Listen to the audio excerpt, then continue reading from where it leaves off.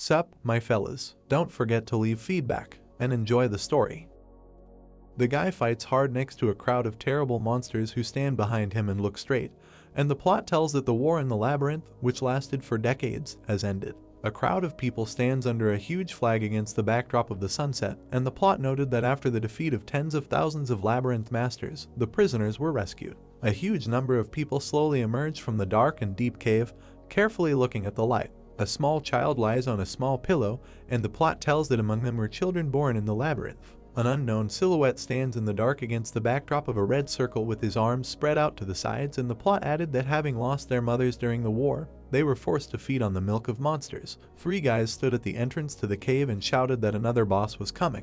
And at that time in the cave there was a little boy who looked at them carefully, and the plot noticed that these children had supernatural abilities and were so strong that they were barely could they be called people. 2 soldiers looked straight ahead with interest. One of them, scratching the back of his neck, said that it seemed like he was one of those born in the Labyrinth, and the other, putting his finger in front of him, said that he appeared rather late. Did he really come from the lower floors? The soldier abruptly covered the child with glowing and angry eyes with a piece of cloth and noted that he was now safe, and the second soldier told him to be on the alert.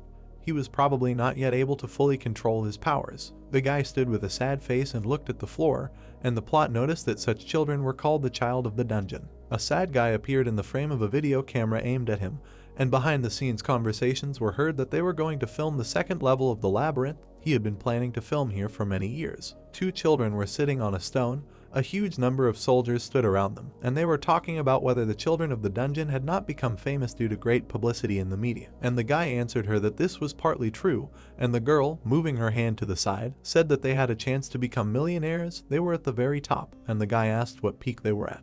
The girl moved towards him, lowered her head and answered with a slight smile that she had conducted a little investigation, and the guy stared at her in surprise. A moment later, the girl sharply extended her finger in front of her, gritted her teeth, and asked what he knew about how obsessed the dungeon children were with dungeons. The girl looked carefully at the sad guy sitting nearby and noticed that, as it turned out, this guy was the only child of the dungeon, afraid of the Labyrinth, and therefore, he was also the only child of the dungeon with an unknown level, and the boy next to her, after her words, began to carefully examine the guy. The boy abruptly covered his mouth with his hand and quietly asked, maybe because he was a weakling, and the girl spread her arms to the side and answered that she, of course, took security just in case, and the guy opposite groaned and grabbed his head. A moment later, he stood up sharply. The children were both surprised and frightened, and noticed that it was time to continue. The guy approached the girl, looked at her carefully and said that it was dangerous to stay here. They needed to get at least to the second floor before making a pass, and repeated again. After these words, the main character pointed his finger at the soldiers and asked to tell the guards so that they do not use weapons, even if they encounter monsters. 2 soldiers turned to him, heard that they needed to avoid skirmishes at all costs, and one of them screwed up his face and asked displeasedly if he was worrying too much. Then he opened his mouth wide with laughter and added that he was only required to accompany them, and the man behind the guy began to laugh loudly and added that they would take care of the children themselves. The guy looked at the soldier with displeasure, twisted his face and, gritting his teeth, thought that they were arrogant fools. While they were conducting this meaningless dialogue, they were tearing someone apart in the Labyrinth. The guy thought that gazers should not be underestimated. After these thoughts, the boy next to him looked to the side in horror and loudly asked what it was. A horned monster appeared in the corner of the cave and looked attentively at the squad. The main character took a closer look at him, saw blood on his body, and replied that this underground monster is most often found on the first floor of Gazer. He is already wounded. They better leave here before the smell of blood is absorbed into the clothes. The soldiers abruptly interrupted him, put their weapons in front of them and shouted that it was time to get together and show the monster. The guy opened his mouth wide and, with his eyes wide open, shouted not to shoot. One of the soldiers sharply opened his mouth and gave the command to shoot. A moment later, the soldiers began firing with all their weapons. The monster raised its mouth and began to growl loudly. The soldiers dropped their weapons and, covering their ears, began to crouch. They opened their eyes and saw a huge corpse of a monster in front of them. The soldiers froze in horror and carefully examined the corpse. After a moment, they looked at each other and started laughing loudly and saying that it was easy. The girl looked in surprise at the camera in the boy's hands and asked if he had filmed, and he replied that of course he had, and the soldiers stood near the corpse and shouted that everything that moved would die from bullets. And another soldier threw his leg over the corpse and said that he felt a little uneasy because a lot of people were dying here, but they were no different from wild animals. The guy clenched his fist tightly, looked at the soldier and noticed that they needed to return immediately. And the soldier opened his mouth in surprise and stretched out his finger in front of him and said that they had already taken care of everything. he was scared or something. A moment later, the entire cave shook with a loud roar. One of the soldiers turned his head and asked what that sound was, and the guy made an arrogant face and replied that the predator heard the shots, he was still far away so they still had a chance. The guy opened his eyes wide after the soldier said that they would kill him. They stood in a circle, looked at each other carefully and said that if they take a narrow trajectory, they will definitely kill the monster. This death from just a couple of bullets, the one they just killed, is estimated at several million won. The soldier moved his hand to the side and shouted that if they kill several of these creatures, then each will earn 10 million, and the guy behind him put his hand to his forehead and noticed in his head that they were talking about money again. The soldier confidently gestured with his hands as he discussed the plan with his comrades. The guy looked sadly at the ground and looked thoughtful. A moment later, he raised his head, looked at the soldiers and said that it was their business, but they would stay here, and the soldiers turned to him and shouted that finally, just don't think about begging for their money later. The guy confidently walked straight past the children and told them to follow him, and they looked at him in surprise, and the girl noticed that they needed to take it off. The guy turned his head, looked at them furiously and roughly repeated. The guy and the children went into a deep and dark cave, and the soldier, looking at them, shouted that they would see each other soon. And the other soldier turned straight and noticed that they needed to discuss their plan. They needed to explore the area in that direction. The guy ran through the cave, and the squad behind him and the children shouted for him to wait and stop. The guy stopped abruptly and turned towards the exhausted children. The girl wiped the saliva from her chin and asked where they were going, and he ruined the whole shoot, and she heard the answer so as not to whine. The guy looked at her pitifully and replied that they were leaving here. The girl sharply pointed her finger into the dark tunnel, became all gloomy and shouted that they had agreed. The girl sharply lowered her finger, opened her mouth wide and stared at the guy in horror. She looked at him carefully and thought that the reason why this child of the dungeon avoided the labyrinth was because he was a coward. The girl took her friend by the sleeve of his jacket and said that they needed to come back, and the guy looked at her with fear and asked why, to which he received the answer that they needed to film their fight. The girl opened her mouth wide, crawled forward slightly and shouted that they had spent a lot of money to come here. If they left now, they would be left with nothing. A moment later, a loud howl was heard from behind and everyone looked back in fear. The children looked carefully at the dark tunnel and the furious screams from there. The whole cave was shaking. The children suddenly became gloomy, opened their eyes wide in horror and began to walk towards the exit. The guy looked at the girl carefully and said that they needed to shut up. They couldn't let them know that their group had split up, and the girl looked at him in horror and asked what was happening. The guy looked at her carefully, gritted his teeth slightly and replied that the predators heard the shots. The one they killed was their prey, and the boy on the side secretly turned on the camera and filmed it. The boy pointed the camera at the boy and the girl while they said that he would let them die knowing this, and he replied that if he tried to convince them, they would have died already. A moment later, when the protagonist, looking carefully at the girl, noticed that the blood had gotten on their clothes, so that they were doomed from the very beginning, the boy shook the camera. He pointed the camera at his feet as screams could be heard in the background. The boy pointed the camera at his leg and saw a trace of blood on it. A moment later, huge, bloody nails appeared in the lens. The boy suddenly began to turn the camera and the body of the monster could be seen. He turned the camera to the monster's face and saw huge teeth and hiccuped in fear. Hatem, the monster opened its mouth wide and pointed it towards the child. The guy and girl turned their heads sharply in horror after the camera fell to the floor. The huge monkey grabbed the boy in its mouth and began to tear him apart. The boy burst into tears and asked to be saved. A moment later, the girl sat on her knees, covered her ears with her hands and began to scream loudly, and the guy behind her opened his eyes wide in surprise and asked what the wolf monkey was doing on the first floor. The guy sharply turned his head to the side and began to look around. He turned his head and saw a crowd of wolf monkeys approaching them and said that they had really fallen into their trap. Were they really watching them? The guy turned his head sharply when he heard the monster approaching the little girl. A moment later, his eyes glowed and began to shoot sparks. The guy quickly jumped out of his seat and flew towards the girl. The guy grabbed the sword from his backpack tightly and stared at the monster. He abruptly began to pull the sword out of the girl's backpack. Then he looked at the monster with crazy eyes and began to raise his sword. The guy bent over, put his sword in front of him, and the wolf monkey began to raise his paw to him. He looked carefully at the monster, searched for weak spots, saw how to cut and jumped away. A moment later, he had completely cut the monster into small pieces. It then landed on its head and stared straight at the other monster. The wolf monkey raised its paws high above its head and was about to hit the defenseless girl sitting on the floor. The guy suddenly threw his sword and began to jump away towards the next monster. He quickly flew towards the wolf monkey with an aggressive look. The guy abruptly picked up the girl in his arms and noticed that now he would run with all his might. The wolf monkey grabbed his wounded eyes, raised his muzzle and began to yell, and the guy threw the girl on his shoulders and added that a couple of her ribs might break, so let her get ready. A moment later, the guy jumped out of his seat with lightning speed and ran towards the exit. The wounded wolf monkey scratched his temple and stared at the ground with a thoughtful look. A moment later, she began to slam her fists on the ground in rage. The guy sat the girl down on a stone and knelt down in front of her. He looked away, put his chin on his hand and said that they had fought back, she was holding on well, they were not far away, so they needed to hurry. The guy turned sharply on the girl after she said that they died because of him. The girl was covered in tears and through her snot asked why, if he could kill them. The girl looked sharply at him, opened her mouth slightly, and he noticed that she apparently wasn't catching up. The guy looked at her coldly and noticed that he was an escort, not her guard. He looked at her carefully and added that did the contract say that he had to enter into battle, and the girl, putting out her hand, noticed that people had died. The girl turned all red from tears and stared at the guy carefully after he said that it was a geyser. The guy stood up sharply, put his hands in his pockets and, staring at her, noticed that she hired a bunch of arrogant soldiers who had never come down here, didn't care about his warnings, so why was he the one to blame? The guy turned his gaze to the side, opened his mouth slightly and added that if they, spoiled people,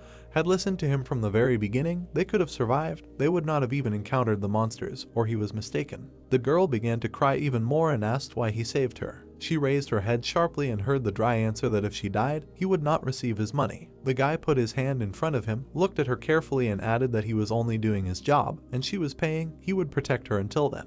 Before he could finish speaking, a bright light and a loud sound appeared behind him. The guy turned around with a scared look and they both stared straight ahead. A gate with a snake around a dagger appeared in front of them and the guy shouted in his head that this was the emblem of the labyrinth. The guy put his hand in front of him, looked gloomy and noticed that this was the entrance to the labyrinth. Then he began to step back and at the moment when the ground began to crack under his feet, he began to think that they needed to get out of here right now. A moment later, the ground beneath them completely cracked and they looked down in horror. The guy opened his mouth wide and looked down in fear. The girl did the same, only she started yelling. They began to fall into a deep and dark abyss. The guy began to slowly open his eyes. Then he sharply opened both and looked up in fear. He slowly stood up and pulled his left hand behind him. The guy put his hand to his arm and doubled over in pain. He then opened his eyes wide in surprise when his arm did not move and noted in his head that his left arm was broken. The guy looked up carefully, thought a little and said that it could have been worse. The guy stood up sharply, looked around and, looking dissatisfied, noticed that he did not think that the customer survived after falling from such a height. His money was crying. Then he turned straight and made a displeased face. In front of him was a round entrance with a snake emblem around a blade and the guy said that he was deep in shit. This was the heart of the labyrinth. The guy slowly began to walk towards him, looked straight ahead and said that he needed to look around. He didn't feel anything. He turned his head sharply back, looked thoughtful and said that he was really abandoned. The guy turned his dissatisfied gaze sharply towards the door and hunched over. He looked carefully at the snake whose eyes began to slowly light up. A moment later, the eyes suddenly lit up with a bright light. The snake began to quickly grab the guy from all sides. She opened her toothy mouth wide and headed towards his body. She quickly bit his left hand and squeezed it tightly. The guy opened his eyes wide with fear. He began to slowly lose consciousness, heard that the 18,000th liberator of the snake. The guy closed his eyes and fell, noticed that he was dying, and someone added that he would inherit this ominous dungeon. The main character suddenly woke up and clenched his teeth. Kim stood up. He was lying in the middle of a dark cave, completely alone. The main character carefully examined his hands and noticed that he was alive, but he definitely felt the poison. Then he looked at his left hand and clenched his fist and noticed that his hand was also fine. Kim carefully examined himself, lowered his head slightly and said that to hell with it. With his hand, his whole body had completely recovered. The main character quickly stood up, straightened his clothes and said that this place seemed to be somewhere near the entrance to the first floor. A moment later, he saw the girl lying unconscious. He then quickly ran up to her and shouted her name. Kim took her in his arms, looked carefully and noticed in his head that despite severe injuries, she was still breathing. The main character hugged her tightly, looked around and added in his head that there were no medicines or people around, no one would help her here. A moment later, Hangjai coughed up blood. The protagonist threw her on her back, opened her mouth and thought, what the hell, there is no time to think, she could die at any moment. The main character confidently walked towards a long tunnel, at the end of which an exit was visible, and told her to hold on a little longer. They were almost out. The guy came through the gate of the house and said that he was home. Then he quickly entered the house, sharpened his hearing and heard on the news that today, at about 10 o'clock in the morning, an accident had occurred with the expedition team. The main character stared attentively at the TV and the presenter added that 7 out of 9 died. The monsters ambushed them, destroying the entire fighting force of the squad. Kim carefully walked up to the sofa. On TV they said that the survivor, Miss Jang, was saved by a child of the dungeon by a Mr. named Kim, and sitting down he said that the spirit of the clock had not passed yet. Damn journalists. The main character abruptly took the remote control and, turning off the TV, noted that it would be good if they recorded it on camera, otherwise they would have blamed him for everything.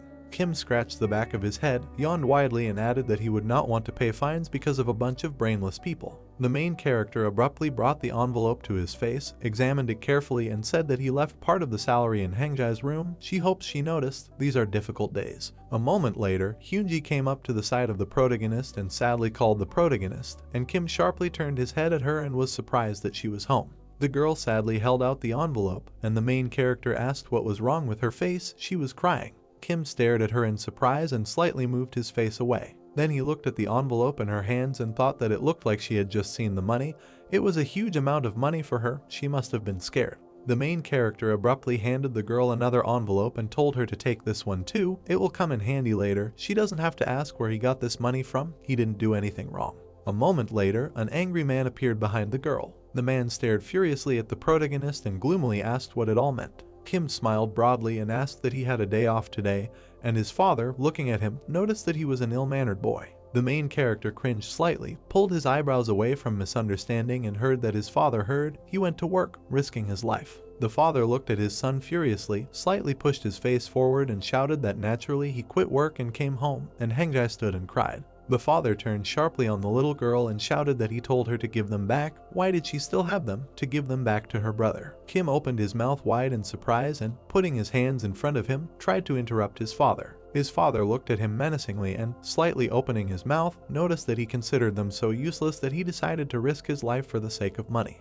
The main character spread his arms to the sides and said that he didn't understand what he was talking about. Nothing bad happened to him, he just earned some money, and the father opened his mouth wide and shouted that this was enough for him. Kim turned pale, opened his mouth slightly, and heard his father add that he knew that they were not blood relatives. But he greatly underestimated him. He really thought that he would not find out about anything. The main character sadly lowered his head, began scratching the back of his head, and apologized. Kim turned his head sharply towards the outstretched envelope. Hangjai sadly held out the envelope and told her to take it. The main character slowly took the envelopes and looked sadly at his sister. The girl ran away from the room, and the father, turning to the surprised protagonist, noticed that he thought he raised him properly, but he grew up to be selfish. The father put his hand to his nose, squeezed it, and added that he understood that raising a child was not an easy task, and Kim opened his mouth wide and shouted, interrupting, that he gave her this money because he wanted it that way. He still couldn't what to spend it on, so why not save it for her wedding then? The main character opened his eyes in fear and stared at his father, who noted that if she had known that he received this money, risking his life, she would never have accepted it. The father began to quickly leave the room, lowered his head and, covering his eyes, said that he was also a member of this family and asked not to forget this. The father began to scratch his head and added that he should go rest and promised that this would not happen again, and Kim turned to him and promised. The main character followed his father with his eyes and said in his head that it would be a family if he took upon himself to raise the child of the dungeon. The main character looked carefully at the envelopes in his hands and added in his head that you receive a decent amount of money. There were many cases when a child was taken into a family just for their sake, which is why such children often killed their guardians. Kim sadly put the envelopes into the inner pocket of his jacket and noted in his head that he was lucky. Kim headed to his room and thought that he had a real family. The main character quickly entered the room and, closing the door, thought that now, because of Hangjai's wedding, it's hard for them, but this is nothing. The guy looked carefully at his hand. Kim rolled up his sleeve and, carefully examining the tattoo, noticed in his head that an unknown tattoo had also appeared. The main character carefully ran his hand over it and it lit up. Kim stared at the screen with the snake that appeared in front of his face. In front of him was a screen with information about Naga's Labyrinth, and Kim noticed that he had no idea what it all meant. Then he sat down at the computer, leaned back in his chair and scrolled through the internet and noticed that he was able to find nuggets of information on the internet. The main character carefully placed his finger on the green screen and, looking at the computer screen, noticed that this green panel was similar to those that can often be seen in games. Kim looked thoughtful, put his hand to his chin and, looking carefully at the green panel, noticed that Naga's Labyrinth seemed to belong to the labyrinth where he was bitten by a snake. The abandoned labyrinth chose him as its new master. Kim tilted his head slightly, looking carefully at the screen, and added that there is such a thing in games. Then he saw a new inscription on the screen and noticed that something had appeared next to the portal. The main character carefully touched the red circle near the portals and made a huge crack, which was not there before. A moment later, the whole world around the protagonist cracked and he flew into the air. Kim opened his mouth wide and, crouching, did not understand what was happening. The main character landed sharply on a tile in the middle of a huge cave. Kim stood up slightly and, staring at the emblem on the door with a snake, shouted that this was the place again. The main character began to slowly rise, looked straight in horror and, opening his eyes wide, noticed that it was different. He ended up in a different place. The guy suddenly froze and stared straight.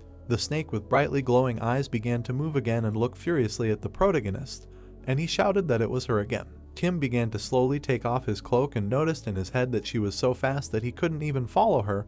He needed to use all his strength. A moment later, the main character jumped out of his seat. Kim began to throw his cloak over the snake's head. He then began to wrap it around her head. A moment later, he tied a tight knot and blocked her view. The snake was tied by the head to a dagger which it clasped. The main character landed on the tile, leaned on his hand and with a huge smile asked if she thought he would fall for her trick. The main character stood up abruptly, put his fists in front of him and thought that this would only hold her back for a while. She would have enough strength to get out of her clothes without any problems. He needed a weapon, but then the snake said that 18,230th liberator of the snake, he who will inherit the dungeon and take the Naga throne. The main character froze, lowered his fists and stared attentively at the snake. Kim came closer to her, looked carefully and she added that he was too young and unfit to take on the burden of the crown, but she was not in a position to turn back time, so they would consider it fate.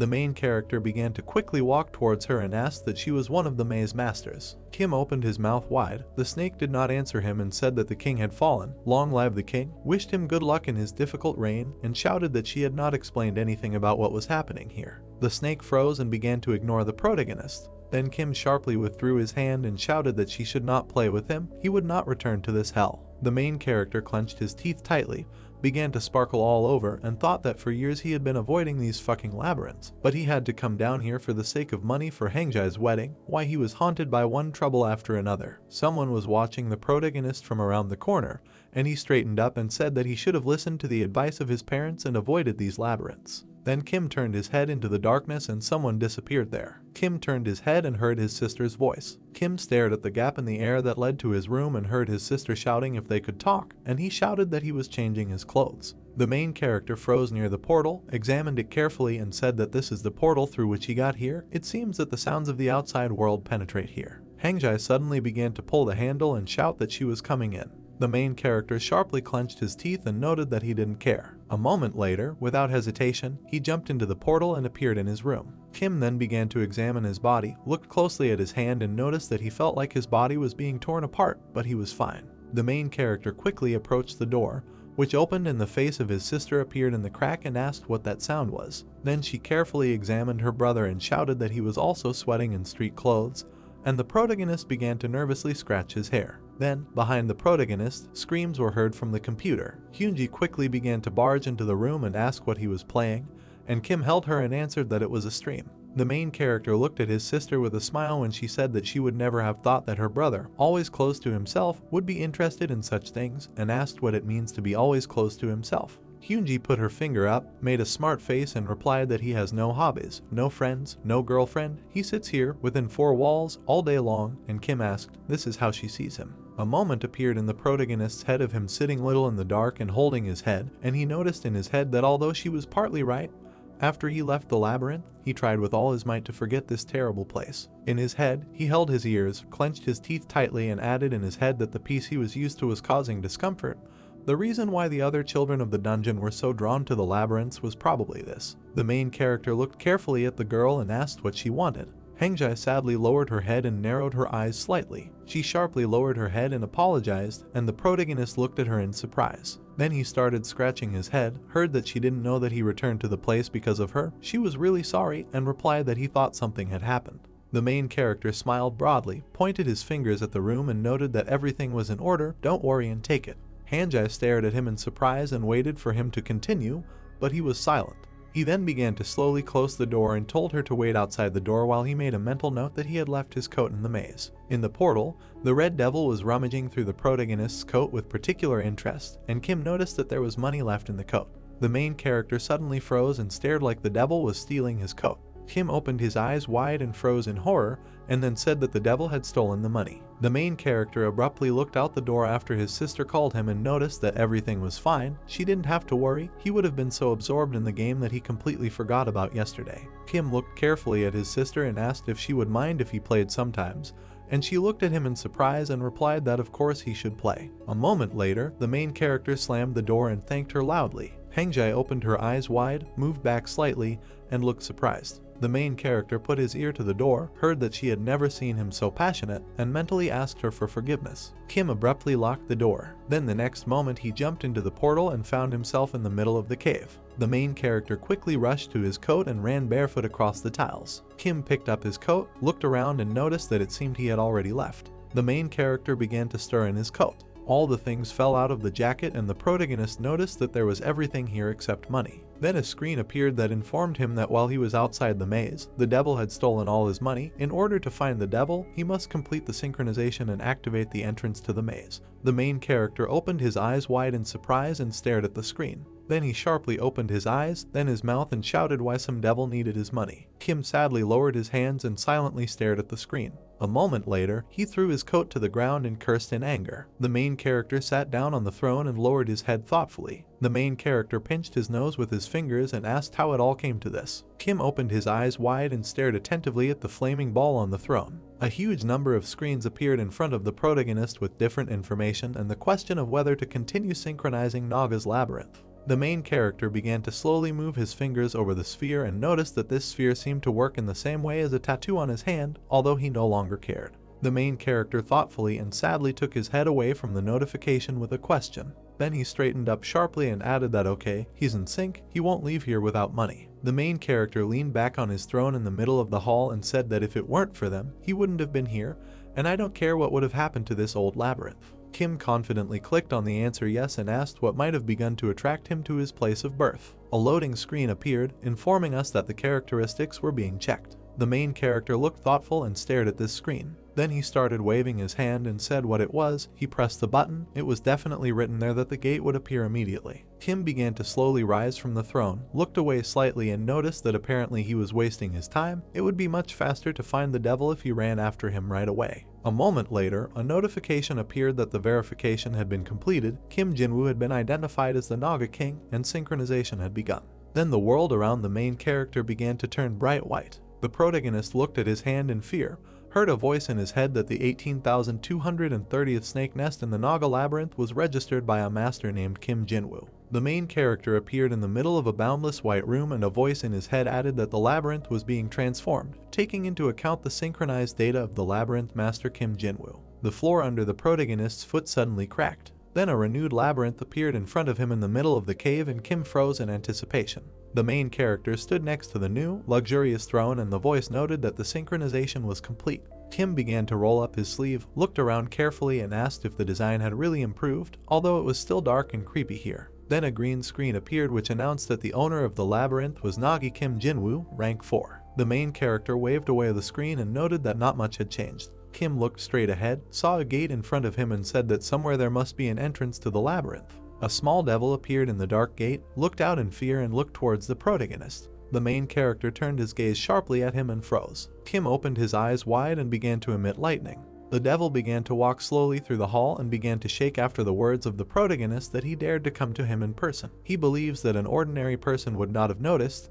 He would not even have known that someone had entered here. The main character sharply extended his hand in front of him, jumped towards the devil and shouted that he was a kleptomaniac and ran into him. Kim grabbed the devil tightly by the neck and he stared at him in fear. The devil tried to escape and screamed loudly. Kim then struck him powerfully in the face, crushing it into his skull. Then he removed his hand and the devil, his muzzle turning red, spat out some blood. The main character pressed him to the wall and noticed that the brave thief dared to return to the crime scene. The protagonist squeezed the devil's neck harder, looked at him with a mad look and furiously said that he should return his money, otherwise he would tear him to pieces. The devil began to shake and wave his paws, and the protagonist looked at him and asked that he didn't have them. The devil looked at the protagonist's hand in fear and Kim asked what he knew, what kind of money it was. The devil began to quickly reach into his t-shirt and look for something. Then, with joyful cries, he handed the red stone to the protagonist, and then the protagonist asked what he decided to pay off. Shin opened his eyes wide in surprise and stared at the stone. The stone in the devil's hand glowed bright red and the protagonist thought that it was a deep gem. Several beautiful stones of different shapes and colors appeared in his head, and Kim said that deep gems, special jewelry that can only be found in Gazer, are deep underground or can be hidden in rare plants growing in geyser. In the protagonist's head, a man appeared with a sword in his hands, standing on the corpse of a wolf monkey and looking at the red stone in his hands. And Kim noticed that, however, their extraction is so difficult that people choose to hunt the most dangerous monsters, which is why deep gems cost so much. The main character took a closer look at the gem and thought that even a 1-carat gem is valued at a couple of million won, but this gem is the size of a thumb. The main character squeezed his trembling hand harder, pulled the other towards the stone and noticed in his head that it was definitely worth tens of millions. The devil began to shake harder and again put his hand under his t-shirt. A moment later, he pulled out another blue gem. The main character looked at them in surprise and was incredibly happy. The devil crouched all over and turned red. Then he threw the stone screaming high into the air, and the protagonist looked at it in fear. Kim abruptly released the devil's neck. Then he rushed for the stones and, grabbing the red one, pushed the blue one away. The main character sharply turned his head towards the devil, but the blue stone jumped back to the throne. The devil quickly jumped into a dark tunnel. The main character carefully tossed his stone in his hands and, looking carefully at the fleeing devil, noticed that at least he received the gems. Behind the protagonist, the blue ball cracked and began to glow brightly. The main character became all gloomy, and a powerful light began to shine behind him. Kim turned his head there and stared in fear, clutching his stone in his hands. A screen appeared in front of the protagonist's face, informing him that he had sacrificed a mid-rank deep gem. The damaged part of the labyrinth would be restored and improved. Then the protagonist rushed to the broken gem and began to curse loudly. The main character tightly grasped the glowing stone in his hand. He then looked into his hand and saw only a small fragment, and then the screen noted that there were 24 hours left before his durability was updated. He had 72 hours to increase the rank of the labyrinth. Kim looked at his hands, sweated and looked sad. Then he leaned on the pedestal, looked straight ahead and noticed that he could have bought a car. 4 days later, Hangjai stood in her wedding dress with her husband, and the protagonist said that despite the worries about her sister's wedding, thanks to the blessings of other people and the generosity of the groom's parents, everything went well. The main character looked carefully at the old man opposite who offered 18 million for the crystal, and then noticed that he was able to sell the deep gem for a good price. The main character sat at a table in front of a green screen, said that although he sold it for less than he expected, it was enough to buy a decent wedding gift, and leaning back in his chair said that he would have problems if this my father finds out, so I'll have to give it to her personally. He can't believe that some stone is worth 18 million. The main character sharply turned his head to the screen, which said that there were 24 seconds left before the completion of the labyrinth update, and noticed that he could have received 38 million if not for this labyrinth. Kim looked carefully at the screen that reported that the renovation of the labyrinth was completed, and noted that there was no point in regretting something that could not be returned. He would hope that it was worth it. The main character abruptly rose from his chair and, starting to walk straight, ordered the gates to be opened. A moment later, he slowly emerged from the portal and found himself in a labyrinth. As soon as he entered, a notification post appeared in front of him, which he looked at in surprise. Many notifications appeared. The most important were that the rank of the labyrinth moved from first to second and new structures were unlocked, and a Naga nest structure was created next to the owner's room. The main character tilted his head in surprise and thought about the Naga's nest. Kim sharply turned his head to a new room from which a column of dust was coming. The main character began to walk slowly there and coughed while brushing off the dust. Kim opened his eyes wide in surprise and stared straight ahead. The protagonist looked carefully at the nest, straightened up and noticed that a room appeared where the wall was. This was the Naga's nest. The main character put his hands in his pockets, walked inside and, looking around, noticed that it looked different than he had imagined. He thought it would be somehow more snake-like. A moment later, a paw came out of the ground behind him and the protagonist looked at it in horror. A green notification appeared which reported that 6 Naga slaves of the first rank had appeared in the Naga nest structure. The number of slaves would increase as the rank of the labyrinth increased. The main character looked at them in surprise and shouted that they were slaves. Kim looked carefully at the small animals and wondered why they were so cute. The main character put his hand to his chin and looked carefully at the notice that said that the slaves were waiting for the master's instructions. Kim turned sharply, began scratching the back of his neck and said that he knew well what slaves should do because he worked as a laborer for the government. The main character looked carefully at the 3 reptiles and said that the 3 of them would be scouts. Let them draw a map of the labyrinth, starting from the center. The main character folded his hands at his sides, looked carefully at the reptiles and added that they should explore nearby risk factors, resources, ecology and the rest. Let them remember that the priority is survival, no battles, and the green Naga raised her paw and hissed in approval. 3 Nagas left, and the main character, turning to them, thought that in theory, he should have sent someone with them. But he's homeless, where did he get the money to protect them? Kim turned his head sharply at the remaining ones and ordered them to dig up the wall opposite the nest and create a storage facility. One of the Nagas took the pickaxe in her hands and stood in place, and the main character noticed in his head that he did not have much hope for them. They were small, plump, and, most likely, slow weaklings, ideal prey for the creatures in Gazer. The main character sharply raised his head up, put his hand to his chin and said, which is quite impressive. Kim watches carefully as the Nagas dig the vault and notices that he did not think that they would cope with the wall in just an hour, and the notification said that the vault had been built. Then the next notice reported that some of the slaves had returned from exploration. Kim turned his head sharply towards the exit and asked in surprise what part meant. The main character saw a green Naga coming out of the darkness and asked if there was only one. The main character began to quickly run to the Naga with a full backpack and ask where the others were. They were killed. Kim looked at the Naga in horror and, opening his eyes, noticed that they were really so weak. It was obvious that the slaves were not even close to the monsters. The main character stood exactly opposite the Naga and began to think that he had lost them forever. But the Naga interrupted him and hissed, and the protagonist asked that they were okay. Then the Naga noticed that there was so much loot that he had to return. It was an honor for him that he was worried about them. The 3 Naga behind him jumped with joy, and the protagonist stood in complete surprise, and then a notification appeared that said that the mood of the 4 workers had been improved, and their work efficiency had increased. The green Naga approached the protagonist and handed him a card. The main character carefully opened the map, looked at it carefully, and after that the notification reported that the map of the labyrinth had been updated. A screen appeared in front of the protagonist with a detailed map of part of the labyrinth and the locations of all the slaves. Kim tore up the map, looked carefully at the screen and, with his mouth open in surprise, noticed that it looked like he didn't even need to open the map, there was so much nearby. A moment later, Kim cast a careful glance at the stuffed backpack. The main character turned to the prey, looked at the Naga and asked why there was so much prey, and the Naga made a confident face and hissed loudly. The main character pointed his finger at all the loot and asked that he brought everything he could carry, and he shushed him. The main character looked at the prey in surprise and said that he didn't even know whether he should thank him for this. Kim began to look at a bunch of things and noticed in his head that apparently these things had been here since the time of the Great War.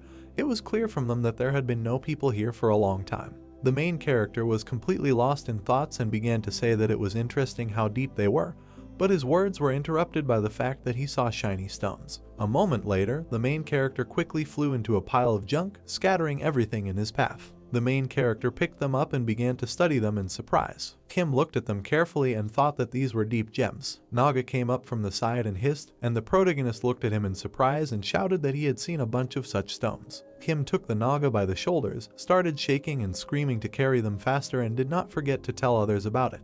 The main character began to quickly run to the pedestal and shouted that they urgently needed to be assessed. The protagonist stopped abruptly near the portal and said that he did not know what would happen to the workers if he left now. The main character sharply turned his head back and said that if the labyrinth is attacked while he is not here. Kim looked at the 3 workers and how they made sad faces. The main character looked carefully at the green Naga and asked that he was sure that there were more deep gems here, and he turned and hissed in approval. Kim moved his mouth and said that so be it. Then he looked into his hand where the gems lay and noticed that the labyrinth was still benefiting him. The main character abruptly threw all the gems onto the pedestal and added that be it money or opportunities. The 3 gems glowed brightly on the pedestal and the notification said that he had donated the low and low rank gems and they could be converted into labyrinth 4 energy with an average probability. The main character covered himself with his hand from the bright light and asked that he had just sacrificed millions of one for the sake of some kind of probability. Kim clenched his fist tightly, looked carefully at the bright light and said that over the past 5 years he had tried his best to get rid of thoughts about the labyrinth, but once here, he was completely absorbed by it.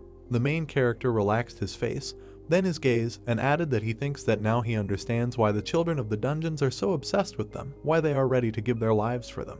A moment appeared in the protagonist's head as he sat in a dark room and held his head, and then Kim thought that despite the danger and pitch darkness of Gazer, an unpleasant feeling never left him while he lived in peace and security on the surface. This is not the same, that can be corrected or forgotten. He was overcome by a simple one. The main character stood against a backdrop of bright light, looked at it carefully and noticed that it was boredom. Kim didn't look away from the bright light, straightened up slightly and added that he was going crazy with boredom. The Nagas behind him stood and watched him intently, and then Kim shouted that he would bring glory to the Empire to the Naga King. Kim put his hand in front of him, looked straight ahead and shouted that he would bring glory that would spread throughout Gazer. The main character sharply moved his hand to the side and shouted for Naga to come. A huge screen appeared in front of the protagonist with information about who he can summon. Kim put his hand to his chin, looked thoughtful and said that this is all he can call at the moment. It would be the right decision to call on soldiers to protect the labyrinths. The main character straightened up, looked carefully at the pedestal and said that given that there is a cost for their maintenance, he cannot mindlessly call up many soldiers. The main character began to slowly walk straight and raised his head and said that he was calling for one soldier and one servant.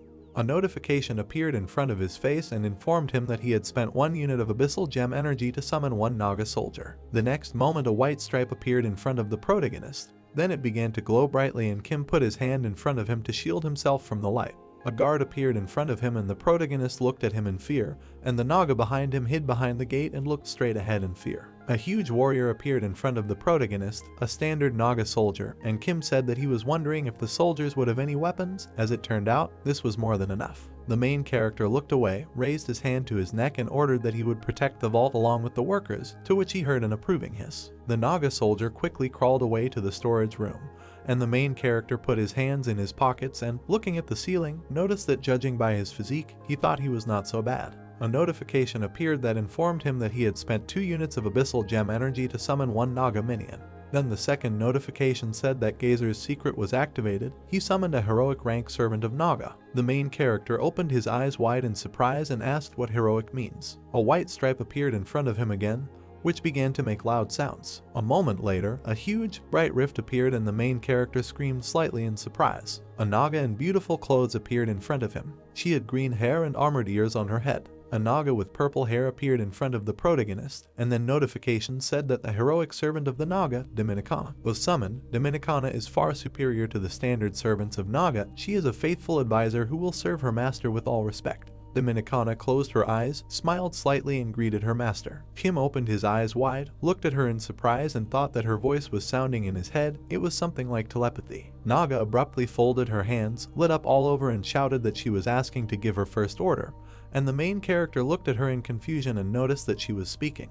The main character was chatting with a naked woman in the middle of the host's hall. Dominicana put her hand to her temple, heard the protagonist that this was the current situation, and looked thoughtful. A moment later, she looked at him and asked what was going on. He hadn't even finished training yet, and Kim looked away and replied that something like that. The main character opened his eyes in surprise when the Dominican Republic asked him for the explored map of the labyrinth. Then she carefully looked at the screen with the map in front of her and, folding her hands on her chest, noticed that there were deposits with deep gems nearby. And the main character opened his eyes wide in surprise and noticed in his head that she even knew how to use cards. The maid with a huge smile began to walk towards the exit and, turning around, said that he needed to look at them with his own eyes. She would explain everything to him along the way, and the protagonist would note that they would look around at the same time. First they came to a cave with sharp stalactites. Dominicana opened her mouth in surprise and happily said that there is a stalactite cave in the labyrinth. The wall of the cave is quite thin, so they can break it to get to the deposits, and they can also set up a mining station in the stalactite cave, and Kim opened his eyes and listened to her carefully. The maid led the protagonist to a cave with deposits and, with her mouth wide open with joy, said that the deposits are located right behind the wall. Sometimes, deep gems can be obtained by processing other minerals, and the main character calmly agreed. Then Dominicana extended her hand towards the flowers and, turning to the protagonist, opened her mouth wide and said that even if the plant with the gem is small, they will be able to take the flower with them. Gazer's plants are quite tenacious, so they do not need special care. The maid leaned towards the flower and shouted that she would gather a couple since they were here, and the main character looked at her in surprise. Then they came to a large cave with water, and Dominicana, with her mouth wide open, noted that they must guard this territory since it belongs to part of the labyrinth. The nearest passages are easy to defend. There is also drinking water here, and they are also located in the very center of the floor. The main character and the servant looked carefully at the map, and Kim asked what the red zone on the map was, and the Dominican Republic smiled and replied that she thought there were wild creatures here. The protagonist looked carefully at the red zone with a dark head with horns and noticed that it seemed that this zone was blocked, but probably the slaves discovered the creatures there and decided not to meddle there. The Dominican Republic raised a finger in front of itself and noted that this territory with monsters could be considered as a hunting zone in order to be able to recruit more soldiers and servants. The main character looked carefully at the girl and asked that her name is Dominicana. Her name is difficult to pronounce, so he will call her Dominic, and she shouted that this is true. The maid opened her mouth wide and heard that this was incredible. Absolutely. Dominicana became embarrassed, put her hands to her cheeks and shouted that this was the minimum set of knowledge for a servant who helps manage the labyrinth.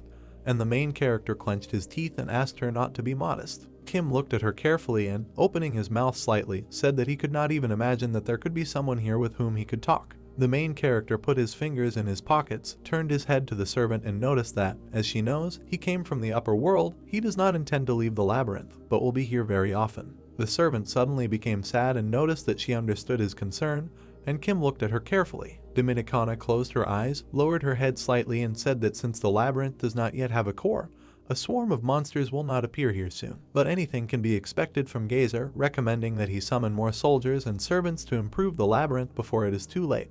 The main character looked at her carefully and she added that he also needed to collect more deep gems. The main character turned to the servant, looked at her carefully and asked if she would help with this. Releasing energy from the deep gems and calling will help only be carried out by the master, that is, the owner of the labyrinth. Then Kim turned and started to leave, noticing that he had one last question. The Dominican Republic's eyes widened after hearing the question of what would happen if he did not meet their standards. The servant looked carefully at his back and replied that some Nagas may leave or start a rebellion, but even if the monster harms the owner of the labyrinth, they will never be able to take over the labyrinth. The Dominican Republic lowered her head slightly, opened her mouth slightly and added that only the one chosen by the labyrinth can be its owner. Then the main character turned to her, put his hands in his pocket and heard that the Nagas were not so stupid as to overthrow the power of the labyrinth, whose glory would be spread throughout Gazer. Kim looked at her carefully and in surprise. Then he turned his head sharply, closed his eyes and smiled, noticing that's how it is. The main character slowly walked to the throne with the servant and said that they had a lot of work, so they needed to stop talking and he was pleased to meet you, and the Naga shouted that she was also glad. Then the main character asked that she said that he could improve the labyrinth with the help of gems collected from flowers, and she loudly replied that she thought they would be enough for him. Then a notification appeared that said that he had donated 3 good quality mid-rank deep-seated gems, and the renovation of the labyrinth began. The main character entered the jewelry made of deep gems and heard a joyful cry. The man carefully began to study the gems and said that he had heard that not everything was so smooth in Gazer lately. Where he found such beauty, even eminent researchers did not bring anything like this when the lower levels were discovered. The main character hid his hands in his pockets and noticed that it seemed that everything was especially bad on the first level. The man leaned back in his chair and said that exactly, wolf monkeys from the 8th level suddenly began to appear on the first level. The man began to scratch his head, closed his eyes and added that over the past 5 years the professionalism of researchers has decreased, due to which the supply of deep gems has dropped sharply. The man spun around in his chair, extended his hand to the protagonist and noted that he would not ask where he got them from, but wanted to offer a contract. He was not going to sit on his neck, don't worry about it. The main character put his hand to his chin, looked thoughtful and thought that he had lived away from Gazer for a long time, and had absolutely no idea what the situation was like there now.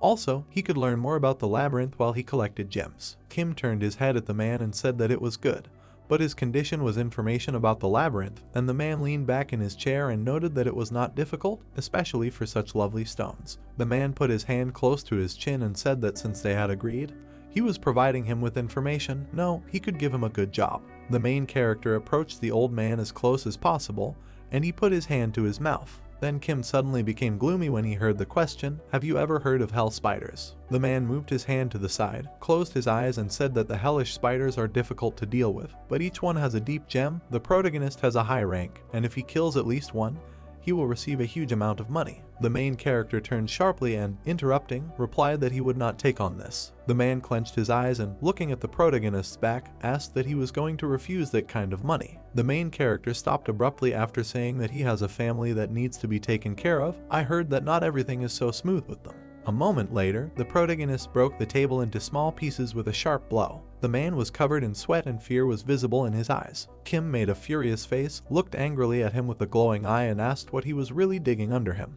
The merchant sat on a chair near the broken table and asked the guy to calm down and just listen to him. He would work with the strongest children of the dungeon.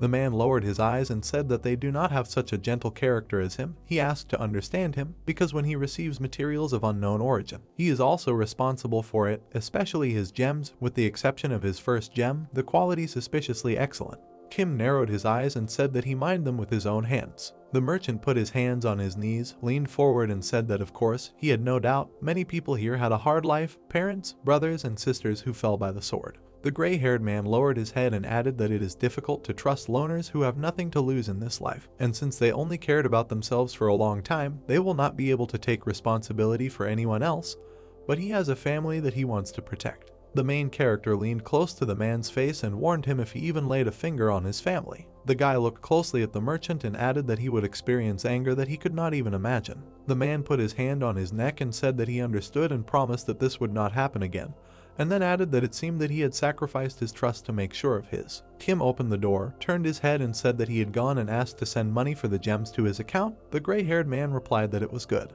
The merchant sat on his chair and looked at the closed door. The man looked at the broken table and said that he didn't even mention the table. Damn children of the dungeon. A girl with big blue eyes looked in front of her in surprise and heard someone shouting to her to run because the hellish spiders had gone berserk. A woman in a torn dress ran to the side screaming, "Save me," but she stood there confused. The spider's leg pierced the back of the girl, who said that all their lives they had worked for their labyrinth, so why? She opened her eyes wide and screamed in pain, "Why?" The girl looked confidently at the spider and shouted, "Duke Gazer." The monster's eyes glowed red.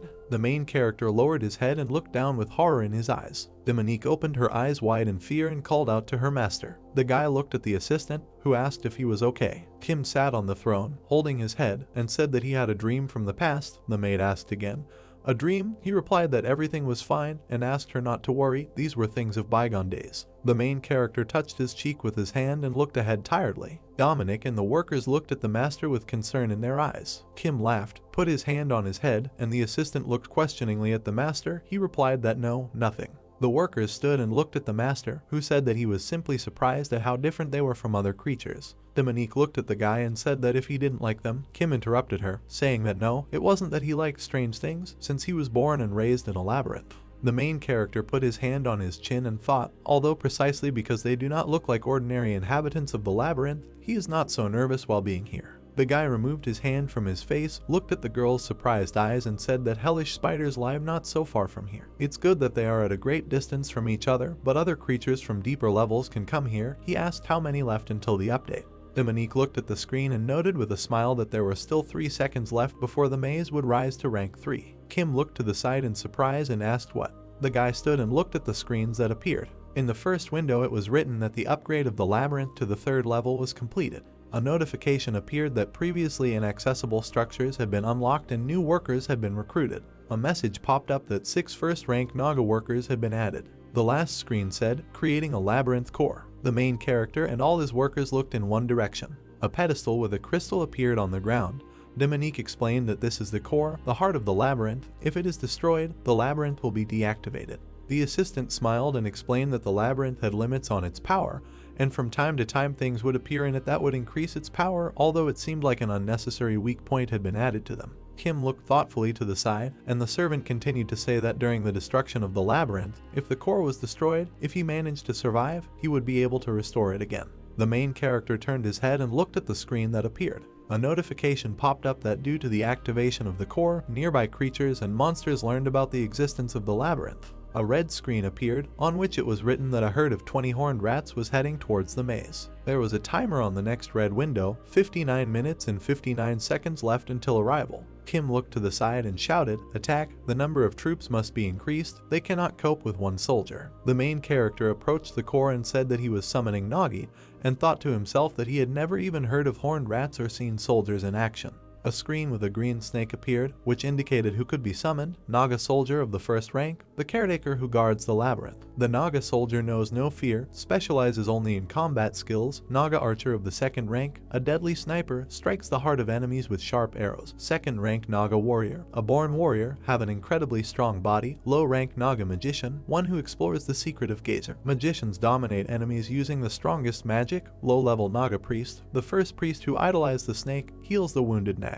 Kim looked ahead in confusion and noted that more classes had appeared. The guy looked at the screen and said, but he didn't think it would take so much energy to summon them. The main character looked at the warning that a pack of rats was heading towards the labyrinth, and noticed that he only had 21 crystals. A herd of 20 horned creatures was running towards them. He figured that he would have to bet everything on the soldiers. Dominique opened her eyes wide and explained to the master that if they were talking about horned rats, then one soldier could cope with 4 at once. The assistant imagined equalities in her head and began to explain that a warrior or a priest is equal to 2 soldiers, an archer is equal to 3, and one magician is comparable in strength to as many as 5 rats. Kim happily grabbed the girl by the shoulders after she said, however, everyone except warriors lacks close combat skills, so he should be more careful. The maid opened her eyes wide when the main character shouted that she was great, Thank heavens that they sent her to him. The guy clenched his hand into a fist, smiled and confidently shouted that he was calling on 1 soldier and 2 Naga warriors. Kim stood and watched what was happening. The main character and his workers looked at the warriors, who appeared with joyful faces.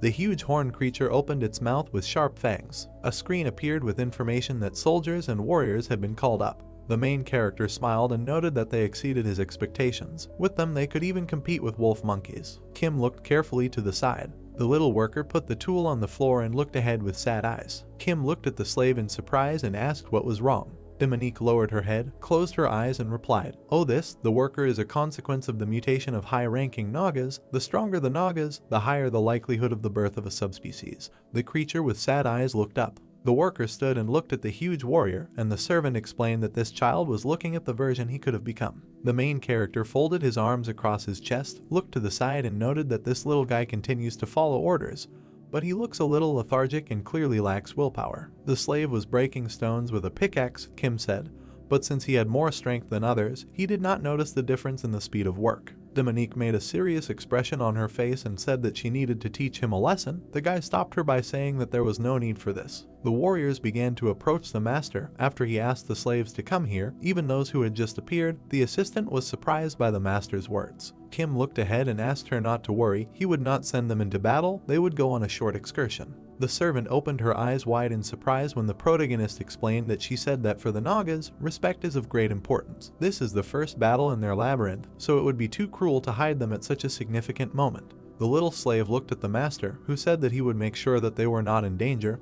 He would protect them by any means necessary. The creature with big eyes looked at the handle in the hand of the master, who asked what about the weapon. Kim looked at the large pickaxe in his hand and asked what weapon he should take. The slave looked up and heard, a small but weighty weapon of a warrior. The main character looked to the side and smiled. The guy approached the warriors, raised the pickaxe and shouted, "Now Nagi, into battle." Kim narrowed his eyes, holding the weapon in front of him, and said that these rat creatures who dared to encroach on our labyrinth must be shown to them that they themselves crawled into the mouth of the snake. An army marched through the dungeon, kicking up dust. The horned creatures moved with swords in their hands and thought that they had finally found the cave of these snakes. We would eat their children and rape their wives. There were 3 workers standing in the passage. The rats thought that there were only working snakes here, and not a single warrior. The new owner of the maze was a real idiot. He didn't even understand his capabilities. The leader of the rat army put his hand on his sword, and his subject said that their Tretch can do everything. Their Tretch is smart. Tretch has a big horn. The larger the horn, the smarter the ruler. The commander extended his hand with his sword and shouted that he was the smartest Tretch, the strongest. These snakes will soon know their end, the last snake cave.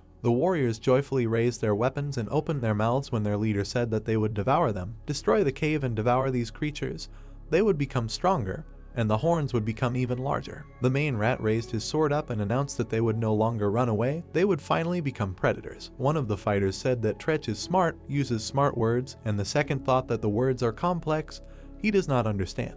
The commander opened his mouth wide and shouted that they would never work, and the warriors began chanting his name. The leader pulled his sword forward and ordered everyone to go on the attack, into battle. Tretch walked in the center of his squad and commanded, "Destroy them, kill them all." The little slaves looked with horror in their eyes at the approaching army, from which came a cry, "Kill the snake descendants." The rat jumped up, swung his sword and shouted that they would kill their children. The main character rushed to attack his opponents. The offender's weapon flew up. A bloody body with a broken horn fell to the ground. The horned creature looked at what was happening in surprise. Kim swung his pickaxe and shouted, "Nagi." The protagonist, surrounded by his warriors, picked up the dead body of the rat and ordered to show what they were worth. Huge soldiers put their weapons forward, the frightened enemies began to retreat, and the main character shouted for them to finish off every rat. Opponents ran away with frightened faces. Some of them flew into the air from the blows of the fighters. They shouted that it was a trap. Tretch stood with his ears down, looking at what was happening and remembering. He stood with a pickaxe in his hands and heard someone ask him, "Are you satisfied?" The rat with the tool on his shoulder walked to the side, saying that he called him during work for the sake of empty chatter. Tretch goes to dig further, and the man in the cloak asked again, "Is he satisfied?" The horned creature looked to the side and replied that he would be eaten if he stopped working.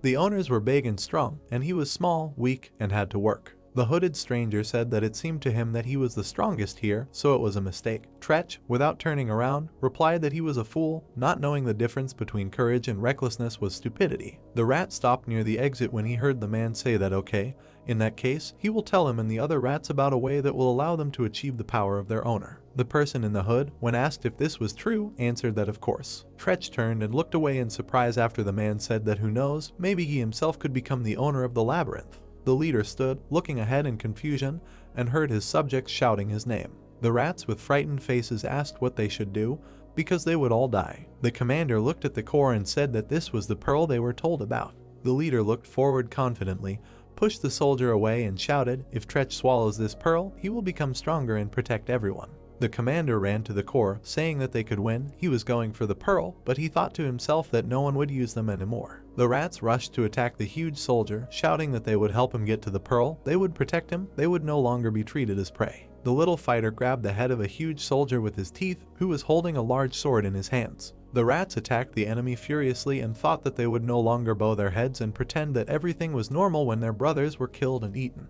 The fighter extended his hand forward and shouted to the leader to run and save their species. Dominique looked in surprise at the rat running past her, who was wondering if she would eat this pearl. The servant turned her gaze to the other side and called the master. Kim took a break from the battle and listened. The huge soldier was holding a rat in his hand, and the main character took the weapon from him, saying that he would borrow a spear. The little workers tried to stop the leader of the rats, who was approaching the core, and shouted that he could take revenge on the owners. The main character jumped high, swung his spear. All his workers looked at this with hope in their eyes. The gentleman threw the weapon and pierced the rat with it. There was an explosion on the pedestal. A screen appeared with information that the altar was attacked. The strength of the altar was 274 out of 500. The main character knelt down, looked to the side and said no. The dust began to settle, and the little slave covered his mouth with his hands and coughed. The spear was sticking out right next to the core. The rat's face became visible under the pearl. Tretch lay on the altar with a spear in his back, looking at the cannonball and saying that freedom for his brothers was right in front of him.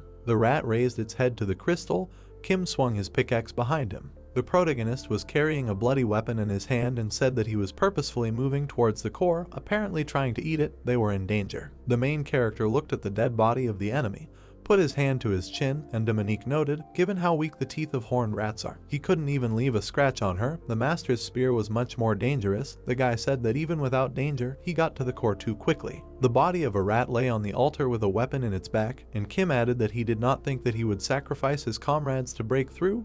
He needed to be more vigilant next time. The guy looked at the spear in his hand and said that he needed to return it. The assistant answered with a smile that there was no need. The rat stood and looked at the huge warriors in fear, and Dominique noted that it seemed that this rat was their leader. Their morale instantly dropped, so their defeat was only a matter of time. The soldier struck and turned to the side. The small creatures began to run away from the battlefield, and the main character noted that if he knew that they were so weak, he would have worried in vain. The servant said that they could take them in numbers, but they are unlikely to be stronger than usual Naga workers. Kim looked at the girl in surprise and asked what, the workers, and she replied that she had heard about labyrinths where people caught them and forced them to work. The guy looked to the side and thought that it reminded him of the children of the dungeon during the war. It sounds terrible. The warrior held a huge cleaver in his hand, and next to him stood a rat with a small sword. Dominique noted that their enemies were weak, but the Nagas showed themselves well. The soldier struck with his weapon, and the opponents began to run. Kim asked how their huge bodies could move so smoothly without legs. The assistant replied that due to their long tails, the center of gravity is in a free position, so they are more flexible and fast. The guy said that he wouldn't want to be their enemy. The main character looked towards the girl and asked what, after she called him. The warriors approached the exit from the labyrinth, and a stranger in a cloak looked at them from behind a stone and said that after analyzing the level of Naga's strength, the following results could be drawn. The man turned around and walked in the other direction. The cloaked person knelt in front of the huge torch and said that there was 1 heroic rank and 4 standard level soldiers. The stranger rested his hand on the ground, lowered his head and continued to report. Their owner was likely very inexperienced. He had watched him call for troops in a hurry when the invasion had just begun. A man was kneeling at the huge feet of a monster who said that he sent 20 soldiers and could only find out this. The stranger bent down to the ground and apologized, and the monster replied that he did not care and ordered to collect even more rats. And what about the mercenaries? The guy lowered his head and replied that they were engaged in enslavement outside the labyrinth. The monster added that they should prepare for war as soon as they return.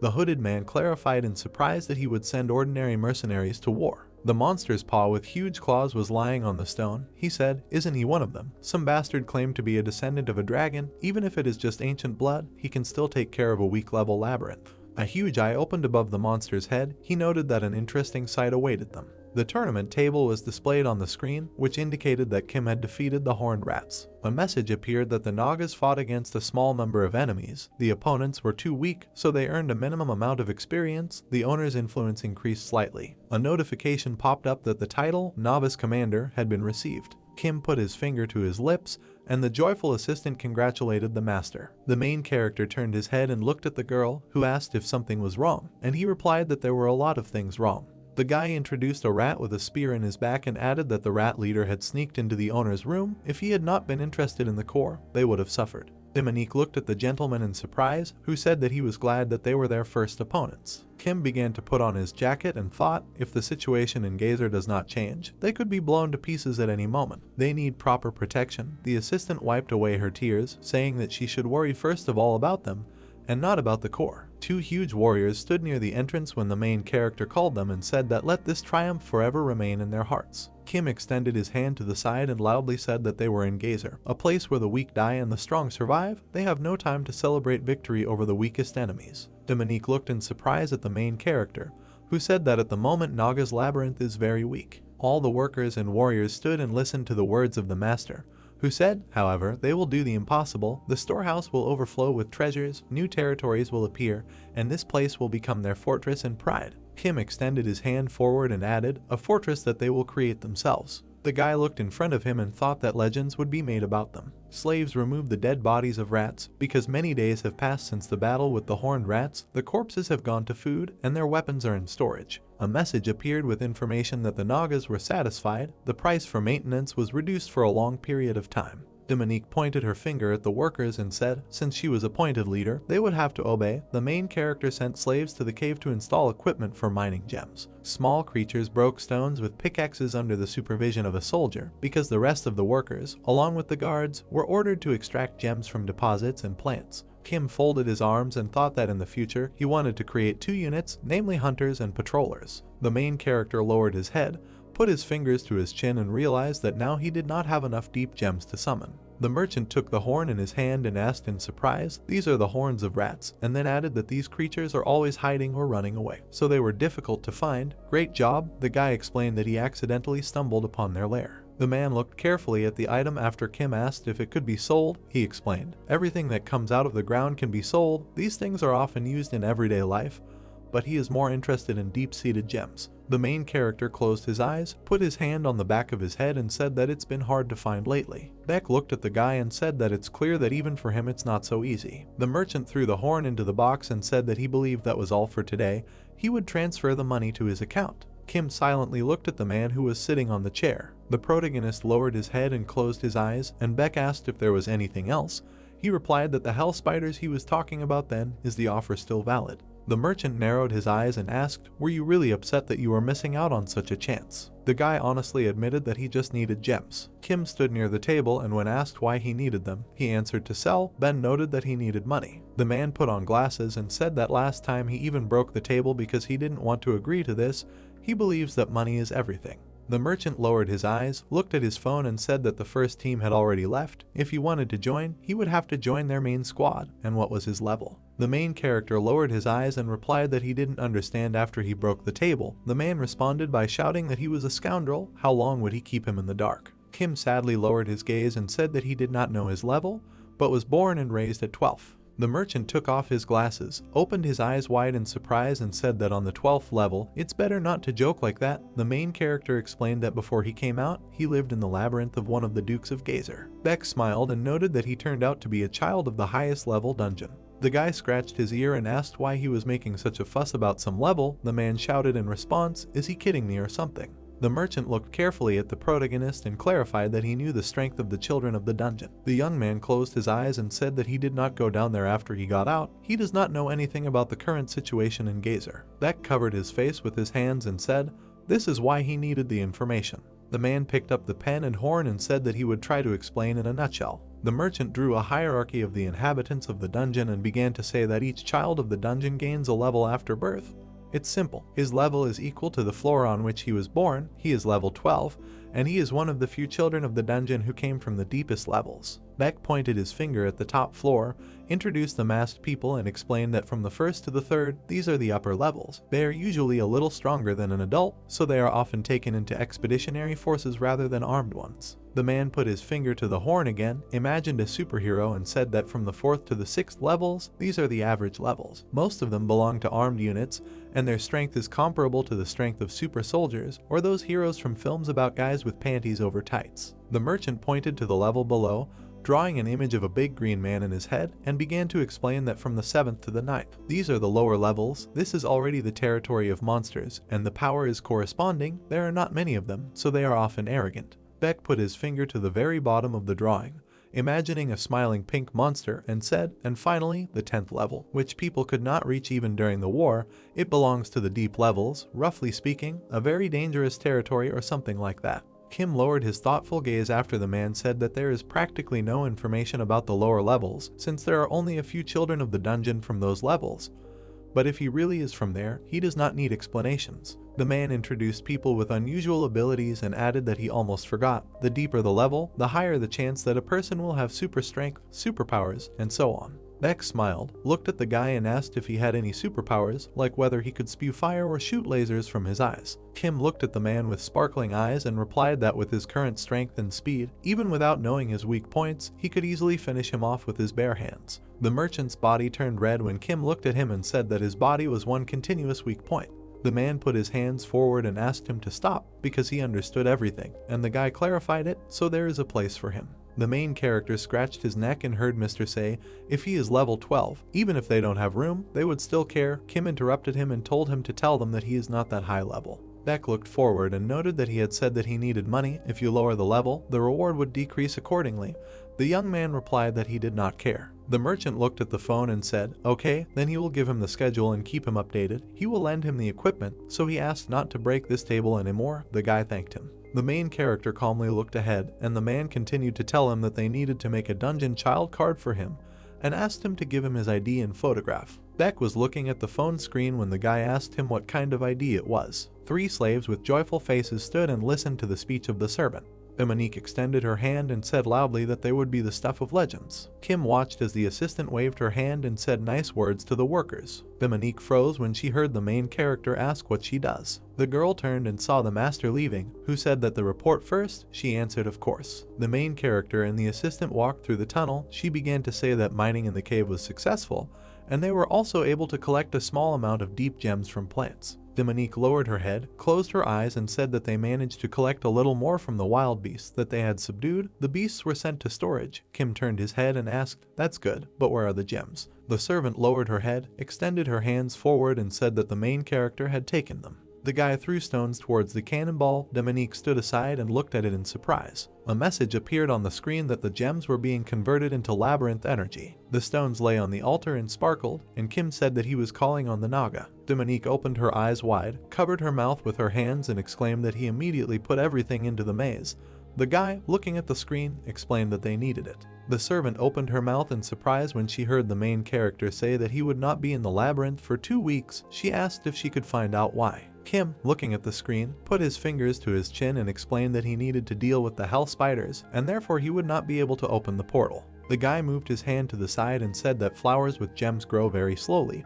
Each spider carries an abyssal stone with them, so they will need them. The main character turned his head and looked to the side, saying that it was time to call on the archer. A message appeared that a naked, normal archer had been summoned. A warrior appeared with a huge bow and arrows on his back.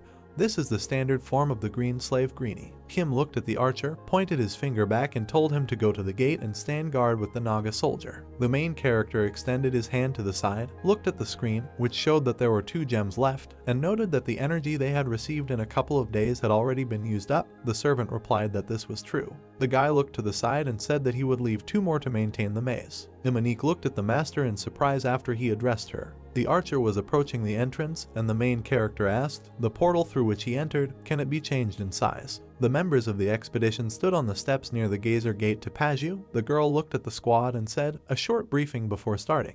Lian leaned on a huge axe and said that her name was Lee Jun-young. She was the commander of this expedition.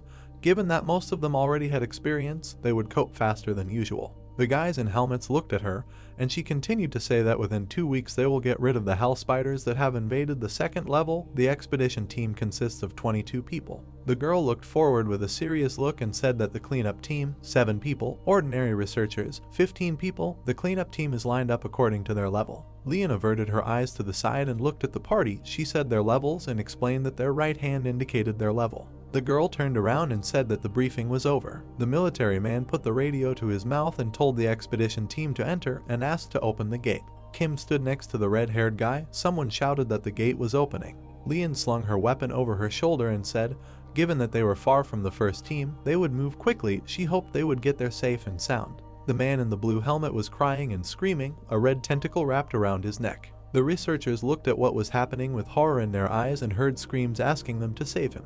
The girl extended her hand to the side and said loudly that this is a whip lizard.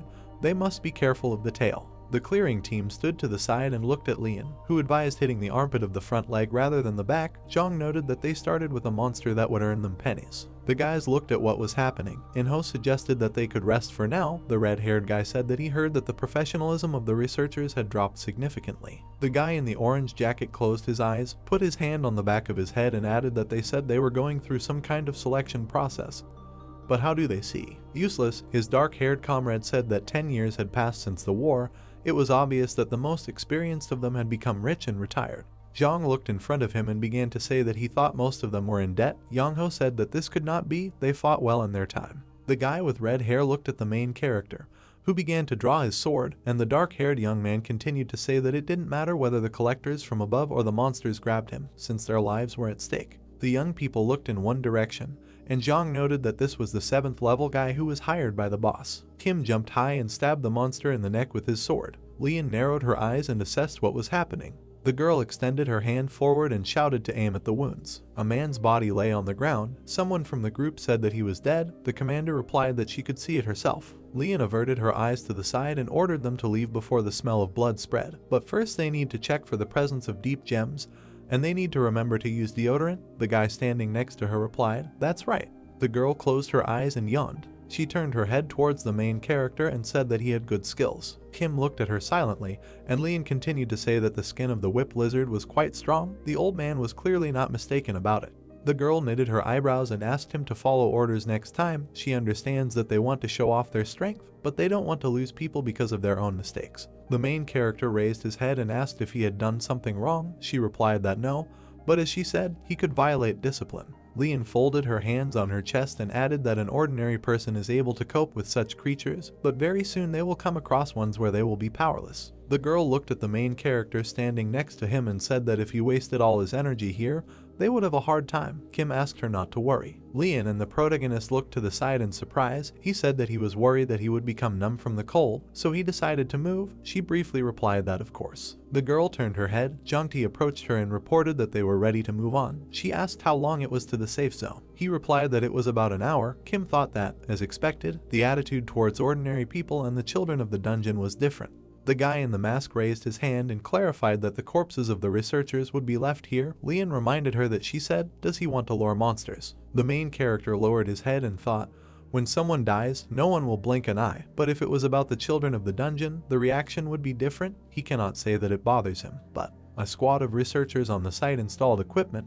This happened 2 weeks later at the entrance to the 2nd level of Gazer. A guy in a helmet approached the boss and reported that during the battles with the whip lizards they had lost 3 junior soldiers. She clarified something else. The hiker opened his mouth and began to say that there were deep gems, but the guys behind him shouted that they were here. The guy in the helmet with the yellow cross looked at the stone in his hand and said loudly, "Deep gems, how many have they already found? And they are only at the entrance to the 2nd level." The researcher turned around when he heard the question.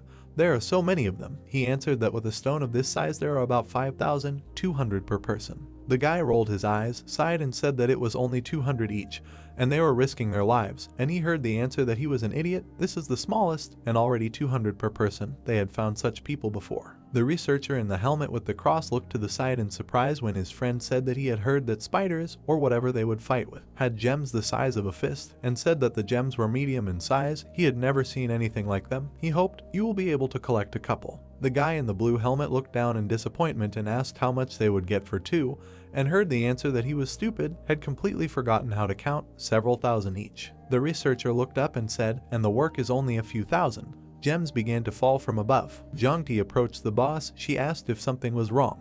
The guy in the mask began to say that something was confusing him. They thought they were catching up with the first squad, but the tracks became too chaotic. It felt like there was a battle there. The girl looked at him and suggested that they had run into spiders, but he replied that no, the matter was different. The traces of the first detachment were everywhere, as if. Lian turned around when she heard someone calling her boss. A guy in a helmet with a cross ran up to the commander, and she asked what the noise was. The researcher pointed his finger to the side and said that deep gems began to fall from above.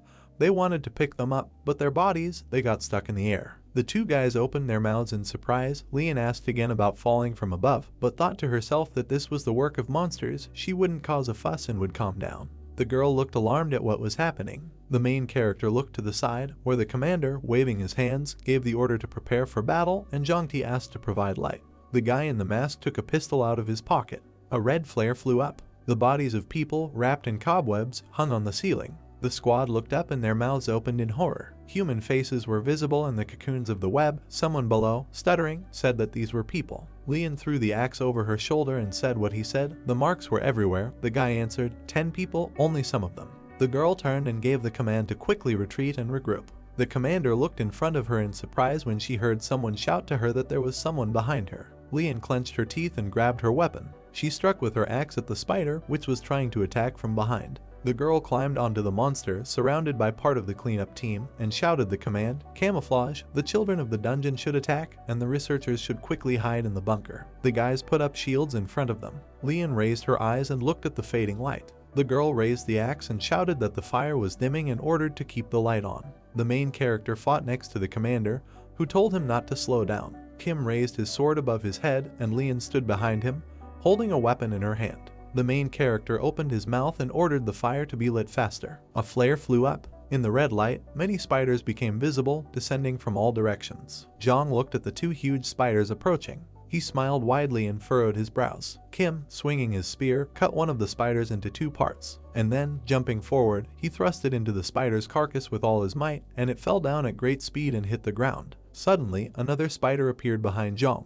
Zhang turned around, screamed loudly, and pushed himself to the side with his feet. And then he hit the spider in the abdomen with all his might, shouting that he had thrown one. Kim, smiling, sat down and, pushing off from the ground, said that this was great. While in the air, he swung from the spider's back, and then a second later he cut all his paws. The spider hit the wall and then fell to the floor, dead. The big man walked up to him and stepped on him with his foot, and then, pressing, he smeared the spider's head. The big man, frowning his eyebrows, caught his breath, said that Yang's methods. Suddenly another spider appeared behind him, his mouth wide open. The big man turned around and hit the spider on the head with all his might, shouting that these methods were disgusting. Pressing the spider to the floor with his huge hand, the big man stopped. 2 more spiders watched in horror as their comrade was destroyed. Then the big man turned around menacingly, grabbed the spider's body and swung it with all his might. He began to spin the spider in a circle, picking up speed. And then, opening his mouth wide and looking menacingly to the side, he screamed. The spider flew away from its fellow at great speed, sweeping it to the side. A girl with a short haircut, extending her rapier towards the spider, stood calmly. Suddenly she stopped and turned around, and then she made several swings in front of herself. A second later, the spider's body was completely covered with red cuts. The girl with the short hair waved her hand and the spider was crushed into pieces. She looked towards the big man and, indignantly, asked what it was, to which he, smiling, replied that she was sitting out her cowardly life here, so he had to intervene. Hearing this, the girl with the short haircut replied that it was very insulting. She, gritting her teeth, turned around and asked that it was really necessary to fight them with all her might. The warriors behind her listened to their conversation in horror. The big man answered her question that these were hellish spiders. What was she talking about? The warriors, covering their bills, opened their mouths wide, and the girl with short hair shouted that they shouldn't yawn on the other side either. The warriors saw 2 huge spiders approaching them at great speed. A girl with short hair shouted for them to get ready, to which a squad of knights shouted that they were just ordinary people. Suddenly Kim appeared, waving his sword. He cut down several spiders at once. Then he landed and they began to surround him. A second later, swinging his sword, naturally, in the teeth, he destroyed several at once, rushing forward at great speed. The warriors looked fearfully in his direction. The captain, holding an axe on her back, asked him exactly the 7th level. Kim continued to cut the spiders. The captain approached the medic and told him to check the wounded first, let those who were normal check the spiders. Zhang, smiling, sat on a stone. He said that he had finally warmed up. A guy with curly hair, sitting next to him, said that he thought he would die of boredom after a whole week of idleness. Looking at them, a girl with short hair said that she will go wash her hands. Looking to the side, the captain thought about it and said that this was very strange. Zhang approached her and asked what exactly she didn't like. The captain replied, turning around, that, judging by the records, hell spiders live at deeper levels. They never rose so high, so the only records they had were from the time of the war, but those who came from deep levels. Zhang looked at her in surprise and asked that they were light. She was getting at this. A guy with curly hair standing next to him said that for sure they even seemed weaker than these boring lizards. Suddenly, a medic approached them and said that, anyway. Zhang interrupted him and, turning around, asked that maybe the monsters from the deep levels are not so strong. The guy with curly hair added that, most likely, it's just that they are too powerful. The medic smiled, took out a small bag and said that he was very glad that they did not have to use explosives. We are transported to Kim. He sits next to a dead spider carcass and then says that these are not hell spiders, they may belong to the same species. Kim opened the spider's jaw and felt its legs. He added that hell spiders are much larger than these. The ones here do not have an exoskeleton and the stratum corneum is very fragile. Kim, examining the spider, added that maybe this is a subspecies or lower individuals. Even the fighting style is different for the hell spider to go into battle at such a close distance. The captain approached Kim and was about to say something, but suddenly he jumped up and, interrupting her, raised his hand and told everyone to stop. He thought that spiders were behaving very carefully. The medic and his friend probed the web. They, not understanding, asked why there was so much of it here. The medic replied that it was all because they were fighting against spiders. Kim thought that the spiders would never have taken the first step. The guy, probing the web, said that when they first came here, it was not there. His friend asked what exactly it was. It was too strong. Kim again thought that they would wait until the prey itself fell into their trap. The medic looked to the side in surprise and then said that there was something there. He looked at how the entrance to the cave was blocked with thick cobwebs, and then asked if this was not where they came from by any chance. Kim looked forward in fear. He felt someone's stern gaze behind him. He thought that he felt a thirst for murder. Kim approached the warrior and asked that he said that he had explosives. The guy replied that yes, but they had not been useful yet. Kim, having examined his team, said that he thought it would be better to install it on the blocked exits and as soon as possible. A guy with curly hair approached him and asked, puzzled, why isn't the fight already over? Zhang smiled and replied that he understood. This often happened in comics. He raised his finger up and, smiling, added that the most powerful creature hides somewhere throughout the battle and then suddenly appears. Kim, looking into the cave, added that hell spiders were hiding somewhere here. The guys looked in his direction incredulously, and then they all smiled. The guy with curly hair asked what that was all he would say. Zhang laughed and added that they were just worrying in vain. The big guy asked why they didn't just kill them when they showed up. Kim, frowning and looking menacingly to the side, added that he told them that those they fought were not hell spiders. The captain put her hand on his shoulder and said that how could he know? Suddenly a drawn-out scream was heard throughout the cave. A girl with a short haircut, her mouth wide open and angrily looking ahead, shouted that how dare some small bug leave a wound on her body. A huge spider stood in front of her. Looking at him, she shouted that he should not even dream of a peaceful death. Kim, watching this picture, looking ahead in fear, took out his sword and shouted for her to step back. The girl with a short haircut turned around, frowning. Kim said that it was a hell spider. The captain, laughing, replied that he had just opened his eyes or something. She didn't have time to finish. A second later, her body was pierced right through by a huge paw. Blood poured from her mouth. She looked ahead with a lifeless gaze. The bleeding increased, and her eyes began to fall out of their sockets. In the last seconds of her life, she watched as a huge hell spider opened its mouth wide. A huge crowd of hell spiders emerged from the darkness, appearing in front of the party. The largest spider opened its mouth wide and screamed. The squad captain turned around in fear and saw a crowd of approaching spiders behind her. She extended her hand forward and, looking at the soldiers, shouted at them to quickly throw them into the pile. Then she walked up to Kim and said that these creatures. Kim stood in a stupor and did not make a sound. He looked in front of him in horror. Meanwhile, the hell spider killed one of the soldiers of their squad. The guy looked ahead with tears in his eyes. He screamed to be saved. He didn't want to die. Looking at the soldier's frightened face, he remembered a similar situation from the past. The captain asked if he was okay. A second later, he returned to the real world and turned around in fear. He, looking at the captain, apologized to her. And then, looking at the hell spiders and picking up the sword, he said that there are 2 offspring of the hell spiders and 1 queen. The rest are the lower subspecies they fought earlier. They need to use all the explosives to create an escape route. Kim turned to the captain and added that they don't have to worry about the cave collapsing. The web of these creatures is much stronger than they can imagine. The captain, frowning, replied that this meant that Kim had already met hell spiders before. Kim looked menacingly in front of him, and the captain added that it seemed to her that he had a lot of experience in fighting them. A second later, someone cut one of the hell spiders into 2 pieces. Zhang, looking menacingly in front of him, said that there is no end to these fucking bastards, and where is this little girl from the first squad anyway? The guy with curly hair turned around, frowned and asked that he didn't understand. The guys hanging from above had a stash of spiders. The rest had long been devoured. The medic, installing the explosives, turned to his comrades. The guy with curly hair shouted how long they had to wait. The medic replied that there was just a little time left. The big man, clutching one of the spiders, turned around and asked why they should retreat. Zhang, looking at him, laughed and replied that because the arachnologist said so. The huge spider continued to crawl forward. The big man added that these creatures were the goal of their expedition, to retreat as soon as they found them. Stones rained down from above, and the big man added that his comrades saw the guy who had just been devoured. Zhang replied that he was an idiot. Kim, turning to his comrades, shouted to them to dodge because the spiders were preparing to attack. The big man, frowning, clenched his fist menacingly and shouted that it had finally happened. He jumped on the huge spider, swinging his hand at it.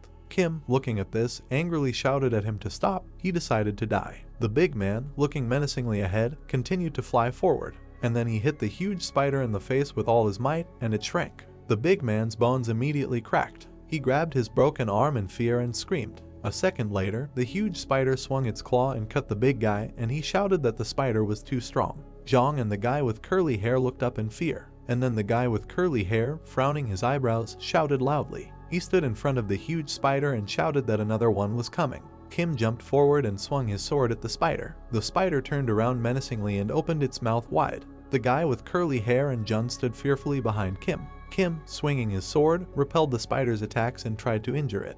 His attacks were so fast that they were not visible, and meanwhile the spider attacked with all its legs. A guy with curly hair, looking ahead in fear, asked what kind of monster he was. He then turned around and saw Zhang shouting at him what he was staring at. Kim made several deep cracks in the leg of a huge spider, but the spider did not give up. He swung his paw, and then the spider jumped forward with all its strength, but Kim jumped back in time.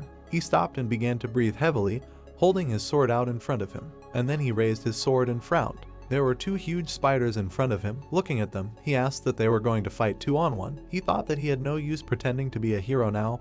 He would die if he was careless. Kim, holding the sword, said when was the last time he used an electric charge. Many lightning bolts appeared around Kim, his body glowed, and the ground beneath his feet caved in. Like lightning, he swung his sword and rushed towards his enemies. His squad looked at this spectacle with their mouths open. Suddenly a soldier approached Dasha and said that there were explosives there. The captain turned around and shouted at him to explode faster. What was he waiting for? Kim looked menacingly in front of him. The soldiers began to run into the passage, and the captain, turning back, shouted to Kim that they had opened the passage. Suddenly Kim approached Dasha with lightning speed, and then he pushed her in the stomach with all his might, and she flew into the passage, and her axe flew up. Kim pushed off the ground and grabbed the axe in the air, looking at the huge spider. Then he took the axe in his hands. He kicked the rock with all his might, using an electric charge, as his squad watched in horror. Suddenly, stones began to fall down, blocking the passage. The captain, looking ahead in fear, shouted what Kim was about to do. He replied that it was impossible to hide from the spiders of hell. Looking into the crumbling cave, he added that they should leave. Turning around, he said that they would see each other outside. The captain sat on the floor with the squad and looked at the closed passage. Kim, on the other hand, began to turn towards the hell spider. Looking at him, he asked why they were laughing at him. Looking at the 2 scary jaws, Kim added that they thought they had won, but he felt like he was the one who had finally spread his wings. Kim, holding an axe and a sword in his hand, said that it was unlikely that they would understand what he was talking about, so let them just have fun. Suddenly a bright light appeared behind Kim. Someone said a portal, opened the gate. A throne appeared behind Kim, on which a girl was sitting, and near her there were many different creatures. Kim, looking at the huge crowd of spiders, said that he would take on the big one, let 2 warriors take the other. Kim, holding his axe forward, added that the soldiers would protect the gate and the archer would cover them. Kim looked at the huge red spider, then said that the only problem was that guy. Dominicana, looking ahead in fear, said that it seemed to her that a huge spider was about to attack. Kim turned to her and replied that the second level was too small and narrow to attack with such a massive body. He imagined a huge spider in a small cave and said that if he behaved rashly, he would collapse the cave, so he could only sit and watch them. The Dominican Republic, looking ahead in fear, called Kim, and he said that he first needed to deal with the small individuals. Dominicana watched as a huge number of spiders approached her comrade. She shouted that the spiders were advancing. Kim told her to stay behind the gate. He, calmly looking ahead, added that they should not worry, they are not stronger than those horned rats, just break through. Kim looked menacingly in front of him and added that they need to destroy these fucking spiders. He made a quick rock forward and swung his axe at the spider. He swung his axe across the cave with all his might. The spider appeared behind Kim, but he turned around and hit the spider's leg with all his might, and it scattered. A green archer appears in front of us. He pulls the bowstring, and then takes aim at one of the spiders. He fires an arrow and 3 small spiders fly away. The impact of the arrow was so strong that even a large spider jumped to the side with its paw torn off. The spiders began to run towards the archer. One of the warriors grabbed the spider by the paw, and then he swung it with all his might. The warrior pressed the spider to the ground at great speed, and then his comrade approached him and swung his sword at the spider. Kim watched as his allies destroyed the crawling creatures one by one. Calmly looking to the side, he thought that they were doing better than he expected. The archer seemed to be shooting from a cannon.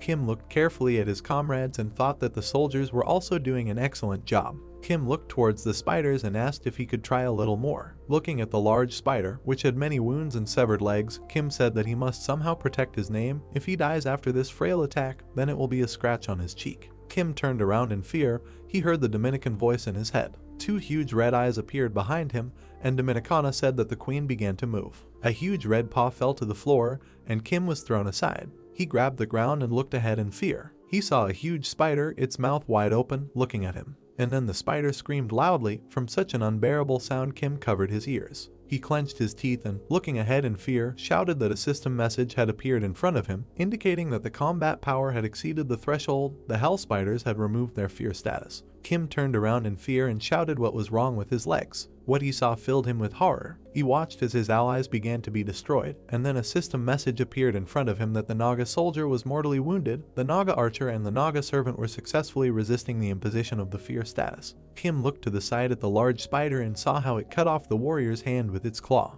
A strong aura appeared around Kim, and he looked menacingly in front of him. And then, like lightning, he rushed towards the huge queen. He hit her in the face with all his might. A huge spider flew into the wall at great speed. Nikki shouted for Dominican Republic to answer him. She, standing in front of the portal behind the Naga, shouted that the gate was in danger. There were too many lower spiders here. Kim, looking ahead, frowned and shouted for them to wait a little. But suddenly, a second later, the spider struck with all its strength with its paw and swept Kim aside. Kim grabbed the ground, trying to get to his feet. A huge paw flew to the place where he had just been, but he managed to dodge. His clothes were torn. He clenched his teeth and wondered if this creature was distracting him from the gate. Kim jumped and looked at the spider's huge mouth, and then thought that she was now completely focused on him. He remembered the Dominicans and the little creatures, and then wondered that it would be too dangerous to ignore her and let her close to the gate if she ran. The little Naga extended her arms and a small magic circle appeared in front of her. Kim looked to the side in surprise, holding onto the wall. A second later, a huge paw began to squeeze him.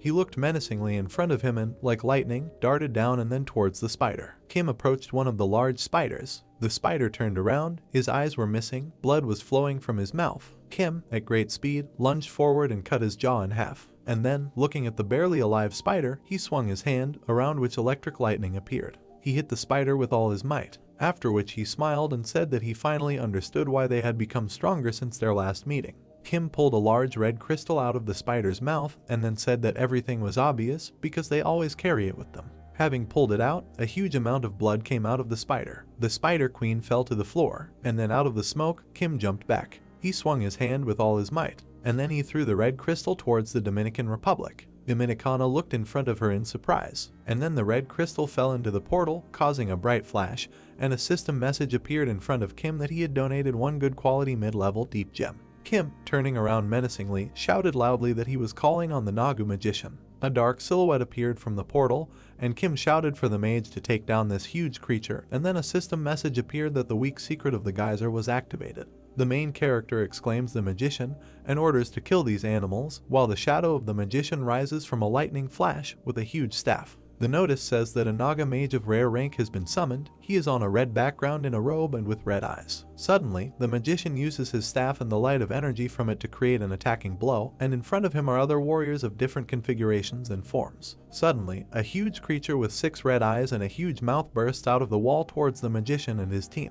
The main character, Kim, covered in bruises with his clothes pulled down from his shoulders, looked towards the spiders frozen as if in ice, broken into fragments. Holding a weapon in his hands, he looked more and more intently at the ice flow with the spiders, noticing that the creature had destroyed all the little things. A terrible monster roars and attacks one of the main character's squad. Suddenly, Kim's servant began to defend himself from the monster with his sword, holding the monster with both hands above him. And in the background, Kim analyzed that the real hell spiders were not affected, and they must be prioritizing scale over strength. The monster looks at the points, preparing its claws for an attack. Suddenly, Kim's servant notices that the monster's claw is flying at him from the other side. The servant fights back, and suddenly his sword freezes when struck by the monster. Both servants from Kim's squad are confused as to why one's sword froze. Suddenly, against the background of an ice sword, a magician appears and stands up, holding a drawing of magic with his hand, saying that he did it. Kim exclaimed in the master's head. Standing in profile, Kim thinks that the warriors have finished off the hell spider and says that everything is fine.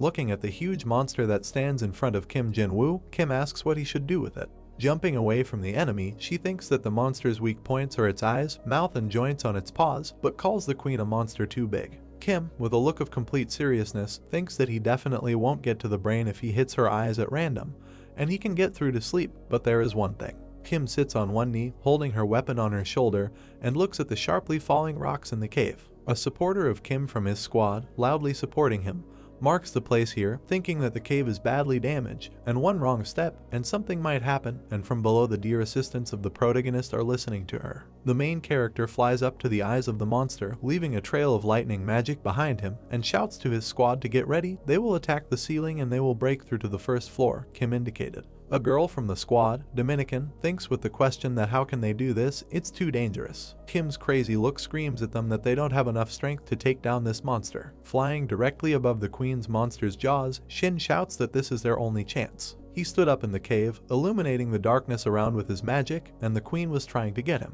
A calm Kim stands on the ledge and says that it's great if she follows him. With anger, a crazy look and a terrible grin, Kim shouts that the queen needs to return the favor for ruining his childhood. It is a great honor for her, because she will be the first. Dominicana from the squad, along with the master, are talking in front of her other great ally, and the girl said that she hopes that the main character has a plan, to which the magician responded with a question whether Kim is going to bury the queen of the monster alive. The girl replies that the main character apparently wants to dig a passage for himself since he cannot bury such a huge spider as this monster, or he hopes to find something on the first floor while large cobblestones are falling from the ceiling of the cave. The despondent Dominicana thinks that her master is trying his best, but she can't help at all. Looking towards Kimu's other minions, the girl thinks that even they, the Nagas who are supposed to fight alongside him, can now only watch, and says that she has the feeling that their very existence is meaningless. Dominicana looks straight at the falling cobblestones, thinking to herself that she cannot understand the elder's intentions. Despite the fact that she is closest to everyone, she wanted to think further, saying that she is someone.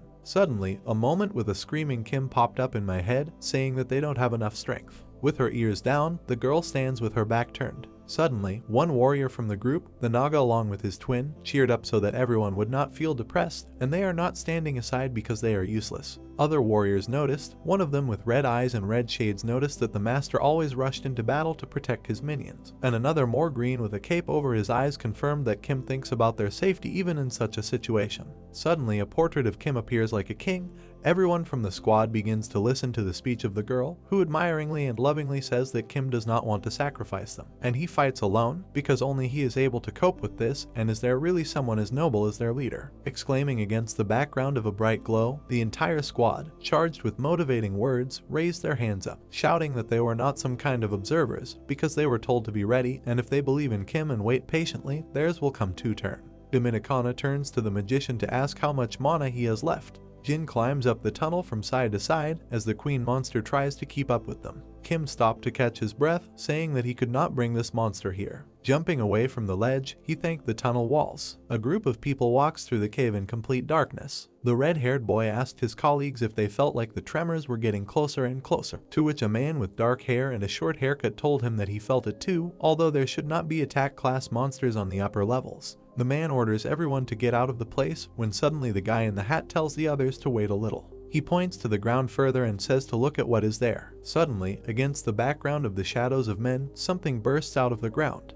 The notice says that the passage between the first and second levels is open. Kim appears from a whirlwind of dust and shouts to the new notification that has appeared, which says that in connection with this the parameters of the first and second levels have been changed, that he does not have time to read it, and asks to remove them. Kim talks to himself about how there would be such a huge cave on the first level, calls himself lucky, and says that he was wondering if he could break through the surface, watching the explorers leave, shouting to return to the explorer team and not turn around and just run. The Spider Queen crawls out of the tunnel, and Kim says that the question is how to throw this monster down. Dominican from the squad shouts to the magician, now. The magician's face was ready for an order when suddenly he drew a picture of magic and threw a snake made of ice straight up. Suddenly Kim, incomprehensible, stopped in a stupor looking at the picture. Kim has a video of a spider attacking the ice from below and asks again if it's a magical attack from below or is it something else. While the spider is trying to reach the main character by being covered in ice, Kim calmly sits on the ledge and asks if this is a weak ice attack.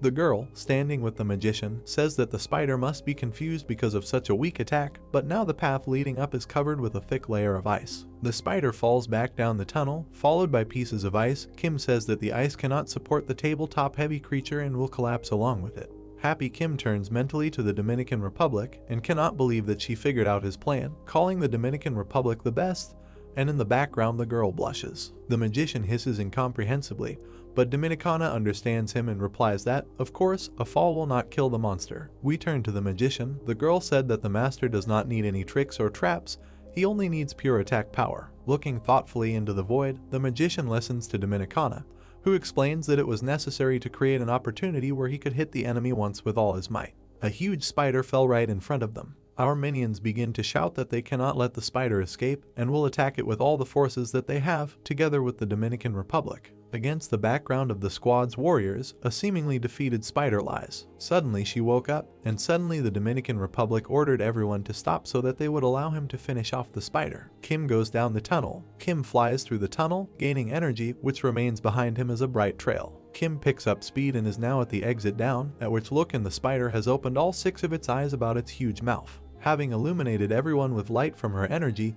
Kim almost strikes the spider. Notice of a Naga Labyrinth battle against an adult spider where the spiders lost. Notification that the protagonist has earned a heroic victory after completely destroying his enemies, and his authority has increased significantly. Kim Jinwoo achieved the title of Normal Commander. The notification says that Kim destroyed the army of the Odorous Duke, the fame of our labyrinth has increased, his squad has earned experience points and is receiving new ranks. Kim and Dominicana looked away, Dominicana with good excitement and Kim neutral. Suddenly, against the background of Kim's shadow, his minions, the Nagi twins, appear, but many times larger than the previous size. Kim said that he did not think that the size would also change in step with the level. Kim looks at the severed arm of one of the Nagi and says that the damaged arm also did not recover. Standing opposite a pedestal with an air sphere, Kim asks the Dominican Republic why the magician did not transform. After all, he showed himself well in battle. To which the Dominican Republic replied that the magicians need more experience points, as well as a laboratory where they can raise their level themselves. Continuing the lecture further, the Dominican Republic says that laboratories and executions can be created after reaching the 4th level, after which Kim put his hand to his chin, thinking about something.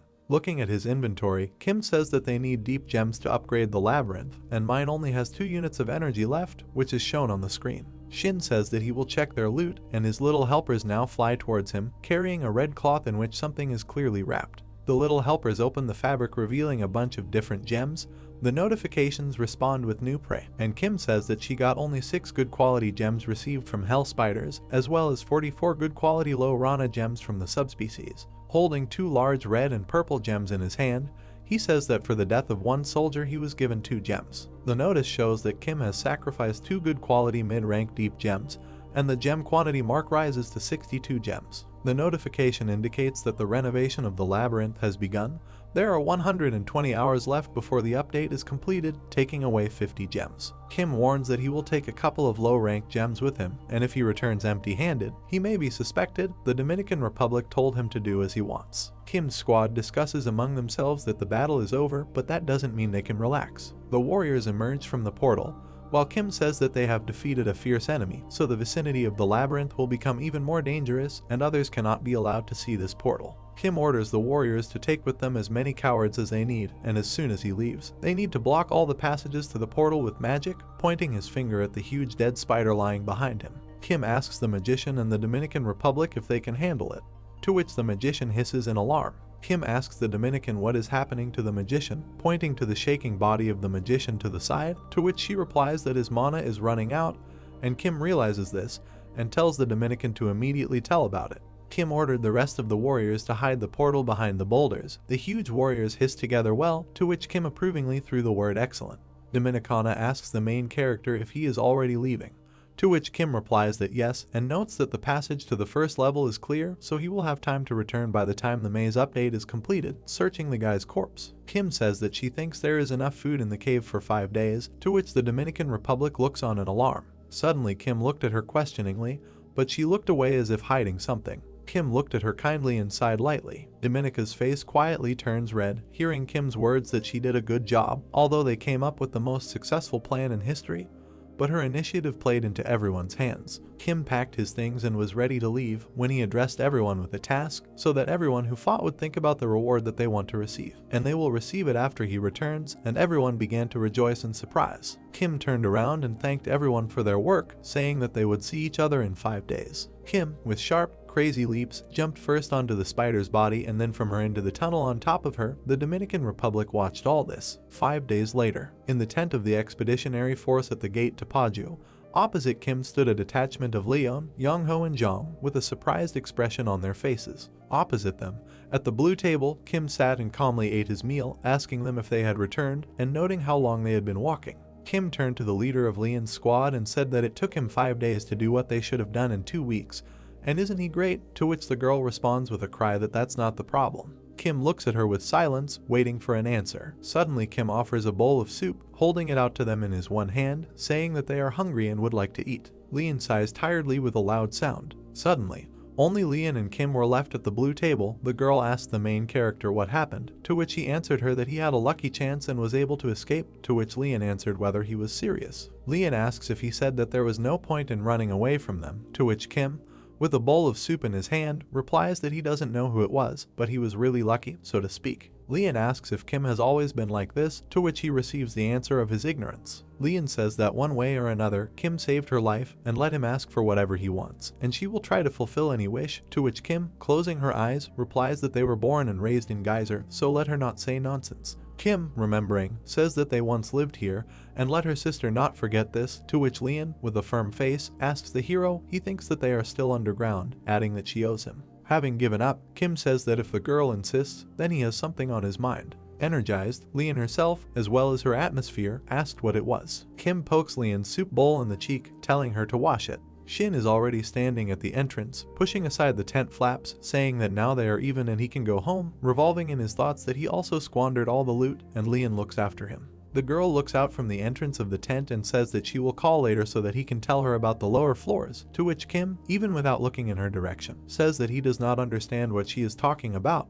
But Kim at the same time thinks that the damage was too great. If he had not lied, he would have been left with his nose. The sign of the establishment says that it is called Deep Gem Jewelry, from which exclamations and laughter can be heard, which is as expected from the 12th level. Someone is completely different from the others. The old merchant talks about 12 lovely stones, and Kim warns that he collected them secretly from others, so he asks the old man to keep his mouth shut, to which he responded positively. Turning to Kim, the merchant says that if you do not take into account the damaged equipment, it will be about 400 million, to which Kim, looking at him, asks the amount. The merchant asks Kim that something is wrong, or that it is too little, although he has already raised the price, to which Kim, with his hand on his chin, thinks about something and says that it is a matter with a friend. Kim says, turning to the merchant Mr. Beck, if he can find him a house in some secluded place for about 300 million, to which Beek, with a suspicious face and narrowed eyes, asks Kim who he takes him for. Torovitz says that he is not a realtor, sitting directly opposite Kim, and Kim, looking in the other direction, says that it seems that he will have to look for another intermediary,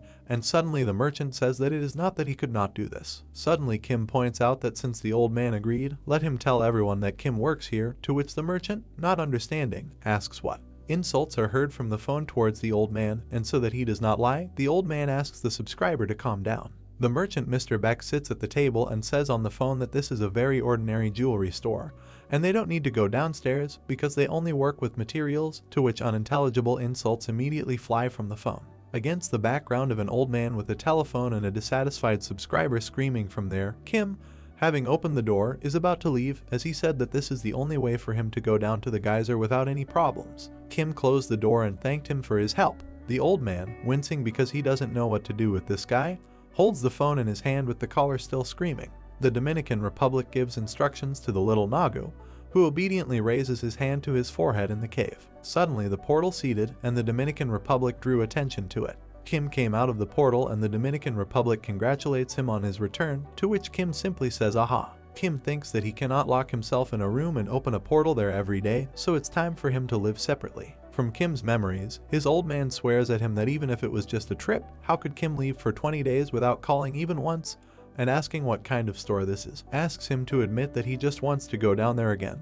On that, Kim stood silently with his eyes closed. He also thinks that by moving he can get rid of the old man's grumblings. Kim sighed. The Dominican Republic noticed his fatigue, fixing her gaze on him. Dominican Republic asked if everything was okay with Kim, to which he replied that he was fine, just tired of the piled up business. Standing at full height, Kim asked if the update was completed, to which the Dominican Republic responded positively and said that it had just finished recently, and Kim noted that he did not think that anything had changed outwardly. Shadow Kim added that nothing new has been added, but the excited Dominican Republic reports that the structures are not installed automatically, but they are all added to the list, adding that external changes will be at the 5th level. Green panels with statistics appeared in front of Kim, and he replied that since they have a significant supply of gems, they will slowly develop. Suddenly, the Dominican Republic announced that a guest had appeared in the labyrinth, and Kim, not expecting this, asked again. Kim asked the Dominican about the labyrinth and the guest, and she told him that he was waiting for him at the entrance, and in the background the shadows of warriors were illuminated by the portal. Walking through the tunnel, Kim thinks, saying the guest is underground, to which the Dominican Republic says that there is one team that visits every labyrinth, and it seems they are quite powerful if they can afford to visit every corner of the geyser. Suddenly someone shouted out the title of Kim, the new owner of the labyrinth. Kim and Dominicana looked at the same point. From under a beige sheet, someone said that the dark merchant was welcoming the militia of the great dungeon. Kim was looking at him. Suddenly a creature with narrow eyes, a small nose, one of 2 horns and small round yellow glasses looked at him, saying that he couldn't wait to work with the main character. Kim thought to himself, a cramped merchant. Kim answered sharply and emotionlessly that everything was clear to him. At that very moment, standing with Dominican Republic opposite the dark merchant, Kim says, "Poor Mr. Beak," raising questions from the merchant himself. Kim asks the merchant how he found this place, to which the merchant tells him that of course he already knew about it. Another of Kim's servants is looking at him, telling the story, closing his eyes from penetration and placing one hand on his heart and the other forward. The dark merchant says that the news about the brave leader who led the brave Nagas into battle against the hellish spiders has already spread throughout the dungeon. Standing behind Kim, the Dominican Republic mentally tells Kim that the merchant is lying. Closing his eyes, the Dominican Republic thinks that dark merchants from the black market are watching almost everyone that happens in the geyser, and apparently this territory is under the control of this merchant. She thinks that even if the merchant pretends to be a picky or strange person, Kim cannot allow him to underestimate him, but for now the merchant folded his hands together, having already opened both eyes. Turning to Kim, the merchant notices that Kim copes very well with the labyrinth, to which Kim replies that it's true, and the Dominican girl is standing right behind him. Suddenly Kim extended his hand asking what business the merchant had with him, which the merchant did not expect and screamed a little. At that moment the Dominican Republic was still standing behind Kim, controlling the conversation. Diamonds, chests, a sword, papers, etc. are visible from the merchant's traveling bag, and he says that they, the dark merchants, would like to build and maintain friendly relations with the new owner of the labyrinth. The merchant further continued that in other words, he came here to arrange a sale, throwing his bag of goods with his hands. Kim seeks advice from the Dominicans, saying that he has heard that black market sellers can be dangerous, and if they could just kick him out, to which the Dominicans respond in the negative, while the shady merchant is being followed by a large nag. Kim listens to Dominicana, who confidently says that if her relationship with Kim doesn't work out, he will definitely start a bad rumor about him in the newspaper. Looking at the merchant from afar, he decided, since they had already noticed them, they would have to use his acting, and what kind of hemorrhoids it is, and in the background sits a satisfied merchant with a jar in his hand. Kim turns away from the Dominican Republic, but she still warns him not to forget that he can bring him benefits if he buys something worthwhile. And these are merchants after all, and they have a lot of valuable goods, which Kim, taking by the neck, he said that he would go and buy something from him. Kim, detaching his hand from his neck, asked Dominicana maybe she could also bring a couple of deep gems, and suddenly the moment was interrupted by Dominicana's thoughts, trying to tell her master something else. With the enthusiastic and at the same time calm look of the Dominican, We advise Kim, if possible, to be the first to buy the thing that the seller himself recommends. Kim approaches the merchant, and the merchant notices that it looks like Kim had a conversation with his servant. Kim responded positively and ordered to show what the merchant had. The dark merchant, putting his hands and fingers together, asks if Kim is looking for anything specific, to which Kim replies that he will buy what the merchant recommends. The merchant enthusiastically says what an honor it is for him. Kim, looking at the merchant, listens that the merchant cannot help but put in all his efforts, since Kim has shown such trust in the lower merchant, and Kim is lucky the merchant just has a rare thing. Holding a bottle with a pink liquid and a worm inside it in his fingers, the merchant says that there are only a couple of these left in the geyser, and they are called parasites. Holding the bottle of parasite to his face, the merchant reveals that the price is one high-ranked deep gem, and it would be rude of the merchant, but he thinks that Kim will not be able to afford it. To which Kim thought and asked if he could take a closer look, reaching out to the bottle to take it for consideration from the politely offered hands of the dark merchant. The merchant answered positively. Looking at the bottle up close and holding it in his fingers, Kim thought about it. Kim looked at Dominicana, who at that moment nodded positively at him. Kim hands the merchant a gem and says that if he gives him such a gem, then how many of these will he need? Spinning in his thoughts, Kim thinks that I will give him a good quality gem. The merchant, holding it in his hands, says that he will give it for 5 such gems, and opposite him stands Kim, sad from the announced price, with a bottle in his hands, a happy Dominican Republic, and a little assistant from below holding a bag of gems, and Kim realized in his head that this everything he has. In Kim's hand there is one vial with a parasite inside. Sitting on the throne and looking at the vial opposite the Dominican Republic, Kim asks what is the tradition of showing the most expensive artifact they have first, to which the Dominican Republic responds positively and says that as far as she knows, this is a fairly ancient tradition. Dominica adds that this artifact will not bring any benefit until Kim,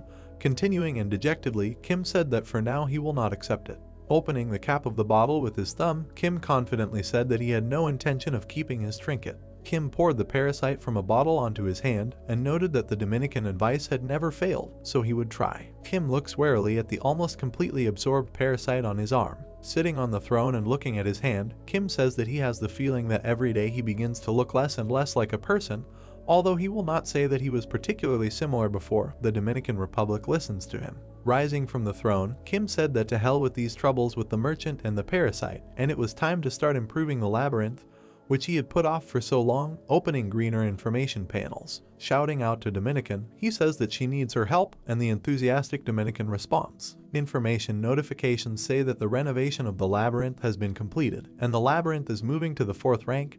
Now previously closed structures are available to Kim, and also new combat forces are available for summoning. 6 Naga slaves have also been added, and geyser creatures that do not have their own home can visit Kim's labyrinth. Information about the labyrinth of the main character is presented. Noting this, Kim says that he has not looked at the screen with stats for so long, but the stamina and limit on summons have increased significantly. Raising his hand to his chin and looking at the stats with information, Kim said that it seems he was a little hasty with the update. Dominica begins to talk. Calm Dominica with a blush, opening her mouth wide, says that in labyrinths it is usually customary to first build internal structures and improve military power and then begin to increase their rank and continued about their labyrinth. A picture appears before my eyes from the memories of Shin's strength on the battlefield. The Dominican Republic says that in their labyrinth, Kim owns more than 90% of their combat power, so she thinks Kim can afford to quickly increase in rank. Kim asks if the owners of the other labyrinths are weaklings, and Dominica replies that they just don't want to meddle with the ore, showing a picture of the fat creature and the head of the labyrinth lounging on a throne with a crown. Kim snapped that he understood. Both looking at the notifications with stats, Kim says that he has enough energy for internal structures, and let the stat system show him the list. A notification opens for a list of structures available for buildings. This is a farm that costs 20 gems, where Kim can grow vegetables and fruits for the Nagas who work for the benefit of the labyrinth. Next comes the training center for 30 gems, named in the senior warrior as an instructor. Kim can begin to train the Naga and improve his combat power. Bars a Socrates of the gems, where Kim can collect information from neutral creatures that will visit the labyrinth, and with luck, they may become your allies. Next comes the kitchen for 50 gems, the laboratory for 50 gems, and the temple for the same price of gems. And both structures improve physical, magical, and healing abilities, because each of these structures improves the skills of your fighters. Kim controls the stat system, telling it to open the map or zoom in, with the Dominican Republic in the background watching Kim. The system shows a map of Naga's labyrinth, and Kim asks Dominicana to order the warriors and the archer to deal with the monsters that are nearby, and added that he will summon more fighters so that it will become easier, to which Dominicana gave a positive response. Pointing to the map, Shin says that he placed the farm and bar near Naga's nest. Looking at the card with his hand under his chin, Kim says that the laboratory, forge, and temple require too much energy, so he will improve the defense first. Kim orders his little assistant with his hand to carry all the low-ranked gems that they have, and says that he will sacrifice everyone, and the assistant immediately brought a bag of stones on his shoulders. The notice updated and warned that Kim had sacrificed 30 low-ranked good-quality deep gems, and now there are 162 gems in the system.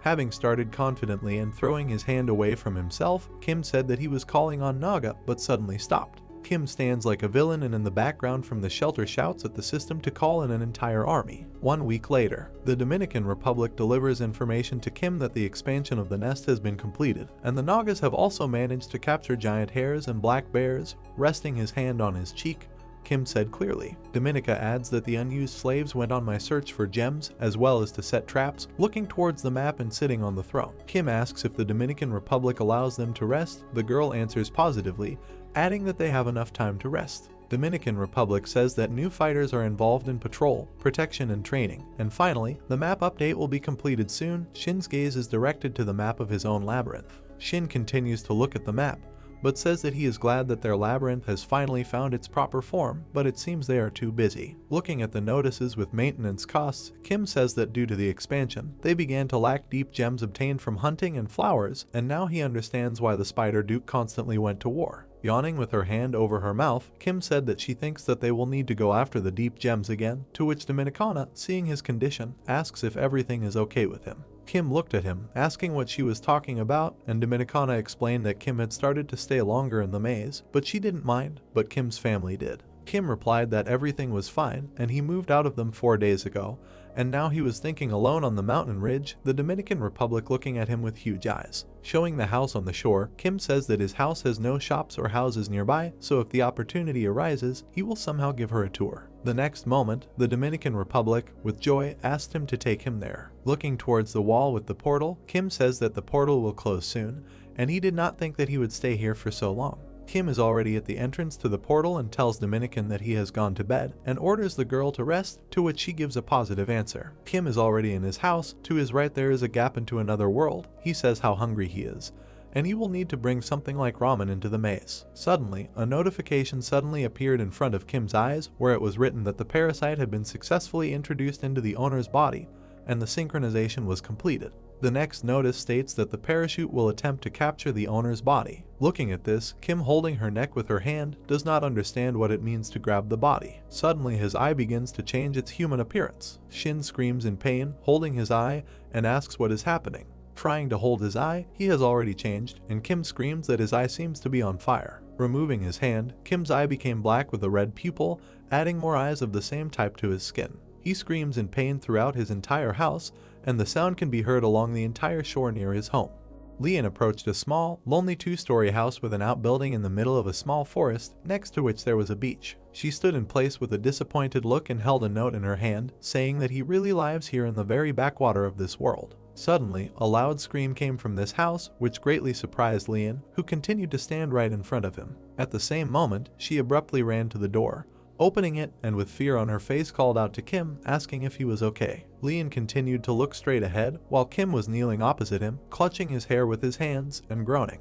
He then raised his head and looked straight ahead with a face full of anger, while one side of his face looked like a skinless monster and his pupil glowed red with a cross in the middle. After some time, Kim stood right in front of Leon with a calm face, holding a tray with 2 mugs in his hands, asking if she had calmed down, and she sat right in front of him on the floor and, sighing heavily, scratched her hair and said yes. After which Kim sank a little lower and, closing his eyes, as if regretting what had happened, said that he was sorry that she had caught him in such a state, and Leon continued to not understand what it was. After which, with incomprehension, she put her hands right in front of her face, expressing her dissatisfaction, shouted that it was as if half of his face had burned off, and he, turning back, awkwardly scratching the back of his head, as if trying to hide something, said that there was nothing of the kind was. Kim turned away from Leon a little and, putting his hand on his knee, said that it was something like barley, only from the Labyrinth, and Leon, who continued to sit right in front of the tray with mugs, was still dissatisfied with what had happened and said with contempt in her voice that he shouldn't lie to her. She's been in Gazer all her life and has never seen anything like this. After which she added that even the dungeon children from deep levels whom she knows, and Kim at that time was drinking hot tea, raising a mug to his mouth, and with an arrogant look said that they were from level 12.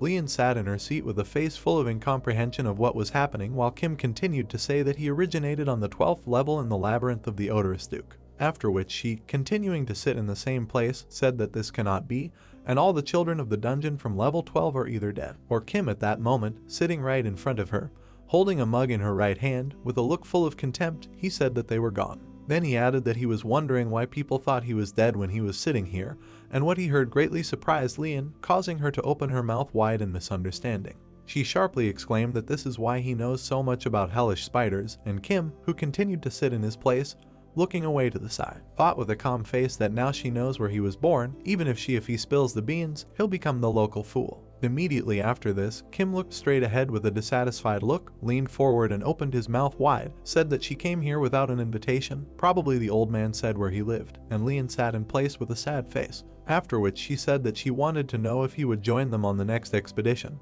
while Kim sat in his seat with a calm face, not expressing any emotions. Leon looked away and awkwardly combed her face, saying that he would not let her in if she said that she just wanted to repay the debt, which is why she thought of inviting him to her team and would pay him the most. She closed her eyes, as if already disappointed in her own idea, and lowered her head a little lower, saying that although he was unlikely to be interested in her proposal, he was clearly stronger than all of them combined, when Kim sharply said that he agreed. Leon sat at her place right in front of the tray with a hot mug of tea, not understanding what she just heard, and Kim continued to hold the mug in his hand, looking forward, full of seriousness, and said that she should not exaggerate his strength. He had been lived on the surface for a while, but recently I've been thinking about returning back. He continued to say while sitting in his seat that it seemed that Gazer had changed a lot lately, and he could go with her if she revealed his level from others. Leon was very happy to hear the news. Her mouth wide open, she looked straight ahead with gratitude, not believing that it was true, after which she jumped up from her seat, leaning 2 hands on the tray, and with great joy said that the child of the 12th level dungeon would be with her in the first team, while Kim sat directly opposite her, leaning on his hands, leaning back a little and with a serious look said that he would repeat again that as long as she kept his level a secret. Leon stood up from her place, taking her coat in her hand, and, tilting her head down with her eyes closed, as if satisfied, said that then she needed to go back and adjust the expedition plan. She was sure that he would refuse her, and Kim continued to sit in his place, following her with his serious gaze, saying that they would see each other again. They both left the house while Kim, closing the door, holding his other hand in his pocket, looked at her with a serious look, and Leon, putting on his coat, turned back a little, with a smile on his face, saying that the next expedition is in 4 days, they are going to go down to level 6 for 2 weeks, and in addition to them there will be several more people in the team. After which, continuing to turn back, looking at Kim, who simply stood in his place, not showing any emotions, she said that there would be 5 children of the dungeon and 10 ordinary researchers. He had already seen 2 on the last outing.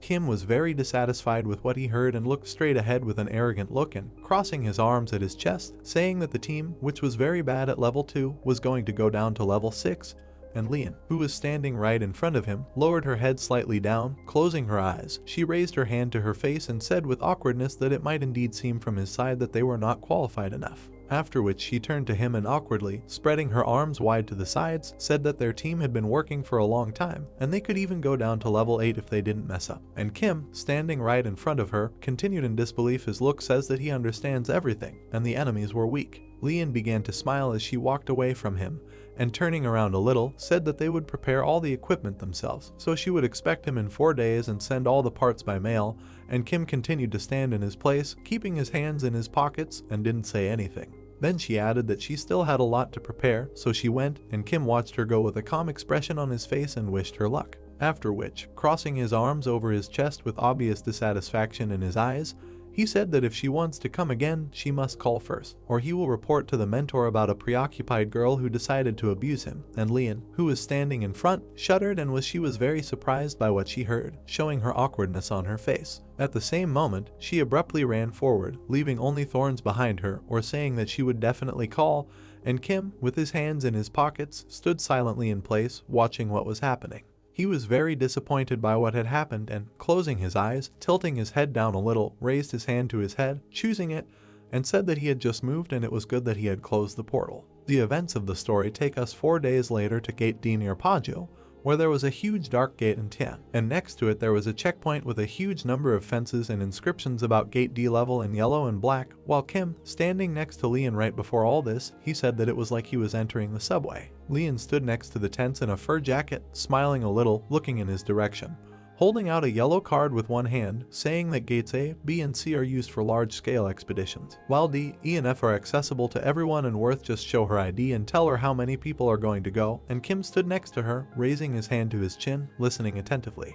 after which she, turning everything in his direction, said with great surprise that a new passage had appeared on level 2 and it had become a little dangerous there because of the crowd of monsters, and Kim was not surprised by what he heard and tried not to show his awkwardness. At that moment, he turned back with an emotionless face at a sudden sound coming from behind him, after which, an old man in blue clothes appeared in the same place, holding a bag on his shoulder, smiling widely with two guys standing next to him, and said that he must be the same Tim who saved them, Lee and Yang.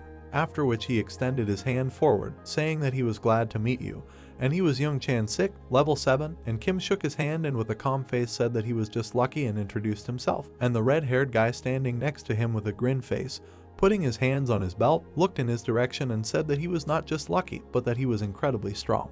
Immediately after this, the red-haired guy laughed, closing his eyes, and pointed his finger at the curly-haired guy standing next to him, saying that when this man saw him, he immediately ran away, and his partner standing next to him, with a clearly displeased face, said that he was talking nonsense, and he was the one who got scared and ran away. Kim looked at the two with a smile on his face, listening carefully while the redhead said that they were glad to be on Team 1 again, and the curly-haired one, picking up his thoughts, said that they would do their best. At the same moment, Lian clapped her hands, interrupting everyone, focusing attention on herself, and said that we needed to end the conversations and it was time to get to work, telling Yongho to lead the researchers, to which he, scratching the back of his head with dissatisfaction, said that he understood. After which she turned to the old man, saying that she hoped for an excellent job, and he responded with a wide smile, closing his eyes, and said that he, of course, would do everything right, while Kim, who stood aside, watched with curiosity behind what is happening. After which Chan rushed straight to the dungeon gate, calling everyone around, and Kim, looking at Lian with a surprised look, said that isn't she the captain? Lian smiled contentedly and said that he would understand everything. At this time, in the bar of the Naga Labyrinth, Dominique was lying on the table with saliva dripping from her mouth next to an empty wooden mug. After which, raising her head a little, she held out the mug to the small purple Naga, the bartender, and told him to pour one more while the others watched. A small blue Naga, looking straight ahead with her big yellow eyes, raising her paws to her chest, said that she looked like an adult depressed woman looking for a man. A small yellow Naga standing next to her with the same big yellow eyes said that she was always in this state when the master is not around. The yellow little Naga, narrowing her eyes a little, spreading her paws to the sides, said that they now have a bar. Before its appearance she was a real hysteric. After which she, pointing her finger upward, recalled how Dominique was chasing her, running away with fear in her eyes, stretching her paws forward, smiling broadly, holding a huge butcher knife in her hand, and the blue Naga, listening to all this, held her hand's mouth and with fear in her eyes she said that she was an abnormal snake. Then the yellow Naga, coming closer, covering her mouth with her paw, said that there are rumors that she has a secret room where she keeps the master's used panties and socks, and the blue one was very surprised by this until the silhouette of Dominica appeared behind them with obvious anger on the face, after which she, leaning down, took them by the head, directing her dissatisfied gaze in their direction, and with a malicious grin on her face asked about the secret room. Then she was very happy, realizing that this was a cool idea, and her eyes seemed to become several times larger, and she smiled while the little Nagas begged for mercy. The parting takes us back to the Lian expedition, which was significantly different from the previous one, where there were hired explorers and children of the dungeon in front of a huge detachment. One of the explorers was Chan.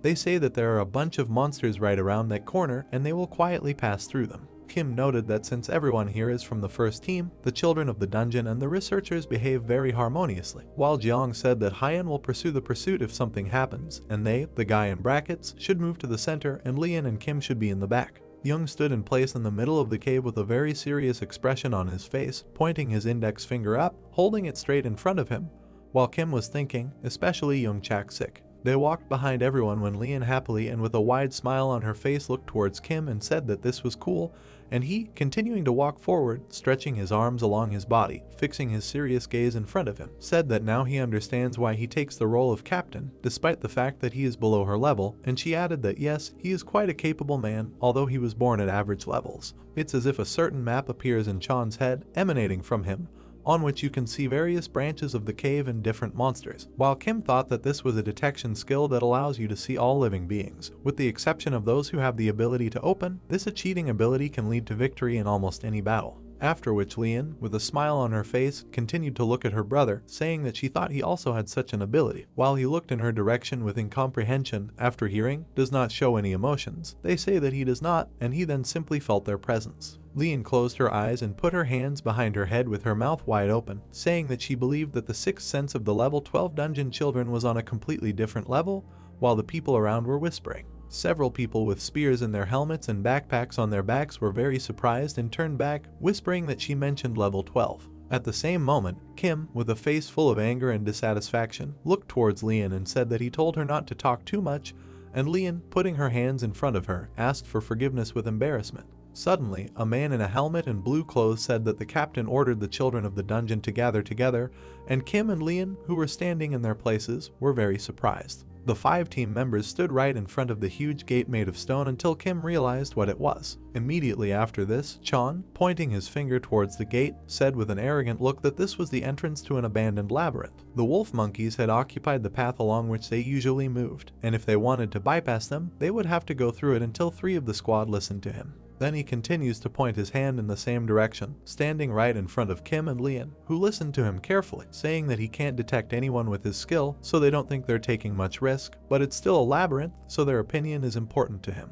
5 of the squad continued to stand in front of the huge stone gate, while people with spears and backpacks on their backs waited nearby, and Kim said that it seemed like he was huge and that they might not be okay if they lost. In response to this, Chan said that he remembered the entire path that they had gone through, so everything would be fine. At the same moment, Kim, raising his hand with a face expressing no emotion, said that he had no objections then and thought that maybe he could get some ideas to rebuild the labyrinth. Chan sharply waved her hand forward, "Don't look back," with a serious look, saying that then everything is decided, and they will reach the center of the labyrinth, so they need to be careful. At this moment he thought that when he said this, he hoped his subordinates were okay, while Dominica stood over 2 small Nagas who were swinging small pickaxes with diligence, telling them to dig harder, calling them dirty gossip, and not to tell anyone about the existence of her sanctuary. The narrative of the story takes us deep into a cave with brightly burning purple lights illuminating the room, where a certain man in a robe bowed before the throne, saying that he was seriously injured and would need a couple of days to recover, and in response he only heard that he was a pathetic insect and how dare he call himself a descendant of the great dragon.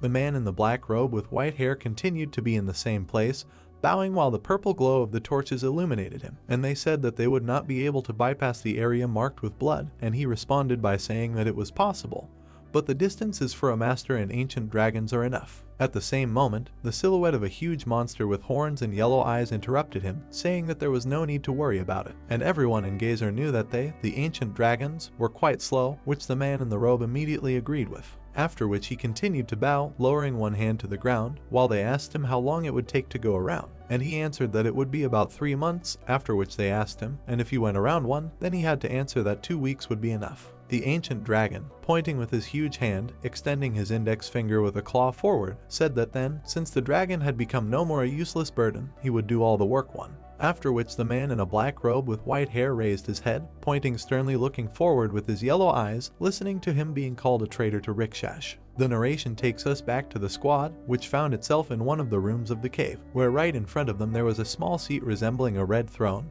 while Chan said that this was the owner's room and Kim just stood silently nearby. Chan turned back with a serious look, listening to Kim, who with a serious look forward said that this could not be, and several hours had passed since they entered the labyrinth, but they still had not come across a single monster or trap. At the same moment, all members of the squad stood in their places, carefully listening to Chan, who, turning to the side, pointed straight ahead and said that this labyrinth was abandoned after the end of the war, and here it is empty, which is why it is not marked on the map nothing valuable. After which, turning his thoughtful gaze upward, he put his hand to his chin and said that the military was saying that they were planning to set up a base in the center of level 3, and Kim was asking about the map at that moment. Chan was very surprised by what he heard, and with a look of incomprehension on his face, he turned to the side, lowering his hand from his face, and said that when it is sold in the Maze shopping center. Chan turned to face Kim, pointing his hand to the side, saying that they only have a map of the upper levels, but the military also has maps of the middle ones, and Kim, standing right in front of him, raised his hand to his chin,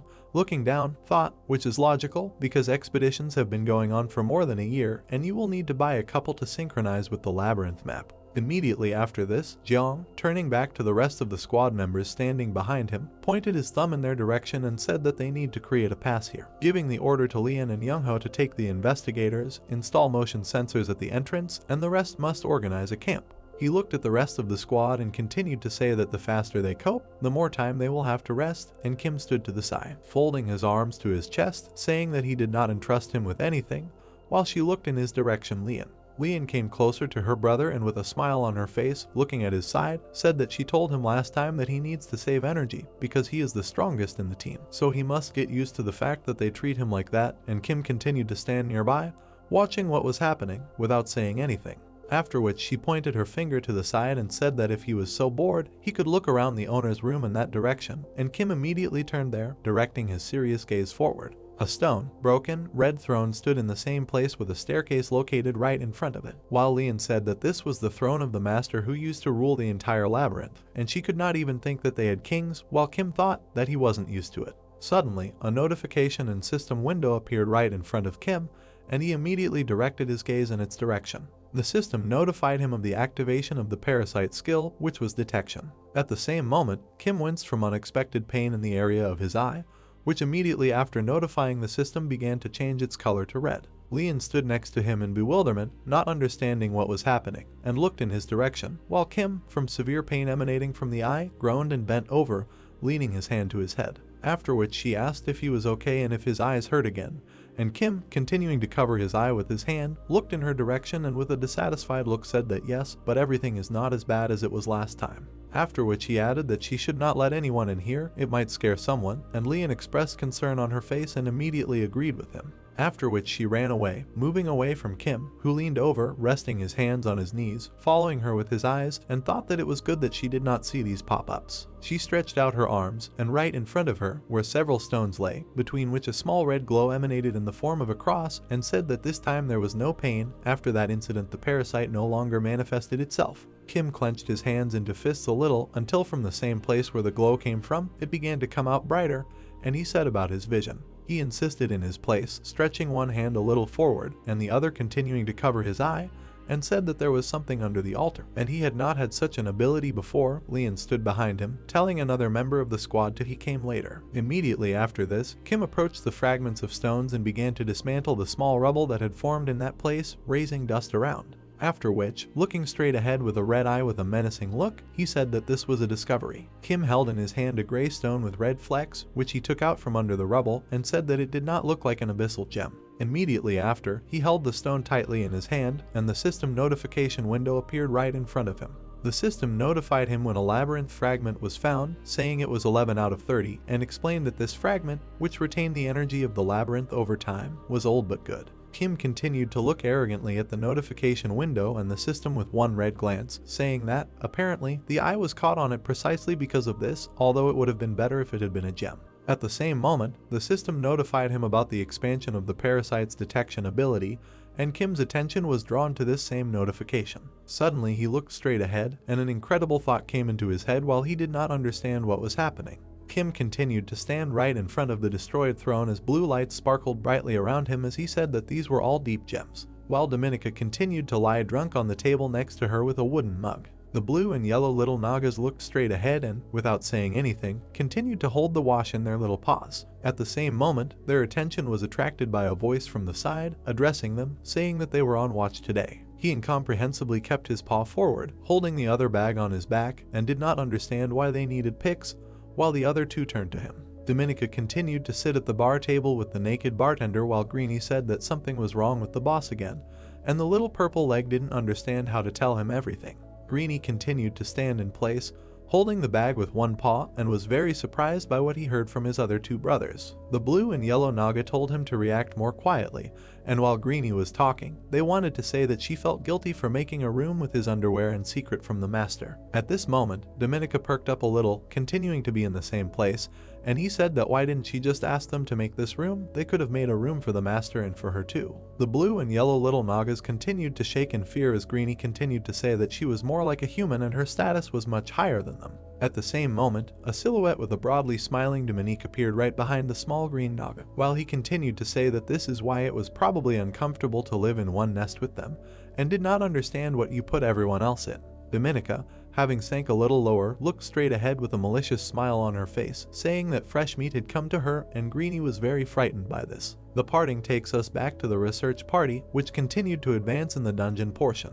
Kim walked along with everyone, looking away while Leon said that he seemed tired and she was very curious. At the same moment, Leon turned towards him with a smile on her face, saying that he might have some strange hobbies or something like that, and Kim continued to walk forward, behind the people in blue clothes with backpacks, saying that no, and he was tired because he didn't get enough sleep. I think most were small and of poor quality. He continued to walk with a dissatisfied face and said that he was in a bad mood and felt very bad, while Leon watched him from the side with a displeased look. He remembered how, in secret from everyone, turning back, he lit small stones to the sides and thought that, however, he was lucky to collect dozens of deep gems and hide them in the labyrinth. He also ran through the closed part of the map and left several marks. A projection of the map provided by the system appeared in his head, with the location of the treasure of gems highlighted on it and a red arrow on top, while he thought that next time he would have to come there alone. Leon continued to watch what was happening with incomprehension, while Kim did not express any emotions with his face, thinking that everything was thanks to the parasite, and he would even thank him if such a thing was at all possible. Immediately after this, a system notification appeared, notifying that the parasite would like to try human food. Suddenly, the men with spears wearing blue clothes and backpacks on their backs walking right in front of them stopped, which greatly surprised Kim and Leon.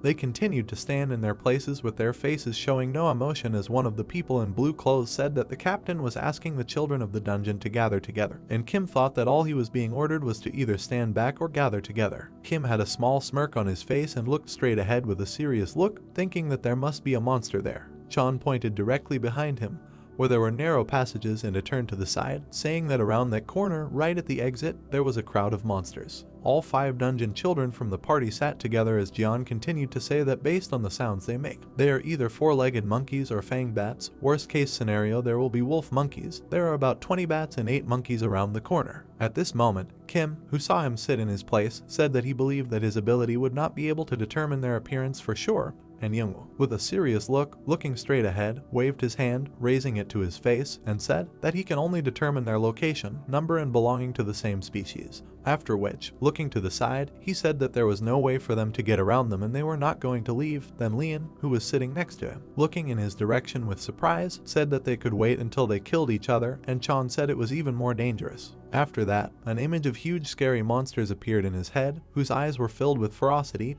and said that there were too many of them, and other predators might come here at the noise and smell of blood, and in the worst case, they would simply be driven into a corner here. After his words, furious arguments began among the party members, and Leon said that they believed that they had no choice but to attack them. And Leon, who looked in his direction with an arrogant look, said that they could avoid the battle until level 6, but apparently there is no other way, after which Youngho, folding her arms at her chest, looked to the side with a look full of discontent, and said that they had not yet started fighting each other, so they need to start at 1, and Chan and Kim simply watched what was happening from the sidelines. Immediately after hearing this, Chan, with fear on his face, stretched his hand forward, opened his mouth wide, saying that everything is not so simple. There are 28 medium-sized monsters at level 3, and they are also fighting for territory, and Leon and Youngho turned in his direction and listened carefully. Then Leon, stretching one hand forward and the other covering her wide open mouth, narrowed her eyes and laughed and said that level 3 monsters were just small insects. After which she proudly put one hand on her belt, and with the other pointed at her brother, said that it was for Kim, and he just stood nearby, not expressing any emotions, with his arms stretched along his body. Chan was very surprised by what was happening, lowering his head down and not knowing how to react to what he had just seen. Kim, who continued to stand in his place, his mouth open with dissatisfaction and his eyes closed, scratched the back of his head. Immediately after that, he walked forward with a determined look, drawing his blade from its sheath and said that this wouldn't end if they just stood here. Then why don't they just kill them? And Jiangwu, looking away with an incredulous face, said that if he succeeded, it would be great. Then Kim added that then they should do it. Kim stood in front of everyone, putting his sword on his shoulder, and with a confident look straightened his collar, looking straight ahead with a menacing gaze, began to study the energy of the blue glow, reminiscent of lightning, and said that he would take half of it, while the rest of the squad stood behind him and looked at what was happening. Several monkey monsters screamed very loudly as they killed the bats as they met them in a fierce fight. The mutant monkey held the bat by the throat, strangling it, while people from the squad watched from the side, along with Chan, who said that they had already begun to fight with each other. He continued to look straight ahead with a surprised look and said that there were about 30 creatures, and it seemed that today was his last day. Kim was right in front of him, squatting, leaning forward a little, holding a blade in his right hand and saying that you're welcome. After which he immediately rushed straight forward with great speed, leaving behind only fragments of stones. He charged with fury in his eyes and with a deft movement of his blade, struck one blow after another at the monkeys and bats, covering everything in blood while the rest of the squad watched. Chan stood aside while a huge amount of monster blood was flying around, and with surprise and incomprehension on his face he said that this was impossible, and with just one blow, usually the children of the dungeon deal with monsters in just a couple of minutes. Young Ho and Lian, full of determination, came down with blades in their hands and wanted to help him in this fight, while Jiang stood on top with the rest of the squad and held a sword in his hand from below, thinking that their fighting style matches the labyrinth in which they grew, as well as his level and environment. Two warriors from the squad tried to fight with a huge mutant monkey, holding it down and hitting it on the back, while Jiang continued to watch what was happening and thought that attack without thinking until the enemy fell down, which is how most fight children of the dungeon. After which he turned his head to the side, with a serious look, looking straight ahead in complete surprise. Kim had already killed more than one monster, scattering their corpses everywhere and spilling a huge amount of blood, deftly waving his sword in different directions, approaching his next prey in the form of a bat, and Chan said that this one kills everyone with one blow. Kim seemed to be consumed by rage, directing his terrible gaze forward while half of his face resembled a monster, and Jiang said that he only aimed at weak points, as if he could see them clearly. Loud sounds of battle were heard throughout the cave, while Chan stood above and watched what was happening, and, raising his hand to his chin, thought. He said that the level of his speed and strength seemed to be much higher than that of Lian, and did not understand how he managed to move like this. At the same moment, Lian's voice, saying that he was from Marcus's Labyrinth, interrupted Chan's thoughts, who was immediately distracted by her words. Lian stood near the corpse of the monster, holding a huge bloody axe in her hand and the other leaning on her belt, while Chan asked about Marcus's Labyrinth, saying that she was up to the deepest part of level 7, about the Labyrinth of the Scarlet Lion Marcus, to which she answered positively. Lian turned sharply in his direction, throwing the axe onto her shoulder with a deft movement of her hand, and with a smile on her face said that he had to make his way through many labyrinths and creatures to reach level 6.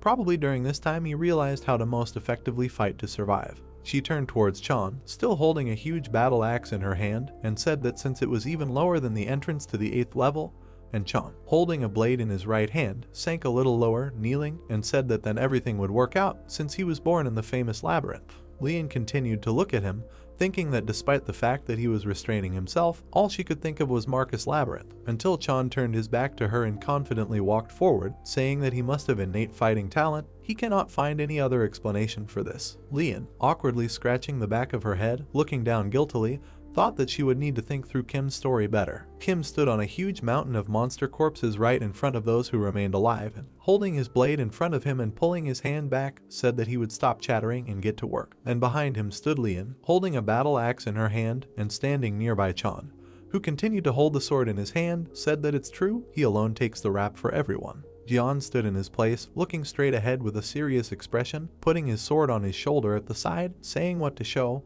while there was a huge bat at his side. After which he leaned forward a little, holding his sword in front of him, and showing with his appearance the fullness of his seriousness and menacingness, he said that they were capable. Kim looked very menacing, as if in the heat of rage, while one of his eyes remained normal, and the other became more like the eye of a red skinless monster, while he thought that his body had become much lighter. He stood with his blade out in front of him, right in front of the huge bat monster, and thought that the enemy's movements seemed slow. He lowered the sword a little lower, and with his other hand, with just one finger, he repelled the blow of the ferocious monster and thought that he did not understand whether he was fighting at full strength. After which, instantly cutting the bat standing right in front of him with a sharp movement of his blade, looking menacingly straight ahead with an emotionless face. He thought that he was trying to maintain the level of his strength on par with Lian, but why does it seem to him that this is all he can do? Capable. Immediately after this notification, the system notified that the parasite had activated his latent power to a low degree, and depending on this, the level of power could increase. Thanks to the parasite, the abilities were enhanced. Kim stood in the same place, turning sharply back, looking straight ahead with his red, non-human eye, while the system notification window continued to be nearby.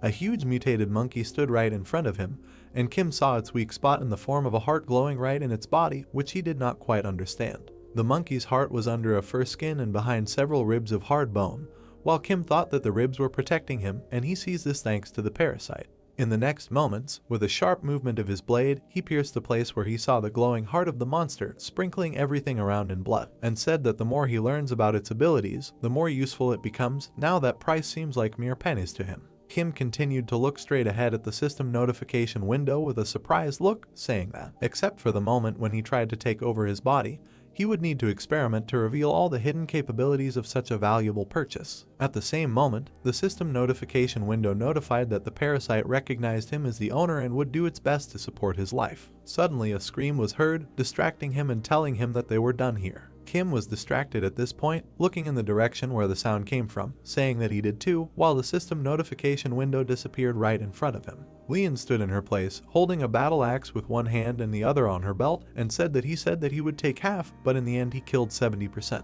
Kim, standing directly opposite her, held a sword in his hand while behind there was a huge number of corpses of monsters, and asked if this was too much, and Leon told him that no, the expedition was going much better with him. Kim looked in surprise towards Leon, who, coming closer to him, covering her mouth with her hand, said that only she had to invent all sorts of nonsense in order to somehow justify his abnormally high strength. The rest of the squad stood behind the barricades while Leon, turning her attention to them, continued to speak in Kim's ear that the researchers were already saying that he was a born war hero. They would soon begin to worship him, and Kim, who was standing nearby, said that, apparently, he overdid it. The rest of the squad with spears in their hands and blue clothes stood in their places when Leon, taking the axe in her hand and pointing straight ahead with the other, shouted that the battle was over and they should not loiter around, and they should collect all the deep gems until the monsters came to the smell of blood. Chan suddenly ran straight towards her, calling out to Leon with fear on her face. She turned in his direction and said that he did a great job. Immediately after this, Chan, running up to her and Kim standing next to her, said that he thought they had a problem. They stood in their places and did not understand what was happening. Then Chan, standing straight in front of them with a serious look, his gaze directed forward, said that another expeditionary force 2 times their size was approaching them, and they were going to split into 2 groups to surround them. Leon and Kim continued to listen to him attentively, standing in their places. She then added that he couldn't find any early images of them, but they were probably watching them while they were fighting, and Leon was very surprised by what she heard and didn't understand what was happening. The rest of the squad went about their business, while Leon, turning in their direction, with determination in her voice, waving her hand in front of her, told them to prepare for battle, and a battle was coming. Kim, who was standing next to her, looked at her with a face that showed no emotion and said that these were not monsters, so why were they so alarmed? Leon, folding her hands to her chest, looking in his direction, said with great dissatisfaction that in Gazer, not only monsters become their enemies. Then she continued to say that since Gazer is not subject to their laws, it is easy to steal the prey of another, and Kim, with surprise and a little fear on her face, continued to listen to her carefully. Everyone in the squad seemed to be alarmed and grabbed their weapons, preparing for the upcoming battle as she continued to say that they had taken down about 30 medium-sized monsters and the team was exhausted from the battle, while the other squad was watching from afar and intended to attack after the battle was over. At this time, Chan, sitting away from everyone on one knee, leaning on it, with his other hand extended in front of him, pointing upward with his finger, continued to use his skill. Leon said that if it weren't for Chan's abilities, they would have been trapped. Suddenly Chan, pointing forward with his finger, raising his head a little higher, looked straight ahead with a serious look and said that they were grouping and seemed to understand that they were aware of their presence, while Leon stood aside with a scared look and listened to him. After which Chan added that it seemed that they had changed their mind about encircling them, and Kim, who continued to stand in his place, with a face showing no emotion, said that they were apparently leaving, and Chan, interrupting him, said that no, they are still coming. All members of the squad gathered together, waiting for the upcoming battle, until Leon, folding her hands to her chest, said with a dissatisfied look that they needed to be alert and act on the occasion. The team was tired, so they would have been caught anyway, even if they wanted to escape, and the rest listened attentively to her words. Leon, with her back to Kim, turned to him with obvious seriousness in her voice, saying that she knew they already relied heavily on him. After which she turned around and looked in his direction with displeasure, saying that she could trust him if everything went wrong, to which he responded positively. Kim continued to stand in the same place, looking straight ahead with a serious look, and smiled a little, saying that he liked this squad. All 5 dungeon children from the squad stood in their places, looking ahead with obvious dissatisfaction, until a voice was heard in the cave, saying who they had here. Leon was very dissatisfied with what she saw and bared her teeth in displeasure, looking straight ahead, expressing her anger. After which she said that Song Chong Hul is a very bad person. A man in black glasses and red hair, dressed in a fur jacket, pointed his hand up and leaned the other on his belt, smiling broadly, and said that why immediately insult him, they had not all seen each other for so long, while several people were standing behind him from his squad. Immediately after this, he took off his glasses, fixed his arrogant gaze forward and said with a malicious grin that he was glad to meet them. After which he rushed towards them with small steps, leaning forward a little, hid one hand in his pocket, the other scratching the back of his head. Said that he heard that spiders had recently beaten them up quite a bit, but, as it seems, not so much, what hard workers they are, and they were apparently tired of living. In response, Lian, who was standing right in front of him, crossed her arms over her chest with obvious dissatisfaction and told him to close his mouth and go his way. And Song, mockingly raising his head up and making a gesture with his hand, opening his mouth wide and closing his eyes, said that she is very vulnerable, and in order to get to the lower levels, they need to go here. Lian continued to stand in the same place, showing displeasure and contempt with her appearance, and he continued to talk. Dream looked straight up and with an arrogant face, continuing to make a gesture with his hand, said that they might have something interesting. Kim looked at Lian, who was clearly unhappy with what she heard and clenched her teeth in anger. Then Kim, looking towards Chan, asking about this man, diverted his attention. Yes, they continued to stand in their place, looking at Sun, who spread his arms in different directions and smiled sarcastically while Jiang explained that there is an organization called the Researchers Association. Recently, they even received support from the state, but it's just a gang bandits, which holds all the entrances to the labyrinths and attacks the troops. Kim looked to the side with obvious dissatisfaction, saying that the state apparently was okay with this, and Chan responded by saying that it was hard to believe, but alas, there was a constant influx of people in their association. Behind the pulpit stood a certain man in black clothes, waving his arms widely and opening his mouth against the backdrop of a flag with a skull and a helmet, speaking to the crowd. And Chan continued to say that this is why now most teams are part of an association, and do not act independently, all because a lot of money is being poured into Gazer. Chan, with a clearly dissatisfied look, closed his eyes and, opening his mouth slightly, pointing his finger straight ahead, said that, probably, together people think that they are doing a great thing, but in the end it all comes down to a battle for money. Immediately after this, Interfere used his skill, looking straight ahead with a menacing look, using the same red eye of the monster, and thought that he did not like them. At this moment, the system notified that the parasite was analyzing the forces of enemies at the moment. Sun's group stood in their place, as if in the shadows, emitting some energy similar to evil. While Kim thought that among them there were 9 children of the dungeon, Sun seemed to be a little stronger than Lian, and everyone else was only below level 7. The members of the squad of the guy with red hair stood in capes and smiled sarcastically, while Kim continued to think that there were about 40 researchers, all armed, and their faces were like that, and asking for a fight. This must not be the first time for them. Kim imagined the image of Sun, who, with a malicious expression on his face, full of contentment, is stepping on Lian's corpse, and he thought that if they got into a fight with them, they would definitely kill everyone except him. Kim continued to stand in his place, as if barely restraining his anger, straining the surrounding atmosphere, thinking that they. After which he raised his head, continuing to stand next to the members of his squad, directed all his anger and his gaze straight ahead, as if showing that he was a wild beast thirsty for blood, and thought that they were getting on his nerves. Chan and Lian stood in disbelief with fear on their faces, thinking it was bloodlust, while Lian stood looking at them with incomprehension. Lian stood in place with a face expressing fear and did not understand what was happening, thinking that she felt the same as from the king of the labyrinth, and she could not move because of fear. She averted her gaze to the side, and her face continued to express great fear, spreading throughout her body, and she thought that the king was wandering somewhere nearby. No, he was standing right behind her.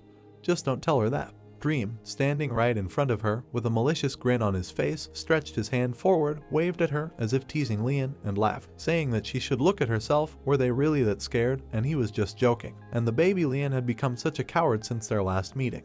Lian was clearly pleased with what was happening and shouted with contempt on her face that this was not what he was thinking about while she was stopped by the hand. It was Chan, who stood nearby and, with obvious sadness on his face, waved his head, showing that there was no need to do anything. Dream continued to stand in his place with an arrogant look, pointing his palm in their direction, saying that she decided to put him in a bad light.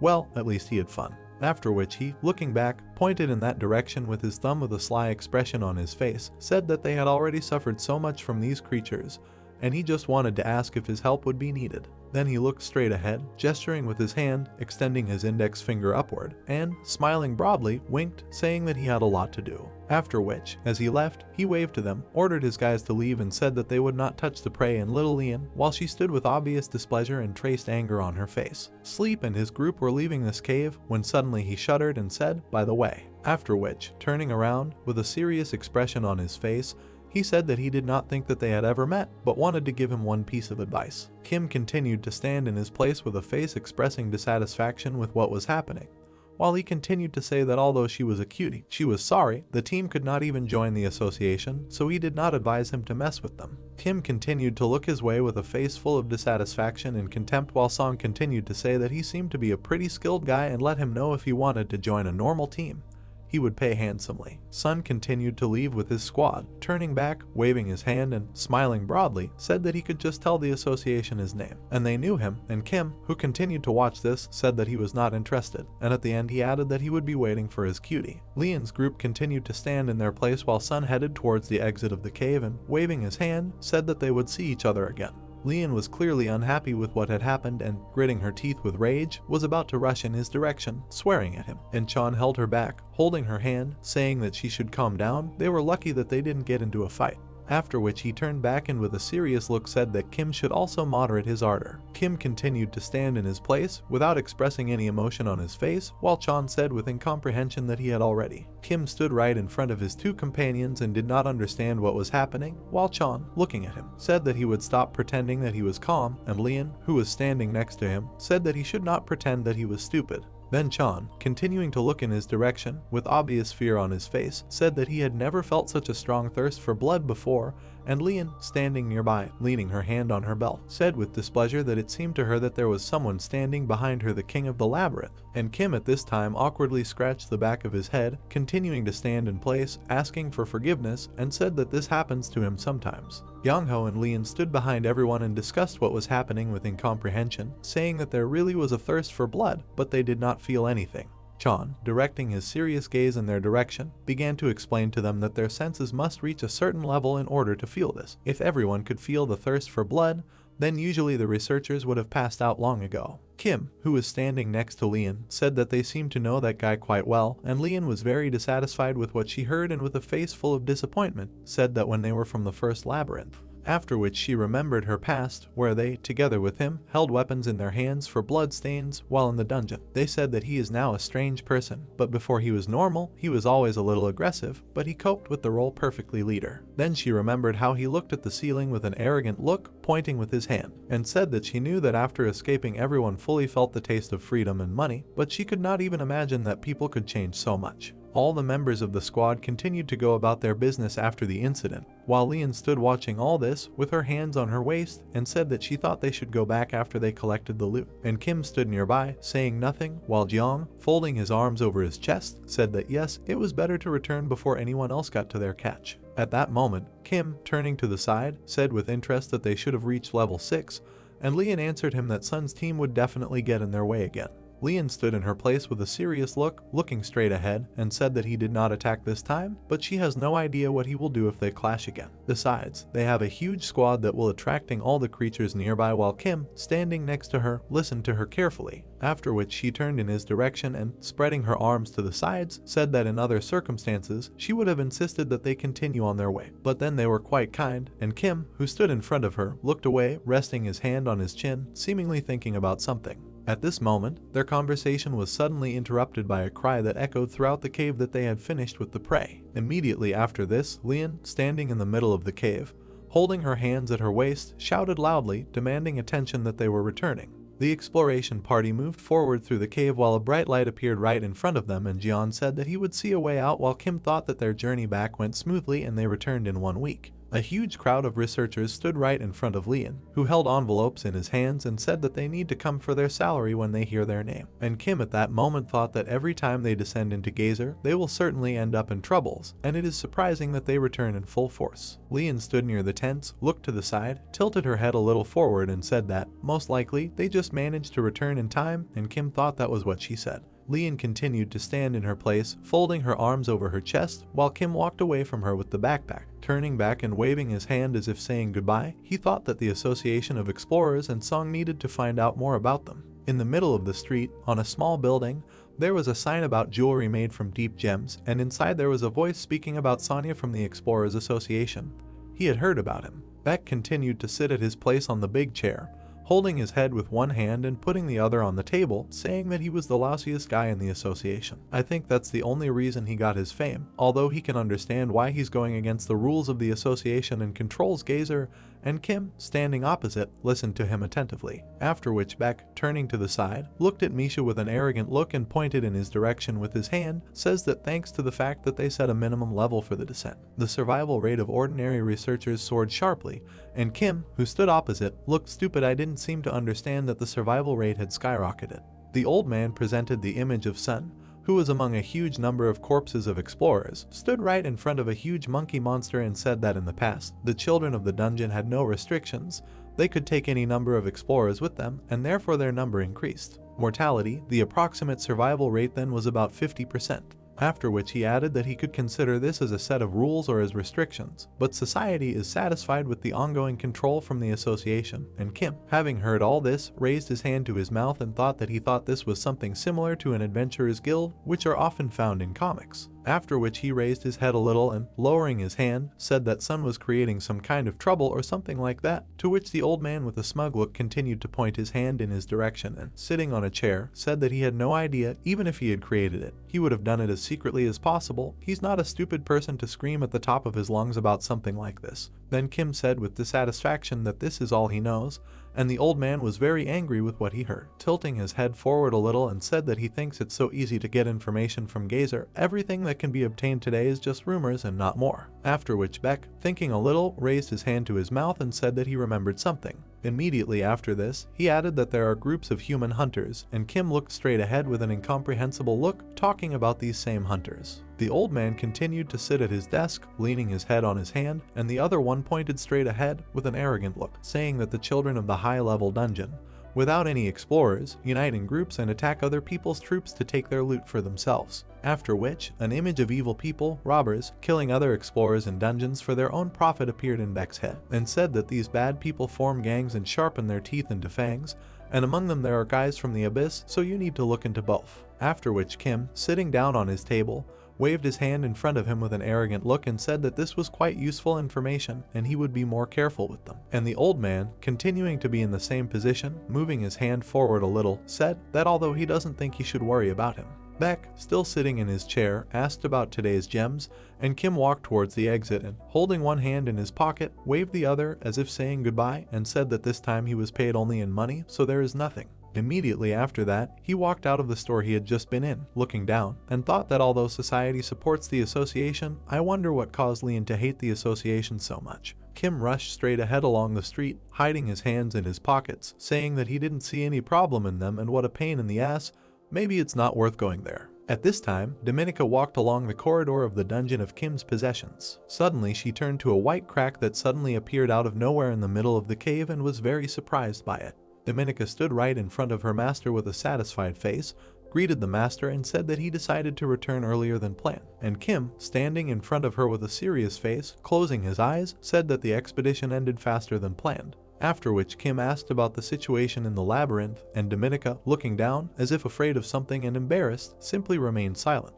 Then Kim, with a clearly dissatisfied face, called out to her. She said that they had a guest and he was waiting for him in the pub, and Kim said that something had happened again. Kim continued to stand in the same place, with his hands in his pocket, right in front of his assistant, and said that it was probably that dark merchant again. And Dominica, with incomprehension on her face, said that no, this time it was a hired low elf. Kim looked away, not understanding what kind of elf had come, and was very surprised by what he heard. Immediately after that, he headed straight down the dark corridor, turning his back to Dominica, saying that he needed to meet him, and she looked after him, distracting him. After which Dominica, lowering her head a little lower, closing her eyes, said that the lower elves are devoid of all loyalty and dignity if he thinks of hiring any of them, and Kim, turning around, listened to her attentively. After which he suddenly said that if he could not be trusted so much, he should boldly write them out of here. Why was he still in his labyrinth? And Dominica, continuing to bow her head before her master, said that she had thought about it, but after which she opened her eyes and, raising her head, fixed her serious gaze straight ahead, saying that, unfortunately, at the moment there are not enough scouts in the labyrinth, although they have archers with a wide viewing angle, but they still are not suitable for this role, and Kim, who was standing nearby, continued to listen to her attentively. Then she continued to say that that's why she thought that he might need a lower elf, and Kim, remembering his minions with a very wide physique, full of muscles, said that when they clearly lack dexterity, they somehow need to explore the map. After which he turned his back to Dominica and, closing his eyes, hid his hands in his pockets and said that then he would make a decision himself, and his assistant, looking after him, turned to him with worries, and at the same moment he said that I wasn't worried about it, a leader needs to resolve such issues. Kim, with a sharp movement of her hand with a face that did not express any emotion, hiding one hand in her pocket, opened the door of her pub while the Naga bartender was diligently wiping the plate with a towel. After which Kim greeted him with a gesture, pointing her hand towards her, and the bartender, continuing to sit at the counter, leaned one paw on the table, leaned the other against his head, as if saluting.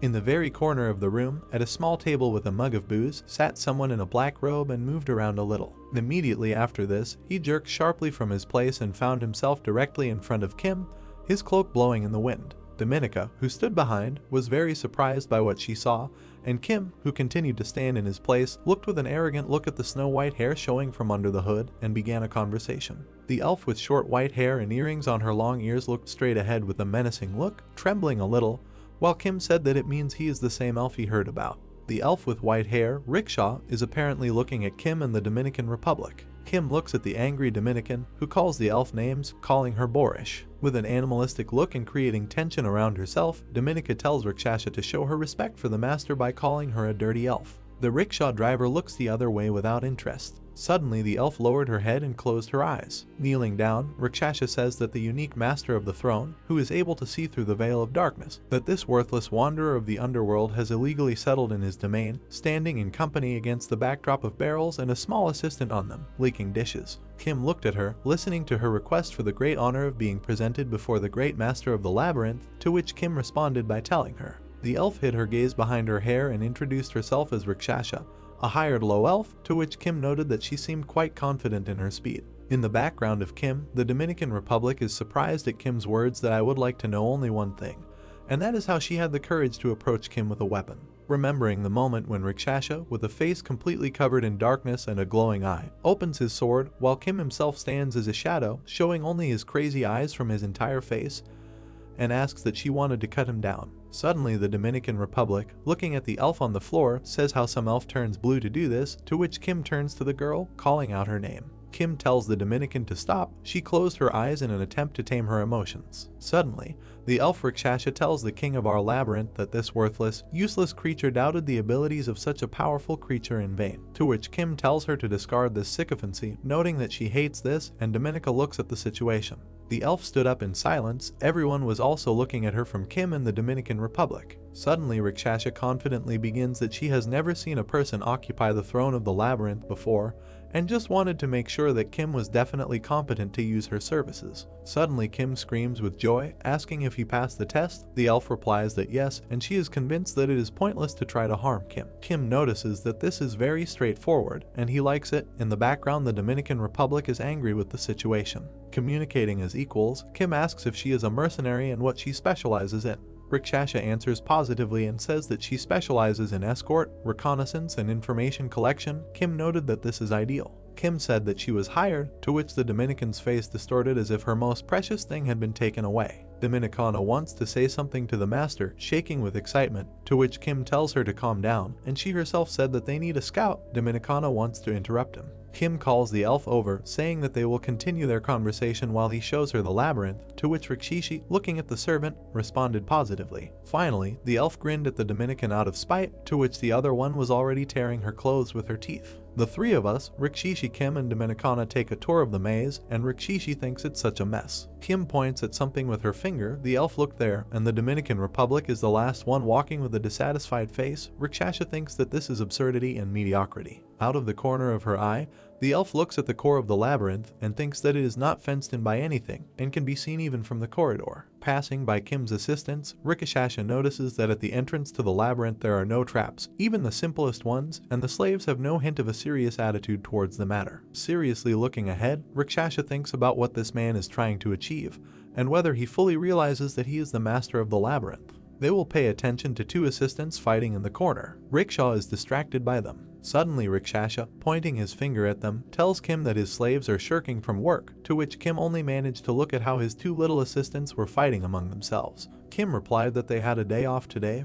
Rikishasha asked again in bewilderment, and Kim replied that they had nothing to do today. Rickshaw asks directly to Kim's face where it has been seen that a slave in the labyrinth has a day off, to which Kim replies that this is how it is here, because providing them with enough rest and food on their feet is better than forcing them to work themselves to death. Raising his hand, Kim says that the more he uses his muscles, the less effective they are. Rakshishi asks again, and Kim remembers that he was once part of a research team. Replying to Rakshishi that he simply looks at everything from the point of view of greatest efficiency, Rakshishi, as if tired of their conversation, notices in his thoughts that he is too naive. The three of them are standing in the corridor, and Rakshishi flies into her thoughts that after all, a person is just a starling, and even despite the fact that he is the master of the labyrinth, she is sure that the labyrinth will not last long. The Dominican Republic suggests taking a walk to the training hall. Kim asks who is training there today. Dominican Republic answers that Nagi, and at this time Rakshisha assures herself that this is a hopeless place. Rakshishi thinks she will stick to the plan. A couple of days later, Kim sits on the throne, covering her face with her hand and analyzing that the labyrinth is developing too slowly,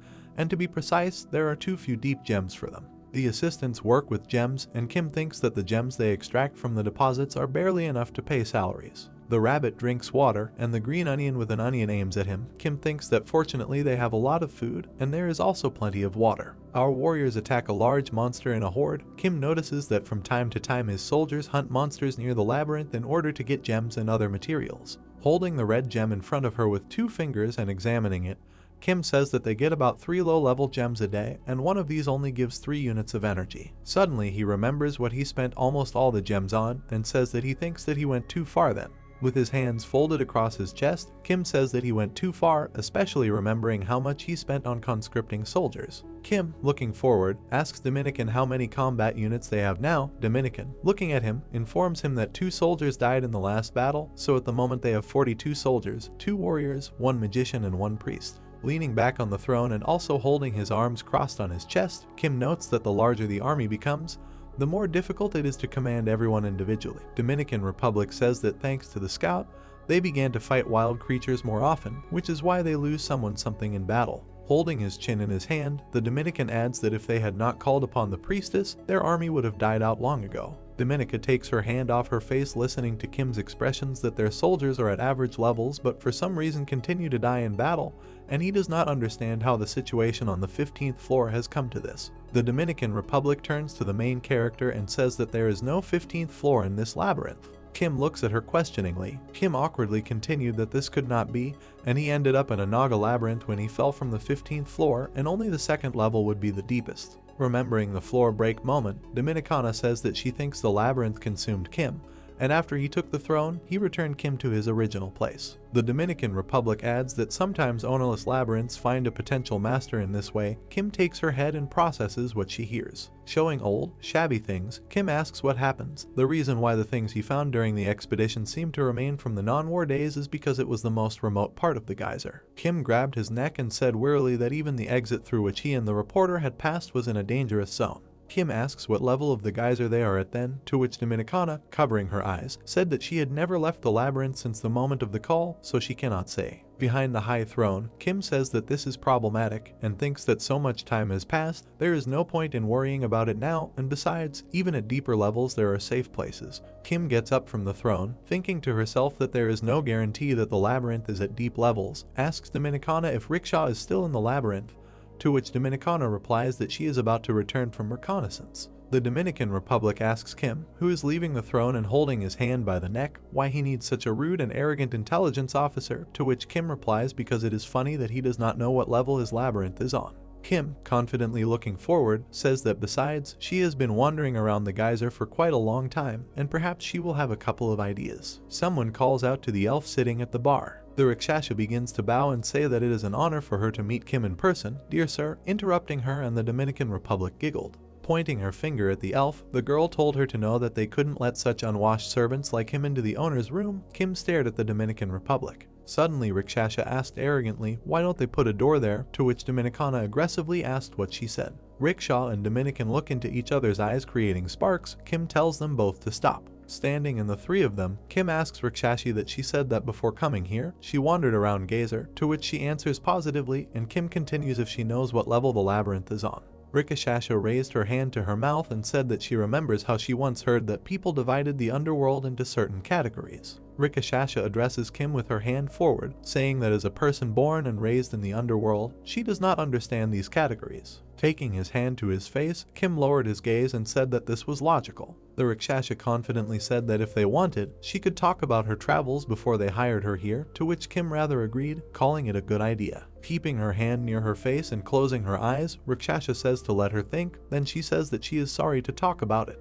But she says that right next to our labyrinth is the labyrinth of the king of the water dragons, creatures that were able to survive the war in the dungeon against the backdrop of the story of the dragon's eye with his followers. He exclaimed in surprise. Kim asked again. Rakshasa, moving her hand this way, says that she was there before coming to our labyrinth, and as far as she knows, that labyrinth existed even before the war. In the background of the dragon's eye is the king of the water dragons, Anextus, the strongest among the water dragons, and also the typical master of the labyrinth, who defends his throne for a long time. Standing in the same three, Kim crosses his arms on his chest and asks how close he is. Rakshasa replies that the journey to him takes about 4 days if you go the straight road. Kim says that it is too close. Kim put his hand on his mouth and wondered if the labyrinth existed before the war. They are poor 2 decades old, and he is sure that the size, rank, and number of warriors are at an incredibly high level. Against the backdrop of the arachnid with her spiders and goblins with swords, Kim informs that if the labyrinths have unequal strengths, then the weak labyrinth will definitely be absorbed by the stronger one. Kim recalled that when he was a slave in one labyrinth, he almost always came across battles, remembering the picture where he was little looking out at the fight between a goblin and a spider, continuing that thanks to this he was able to see many battles between different monsters. Rakshasa says that it seems that they already know about the existence of Naga's labyrinth, to which Kim, looking at her, asks why she thinks so. The rickshaw driver explains that between the 2 labyrinths there is a territory controlled by the Predator, the Bloody Leopard, and an encore of opponents appeared from above. With the warriors fighting in the background, the elf says that the dragons tried to subdue the leopard but failed every time, so Rakshasa doesn't think they took such a risk without a good reason.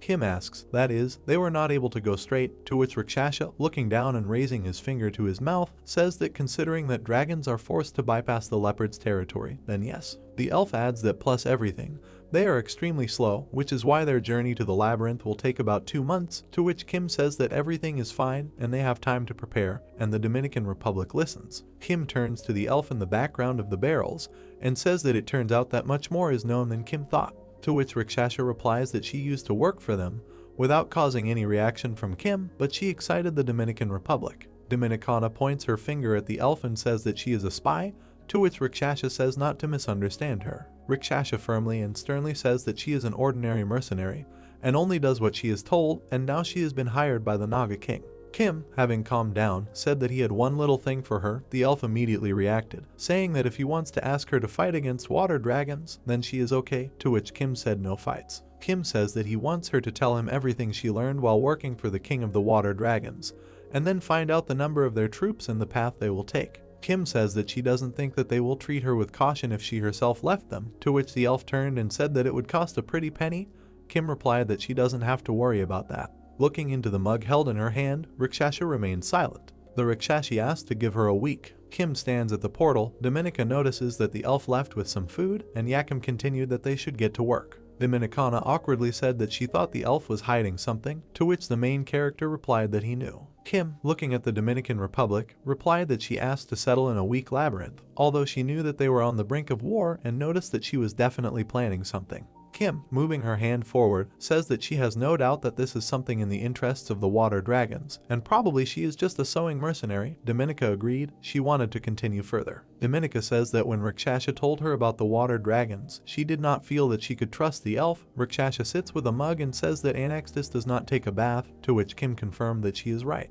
Kim, looking forward and crossing his arms over his chest, shouted that of course she was just waiting to sell them, to which Dominic looked at Kim in surprise. Dominica tells Kim, who is standing in front of the portal, that in this case, sending her all alone is not a good idea, but Kim says that it is even better, since they will think that the naked soldiers are all their strength, and that they have no deep gems, and that they were huddled in a corner in fear due to the impending war. Dominicana looked at him and says that everything is so, to which Kim replies that everything is so except for the part with the fear of war, and besides, he was surprised to hear something about dragons. Kim and Rakshas's past moment is flashback, where she says that Anextus has been sitting in the shadows since the Great War, and Kim asks why. Rakshasa says, holding a mug in his hand, that he had heard rumors that people had weapons that could kill him, and before the war he was assured of complete immunity to all types of attacks. The Rakshasa said that the king simply disappeared into the shadows because he began to be afraid of people. Leaving the past moment, Kim says that now the king of the Naga has become a human, the very species that Anextus fears so much. Kim enters the portal waving her hand and informing that she will return in 3 days and bring a gift. The Dominican Republic responds positively. Leon, waking up from the sound of the bell, says that he will take it now. Taking the phone in her hands and leaning her face on one hand, she asks what someone needs from her on her day off. Suddenly Leon warily saw something on the phone.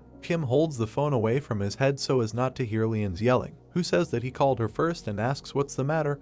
Kim decided to join her team. Yaki answers in the negative. Kim, putting the phone to her ear, asks Leon if she is still going to repay him for saving her life, to which the girl replies that of course yes, and he can ask for anything. Kim says there are a couple of things that will be useful to him. 1 week later, the big warrior opposite the protagonist's successors look at each other. One dragon looked at the warrior from behind the shield. The other dragon costs exactly the same. The warrior in golden armor began to say that these snake monsters were no match for them, and that they could not even leave a scratch on the great warrior. The excited warrior says that he said the wrong thing, and you see it all because he is too powerful, and this is all because of their class differences and because of the power of the great blood. Then an even more joyful warrior says this because he is a descendant of dragons. The narcissistic warrior laughs, holding his head. Other less progressive dragons say that again he is for his own. Ordinary dragon warriors discuss that Kim will not leave a scratch on them either. Another warrior asks him to be quieter. The dragon says that his comrade has already forgotten how he forced them to listen about his endless power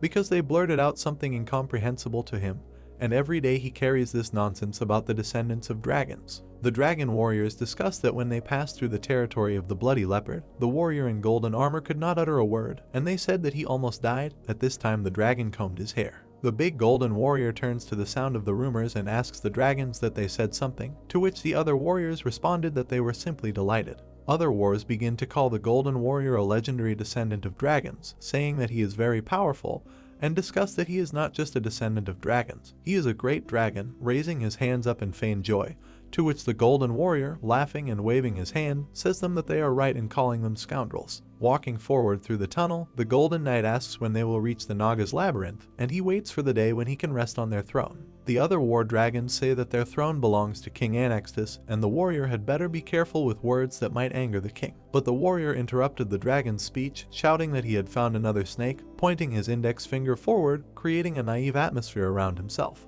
Draken looks at Kim's assistant holding a pickaxe and asks if it is a slave, and he believes that the labyrinth is already very close, and most likely they are not aware of their intrusion at all. Suddenly Kim's assistant starts to run away as Draken screams that this slave is running away and tells everyone not to let him get away. Draken chases after Kim's assistant, shouting that they can find the entrance to the labyrinth if they run after him and let the others hurry, to which the warriors shout to Draken to wait for them. The assistant is cornered and Draken's paws prepare to catch him, while the warrior says that he has finally been caught and he will pay for making him, Draken, sweat. Draken begins to shout to him to take them to his labyrinth, but suddenly the assistant disappears. Draken is shocked, and Kim suddenly asks if all dragon descendants are so noisy. Against the backdrop of Kim putting his assistant on the ground, Draken shouts asking who dared to desecrate the name of the dragons, saying that he is tired of living. Draken shouts to the standing Kim upstairs, forcing him to turn around and show himself, to which Kim asked again. Looking at them with his assistant, Kim replied that he was the king. Suddenly one of the dragon warriors says that this is a man.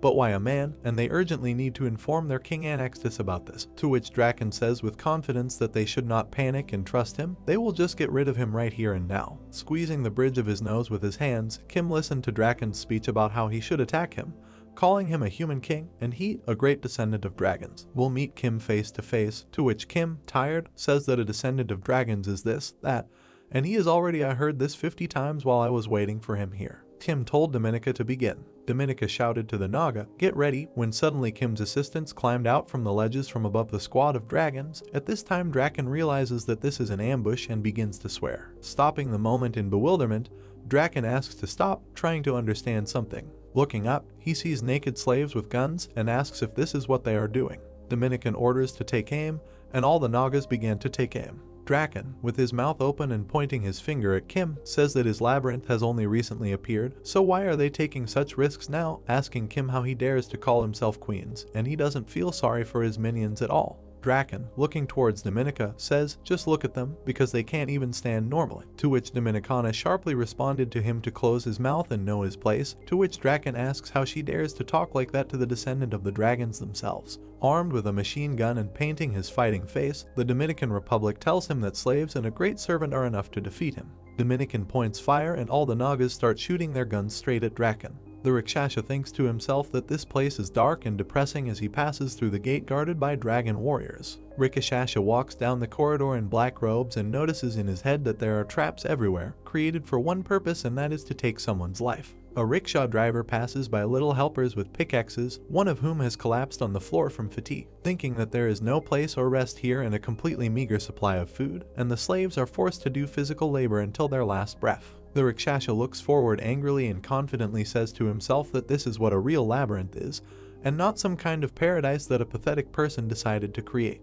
Rakshishi falls to one knee in front of the huge monster on the throne, beginning to call him the great king of the water dragons. The monster's eyes glow yellow in the darkness, and Rakshasa adds that the Naga labyrinth now knows about the existence of a labyrinth of water dragons, and soon they will begin to prepare for battle. Bowing his head to the ground, Rakshasa informs him that, however, Kim and his assistants are mining quite a few deep gems due to a lack of manpower. The elf says that she wants to take advantage of their despair of Kim and his inhabitants of the labyrinth and convince them to subjugate the bloody leopard, whose death will allow Anaxtis, the owner of the labyrinth of water dragons, to kill Kim freely. Kneeling at the king's feet, the elf suggests that the king begin an invasion of the Naga's labyrinth while their forces are exhausted from the battle with the bloody leopard, and perhaps the king can enter the labyrinth while Kima is away. The king stands up from his throne, calling Rakshasa a good fellow, and remarks that he will listen to her advice. Anaxtis walks to the side, ordering the elf to advise the labyrinth Naga to attack the blood leopard a week after they enter his territory, informing that they will set out tomorrow.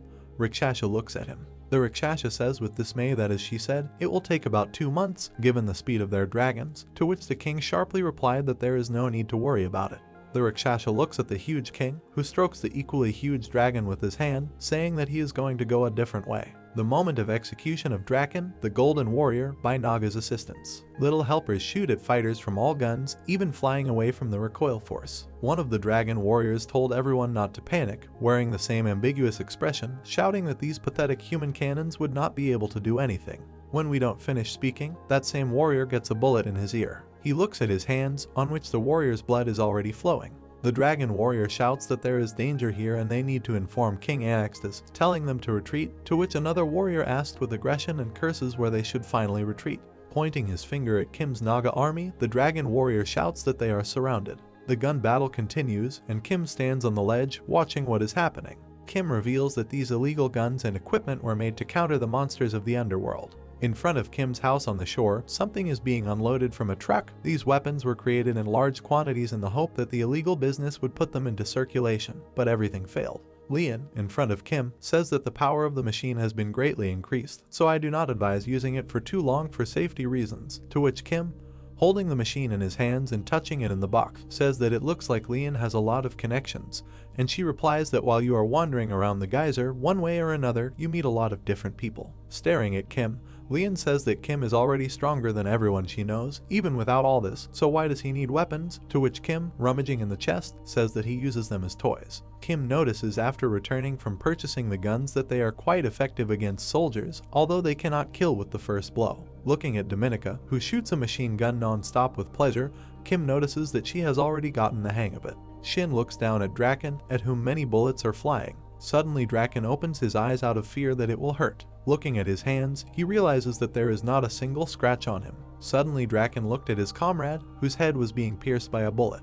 Out of surprise, Draken accepted the situation that he was invincible. Standing proudly in front of an army of assistants and in front of flying bullets, Draken declares for everyone to look at him and says that Kim's attacks are nothing to him. Dominicana begins to shoot harder, writhing under the weight. Draken strikes athletic model poses, showing that he doesn't care. Suddenly Draken was afraid of our warrior, who was approaching him with a sword. The Naga warrior swung at Draken's head, hitting him, his sword breaking into pieces like glass. Taking the Naga warrior with his huge hand, Draken says that it is too weak. Draken threw the warrior into the wall with all his might. Laughing at the Dominican Republic, Draken asks if this is all they have, calling the Nagas useless worms. Dominicana with a bestial look takes out the rocket launcher and says that she will kill Draken with other curses. Kim stops her. Kim says that she will deal with him, to which Dominicana screamed his name questioningly, turning to him as if he were a hero. Draken looks ahead and is glad that even the king himself decided to do something without saying anything. Suddenly Kim flew through Draken, hitting him completely with his sword. Kim with a murderous look attacks Draken, delivering blows that make Draken sway stupidly. Kim noticed something. Suddenly Kim landed in front of him, and Draken had his head down behind his back. The next moment, Draken with enormous power smashes Kim's place into smithereens, and Kim managed to dodge. Kim attacks Draken's head, causing him to make little more than small talk, which is a bit unpleasant. Draken screams, opening his entire mouth, that he is in pain. Kim looks at him with questions. Kim is knocked down by Draken's tail. Draken's tail shoots Kim into the wall. The Dominican Republic shouts the master's name, to which Kim instantly replied that he is fine. Kim stands as if nothing happened in a whirlwind of dust. Draken, looking at him, thinks what's wrong with Kim. Draken looks at the calmly standing guy with surprise and thinks that Kim is strong and his physical form is even better than that of hell spiders, but Kim has absolutely successful fighting instincts. Looking at Kim and his red eye, Draken wonders if this is a joke and if Kim is mocking him. Suddenly Kim broke away from his seat towards Draken. Draken began to scream in horror. Kim hits almost all of Draken's spots with his sword. Kim looks terrible for herself. Looking at Draken, who is slightly shrinking in pain, Kim understands that he has no vulnerable spots, and even the parasite's ability cannot detect a single one, indicating a point on Draken's neck. Draken slams Kim into the floor. Dominicana shouts the master's name, and Draken asks if he has finished him off. From a whirlwind of smoke, Kim says that just like life from a descendant of dragons, although they are all different, they have the same weaknesses, to which Draken says that this is not true and he is ideal. Draken hears Kim pointing to the area between the shoulder blades. Swinging a whirlwind of dust with his sword, making way for himself, Kim goes forward. With confidence and fearlessness, Kim says that this area will be his next target to attack. Kim opened his eyes at what he saw. He stands in front of the already changed Draken, noting in his thoughts that this dragon's aura has changed after he heard about his vulnerability. Draken created a terrifying aura around himself. The main character looked at the approaching yellow dragon. He noticed that the atmosphere around had changed dramatically. Kim looked down, clenched his hand into a fist and thought that this was a slight tremor of the earth and vibration of the air. He had finally shown his true nature. The guy put his sword on his shoulder, looked forward and realized that not a single attack could reach him before his transformation. And he couldn't even imagine what would happen now. He needed to attack him with all his might before he had a chance to attack first. The main character pushed off with such force that he caused a rock fall and flew towards the enemy. Kim looked at the dragon and thought that it was not moving. The guy flew past, striking his enemy with his sword. The protagonist landed on the ground, looked at the dragon's paw, which was bleeding, and thought that this was great. This attack broke through his scales. A red cross was visible on the enemy's back. The main character noted that his weak spot was clear in the palm of his hand, but he didn't even move. Maybe it was a trap. Kim put his sword forward, looked carefully ahead and thought that he shouldn't dwell on this, just let him show him what he was going to do. A loading picture appeared in the form of 3 small slaves and information that a couple of seconds later. The guy, having destroyed the stone wall, extended his hand with a sword and rushed to attack. The monster continued to stand motionless. Draken opened his eyes wide, sweating profusely, and thought what terrible blue eyes he had. The king, this bastard, he didn't say a word about it. The dragon clenched his fists and remembered that he just said that some puppy owns this labyrinth, said that the master of the labyrinth is mediocre and stupid, and not that's all, but he even found out about my vulnerability. Will he really die here? Kim landed on the ground not far from the monster, who thought that the places he hit still hurt. Even though he has strong armor, this does not mean that he does not feel pain. Perhaps he cannot do it at all. It's okay to move after that. An energy explosion formed near the stone wall, and Draken looked at it and decided that he had to run. He would pretend to let him get away, and he would run away. The dragon looked forward in surprise and thought that he had disappeared. The monster stood motionless and did not even notice how the main character cut its scales on its chest. Draken opened his eyes and mouth wide in horror and looked down. He looked at his palms and thought, this is blood, this is his blood, he has never seen it before, he will definitely die, 100% will lie back here. He didn't even feel a woman, he doesn't want to die. Kim, with large glowing eyes, appeared behind the monster and was about to strike again. Draken looked forward and cowardly thought that he would die. The monster fell to the ground, covering its head with its paws, and the main character flew past it. The guy looked ahead in confusion. Dominic and Greenie peeked out from behind the rock, raised their hands and looked at what was happening. Draken was on his knees in front of the main character, shaking all over and asking to spare him. He won't do this again, however. He was just following orders. He didn't want to do this. He's just an ordinary mercenary, and the king of the water dragons is a real bastard. Kim looked at the servant who was saying that they were done with the water dragon soldiers and replied that that was great. The guy folded his arms, looked down and asked, so what should they do with him? The dragon lay on the ground, hiccuping in fear, and the protagonist thought that they would put the dragon's remains to good use. Kim and Dominic looked at the monster, and the master said that it was not a problem to kill it, but to cut it up, after all, it was quite strong. Draken raised his head and with tears in his eyes said that he swears to be faithful to him and his labyrinth. The guy looked at the monster in surprise and asked that he was betraying his current master and swearing allegiance to him. The monster replied that that was exactly the case. Kim asked, in that case, wouldn't he betray him in the same way? The dragon put his paw on his chest and shouted that he swears in the name of dragons, he will never betray the Naga king. The main character gritted his teeth, grabbed the sword and angrily said to stop playing with it. And Dominique noted in surprise that this was a dragon's oath, she had never heard it before. The servant pointed her finger at the monster and explained that dragons are very noble and selfish creatures. They impose restrictions on themselves in order to please their enormous pride. The assistant ran her finger along the neck, presented the dead body of the creature and said, but once they take the dragon's oath, deviation from her words is equivalent to a painful death. Draken knelt down and lowered his head. The heroes looked at him, and Dominique noted, but what's strange is that he's definitely not a purebred dragon since he doesn't have wings, but he's capable of activating an oath. Kim turned his head and asked if it was true. The monster replied that this beautiful girl was telling the truth. The guy clarified that it was something like a curse of his family. The creature confirmed his words. Draken closed his eyes and put his hand on the back of his head, and the main character said that they had no pride for the life of them, and did not see a hint of nobility in him. The dragon stuck out its tongue and wagged its tail after the guy said that he thought he could be useful. They would find a use for his strong body, the creature said in response, thank you. A loading window appeared showing Greenie dragging a blue slave by the hair, and a few days later, not far from the Naga Labyrinth. The main character looked at the weapon in his hands and asked that the scales of the king of water dragons were much stronger than him. The dragon replied that yes. The guy clarified that he did not have any weak spots. The monster said that he did not know this. Draken stood tied to the target on his chest and called his king. Kim asked what it was. The monster explained that he just wanted to say that, perhaps, on the outside it seems that everything is in order, but inside everything hurts and quite badly. The main character held a flare gun on his shoulder and said that he just wanted to prevent even the slightest hint of betrayal.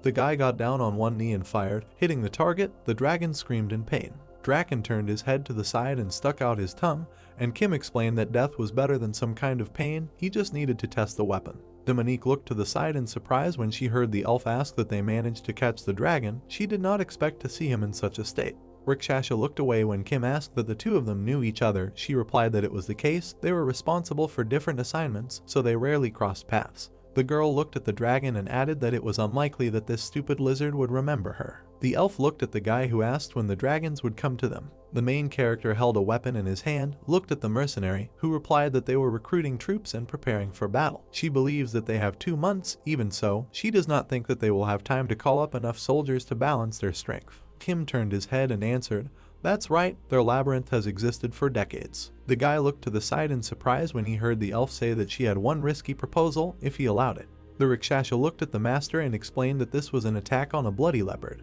She presented a large red crystal and said that she was sure that the high-level abyssal gems that the leopard had would greatly help them in preparing for war. But as she had already said, even the labyrinths closest to him did not dare to get involved in a conflict with him. Kim crossed his arms and looked at the girl, who continued to say that before attacking him, she advises spending at least a week collecting gems and building up military power. And even if the mission fails, they should make sure that the labyrinth didn't die without them. Dominique looked ahead in confusion and noted that she was right.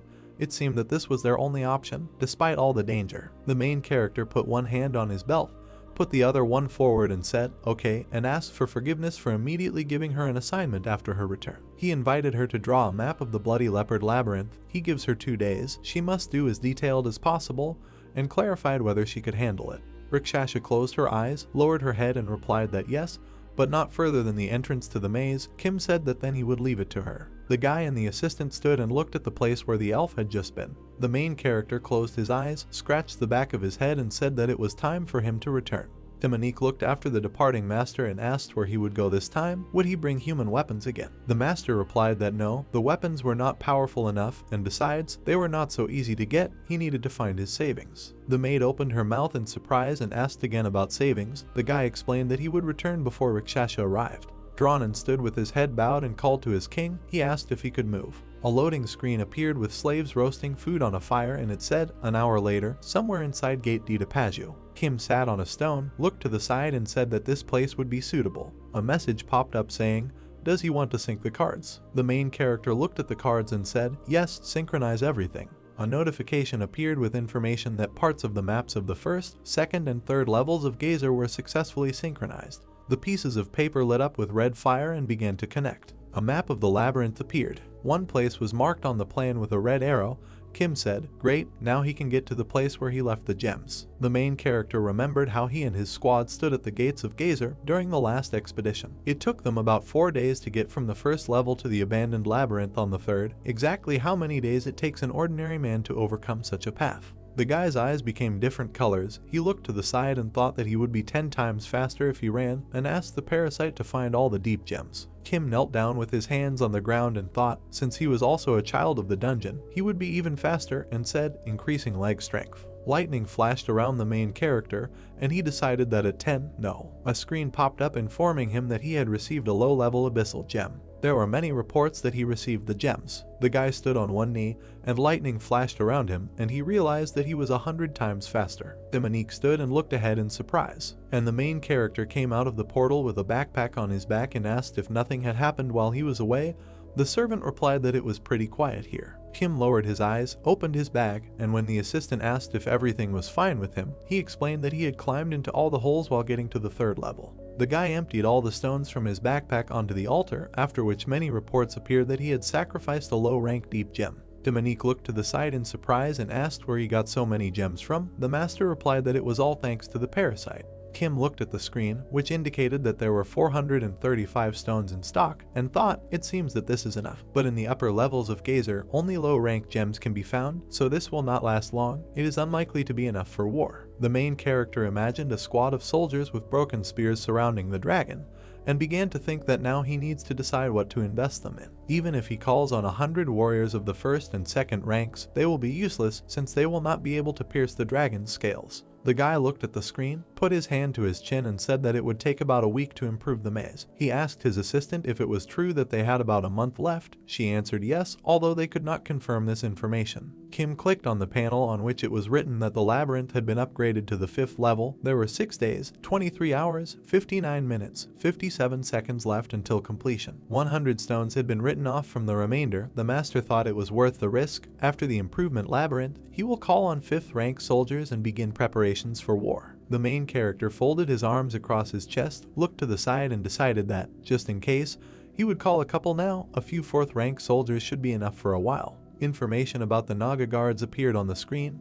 They are medium in size, specialize in protection. Stern and calm guards will not let anyone through without your consent. Kim and the maid stood and looked at the sparkling core. The owner said that he was calling on the Naga guard. Rakshasha walked along the stone wall with a paper in her hands. The elf saw a huge horned monster approach a hole in the rock and thought that the king of the water dragons had decided to take a shortcut through the bloody leopard's territory rather than go around it, probably using slaves to dig a tunnel. The girl looked down and realized that the path from the Naga labyrinth to the bloody leopard required 1 day. The king of the water dragons would arrive within a week. The elf looked forward with eyes full of tears and thought, no matter how they prepared, the labyrinth did not stand a chance. The mercenary approached the entrance, and a huge guard blocked her path. The Rakshasha looked to the side in surprise, and the main character ordered them to stop because she was working in their labyrinth. The elf showed the master the paper. He clarified that it was a map. She replied that it was ready. Kim raised his hand, over which a rolled-up piece of paper lit up with a red flame. He noted that this was an excellent job. The mercenary looked to the side and said, it seems that now they have more soldiers. The guy explained that he used the deep gems that he collected once. The Rakshasha lowered her head, raised her hand to her chin and said that with such powers they really have a chance to capture the territory of the bloody leopard. The main character clarified what she was talking about. The protagonist looked to the side and added that they were entrusted with the task of guarding the labyrinth while he was away, and the soldiers who would participate in the capture were here. Kim pointed his finger at a detachment of warriors standing near the wall. The mercenary raised her hands after hearing the master's words that these are the elite soldiers of the Naga labyrinth, yet they have experience in battles. She said that this is incredible. They do not have a chance with such and such troops. The main character folded his hands on his chest, looked at the elf and asked her not to worry. He would fight with them. She explained that this was not the problem. The Rakshasa furrowed her eyebrows and said seriously that they would be destroyed, and he might even lose his life. Kim looked at the elf and asked her to shut up. How dare she look down on his soldiers? The mercenary lowered her head, closed her eyes, and apologized to the Naga king for her rudeness, and thought to herself what a fool she had been for thinking that they actually had a chance. The Rakshasa looked forward when she heard the gentleman ask if she had time to rest a little, and answered that yes, she had a good rest. The girl turned around and looked at the departing master, who said that he would like her to accompany them during the blood leopard raid. Kim looked away, put his hands in his pockets, and added that they were leaving immediately. Rakshasa looked closely at the guy and thought that he asked to make the map as an excuse to force her to leave the labyrinth for a couple of days. No matter how you look at it, there is no point in it. The main character and the mercenary walked ahead of the army along stone walls and huge bones. The elf stopped and, without turning around, said that they had arrived in the territory of the bloody leopard and asked the soldiers to be extremely quiet. Rakshasa looked to the side seriously and said that the blood leopard specializes in stealth and ambush, so this is the perfect opportunity for him to attack. They need to be prepared for an ambush. Kim looked at the elf with eyes full of anxiety and said that she was very nervous. The girl replied, "Besides, being an apex predator, the bloody leopard has ruled this territory for decades." The main character turned around, and Rakshasa said that she would not want to die doing the work of a guide. The mercenary looked away, clenched her hands into fists, and thought, even though she agreed to accompany them, it's still too dangerous here. She's not sure that she'll even be able to get out of here alive. The girl narrowed her eyes and realized that she felt a thirst for murder. The Rakshasa froze and felt something surrounding her. She thought that the controlled but enormous thirst that sent shivers down her spine meant that the bloody leopard was somewhere nearby. No. The elf lowered her eyes and decided that it was coming from her. The main character stood behind a girl with glowing red eyes. He called her and warned her that she would die if she turned around. Kim looked at her intently, saying that now they can talk. Rakshasa stood with her back to the master and said that she did not understand. He began to explain to her that it seemed to him that she did not particularly like the way he controlled his labyrinth. The main character looked at the girl, introduced the little workers, and said that a loyal attitude towards slaves, warriors, and henchmen, a naive bunch of weaklings, they would never be able to survive in Gazer. He understands why she thinks so. Kim bent the fingers on which the parasite was located and added that she should not forget that he himself was born underground and knows very well how everything works here. Rakshasa closed her eyes when she heard the master's words that he takes care of his comrades and gets rid of enemies. This is his path, and, unfortunately, he still cannot determine who she belongs to. The girl replied that she is just a hired one worker. The elf tilted her head and looked forward, and the main character added that she betrayed the Naga labyrinth and sold information about them to the king of the water dragons. He would give her a chance to justify herself. Rakshasa spread her arms to the sides and turned to the master, saying that she used to carry out orders from the king of the water dragons, but this does not mean that this is the case now. She remembered taking out a knife and said that yes, she had been rude on the first day they met.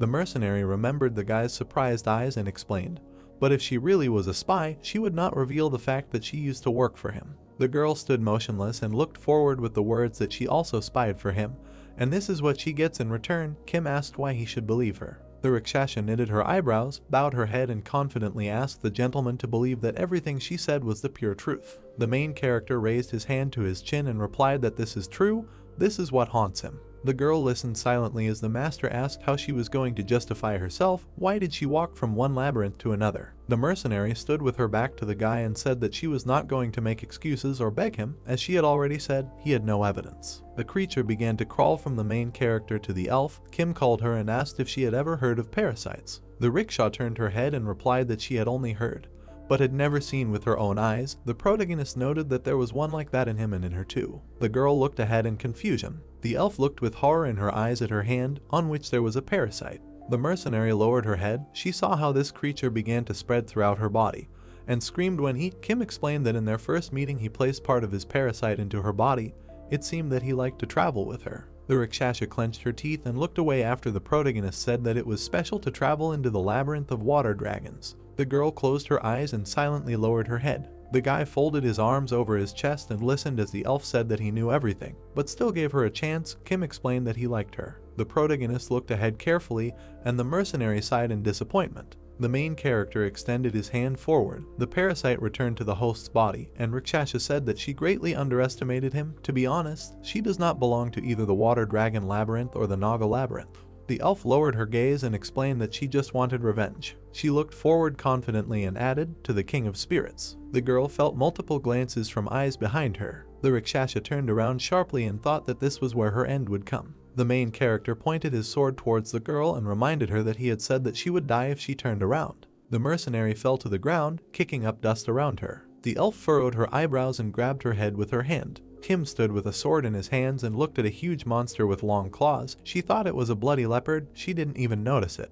The main character struck the enemy with his sword. The leopard jumped up sharply, and the stones scattered to the sides. The monster hovered in the air and watched as large pieces of rock fell to the ground. Kim, holding a sword in his hand, carefully watched the actions of the monster. The guy lowered his sword and tried to understand where the monster was, which moved with lightning speed from one wall to another. He thought that he was able to camouflage himself even during a battle, and this speed, however. The main character crouched down, looking up. The master and the parasite on it, with many eyes, looked carefully ahead. Kim jumped up sharply, putting his sword forward, and thought that he saw him.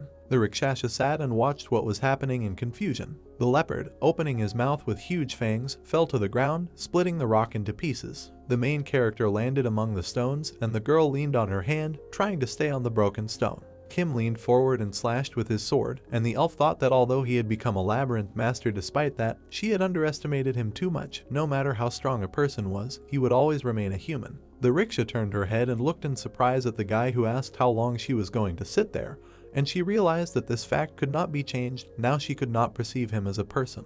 The main character stood, lowering his sword, near a cloud of dust and said that they would continue their conversation after the battle. If he wanted, he could run away right now. Kim turned his head. On his face was a mask in the form of a fang parasite, and warned her to know that if their paths crossed again, he would not give her a second chance to talk. The girl realized that he was a monster that was born in the labyrinth. The Rakshasa looked to the side and asked if he could see the bloody leopard, and heard the answer that he could. The guy turned his head in the direction where the monster was hiding and added that he was sitting still. Maybe he was recovering. Kim lowered his gaze, raised his hand, and thought that this is the first time he uses so much power of the parasite at once. It greatly depletes his stamina. If this continues, he will have to fight with his own strength. He must finish it off as soon as possible. The Rakshasa turned her head and called the master, and then shouted, "Bloody leopard." A huge monster appeared behind the protagonist's warriors, and the elf exclaimed that there was another one. The monster grabbed one of the main character's fighters with its fangs and pierced his chest. Kim rushed to the attack to protect his squad, with such speed that the girl even covered her face as he flew past her.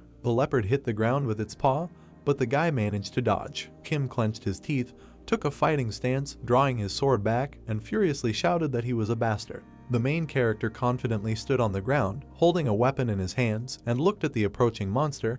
He said that it reminded him of fighting spiders. He was already sick of them. Pathetic rats. The guy raised his sword. His eyes lit up in different colors. He mentally asked the parasite to save his strength. If they continue like this, they will lose all their stamina before they have time to deal with them. Rakshasa knitted her eyebrows, took out a weapon, and told the master that she would help the Nagas. He ordered her to stand there. The girl looked in confusion at the back of the main character, who told her to stay behind and watch the fight. He didn't need her help. The main character, without turning around, asked her not to underestimate his soldiers. The warriors stood in a circle with weapons in their hands, and in the center the magician tried to help a wounded relative. He put his hands in front of him and cast a spell, Benatrakam. One of the fighters with long horns lowered his head and asked what the condition of the victim was. The doctor replied that it left much to be desired. He could die if the treatment was interrupted. The magician looked forward after the soldier said that this magician is very important to the king. He must be protected at all costs. The leopard approached the fighter, who continued to say, "Until their king arrives."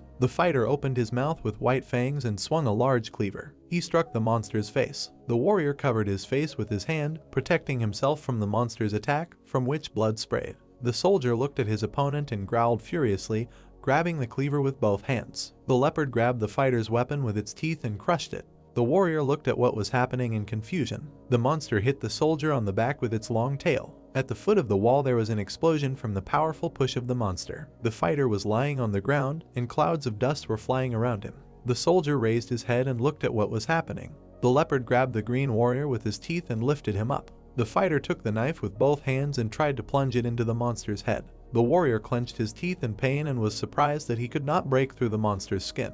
The leopard lowered its head and stepped on the tail of the wounded soldier. The monster clenched his teeth tightly and raised his head. The fighter lying against the wall raised his head and saw how the monster tore the body of his comrade apart. The horned warrior opened his eyes wide and realized that they were losing. He remembered the first meeting with the main character and thought that for decades their labyrinth had been in ruins, and now they finally had a chance to start over. He was given the honorable role of being the first soldier of the Naga labyrinth. A picture of how he stood with his mouth open, greeting the master, appeared in his head. The soldier stood up, grabbed his wounded place with his hand and thought that he swore that he would live to see with his own eyes the rise of a king who would not let them fall again. The powerful shock before the attack caused rocks to fall. The warrior grabbed the monster by the head and thought that from the very beginning his oath to destroy his enemies with the king was wrong. The monster's tail wrapped itself around the soldier's body. He flew to the side at the moment when another fighter came to his aid, standing with a cleaver in his hands in front of the enemy. The warrior raised his weapon and swung it.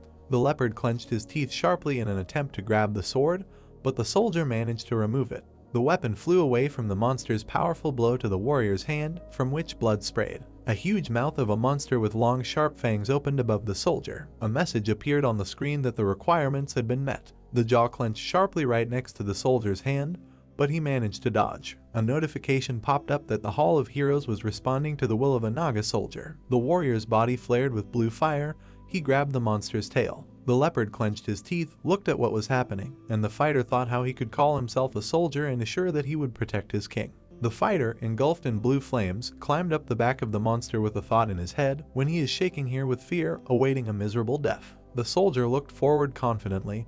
His face was disfigured from the changes that had happened to him. He said that today he would go to hell with him. A screen appeared with information, activating the heroism of a Naga soldier. We see how Quint grabbed the tail of his enemy with an enraged look. With all his strength, he began to throw it over himself and successfully lifted it from the ground. Hitting him on the ground, his body began to gradually transform into something else. Quint continued to throw blows that made the monster scream. Then he grabbed his claws. He gradually began to stretch these claws in different directions, putting a lot of effort into this. Soon, thanks to his great strength, he was able to tear these claws from his body. The monster screamed in pain, as if begging to spare him, but Quint continued to tear him apart. He struck the monster thanks to its severed body parts. A huge ball of dust formed around this monster.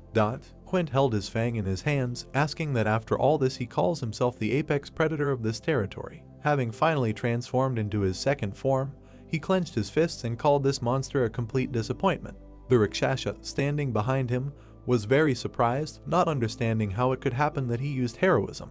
It was clear from his face that he was sincerely surprised, because Quintus seemed to have deliberately taken so few warriors with him, and each time he tried to throw away these thoughts, but all the facts converged. He imagined in his head a monster in front of which a man stood with the effect of heroism, and thought that in order to activate this heroism, the soldier must have sufficient combat experience, and the effect will manifest itself only when the soldier has an insight or when a soldier encounters something that triggers this process. He began to look at Quint again and realized that even those who were subjected to heroism could not predict its appearance, and no one was able to activate such a powerful phenomenon of their own free will. He imagined the first Quint, behind him and thought about his words so that he would not underestimate his soldiers. Turning his gaze to the side, he could not imagine how many trump cards Quint had hidden up his sleeve. When suddenly he saw Quint again in his original form, standing right in front of the monster. A notification appeared stating that Naga soldier's heroism had been successfully activated. Quint looked at him in surprise and did not understand what kind of heroism this was. Then, throwing his sword aside, he said that he had no idea what just happened, but he knew one thing for sure. He began to activate his second form again and said in a very menacing tone that he no longer needed to hold back. Transforming into his second form, he again stood in front of this monster and prepared to fight it. Holding a huge fang in his hands, he sent it straight at the monster. Then he turned his gaze to the side and was very dissatisfied with what he saw. He saw that poor Nagi was attacked by this huge monster. Quint immediately rushed to help him and was able to repel the monster's attack. Immediately after this impact, this huge red monster began to disintegrate into small particles. Quint began to protect his minions with his body and shouted at her, asking where her fuse was and why she didn't just attack him. Rakshasa looked at all this and thought that this is exactly how bloody leopards fight. Their fighting style is based on camouflage, which can compensate for their low endurance. He imagined two forms of Quint who were angry about what was happening, and understood that even by activating heroism, the soldier would not be on the same level as the master who was able to track the movement of the blood leopard, so ordinary warriors could not even keep track of the speed of the blood leopard. He looked at how Quint protected them and realized that on top of all this he had to protect the wounded Nagas, which put him at a great disadvantage. Quint turned his frightened gaze towards his minions. Quint shouted to one of them if he was okay, and the other said that the magician was seriously injured, so he should try not to move. Right behind Quint, that same huge red monster began to appear again. While he did not notice it, he said that the battle was not over yet, so it was really better for him not to move. Immediately after these words, a huge wolf attacked his hand. But suddenly Quint was very surprised by what happened next. One of his minions saved him thanks to his magic and protected him from this monster with the help of his ice. They all began to grumble dissatisfiedly at the magician. Quint tried to break through this ice with his fists, asking why he was eager to fight when he was on the verge of death, and the magician replied that he used all the remaining mana to create this wall and now he doesn't have to worry about them. Quint looked at this magician through the wall while he said that he would not be able to destroy this wall, even if he put all his strength into the blow, so he can be calm and can easily defeat this monster. These words calmed the hero very much, and he said with a smile on his face that although he did not agree with him, he would have to trust him, and then he asked to freeze the floor as well. Quint began swinging his makeshift bat while the magician asked why he would freeze the floor, to which Quint replied that he was going to blow the place up completely. After these words, Quint hit the ground with all his strength with his bat, destroying everything around him. The monster flew up along with the destroyed floor. Then Quint swung this fang behind his back as if he was preparing to throw it. And then, as he swung, he threw that fang at him with all his might. As soon as he threw that fang, the monster disappeared in an instant. Then, without being confused, he picked up a huge boulder from the floor and began swinging it again.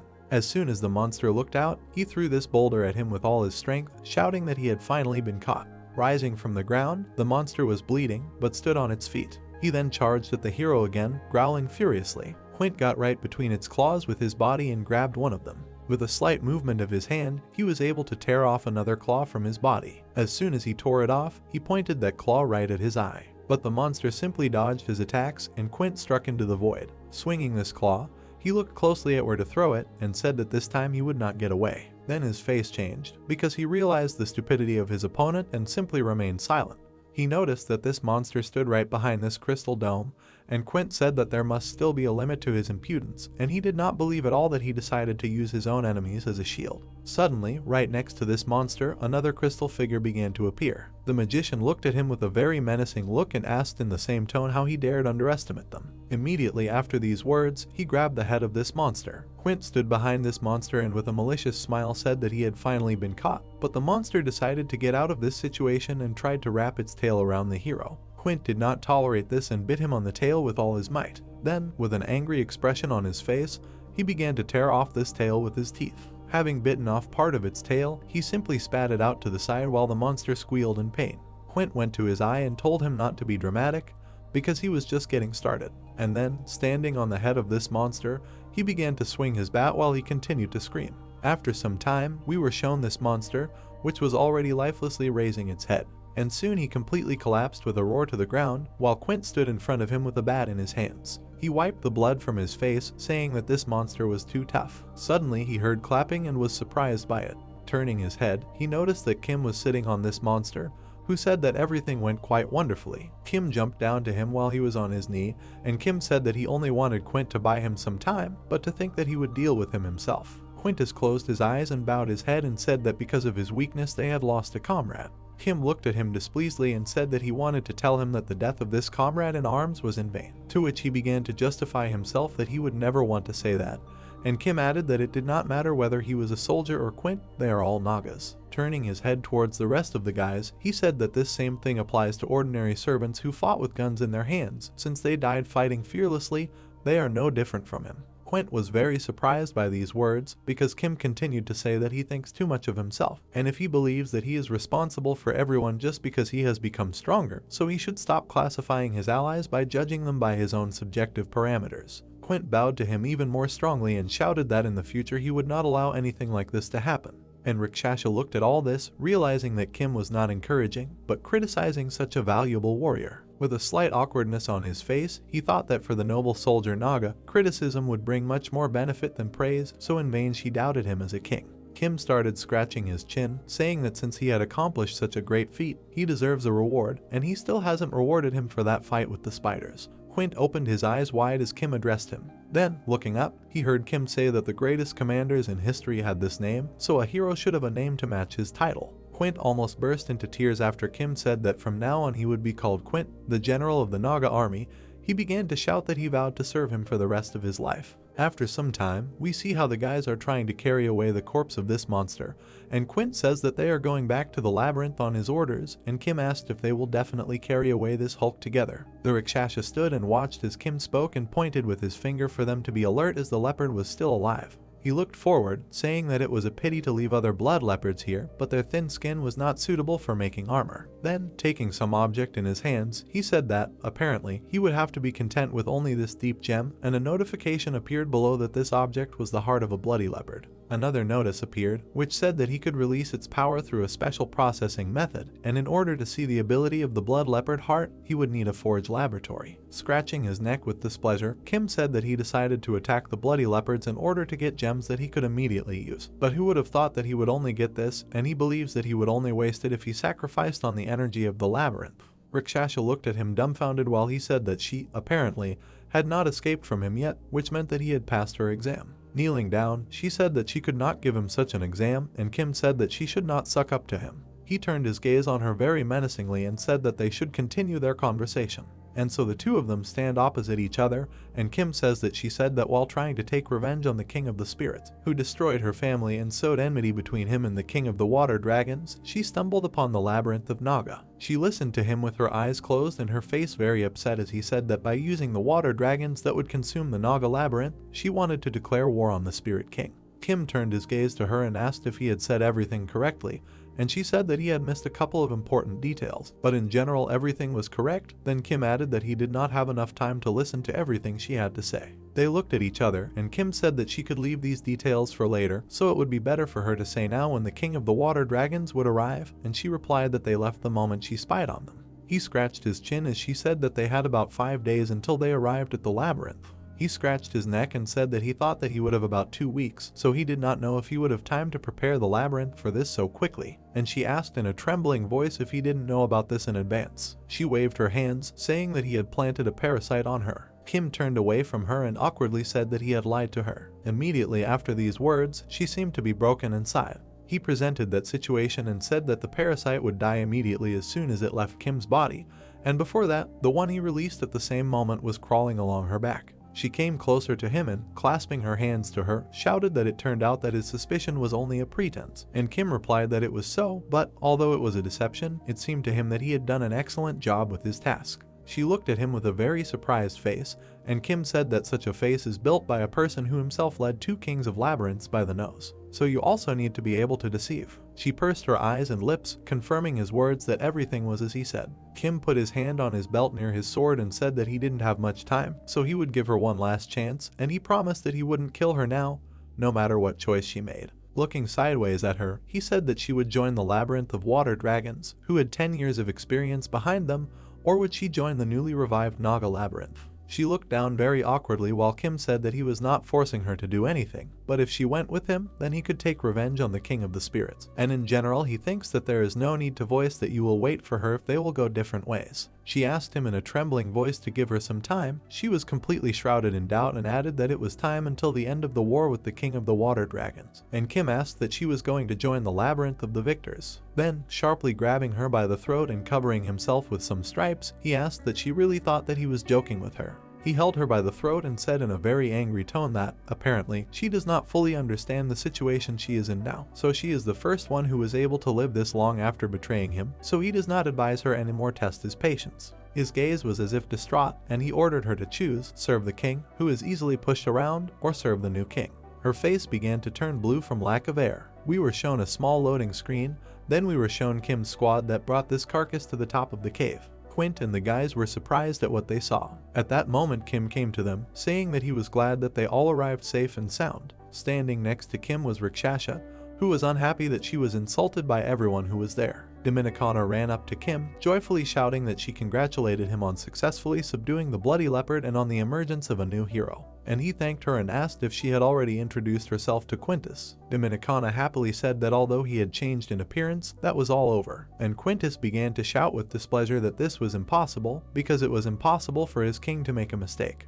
Quintus began to shout that if his king wanted them to introduce themselves to each other, then so be it. He began to extend his hand to Nastya, saying that he was glad to meet her, and said that today was great weather, while Kim awkwardly looked at all this and realized that it seemed that he had only made things worse. Quint started screaming again, because Kim asked if he told Nastya what he asked, and Quint replied that he conveyed the message exactly as he told him. Approaching Nastya, he asked if she thought they could succeed, and she replied that she believed that they could try, given the viability of the bloody leopard, but their magician was too badly injured. Kim began to scratch his head in displeasure, saying that they had little time left, so they would have to send new magicians into battle without proper training, and she asked what he meant by not enough time. Suddenly she was surprised, because Kim said that the water dragons would come here in 5 days. Dominicana began to get very angry, because Kim told her not to worry, since Rakshasha was now one of them, although he was not completely convinced of this. Rakshasha bowed her head, because Kim asked her to tell Nastya everything that she had told him before, and then asked Nastya to try to listen to everything without insulting her and comparing her with all the bad people in the world.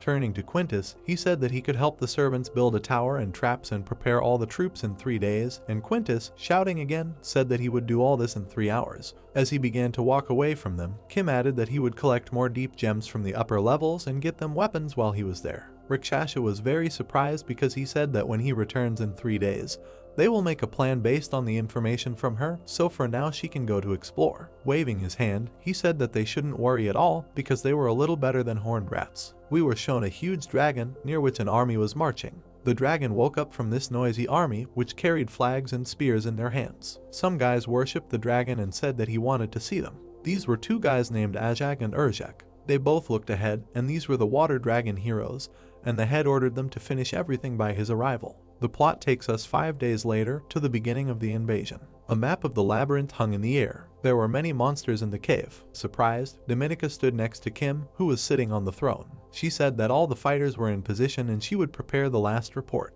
The main character agreed with her. Looking at the multitude of warriors, Dominica reported that they had 90 ordinary fighters and 10 warriors, not including Quintus, 6 archers, 4 healers. Looking at the monsters, she noticed that they had 5 magicians and 2 guards. Looking at the map, Dominica stated that their enemy had only 121 military units, 100 foot soldiers, 18 warriors, 2 water dragons the size of their guards. Looking at the crowd of monsters, she added that there was also one commander who she thought was a hero. Putting his hand to his chin, Kim suggested that they really had no one suitable for long-range combat, just as Rakshasha had said. Dominica replied that this is a feature of water dragons. She stood in front of the main character and said that despite their monstrous defensive power and enormous size, water dragons are quite slow and do not have long-range warriors. Rakshasha listened attentively to their dialogue. Dominica said that it turns out that they are one of those who will simply try to crush them with their power. The Rakshasha emphasized that, however, they had found how to compensate for their 2 main shortcomings. Dominica was dumbfounded.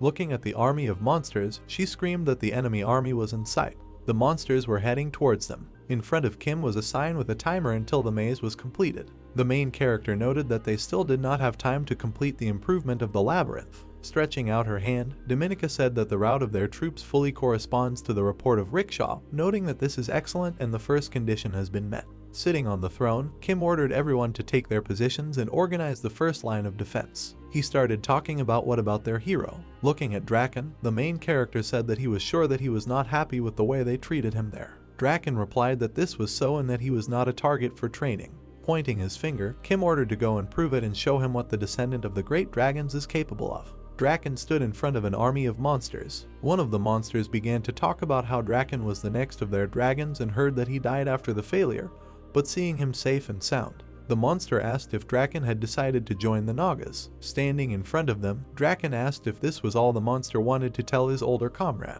The monster laughed and asked about his friend. He stated that Draken was a real pain. Pointing his finger, the monster noticed that ever since Draken was hanging around calling himself a descendant of dragons, he knew that all these rumors about dragons were lies and just tales to hide his weakness. The enraged Draken asked how Ajak dared to desecrate the name of dragons. Ajak stated that Draken is no better than a dead lizard and he is just a descendant of some extinct species. Holding the blade in front of him, Ajak said that if you think about it, water dragons also come from ancient dragons. He assumed that they had much more dragon blood flowing through them than Draken. Looking at Draken, Ajak ordered him to know his place, calling him a yellow lizard. Ajak was taken aback. He watched as Draken walked towards him. Ajak asked if he decided to attack alone, noting that he had chosen his own path. Examining Kim's warriors, Ajak stated that it was a pity to even look at the Naga army. Comparing with their forces, they lacked quality and numbers. Examining the magicians, Ajak suggested that they were up to something and should not be left unattended. Ajak screamed loudly for the water dragons to attack. Raising his sword above his head, he ordered that these pathetic Nagas be razed to the ground. Looking at the huge monsters, Ajak said that when the troops clashed with each other, they would have to lead their soldiers to their magicians. Preparing to make a dash, Ajak declared that he would take on this yellow lizard. He rushed at Draken and screamed that, from old memory, he would die quickly. Ajak was taken aback. He hit Draken on the head with his blade. He began to land a series of blows on Draken. Many blows fell on Draken. Ajak was dumbfounded. Sitting on the throne, Kim asked if he had decided to give his back, noting that he was making great progress. Surprised, Dominica asked if Draken would be okay, adding that he was the same as he was during their fight. The main character replied that he could handle it and should not interfere with him. Surprised, Dominique looked at Kim. The main character said that, as she already knows, Draken is terribly afraid of death and thanks to this he perfectly reads the enemy. Pointing his finger, Kim noted that he did not just stand up like a pillar and take all the blows. Most likely, he is now analyzing the enemy's strength in order to attack. The main character watched Ajak beat Draken. Kim emphasized that Draken also exposes his back to the enemy to understand whether he knows about his weak spot, adding that Draken is weak against the weak and strong against the strong. Dominica was at a loss. She said that she would never have thought that Draken was hiding such power. Kim said he was able to find out about this when he decided to join them. Surprised, Ajak stated that Draken is a great bluffer and he admits that he is not an ordinary lizard. Raising his blades above his head, Ajak cried out that, however, he dared to go against the hero of the water dragons and he could not withstand his power. Ajak's aura surrounded Draken. The surprised protagonist said that he knows one thing for sure. Ajak's blade split on Draken's head. Kim noticed that in their labyrinth Draken is the second most powerful after him. The dumbfounded Ajak said that this was impossible. Grabbing Ajak by the shoulders, Draken asked if he really thought he had more dragon blood in him than he did. Holding Ajak by the scruff of the neck, he declared that there was such a thing as the basic characteristics of a dragon. Powerful energy began to emanate from Ziraken. He suggested to see how Ajak handles this. A bright light illuminated Ajak's face. There was a powerful explosion. Clouds of dust rose. Ajak's face melted. Draken grabbed him by the head. Picking it up, Draken said that it was strange and he thought that it was the descendants of dragons. Flames came from Draken's mouth. He continued his speech and noted that he thought the descendants of dragons were immune to fire. Powerful energy was directed towards Ajak. Draken incinerated him. He raised his fists above himself. The frightened monsters began to shout that the hero was defeated and their commander was defeated. They began to run away shouting that the dragon was fighting for them. The monsters were grabbed by the paw. A huge demon grabbed them and said that they needed to get to the magicians. The monsters were scared. They rushed at the magicians. Stunned, Dominica turned to the master and said that they had thrown their own warriors at them. She asked if she should order fire on them. Kim replied that they would get by and they couldn't waste their ammunition on ordinary pawns. The main character, with a calm look, asked the two magicians to focus on defense. The magicians covered their faces with hoods. The magicians showed their essence. Enemy monsters rushed at them. Blue mana pierced right through the demons. Clouds of dust rose in front of the magicians. The stunned monster said that he survived. A huge demon appeared before him. He grabbed it in his fist. The demon threw the monster onto the battlefield. He fell to the ground. Kim watched the huge monsters carefully. Dominica was dumbfounded. The main character asked her to tell the guards to target the larger ones and need to lure them closer. He asked about how the formation was going. Surprised, Dominica replied that Draken was holding the center, preventing any attack in their direction. She presented a map of the battlefield. She reported that when they saw that their commander was defeated, the troops in the middle of the formation fled to both sides. She noted that they were in the minority from the start, so it was only a matter of time before they were pushed aside. She asked if they should activate the traps. Frowning, Kim replied that this was not necessary and they should lure the thugs there. The main character looked at Quint and asked him to tell Draken to concentrate on the left flank and he would take over the right. Kim looked at Rakshasha. He was on his knee. The Rakshasha, with a serious look, began to talk about the main forces of the enemy. The main character listened to him carefully. The Rakshasha stated that the enemy king was approaching them.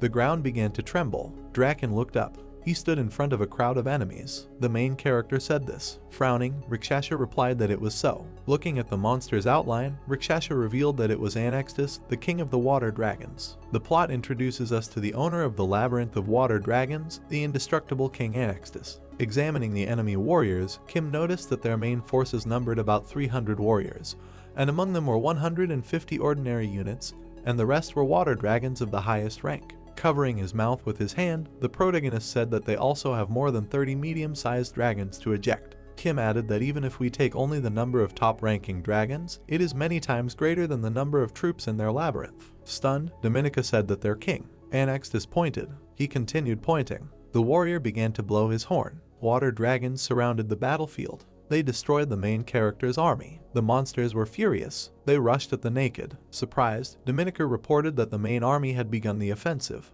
Waving his hand, the main character shouted to pay attention to the flying creatures and hold their positions, noting that the archers must wait and it was not time yet. Dominica said that if they get to their side, they will definitely break through. Turning around, Kim shouted that he said to wait and they should lure as many of their warriors as possible. The main character watched the battle with a stone face. Standing behind Kim, Dominica stated that the mages were already at their limit and would not last much longer, noting that if they hesitated, they would exhaust all their mana trying to maintain the defense. The main character noticed that they couldn't even lure half of them. Kim, with a serious look, ordered them to be sent to the abyss. Stretching out her hand, Dominica screamed that the magicians could stop. The magicians looked at Dominica carefully. She ordered them to join the fight. The monsters fled towards the Naga army. The monsters were in a hurry to fight. Looking at the floor, the water dragon reported that there was ice on the ground. Ice shackles grabbed the monsters. The monsters were captured. Quint stood in front of a crowd of water dragons. With an enraged look, he ordered to push now. The rickshaw driver, watching what was happening, said that they used magic to disguise the cliff. He said with a surprised look that if they had not lost intelligence, they would not have been caught like little children. Kim noticed that the water dragon sent only him and Draken there. Rakshasa listened attentively to the main character. Kim noted that it would be logical to assume that they did not know anything, since they both became their allies. The main character asked Dominic to report the losses. She showed a projection with casualties and reported that 20 Naga infantrymen and 1 warrior died during the defense. She imagined the battlefield and noted that also, the entire front line and about 20% of the main enemy forces had fallen into their trap, therefore they had approximately 250 combat-ready units left. Quint and Draken high-fived each other. Dominica noticed that their defense was on a narrow bridge, so it was better to use a phalanx formation and send Quint and Draken to the front line. The Nagas covered themselves with shields. Dominica stated that the warriors following them would have to spread out to minimize damage from the ejecting dragons and finish them off immediately upon landing. Crossing his arms, Kim said that their catapults must not be allowed to reach the rear ones and they must be killed as quickly as possible. The main character noted that the weak spot of water dragons is under the chin. Surprised, Rakshasa asked where Kim learned such an advanced art of combat. He imagined the faces of the warriors and replied that he learned from the games that people play in the Great Book of Kai Sun Tzu. The dumbfounded Rakshasa asked in his thoughts whether people treat war as ordinary leisure time. He watched Kim. The main character said that now they can only wait until the king of the water dragons himself enters the battle and, with luck, they won't even have to build a second line of defense. Rakshasa said something was bothering him. Looking away, Rakshasa reported that something was clearly wrong with their main forces. Kim listened to him carefully. Rakshasa noticed that he had not yet seen a single siege-type dragon or conqueror among them. Thick clouds of dust rose. Frightened, Dominica called out to the master. A huge red dragon appeared. Dominica screamed that they had broken through the right wall. Suddenly, dragon monsters broke through the wall with a huge roar right in front of Kim, who was standing next to him. He was very surprised by what happened, looking straight ahead with a frightened face, and said that it was something incomprehensible, and Rakshasa, who stood nearby, looking at it with a frightened look, said that it was a siege-type dragon. Kim continued to look straight ahead with a look full of dissatisfaction, and gritted his teeth in anger, thinking that being the same size as an adult spire, their formation would be destroyed if he got to them, and at this time he was distracted by Dominica turning to him. Suddenly, from behind a huge pile of dust rising in the cave, Grey dragon warriors with blades began to appear, and Dominica said that their troops were entering through the destroyed wall. Monsters with gray scales, all in armor, holding huge blades in their hands, looked straight ahead with red glowing eyes, while Rakshasa said that these were conquerors. Among them there were heroic class dragons. The dragon wars that burst through the hole in the wall rushed with great speed straight towards the Nagas with shields standing in front of them. A huge earthen dragon, destroying everything in its path, raising a huge amount of dust, rushed straight towards Kim, Rickshaw, who stood still in bewilderment, and Dominica, who looked at all this, saying that it would soon get to them. Immediately after this, a projection of a map of the cave with allied and enemy troops depicted on it appeared right in front of Kim, and, extending his hand forward, said that the Naga troops should retreat to the second line of defense, and the archers should shoot the right line of defense, and the guards must unite with Quintus and stop the conquerors. And Dominica looked at her master with great surprise. Dominica looked a little to the side with a confused look and said that Quint had just recently reached the heroic class. He would not cope with their conquerors, their troops would not survive, and it would be better to send Draken there. At this time, Draken, with his arms spread wide to the sides, was breathing bright yellow fire directly from his mouth, while more and more earth dragons in armor appeared right in front of him. And Kim said that their line of defense would break through if he stopped breathing fire, when Rakshasha suddenly said that she would help Quint. She continued to stand in her place right in front of Kim and with a serious expression said that there was no need to ask her to watch from the side again and do nothing. And Kim addressed her while the system notification showed that it was a low elf scout of Rickshaw. Immediately after this, he added that she was not able to fight this fight, and Rakshasha, bowing her head, said with understanding that she would definitely survive. Immediately after this, Kim, confidently stretching out his hand in front of him, gave the order that then it was necessary to move forward. Rickshaw and Quint should be taken over by the conquerors and about their main forces, while Dominica, who stood nearby, continued to watch in surprise what was happening. Kim continued to stand in his place, fixing his menacing gaze straight ahead, and said that it was necessary to release the bloody leopard onto the bridge, while Dominica, who was standing next to her, stretched her hand forward, with a serious look, mentally conveyed the order to her subordinates that magic should release the bloody leopard. One of the magicians with huge horns in a black robe with brightly glowing pink eyes stood in his place while Dominica continued to mentally say that she was right on the bridge. Immediately after this, several of the strongest magicians in black robes pointed their staffs with pink crystals upward and released a huge blue monster, which with a huge roar, destroying everything in its path, appeared straight from the ground. They continued to cast their spell, directing the huge tentacle they had summoned towards the enemy troops, raising a huge amount of dust around. The next moment, this same tentacle hit the ground directly at the Naga's opponents, destroying everything in its path, lifting a huge amount of earth into the air and pushing the dragons in different directions. One of the dragon warriors, falling to the ground in the cave, held his chest, looking straight ahead with fear. He continued to sit in the same place when the face of a terrible monster with huge fangs and glowing red eyes appeared right in front of him. The next moment, this very monster, raising a huge amount of dust around, directed its mouth upward, screamed loudly throughout the entire cave and stomped heavily on the ground. Then Dominica, looking at what was happening, said that the leopard could attack them, and Kim, who turned into the form of a predator, more like an angry monster, released a huge amount of bloodlust into the environment and told her not to worry, and he had already had an F1 fight with him. After which Kim, who stood in his place, released his power outward, like a demon hanging over the entire cave with huge red eyes, thereby frightening the leopard trembling. The huge red monster turned a little back and looked straight ahead with fear on its face, showing its sharp fangs. Immediately after this, he seemed to fly into a rage and struck one blow after another at the enemy dragon warriors, without giving them any mercy. Kim continued to stand in his place next to Dominica and watched what was happening as the monster destroyed everything in its path, saying that they left him without food for 5 days. After his wounds were patched up, he would eat everything that came in his way, and at least it will buy him some time. After which Kim, returning to the side, saw right in front of him and with great speed rushing forward a stone dragon with a huge amount of scales and said that the issue with the siege-type dragon had still not been resolved. It was good that he was targeting it and not them troops. Dominica stood next to Kim with great surprise and looked at what was happening until he, breaking through a huge stone next to him with his hand, said that Dominica should step aside. At the same moment, she grabbed a certain stick right in the middle of this stone, which he had just pierced with his hand, and with great strength grabbed right into it. After which, with a sharp movement of his hand, breaking this stone into small fragments, he pulled out a huge warhammer from it, holding it with both hands, scattering a huge amount of dust everywhere, and Dominica watched with great surprise, leaning her palms against each other. Kim stood with a face full of anger, pulling one arm back, leaning forward a little, holding the hammer with the other hand, putting it on his shoulder, and said that he would beat this monster well with a mace, and Dominic still continued to stand nearby, not understanding what was happening. After which she, looking straight ahead with her big purple eyes, her mouth slightly open, said that the master needed to save energy for the battle against the king of the water dragons, and he said that he would do everything quickly. Immediately after this, he pushed off from the ground, leaving only dust behind him, and instantly found himself right in front of a huge stone dragon, swinging at it with a deft movement of his hand with his hammer, which he had just found in the stone. He struck with great force directly at its head with his huge hammer, causing the monster great pain.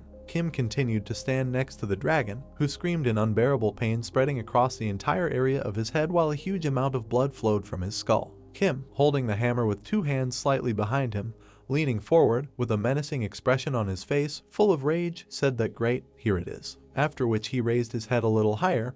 He was very surprised by what had happened, while a huge amount of dust was floating around. At the same moment, with worry clearly visible on his face, he continued to stand in the same place and told Dominica to run while the dragon ran away from him with great speed, his eyes expressing his rage. Dominica, falling to the ground in surprise, stretched out her hand in front of her with fear on her face and continues to remain in place while Kim said that he was initially chasing him. After which a huge stone dragon crashed straight into the wall, scattering a huge amount of dust and fragments of stones around, while Kim stood in his place, watching it. He continued to hold a huge hammer in his hand, and with a face full of concern, he called out to Dominica while there was a huge amount of dust around, and she mentally said that she was fine. The huge monster crashed straight into the wall, trying to crawl further and further, breaking it into pieces, and Dominica, lying nearby on the ground, covering herself with her hand, watched this and mentally said that the dragon was stuck in the gates of the labyrinth and its main goal. After which Kim continued to look straight ahead with a serious look, when suddenly he said that the core of the labyrinth. Draken continued to remain in his place and sound a huge amount of yellow flame from his mouth, when Kim suddenly called out to him and told him to retreat and return immediately. After which Kim, having gathered all his strength, took a huge yellow fire-breathing Naga with both hands, raised it above his head, said that he did not have time to wait for his slow legs to reach him, and Draken was very surprised by what was happening, continuing to spew flames from his mouth, addressed his king. Immediately after this, Kim said that he must stop this brute, and he must not let him get to the core, and with great strength and speed he threw it straight towards a large earthen dragon with brown scales, which crashed into the labyrinth gate. The dragon, flying straight towards him, was very frightened by what he heard and showed indecision with his face, saying that this was a siege-type dragon, and he couldn't, and Kim suddenly told him that he was also a dragon and just had to drag him by the tail. Immediately after hearing the words, Draken, as if having collected his thoughts, already resembled a completely different creature and was all beaming with the realization that he was a dragon. He continued to shout that he wanted to know who would defeat whom in this confrontation, and Kim, turning back while a huge crowd of dragon warriors gathered around him, said with disbelief on his face that he must hold out until he finished off their king. After which Kim, looking a little higher to the side while dust was flying around, asked about their troops, and Dominica immediately mentally conveyed to him that here was a short report. Meanwhile, at the front, the Nagas with spears and shields continued to hold the defense while the dragons attacked them from all sides, even from above, and Dominica continued to say that thanks to the Bloody Leopard, 2 of their units returned to the second line of defense without loss. Now they are fighting back from the raiders. On the other side of the battle, the gray-scaled dragon wars were mercilessly killing the weak Naga warriors, impaling them with their blades, filling everything with blood. And Dominica continued to say that they had lost more than 20% of their troops fighting against the conquerors, when Kim said that she must order the archers to fire at them. At this time, the strongest Naga warrior and the mercenary elf were fighting in a fierce battle, swinging their blades with a very strong dragon warrior, and Kim was asking about Rakshasha and Quint, while Dominica continued to mentally say that they were both alive and were now fighting against a heroic class dragon. Rakshasha and Quint continued to stand in the middle of the battlefield with small wounds on their faces and were clearly unhappy with what was happening and very angry. And while Dominic continued to say that he was being rebuffed even with one enemy, and Kim noted that he knew that their hero would not from the lungs. At this time, the summoned monster leopard swept away everything in its path, leaving behind a huge number of corpses of dragons, and Dominica continued to report that there was good news. The bloody leopard helped them more than expected. It stopped the onslaught of the main enemy forces. The red leopard continued to destroy a huge number of dragons with his paws and sharp fangs, while Kim said that he thought he would eat a couple of dragons and run away from here,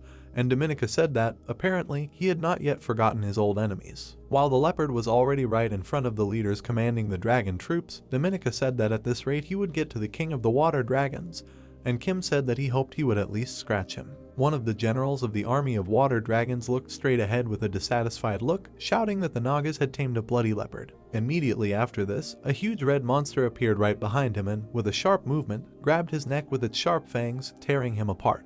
He insisted in his place, expressing the fullness of his anger and rage, holding a piece of the dragon general's skin in his teeth. The red leopard was right next to the water dragon lord, standing next to several other generals. He, opening his mouth wide, roared loudly, stretching out his sharp claws straight in front of him, and found himself directly above the dragon generals. Immediately after this, the commander-in-chief's powerful hand struck directly at the leopard's mouth and crushed its sharp fangs into pieces. Anextus, with his huge hand with sharp claws, took the red leopard by the mouth and lifted it a little higher, after which he, looking at the prey with bright yellow eyes, began to squeeze his hand, crushing the monster's skull, and said that just the thought that his fangs could sink into him drove him crazy. Anextus, having collected a huge amount of energy in his mouth, was preparing to release it out and with a menacing look said that it was driving him crazy, after which he launched a huge beam of energy directly onto the battlefield across the entire cave, illuminating it with a bright yellow light.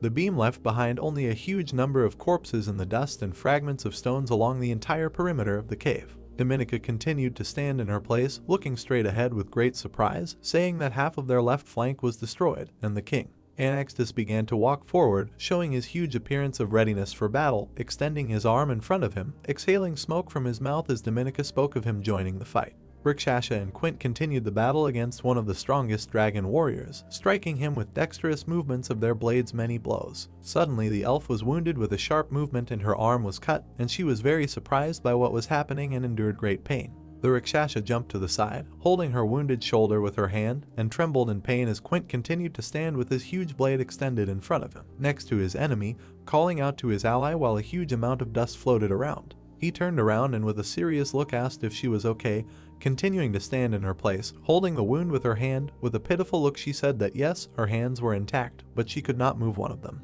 Rakshasa continued to stand in the same place, clearly unhappy with the current situation, and covered the wound, thinking that everything was very bad and they were stronger than she thought, and would have been even stronger if their king had not been idle. The elf and the Naga warrior stood right in front of the dragon soldier, who held a long sword in his hand and expressed his readiness to continue the battle. While Rakshasa thought that he was an experienced fighter, but he did not have the opportunity to develop his skills to the maximum, and noticed the system showed that this was the conqueror of water dragons Urjak. At this time, Draken grabbed the huge stone dragon with his paws, trying to stop it, and Rakshasa thought that Draken was trying to hold back the siege-type conqueror. At this time, Kim stood in the middle of the battle, holding a warhammer with one hand and pointing straight ahead with the other. Giving orders to the Naga warriors for further battle, she continued to think that the master needed to save energy to fight the king. Suddenly, right behind the elf and the Naga warrior, a bright yellow glow appeared, which greatly surprised the two, and they did not understand what was happening while Rakshasa continued to think that the leopard was holding back the enemies on the main front.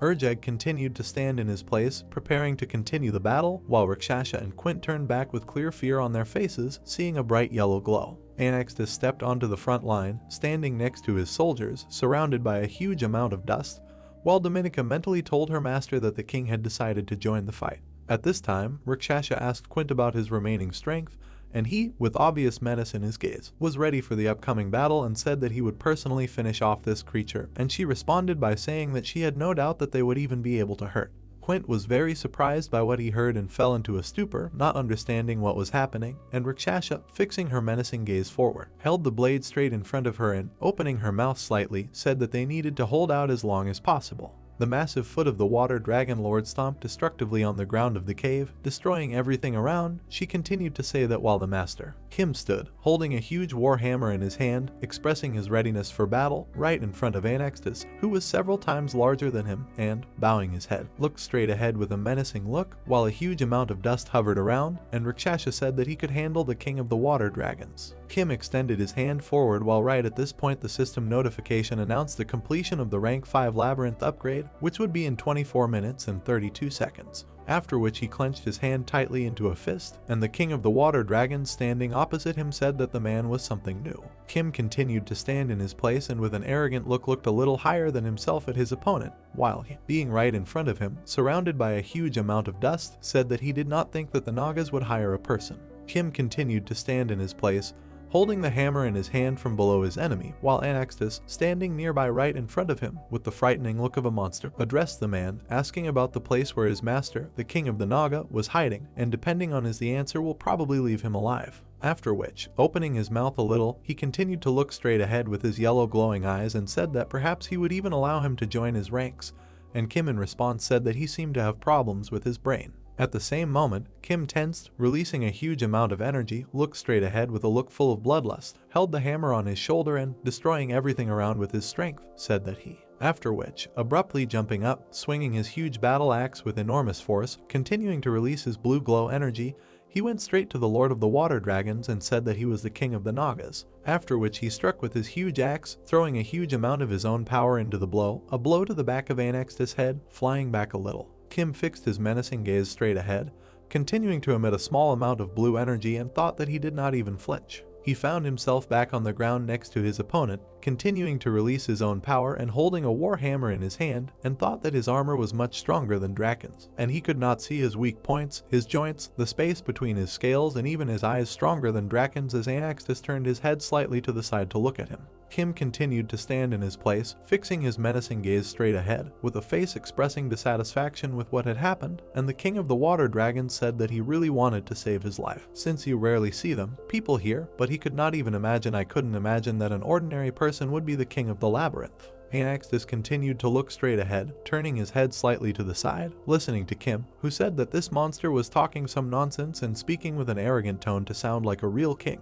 After which Kim, who was looking straight ahead with an arrogant look and a malicious grin, said that this was just a bluff to hide the fact that he was very much afraid of human weapons, and called him unshakable. Immediately after this, the Water Dragon King launched his strike with a sharp movement of his hand towards Kim, cutting through the air as he simply continued to stand in his place. The next moment, at the sight of Anaxtis' impact, everything around collapsed into small stones and began to scatter around the area, raising a huge amount of dust. Kim, with a deft movement of his body, was able to instantly jump out from under the rubble, holding a huge warhammer on his back while dust gathered behind him. He continued to be in the air after dodging the Dragon King's blow and looked to the side with a clearly dissatisfied look, gritting his teeth, thinking that he was fast and how could he move like that with such a huge body. At the same moment, Anaxtis' huge paw was right next to Kim, who was still in the air. At the same moment, Kim had to activate her predator combat form, turning into a monster with huge glowing red eyes. Immediately after this, Anaxtis struck him with his palm, sending him flying straight to the ground, breaking everything in that place into fragments of stones. Kim, with a sharp movement of his hand and swinging a huge warhammer, which he continued to hold, dispelled the dust surrounding him and, standing in the same place in a new combat uniform, said that he did not really want to resort to the help of the parasite, but, apparently, this is exactly what power was to be expected from the king. Kim continued to stand in the same place, greatly surprised when a strange yellow glow appeared right in front of him. It was Anaxtis who once again used his skill and emitted a huge beam of bright yellow light from his mouth, setting everything in its path in the cave on fire. Dominica, who was next to Draken, who was trying to stop the large stone dragon, watched what was happening and was very worried about her master. After which she, turning to the side, turned to Draken and said that their king uses fire breath, and he, who was trying with all his might to stop the stone dragon, said with obvious fatigue that he had heard that water dragons are also distant descendants of dragons. After which his face was even more tense from opposition, and he said that there were still rumors that the king had enough dragon blood to use breathing attacks, and Dominica was very dissatisfied with what she heard and said that she was only talking about this now, but he responded by saying that he had little time for that right now. Dominica continued to stand in the same place with incomprehension on her face, looked to the side and said that it was a human weapon that could kill the king of water dragons, and the master said that it was not a firearm type. While Kim, continuing the fierce battle, with a sharp movement of a new region from the dust rising around him, it seemed to be divided in two. At the same moment, he found himself directly above the king of the low water dragons, representing two shadows with huge hammers, and he said that he had split into two. Anaxtis stood in his place, his paws stretched straight out in front of him, and said that he did not care while his limbs were enveloped in a huge number of different thin tentacles. It was Kim who, like a shadow, appeared right behind him, unleashing his bloodlust and swinging a huge warhammer, continuing to envelop his opponent's body with a huge number of tentacles. He found himself right behind his opponent, who didn't even know it, with rage evident in his eyes, and swung his warhammer with great anger. Immediately after this, a blow of great force was delivered directly to the back of his head, spreading a loud sound throughout the area. Anaxtis flinched from the sudden blow directly to his back and opened his mouth wide from the damage he received. He waved his hand back with a sharp movement and, turning around a little, said that these were just worthless tricks, while Kim dodged, jumping even higher above him. Immediately after that, Kim began to release a huge amount of tentacles directly from his hands with a look full of anger. The tentacles wrapped around his opponent's body and held a huge warhammer. He continued to be directly above the king of the water dragons, enveloping his body with tentacles, when suddenly he was again directly behind him, swinging his huge hammer. Anaxtis was shocked by the blow he received in the back and, opening his mouth wide, exclaimed in pain. Kim was right in front of his opponent, releasing his tentacles in different directions and holding a huge warhammer, releasing his bloodlust, thinking that this is great and such a strong reaction should be enough, he will cope. The Water Dragon King again tried to strike at his opponent, but Kim was very agile and immediately dodged it, swinging his war hammer again, thinking that after using the parasite, he got used to his movements and did not see his weak points, but the striking weapon ideal for penetrating armor. Immediately after this, he struck his blow at the same point as usual, causing his opponent great pain, and thought that despite his lightning-fast attacks, he was greatly limited by his huge body. Kim was directly above the Water Dragon King, looking a little lower with his eyes full of anger, and thought that he would not be able to use fire breath while he was so close to him. Suddenly, Anextus released a huge amount of his violet glow energy, throwing Kim back and destroying everything around him. Kim landed on the ground next to his opponent, still holding the hammer in his hand and looking ahead with a menacing gaze. And the King of the Water Dragons said that he was holding back because he did not take him seriously, but he already thought too much of himself. After which he began to release even more of his violet glow energy, frightening even his subordinates, who said that the king was seriously wound up. And he continued to say that he really thought that this was all his power, turning to the man, saying, which is more likely to be someone pretending to be human. Ordinary dragon warriors with fear on their faces left the battlefield and said that they needed to leave here, retreat, or they would be crushed into dust. There would be nothing left of their army. Rikshasha watched the scurrying opponents and thought that the dragons were running away and did not understand what was happening. She continued to stand in her place, fixing her displeased gaze straight ahead, and Urzhek said that he believed that the king of the Naga should be given credit and never thought that he would be able to see the king fight at full strength again. After which the elf asked if he was going to retreat because all his subordinates had already run away, and he looked away at the bright purple glow and said that he would be fine and would be able to survive its blow, but only once. Urzhek continued to stand in his place, looking straight ahead with his red eyes, and said that he didn't put it that way. Don't care about his life because his king is going to use everything he has, and seeing it with his own eyes is huge an honor for him. Kim stood in his place, holding a huge war hammer in his hand, looking to the side, clearly displeased and filled with anger, while the dragon warrior continued to say that, of course, she was the king of the Naga. Anextus, after releasing his energy, turned into a completely different monster, from which enormous power radiated, and Kim continued to stand confidently from below, while Urzhek continued to say that they could not withstand even one blow. Kim continued to stand in his place, staring menacingly forward, and thought that phase 2 in his body had changed, until a system notification appeared right in front of him, notifying him that vulnerability detection had been activated. Anextus continued to stand in his place, leaning forward a little, showing a menacing appearance, while Kim thought that there were several weak points on his body. Apparently, he was sacrificing defense for offensive power, and thanks to this, his attacks would have more effect. Suddenly, Anextus disappeared from his place, leaving only dust behind him and a few stones scattered in a circle, while Kim continued to think that he needed to wait for the right moment. Suddenly, the system notification window began to glow red and notified that the parasite sensed a mortal threat. At the same moment, Kim, who continued to stand in his place, did not understand anything, and Anextus was right behind him, striking with his huge hand. Kim was very frightened when he saw the monster's paw right in front of him, and tried with all his might to stop it, looking straight ahead with a menacing gaze. Anextus sent Kim flying with a sharp movement of his hand, hitting him with all his strength towards the wall, crashing into which he broke it and a huge amount of stone fragments and dust fell down. Kim was in a hole in the middle of the wall, holding his hand with his other hand, and looked straight ahead with a clearly displeased look while a large amount of dust flew around. Immediately after this, Anextus, stretching his paw forward with huge yellow sharp claws, wanted to strike another blow at Kim, who stood still. Kim immediately dodged after that, jumping to the side of him, barely managing to do it. He then attempted to counterattack his opponent with a savage, sharp kick of his own right to his face. Anextus continued to stand in the same place, but was clearly angry about what had just happened and collected a huge amount of yellow energy around him, more like lightning bolts. Immediately after that, he began to spew huge yellow energy from his mouth with fury in his eyes towards Kim, who was standing right in front of him. Kim was very frightened by what had happened and very surprised, cursing and using his tentacles to sharply move to the side. At the very last moment, Kim, who grabbed the wall with his tentacles, was able to dodge a huge yellow beam of energy flying straight at him.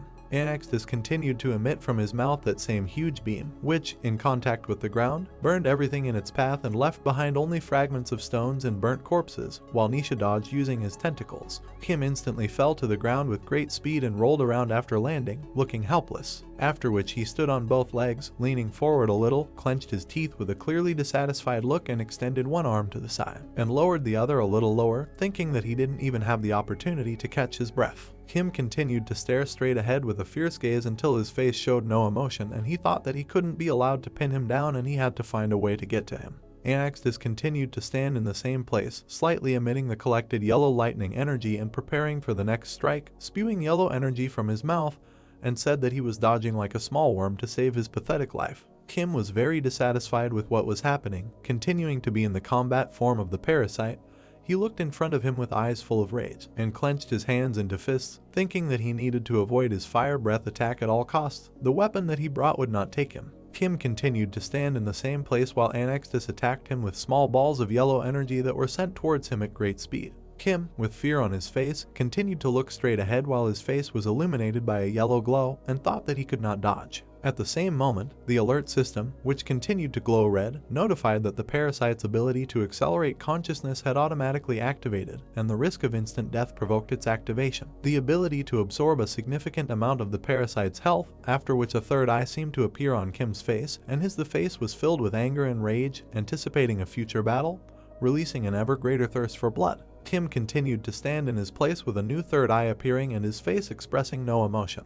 After which, he turned back a little and stood in the middle of the battle, surrounded by dragon warriors. Right in front of him there was a huge amount of yellow clots of energy when he thought that time had stopped. Kim continued to stand in the same place right before his opponent's attack and turned back a little and watched one of the dragon warriors, thinking that he was walking very slowly.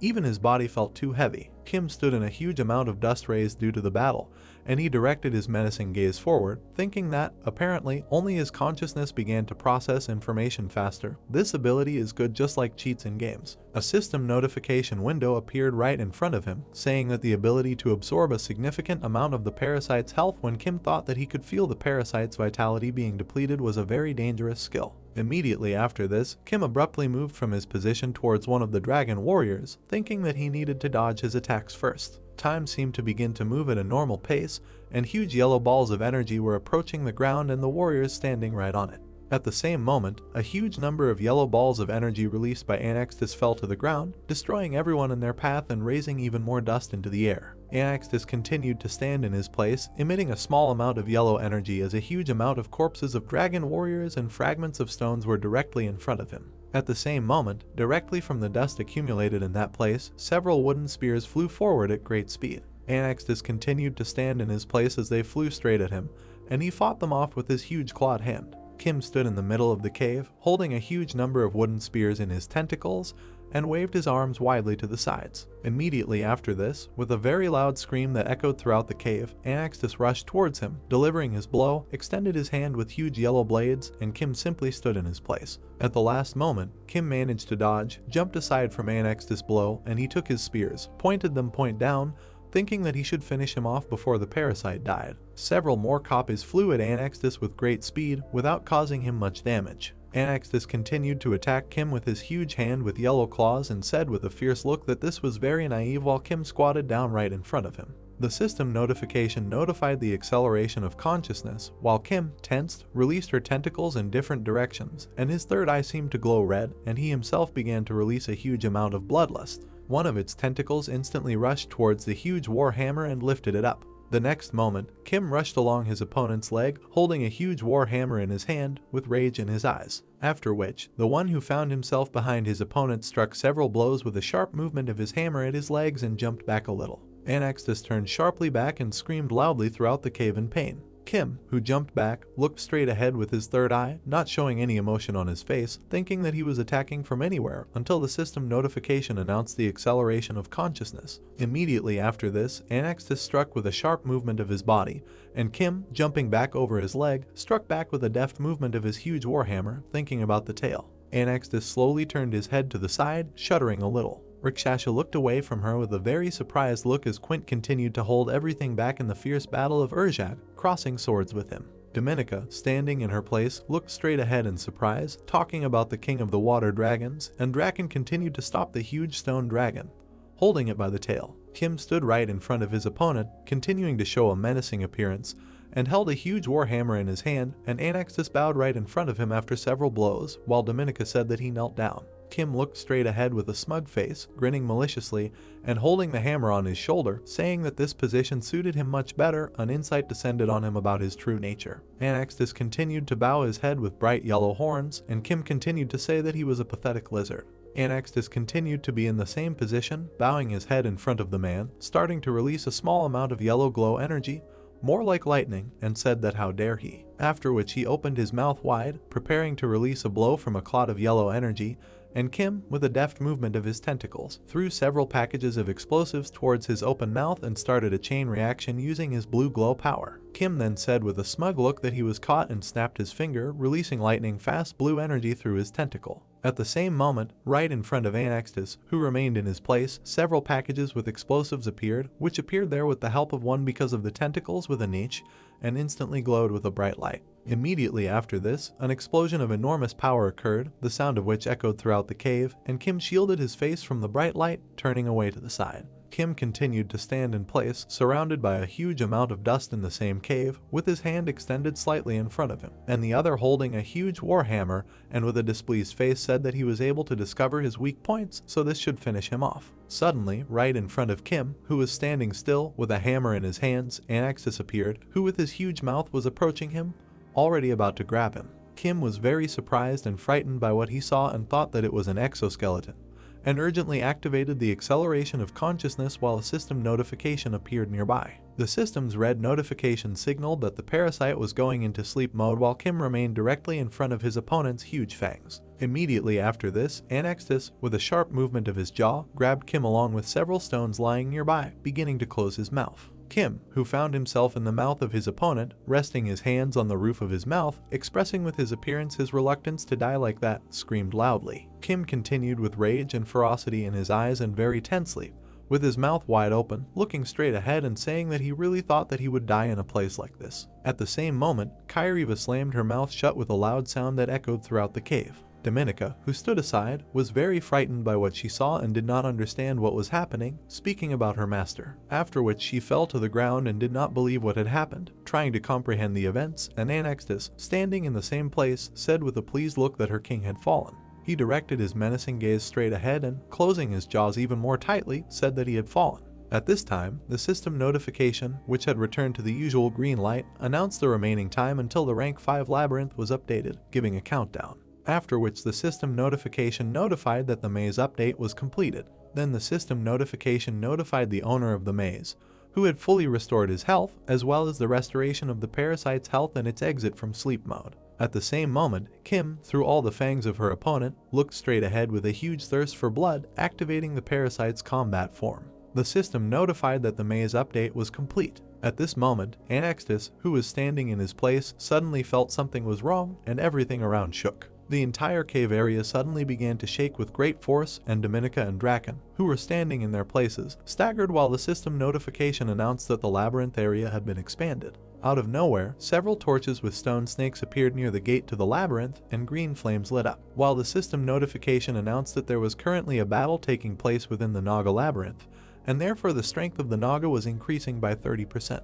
At this moment, Kim, who had turned into a predatory monster, clenched his teeth from overexertion, pushed Anextus's mouth apart with his massive strong hands, and a system notification notified that the health of the Naga Labyrinth master, Kim Jinwoo, had been completely restored. Anextus was greatly surprised by what had happened, and when Kim, using his tentacles, got out of his mouth and stood right in front of him with a ferocious look and a face reminiscent of a wild animal thirsty for blood, and he said that how dare he humiliate him like that. After which Anextus, with obvious dissatisfaction, extended his paw with large yellow claws in his direction, saying that the outcome of the battle was already predetermined. Even if he was full of energy again, just one blow was enough, and Kim continued to be in the same place. Immediately after this, Kim, with rage on his face, threw several packages of explosives with great speed directly into Anextus's mouth with the help of his tentacles. She then used her lightning-fast blue energy to zap herself into them and set them into action as they lay quietly in the monster's mouth. Immediately after this, a huge explosion occurred right in Anextus's mouth, and the sound of the explosion, as well as the screams of the monster, echoed throughout the cave. Kim, jumping back in the report, landed on the ground, leaning on one hand, which now had a tattoo with a snake on it, and, fixing his stern gaze forward, said that this is a tenacious creature that managed to survive even after such an explosion.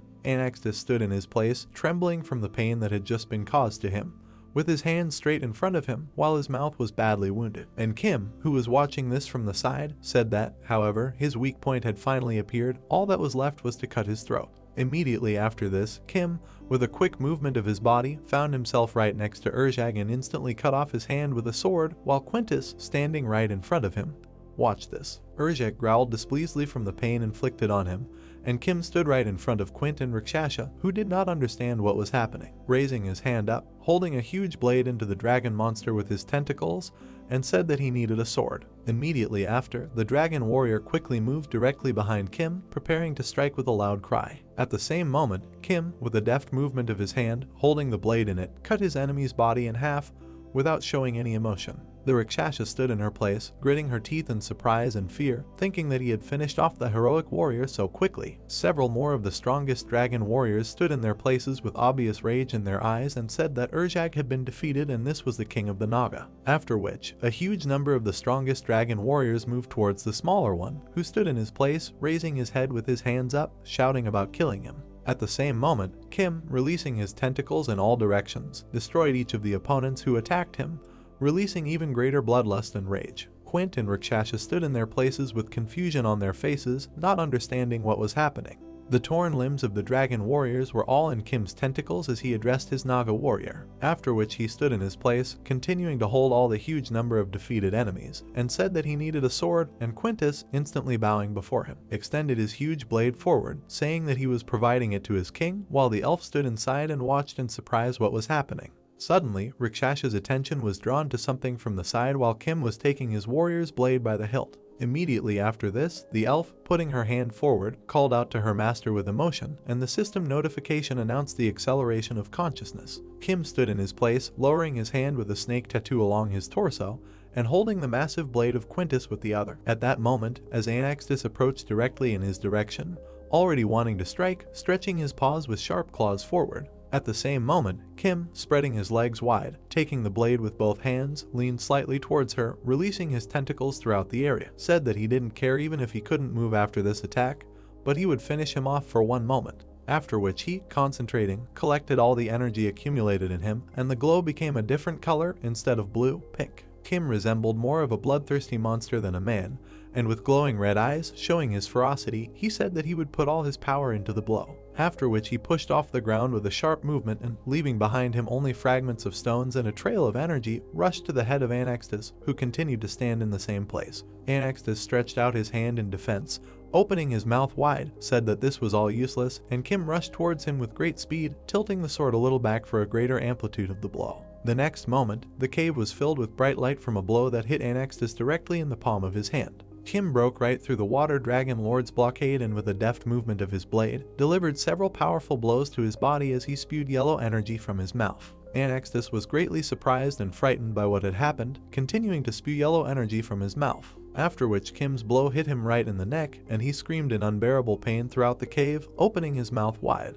Kim was right next to his opponent's head, expressing with his appearance the completeness of anger and division, emitting his tentacles to the side, while Anaxtis thought that it was too early, too small, and he should not worry. Kim, using his tentacles, took the name of several balls and with a sharp movement sent them straight forward, while Anaxtis continued to think that the moment he swung his sword, he was able to cover the wound with the muscles on his neck. Immediately after this, Anaxtis pointed a huge number of different blades directly at his opponent's neck, and she screamed throughout the cave. Suddenly Kim was right next to Anaxtis' eye and swung his huge blade wide, showing ferocity and rage with his gaze. After which Kim, arrogantly looking down at his opponent, releasing his bloodlust, said that it was all over. Immediately after this, with a deft movement of his hand holding a huge blade, he struck directly at Anaxtis' neck. Anaxtis' head was cut from his shoulders as Kim drew his sword aside after the blow was struck, and a huge amount of blood poured all around. Kim landed on his opponent's shoulder next to his headless neck and spread his arms out to the sides from which he held the sword while Anaxtis thought how could he, such a scum like him.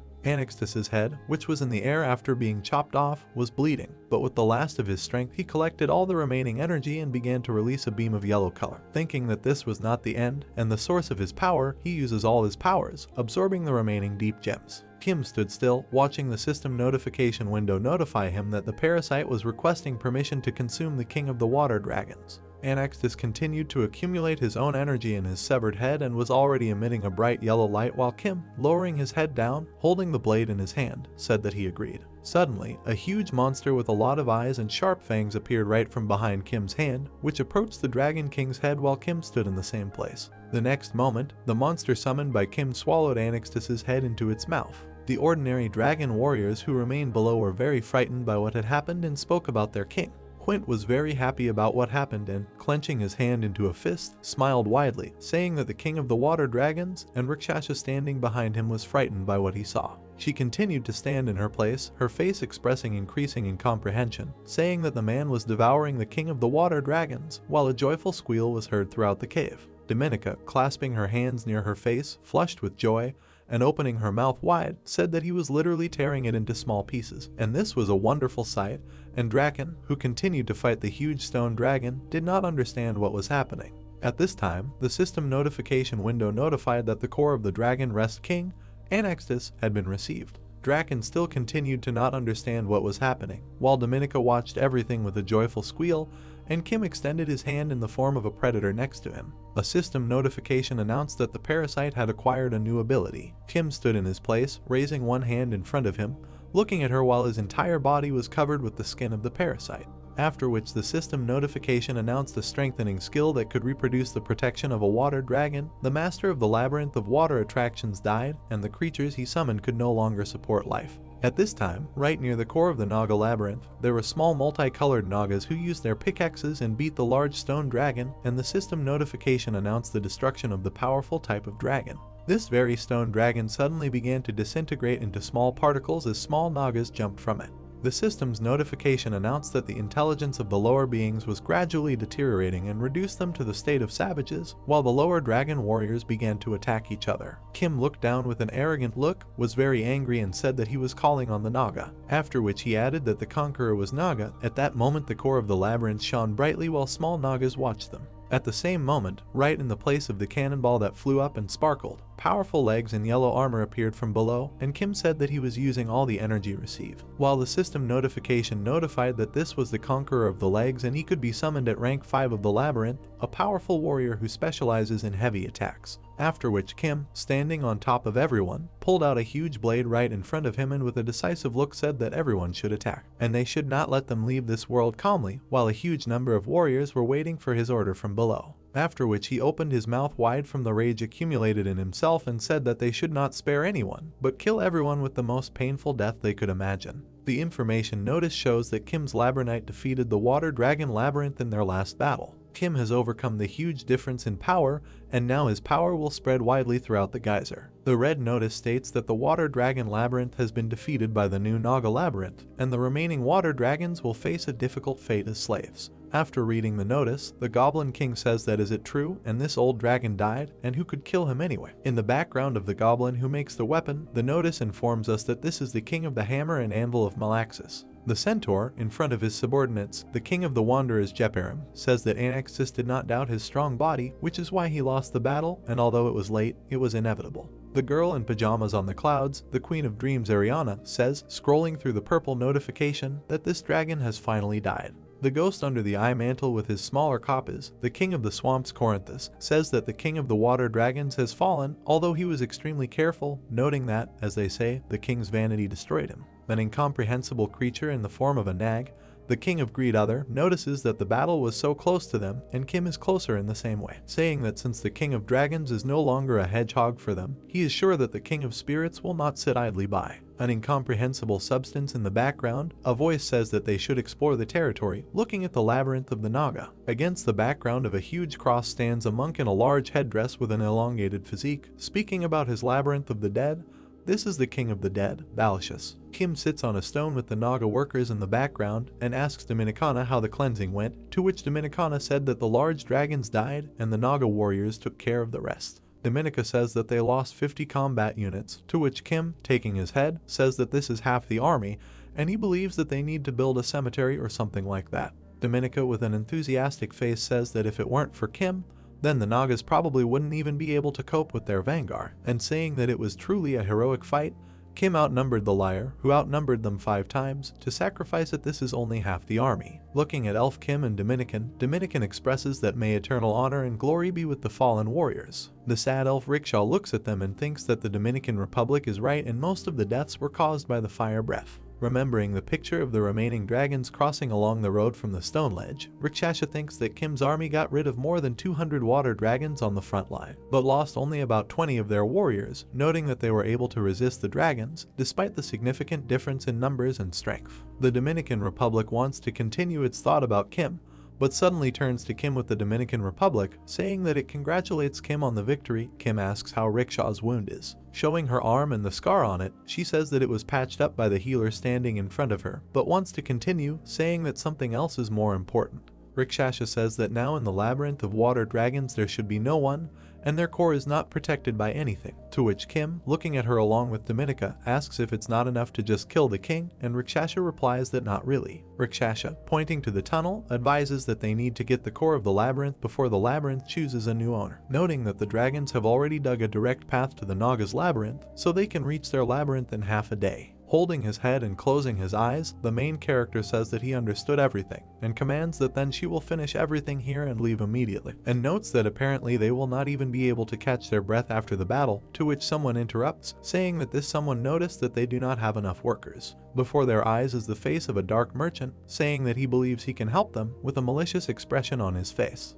Quintus, tired and holding the dark merchant by the hood, stands sullenly as the merchant continues, asking permission to congratulate them on their heroic victory over the labyrinth of water dragons, admitting that he was deeply impressed by their outstanding feat. Nodding, releasing the merchant's hood, he immediately says that the merchant was hanging around the bridge, so he brought him here, to which Kim ordered him to be released, imagining that this is a dark merchant with whom they are doing business. Kim looks straight at the merchant standing in front of him, asking what kind of help he told him about, to which the merchant, shaking himself off, replies that in every battle there is a winner, asking which winner is left without war trophies. Rakshasha stands in complete incomprehension against their background. The merchant, stroking his hands together, notes that they are dark traders who are ready to offer a tidy sum for these war trophies, giving examples. Pointing with his hands at the huge body and shouting that, for example, the trophy is the body of the king of the water dragons. Looking in amazement at the body, the merchant says that although the body is without a head, the rest of the body is in excellent condition. Kim, looking in his direction, understands, saying that this is how the merchant does business, and the merchant says that he will not deny. Shouting loudly and placing his hand on his head, the main character says that it doesn't matter to the merchant, and he will leave a minimum amount for food and construction, and the merchant can buy the rest, to which the merchant exclaimed that this is a wise decision. Looking down and rubbing his hands, the merchant says that he almost forgot about the most important thing. Kim turned in his direction asking what else he wants. The merchant replies that he didn't come here for that at all. The merchant holds a small box in his hands, telling Kim that he just wanted to give it to him. The merchant opens the box, and Dominica screams with recognition of the object. In the box there is a gold ring with a green stone on a red cushion. Dominica says that this is the Baron's seal. The notice states that Kim has received the Underworld Baron's seal, noting that this is the first Baron's seal given to a Labyrinth master who has profited outside of the geyser. The notice asks Kim if he wishes to take the Baron's place. The notice informs that Kim has become the Baron of the Underworld. The territory of the Naga Labyrinth is now recognized as the territory of the Baron. Intelligent creatures of the Underworld will not be able to enter the Naga Labyrinth. The notice says that Kim can now establish a monetary tax on his territory, and he can create an order of knights. Kim now has enough power to cross the geyser levels. Kim earned the prestige of the lower class nobility. Walking forward with his assistants, the merchant and Rakshasha, he scrolls through the notifications and is surprised at how many there are. Kim looks at her hand with the Baron's seal on the finger, and Rakshasha says that she was sure that Kim would not doubt the offer and she knew about the existence of such things. The Rakshasha remarks that she did not know that Kim would receive it from an ordinary merchant, to which he says with a displeased face that he is only here to deliver the stamp. Kim, with a neutral face, wants to start. Everyone stands at the entrance to the labyrinth, and Kim asks why the merchant brought them to the labyrinth of water dragons. The merchant walks near Kim and the assistants surrounding him and says that as far as he knows, at the moment the Naga Labyrinth is not able to control the labyrinth of water dragons. Kim replies that this is true. Looking at the dragon labyrinth sphere, the merchant says that since the water dragon king died away from his labyrinth, its core and everything else was preserved in perfect condition, explaining. Pointing with his thumb and smiling, the merchant says that they, the dark traders, are ready to offer even more for the labyrinth, and Kim says that he understands what the merchant is talking about. Kim, with his henchman in the background, asks who said he would sell the maze. The merchant does not understand and says that since Kim does not have enough strength to control the labyrinth, then there is only one thing left, and Kim suddenly cried out to all the naked people. The Nagas march forward with the huge dragon behind them, and Kim yells for them to carry whatever they might need and let them destroy the rest. the dragon begins to destroy everything around. Kim shouts for them to get to work. The merchant is shocked. The merchant shouts that after the Great War, only a small part of the labyrinths remained in good condition, and if Kim takes and destroys everything here, then a labyrinth will never appear in this place again. Kim stands in front and looks at the collapse of the labyrinth and says that this is exactly what he wants, to which the merchant asks a surprised question. Kim approaches the core. In the background, a merchant shouts that one should not underestimate the power of the Baron, and many will not dare to even go near there. Kim reaches out to the core, asking if he cares. Kim looks at the core and the notice informs her that the core of the Water Dragon Labyrinth has the 7th rank and 5,400 energy points, noting that the core has an incredible amount of energy, noting that apparently Anaxtis did not even think about the fact that he could die. Kim grabs the cannonball with both hands, saying he will take everything, to which the merchant, out of shock, grabs his head with both hands. A notification pops up for Kim whether he wishes to deactivate and disassemble the core. Kim neutrally agrees, to which the merchant shouts denial and fear. Kim holds the disabled core in her hands. The notification says that the Water Dragon Labyrinth has been deactivated. Kim throws up the extinct cannonball with one hand and says that he simply doesn't like the idea that another labyrinth might appear nearby. Kim walks towards the merchant, who fell to the floor in grief, who says that decades of development have evaporated in an instant. At this moment, he is supported by Kim's assistant.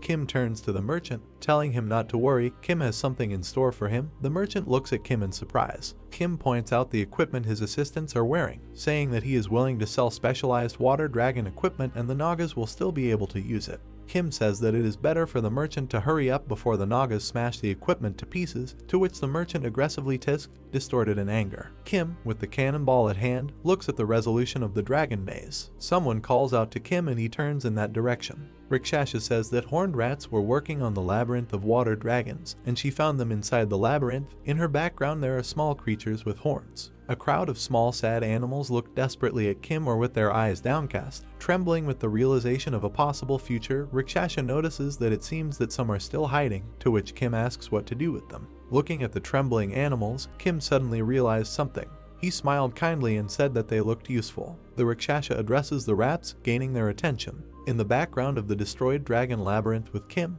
Rakshasha informs them that the man next to her is the Naga labyrinth master who decapitated the king of the water dragons, Anaxtis, and for his exploits he was recognized as a gazer and received a noble title. Rakshasha talks about how if the little rats want to save their lives, then they need to bow before the greatness of the Baron. Kim looks at his ring and a notification appears saying that Kim's power as Baron Gazer has been activated. The next notice says that the horned rats obeyed the Baron of Gazer, Kim Jinwoo. A picture appears where, opposite Kim, all the entities fell to the ground in front of him. Raising his hand and holding the core of the labyrinth under his other hand, Kim tells the rats that after the defeat of the king of the water dragons, he went into his labyrinth in search of war spoils, and Kim will accept them only if each of them can prove that he will be useful to him, and if not, then he will get rid of each of the creatures. Kim takes one of the rats by the collar with his hand, saying that first he must find out what they are worth. The rat's relatives are worried. Holding one of the creatures right in front of his face, Kim says that they have been working in the powerful labyrinth for so many years. But he is disappointed, because they will not even be able to hold the tools in their hands properly. Looking angrily at one of the creatures, Kim says that most of them are very exhausted, and the rest are suffering from all kinds of infection, asking them how they could even work in such a state.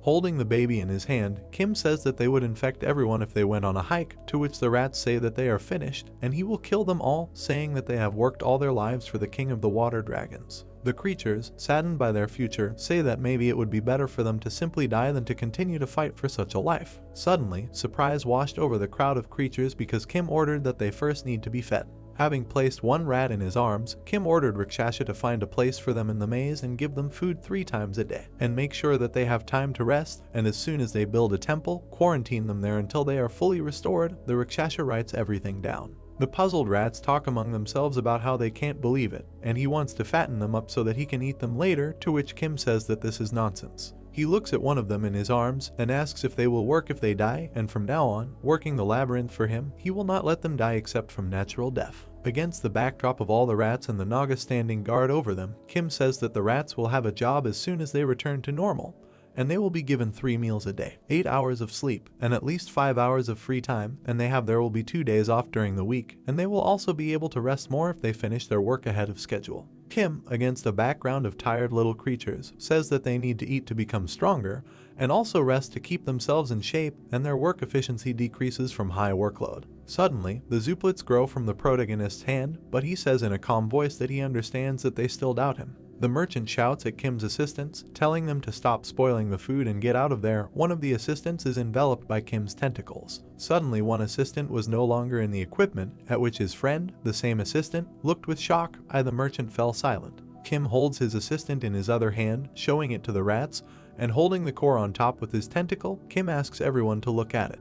Looking at him, the rats ask where there is such a thick caterpillar in the geyser, to which Kim says that it is not a caterpillar but Naga. Continuing the discussion, the rats discuss that this is Naga's food for an emergency. Kim claims that this Naga is his slave. The Naga's tail hangs. The rats look at him, asking if he is a slave, noticing that he has such plump arms, and Kim repeats, holding two creatures, his Naga and a rat, who is torturing the caterpillar by the cheeks. Kim repeats that 3 meals a day, a lot of time for rest and sleep, as well as weekends are all needed, and if they are sent on a mission outside the labyrinth, he will go with them, a Naga warrior, as an escort. Kim tells them to join his Naga labyrinth, and the rats look at him, saying that he is theirs. Suddenly, right in front of Kim, all the gray rats begin to bow to him, calling him king, and saying that they will serve him until their last breath, calling him the great king of the Naga. Now holding both of his assistants, Kim looks in the other direction when Rakshasha calls out to him. Kim looks towards the newly arrived rats. Rakshasha adds that it seems that the remaining rats came out of hiding after what he told them, and Kim said that it's not a big deal because they have plenty of food.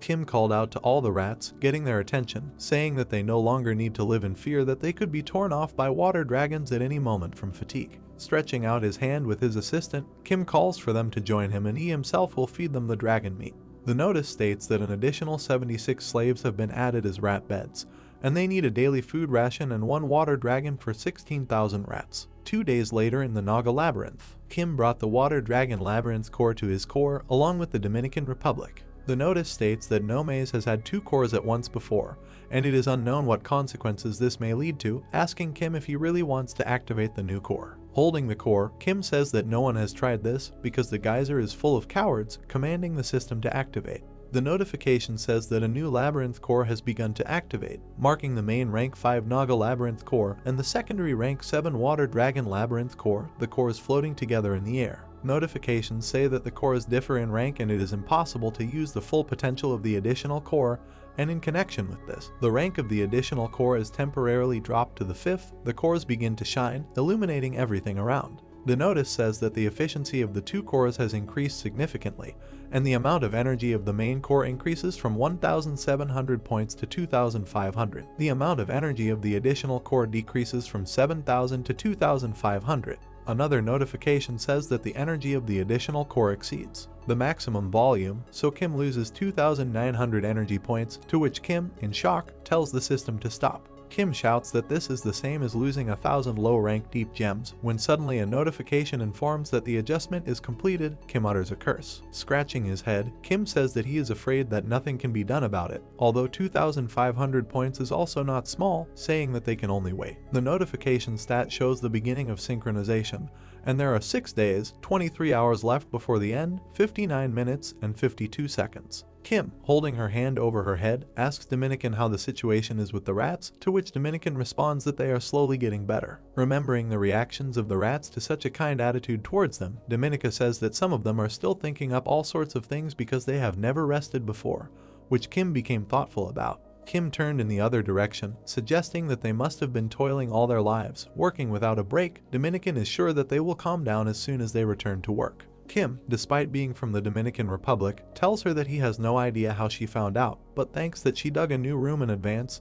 It's not very big, so she'll need to expand it a little. Wiping away tears, the Dominican Republic agrees with Kim, who is already sitting on his throne. The Dominican Republic tells Kim, who is in the system, that they are almost finished collecting the spoils of war. Kim tells her to continue talking. Dominicana says that they extracted deep gems from the dead bodies of water dragons, and since we ran out of space in the warehouse, they froze the remaining corpses on the battlefield. In the background of Quint, who added that they brought more remains of the corpses and the magician wants to rest. Kim asks if the assistants have counted their number, to which Dominicana replies that yes, and as food they can use 176 warriors, 47 heroes, as well as 4 raiders and 10 conquerors, against the backdrop of frozen dragon fighters. Sitting on the throne with her legs crossed, Kim notes how lucky it is that the magicians know how to use ice magic, otherwise there would be a stench of decomposed corpses everywhere here, and Dominica happily adds about the deep gems. Dominicana calculates that they now have 236 low-rank gems, 72 mid-rank, and 8 high-rank. Kim says that this is less than he thought. Dominicana adds as a last resort.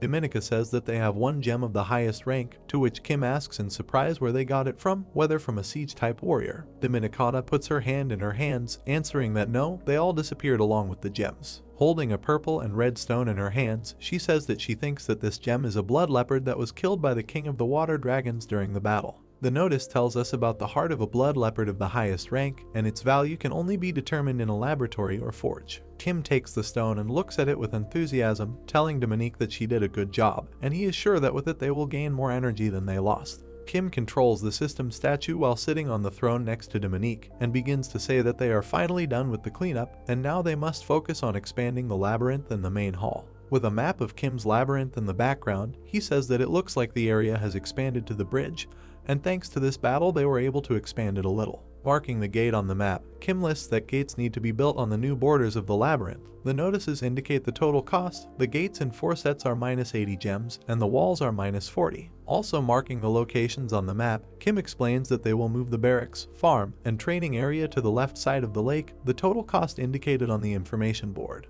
Looking at the map again, he says that beyond the lake they will build a laboratory and a temple, and next to it a forge and move a bar, and the price is also indicated in the notice. Pointing his finger in the direction, Kim says that as for empty places, they will build dwellings there for rats and naked people. Dominican Republic abruptly interrupts him. Dominicana asks Kim why he doesn't make a rest room for himself not far from the main hall, to which Kim asks if he really needs it, to which Dominicana states that he still needs it. The Dominican Republic swears at the main character, saying that it is impossible for such a wonderful man to have only 1 throne. Kim raised his hand in embarrassment, saying that it will be as he says. Raising her hand to her face, the Dominican wants to add something. Turning away in shame, the Dominican Republic throws out information that, as a reward for killing spiders, the Quint asks that each mage of heroic rank and above be given a private room. Kim looks at her, notices how quickly she speaks, taking his chin.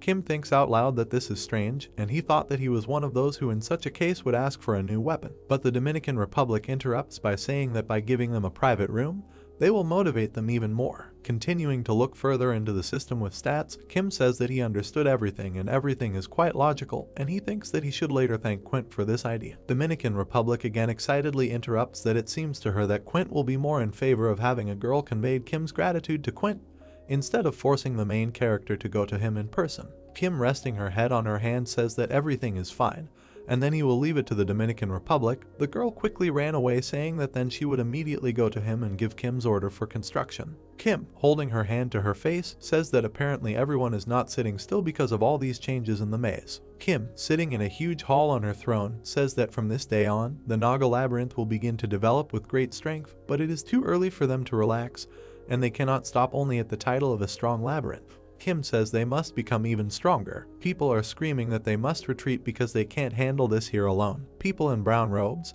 one of whom is holding a spear, they are screaming that something has killed the level 8 hunters. In the background, someone cat-like is tearing the hunter to shreds. Others are shouting that they didn't agree this way and that this creature should have just run away. The creature looked straight at them with orange eyes, to which people shouted that this was an ordinary werewolf. Kim looks ahead, asking about the 7th level of the geyser. Kim points to the gems lying on the table of the merchant Beck holding his head, and asks that didn't they only agree on the deep gems, and asks why Beck is asking him to go down to the 7th level. Kim takes herself by the head, looking down, and asks if she's swollen. They know that they need the 7th level, and asks the main character to help him out with this just once. He just needs a report that Beck sent someone there. Mr. Beck tells Kim that his client is setting up on this, and this is only the 7th level, and even if Beck likes money, he would not send people to certain death for the sake of pieces of paper. Kim takes the bag of gems in his hand and shows them to Beck, saying that he has gems for him. Beck replies that he is not doing this for their sake. Looking away, Mr. Beck says that there is a matter,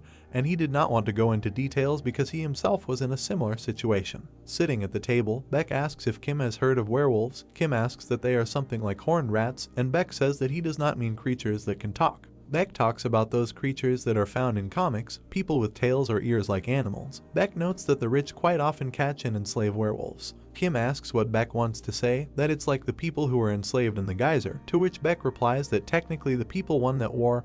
Kim tries to find out how this is different from the children of the dungeons. Crossing his arms in front of his face and looking in the other direction, the merchant says that Kim knows how money works in this world, and the research associations he once told Kim about even have teams to catch werewolves. Kim hit the table with his hand, causing the gems to scatter, asking that Beck wants him to catch a couple of werewolves so that in the end they will be treated like all the children of the dungeons, to which a frightened Beck denies everything, saying that he does not want this in any way, and he just wanted to tell Kim to indicate this in the report. Angry Kim listens to Beck, who says that he will give him everything he needs for free, and Beck just needs Kim to go down to the 7th level and come back. He doesn't need to catch anyone. Beck tells the tired Kim that he will pay him generously for this work, and he desperately needs a person with a high level, and he does this in order to prevent the deaths of inexperienced researchers. Kim stands at the table and says that if he just needs to go down there and come back, then no problem, to which Beck, holding himself by the neck, says thank you, and now he will only have to invent a reason for the client that will explain why they were unable to catch anyone.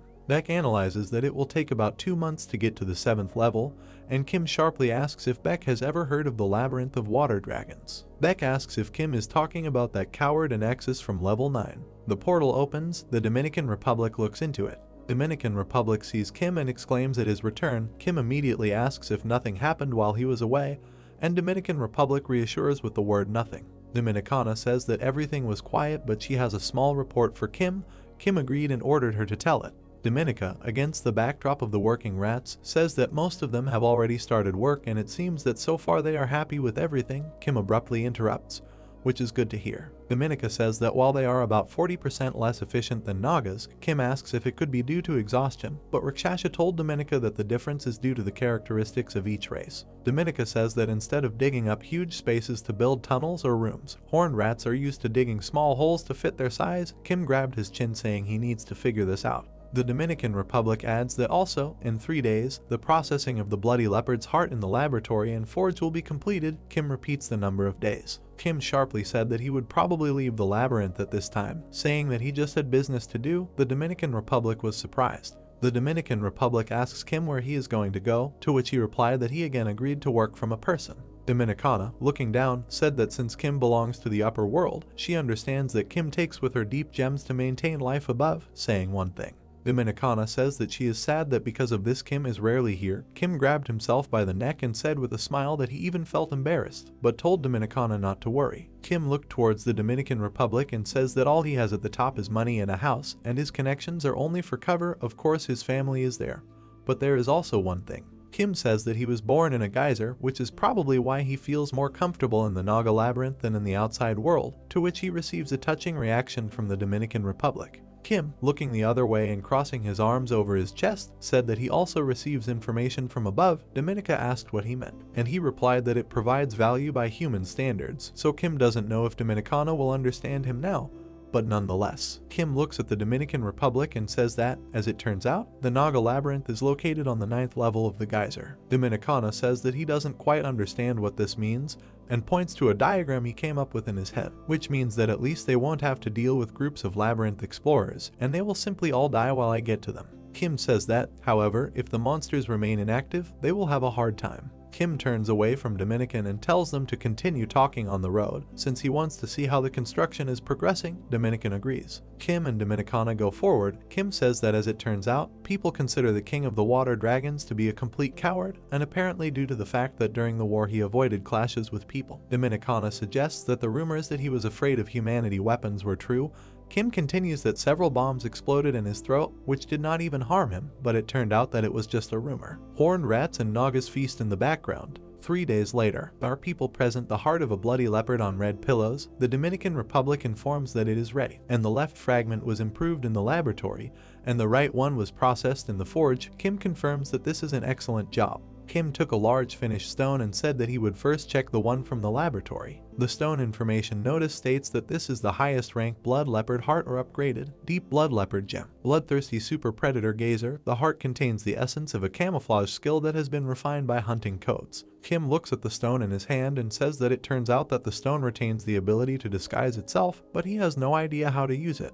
and it is unlikely that he should eat it. A notification from the stat comes and says that the parasite is requesting a deep gem of the highest rank, to which Kim replies that he remembers. Looking at the notification screen with Dominicana, Kim says that the parasite just told him about something similar during the battle with Anextus, and Dominicana said that apparently her hypothesis was correct. Kim asks what Dominicana is talking about, to which she replies that it seems to her that high-ranked gems are required for the parasite to develop in Kim's body, and that this explains why the parasite can seek out deep gems. Angrily looking at the stone in her hand, Kim says that this complicates everything, and gems of such high ranks contribute to the high growth of the labyrinth, while Dominica says that they are, on the contrary, lucky. Against the background of parasites devouring their hosts, Dominican says that as far as she knows, some parasites require the blood of the owner, and sometimes some of them even suck out the life force of the owner, so she considers them really lucky. Kim looks questioningly at the girl, asking that knowing all this, she still forced Kim to drink it, to which Dominicana, looking away, said that they were in a desperate situation. Looking at the Dominican Republic, Kim thought to himself that she was right, and if not for the parasite, they would never have defeated the water dragons, and no one would have been left alive, and the labyrinth would have been destroyed. Kim turns his hand into a parasite and says he allows him to eat the bloody leopard's heart. Notifications say that the parasite has acquired a new ability, and this is a disguise. Kim cannot be noticed without special detection skill. Kim did not understand what was happening to him and the parasite. The following notifications appeared in front of Kim. They stated that the parasite had reached its growth limit, and it was subjected to transformation. In order to overcome this limit, the parasite went into hibernation for 1 week. The Dominican Republic, with a nod of questions, says that it congratulates Kim, looking at his hand and saying that the parasite is hibernating. Kim takes another shard of the bloody leopard's heart, saying that this shard is from the forge. The notice states that the blood leopard abyssal gem, the bloodthirsty super predator gazer. Kim can add a special skill to the equipment by processing it along with the shard. Looking at the fragment in front of the servant and assistants who made the heart of the bloody leopard, Kim says that he does not think that now he will be able to use it, because every battle he breaks his weapon every now and then. Kim strokes the assistant who made this fragment and says that he needs to find something special for himself, and he would not want to waste this fragment on an ordinary sword. Kim waves his hand at everyone, turning around, and says that since they are done here, it's time to get to work. And it will take about 2 gels, and as soon as he returns, he will check how the synchronization with the core of the dragon labyrinth went. Dominicana asks Kim if he can cope without the help of the parasite, to which Kim replies that the parasite has helped him out more than once, but his strength lies not only in him. Dominicana looks at Kim as he leaves and says that he was able to defeat the Hell Spider without his help, to which Kim walks away still waving and says that he will be fine as long as he doesn't run into another Anextus. Ours is looking for Draken resting behind the stones. Loading continues. A few days later on the 7th level of the geyser, researchers ask why there are so many corpses standing 3 at the entrance to the 7th level, and what everyone thinks killed them. The man with the headband says that judging by their minor wounds, he doesn't think it was anything major, but it's unlikely that it was any small thing since 2 level 8 hunters died. The man in the hat continues that maybe these are medium-sized monsters, and it looks very much like they stumbled upon higher species, like fang bats. And the man thinks that they need to linger near the walls and watch out for the ceiling. If he hears squeals, let him freeze. The man with the scar tells the boy to pass on the information to others. The man with the scar asks the guy in the hat if they really need to go there, where a lot of people died, just to catch werewolves, to which the guy in the hat says that hasn't he heard what they say, on the 7th level there are small ones kinds. A man in a hat stands next to his colleague in the middle of a place with corpses, saying that they might even be able to sell them before they get back to their client, and it wouldn't be very good to get just a commission for being in a place where even the 8th levels could not survive. His colleague tells him that he is right, and it's good that he won't have to divide the amount among a large group. The man in the hat shouts to everyone that they shouldn't relax, because in their place they could have been, to be on everyone's guard, in the background with a man with a scar and an unknown person sitting on top of the ledge. Kim sits above in a green robe and thinks that it seems to him that the children of the dungeons have begun to lose their grip, and they are deeply mistaken. Kim thinks about the fact that geyser monsters never leave corpses behind them, after which, jumping down, Kim again thinks about the fact that they don't leave a single living place on the corpses, to be more precise. Having gone down to the corpses, Kim continues to think that most monsters hunt for one purpose, and that is to find food. With the exception of some individuals, most of them will not waste energy on pointless hunting, since they are more susceptible to danger than fatigue. Checking one of the corpses, Kim thinks that there are so many human corpses lying around idle in such a vast area, and there are only human corpses here, and none of them have bite marks, and even some of the equipment was left with them, so the Vogue's target is definitely not there was a theft.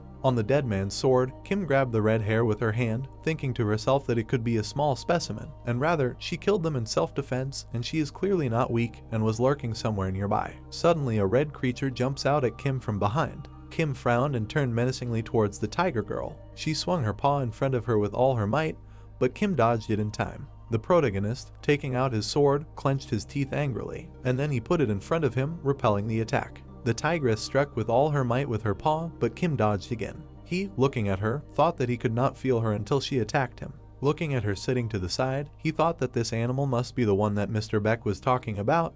He thinks that this is the one that the researchers were hunting for. The tigress turned around menacingly and clenched her fangs. Kim pondered that this meant that this animal was probably the one the customer wanted, probably also responsible for killing all the researchers. Tigress made a quick dash forward. Kim quickly parried her deft blow. He, calmly looking ahead, thought that she was not very skilled in attack. He had the feeling that he was fighting against a smaller version of a bloody leopard. Kim swung his fist, watching the tigress attack him.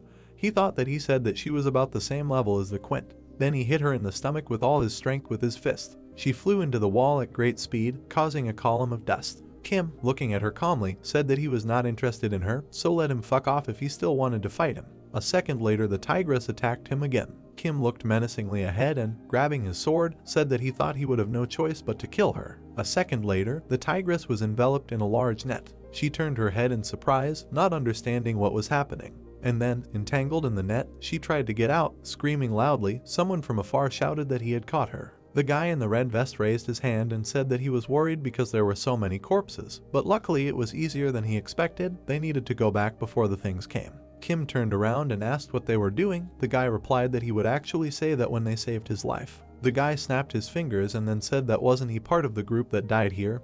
He came back after running away alone to get the equipment. Several warriors began to walk towards the tigress, and the guy continued to say, looking at Kim, that all his equipment is cheap. So he doubts that he is an ordinary explorer, a child of the dungeon. He thinks that Kim may be the captain of an expedition team or something in this kind of thing. Suddenly, a huge amount of gems fell out of Kim's backpack. The captain of the small detachment looked in his direction in surprise, and then, scratching his head, he said that he got all these precious stones on this expedition.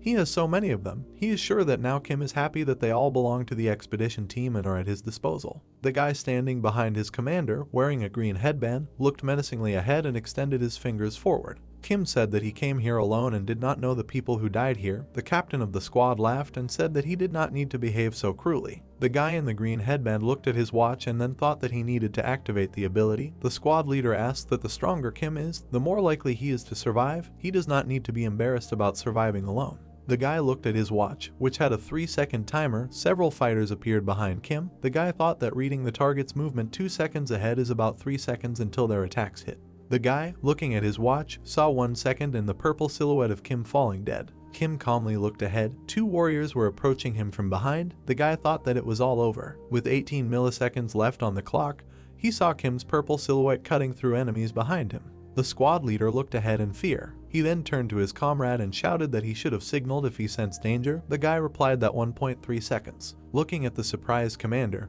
he added that the one they were hunting, who came from the lower floors in the abyss, had about 1 and 3 seconds. The commander replied that he knew.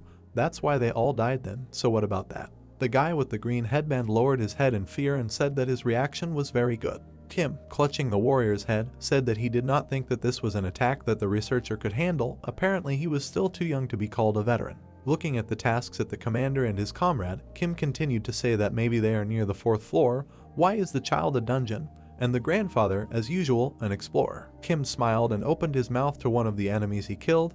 He said that they must be human hunters. Kim clenched his teeth and looked menacingly in front of him. He said that they are bags of shit who hate their own kind. He will definitely destroy them. The 2 fighters who had tied up the tigress looked in fear as their comrades were torn apart. One of the fighters, looking to the side in fear, shouted what it was, a monster. His comrade replied that shouldn't they help them. The fighter turned dissatisfied to his comrade and shouted for him to help him better. They need to run. A second later, 2 fighters were killed with stakes in the stomach, and the tigress's net was torn. The tigress stood up in surprise and grabbed the torn net. She saw 1 survivor left, and that was the protagonist. Kim waved his hand and menacingly told them to leave. Suddenly he turned around and heard someone calling him. The detachment commander, looking menacingly ahead with his hand torn off, looked displeased in front of him. Kim said that he was a child of the dungeon, and the commander shouted that he was not asking about that.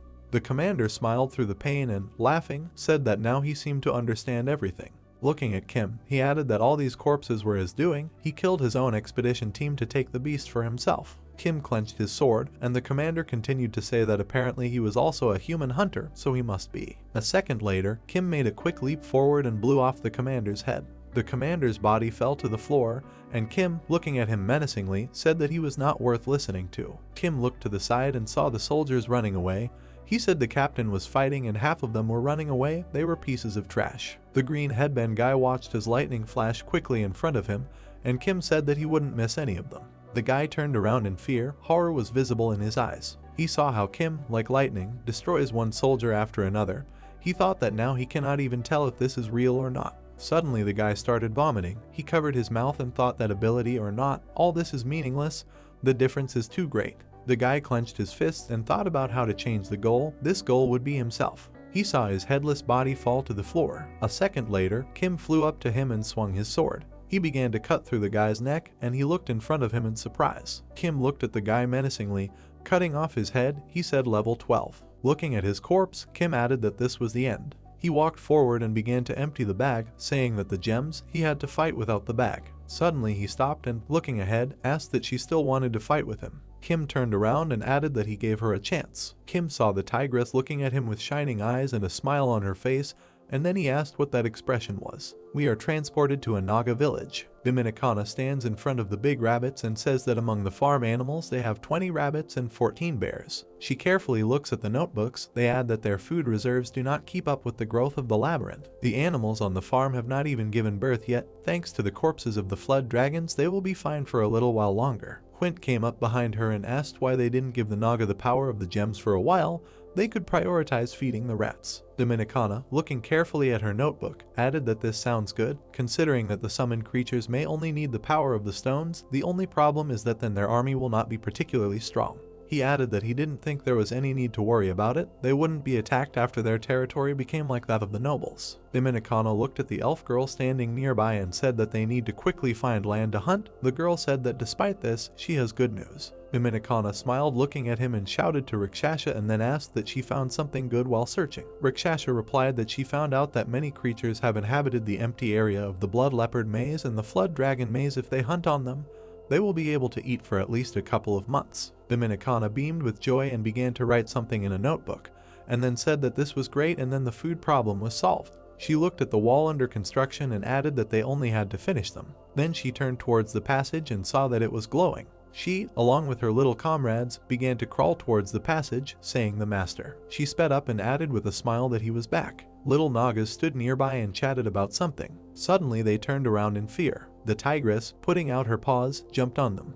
She loomed over them and extended her claws, smiling, as Kim shouted at her to stop. Dominicana looked fearfully towards the tigress, and Kim said that this is not her food. They need to be protected. She should only eat what the labyrinth represents, and let the Hoya come here and calm down. Koya smiled and moved away from the frightened Naga. Kim turned to Dominicana. She asked what kind of monster it was. Kim replied that he picked her up when he was returning. She followed him after he saved her from some bastards on the 7th floor. The protagonist extended his hand to the tigress and said that he could not just leave her there, because she had killed many people, but more than that. Looking at his new ally, a system message appeared in front of him that this was a tiger werewolf of Hoya. He said that she could really be such a simpleton of heroic rank. Tigress hugged Kim, and Dominicana said that they were born this way. Werewolf monsters now work for the nobility of the abyss, so they usually do not leave their territory. But what was she doing on the 7th floor? Kim asked that she was from the abyss. Dominicana looked in their direction in fear, and the protagonist continued to say that, apparently, she is not the only werewolf monster from the lower floors. People are catching them. Dominicana replied that this is quite strange. She looked at the smiling tigress and said that she just looked like she was serving a noble. Judging by her mannerisms, she was wondering if something had happened in the territory of one of the abyss nobles. Kim closed his eyes and said that the wolf monkeys from the 6th floor ended up on the 2nd, and now the hellish spiders and even the werewolf monster are descending to the lower floors. Lately there has been real chaos in the underground world. Kim picked up the tigress and added that since she was already with them, let Dominicana look after her. Dominicana replied that, well, tigers are stronger than all werewolves in battle, so she thinks the tigress will be useful to them. Dominicana looked at Kim and said that the synchronization of the core of the Flood Dragon Labyrinth. He replied that he would figure it out completely when he returned from the surface. He looked here immediately after the 7th floor to leave the Hoya. Kim patted the little tigress on the head and told her not to make trouble here and listen to Dominicana. If she continues to eat everything, they will boil her alive and eat her. Kim appears in front of us. He stands near the merchant and gives him a bag of gold. He replies that the payment will be transferred to the account. Then the protagonist appears at his parents' house and asks how they are feeling. His father looks displeased and asks why his son doesn't call them. Then we are transported to Dominicana and the tigress. The Hoya is scratching everything around, biting Naga and breaking bottles. Then Dominicana points her finger to the side in displeasure. Hoya sits at the table near 2 pieces of meat with a smile on his face. We are transported to 2 weeks later to Kim. He watches the Hoya sharpen his fangs on the Naga sitting on the floor. He then watches as she begins to bite the Naga and says that he is glad that she was able to adapt. Dominicana comes up behind Kim and says that they actually had to adapt to her here. Kim calmly replied that he was grateful for the effort. 2 spheres appear in front of him, and Kim says it's time for them to check the maze cores. Then system messages appear indicating that the synchronization of the main core of the Naga Labyrinth and the additional core of the Flood Dragon Labyrinth has been completed successfully,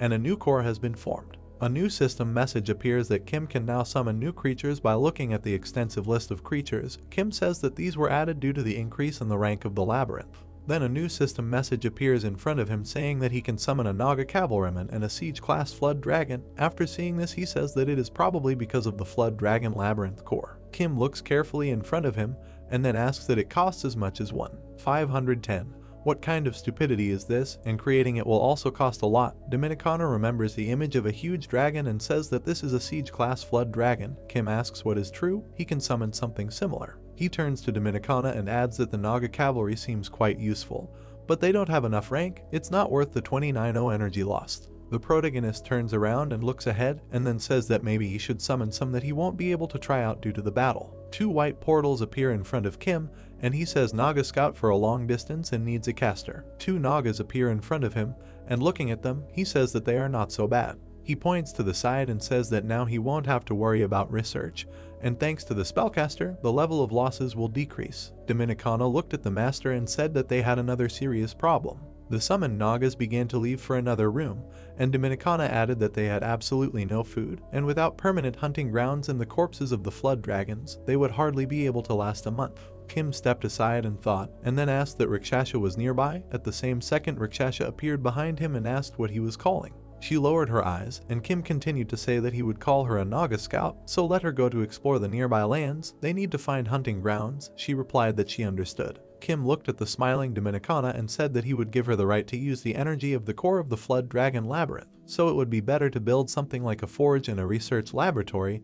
Dominicana replied that she understood. Then the protagonist looked down carefully and said that Quint would train, the soldiers would protect the workers, and Draken would. Kim looked at the yellow Naga as Hoya was trying to irritate him and said that he would be responsible for her. A smiling Koya appears in front of us, and the download takes place, moving it to a month later. A labyrinth of Naga appears in front of us. It has become incredibly strong. There are knights at the entrance. Rumors began to spread that the Naga king had become a nobleman, so not a single intellectual dared to approach the labyrinth, and thanks to the reinforced defensive troops, they easily got rid of other monsters. We are transported to a forge where small Nagas forge weapons. Also from previously collected but not used minerals, they forged equipment, and thanks to constant training and research. A tree of positions appears in front of us. They reached a point where everything resolved itself even without the intervention of the protagonist. A map of the dungeon appears in front of us. Kim thought that, moreover, under the command of Rickshaw, a special team of scouts from Horned Rats was formed, and thanks to this, an extensive network of tunnels was created throughout the labyrinth. Several Horned Rats appear in front of us. Kim thought about the fact that they were monitoring everything at the scout base and strongholds in every event near the Naga labyrinth.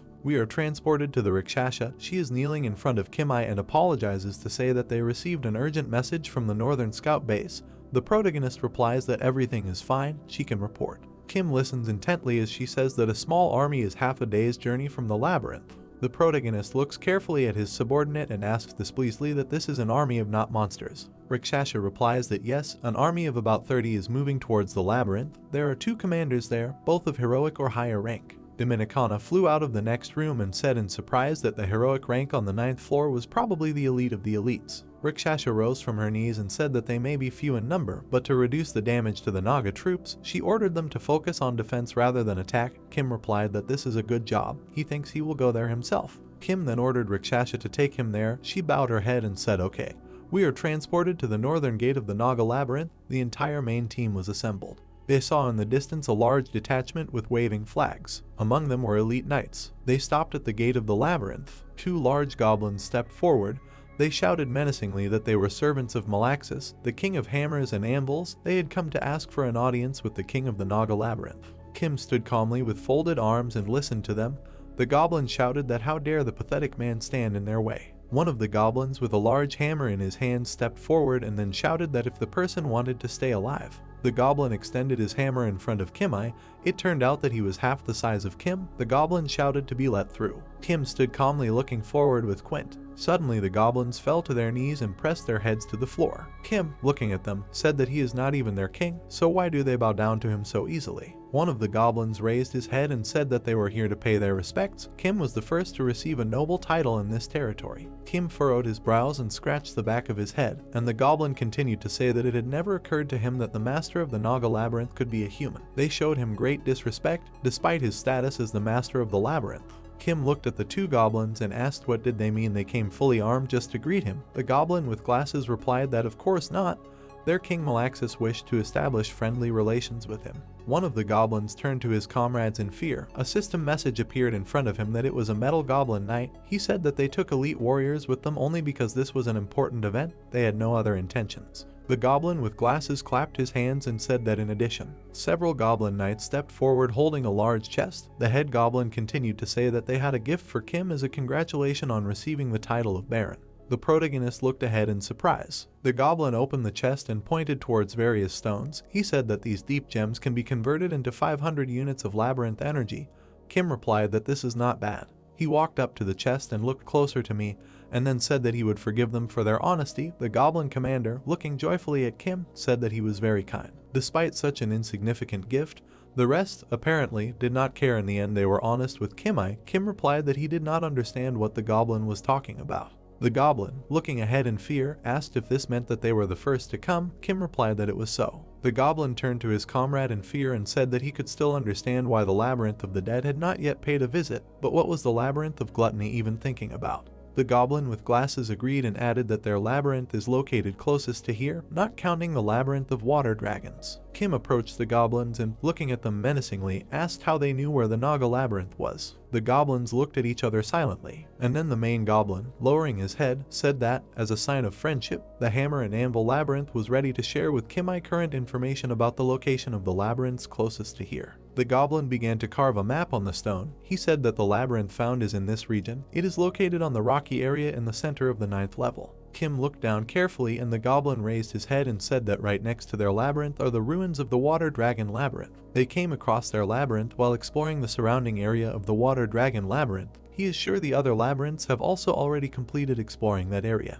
The goblin drew a map and said that the Labyrinth of Gluttony is located in the north in the Hollow Gorge, and the Labyrinth of the Dead is in the northeastern Badlands, so the 3 labyrinths form a triangle shape. The goblin continued to draw a map, enlarging it in size, and then said that their labyrinth is located at the top of the Gazer mountain range, right above the Gluttony Labyrinth. The rest of the Wanderer labyrinths, the Dream Swamps, are in these places. Kim looked at the map in surprise, and the goblin continued to say that the labyrinths of the 9th levels keep each other under control, capturing smaller labyrinths that appear in the region, thus preventing the appearance of dead zones. If they had to leave their labyrinths to attack others, their bases would be in a dangerous situation. The goblin, continuing to draw a map, said that among all the labyrinths of water dragons, Gluttony and the Dead are considered the most powerful. Their trio maintains the balance of power. The goblin raised his head, and Kim asked what it means that he upset this balance, destroyed the labyrinth of water dragons. The goblin replied that he had no intentions of offending anyone, but Kim was right. Very soon the 9th level would face a bloodbath. Kim turned to Dominicana, who silently nodded her head, and the goblin continued to say that therefore weaker labyrinths like Wanderers would begin to come to Kim under the pretext of congratulating him on acquiring a noble title. Kim, looking at the goblins, said that all this, then, was an excuse. How he likes their honesty. The goblin with glasses smiled and said that he was sure it would come back to bite them, and the goblin commander said that if they kept it from Kim, The protagonist, sitting on the floor, extended his hand and then said that is it really such a problem that the Labyrinth of Gluttony and the Labyrinth of the Dead keep each other in check? The goblin replied that in general the idea of creating a three-way balance of power was proposed by the Labyrinth of Water Dragons and the Labyrinth of the Dead. He introduced the creepy goo and said that the Labyrinth of Gluttony was not interested in this, and all their king did was sit on his throne and increase in size, corresponding to the title of the King of Gluttony. The bespectacled goblin, looking ahead, continued to say that, however, his body had become so huge that in the end he had gained limitless power into his hands. Until he had the need to feed tens of thousands of his unsatiable creatures, he would not leave the labyrinth. Kim extended his hand forward and then said that this is quite contradictory. Won't he die of hunger, remaining forever in the labyrinth? The goblin replied that since their base is located in a favorable location, they receive energy without a single loss. Kim lowered his head and thought, and then said that it turns out that they are constantly gaining power without making any effort. He would never have thought that they could have such problematic guys at their side. The goblins lowered their heads, and then that this was very valuable information. Let them convey his gratitude to their master, Malaxis. The goblins replied that they appreciated the Lord's kindness. Then Kim stood up and, crossing his arms, asked that they had come a long way to get here, if they wanted to rest before going back. The goblin looked up and replied that he thanked Kim for his attention, but he thought it would only hurt if they collided with other guests. Kim replied that in that case. He turned to Quint and told him to take the soldiers with him and escort their guests. Quint, frowning, shouted that he understood. Quint, along with a small army and goblins, went into a dark dungeon. Kim, looking after them, called Rakshasha and asked that based on her information about the 9th level, can they be trusted that she and the mercenary group she was part of traveled from east to west, so she can confirm the reliability of their information about the location of swamps, rivers, labyrinths of wanderers and the dead? Kim replied that this was excellent. Let her redraw the map from the ground while it was still visible. We are transported to Kim. He sits on the throne, thinking that, as the goblins predicted to him, labyrinths of dreams, swamps and wanderers are visiting them.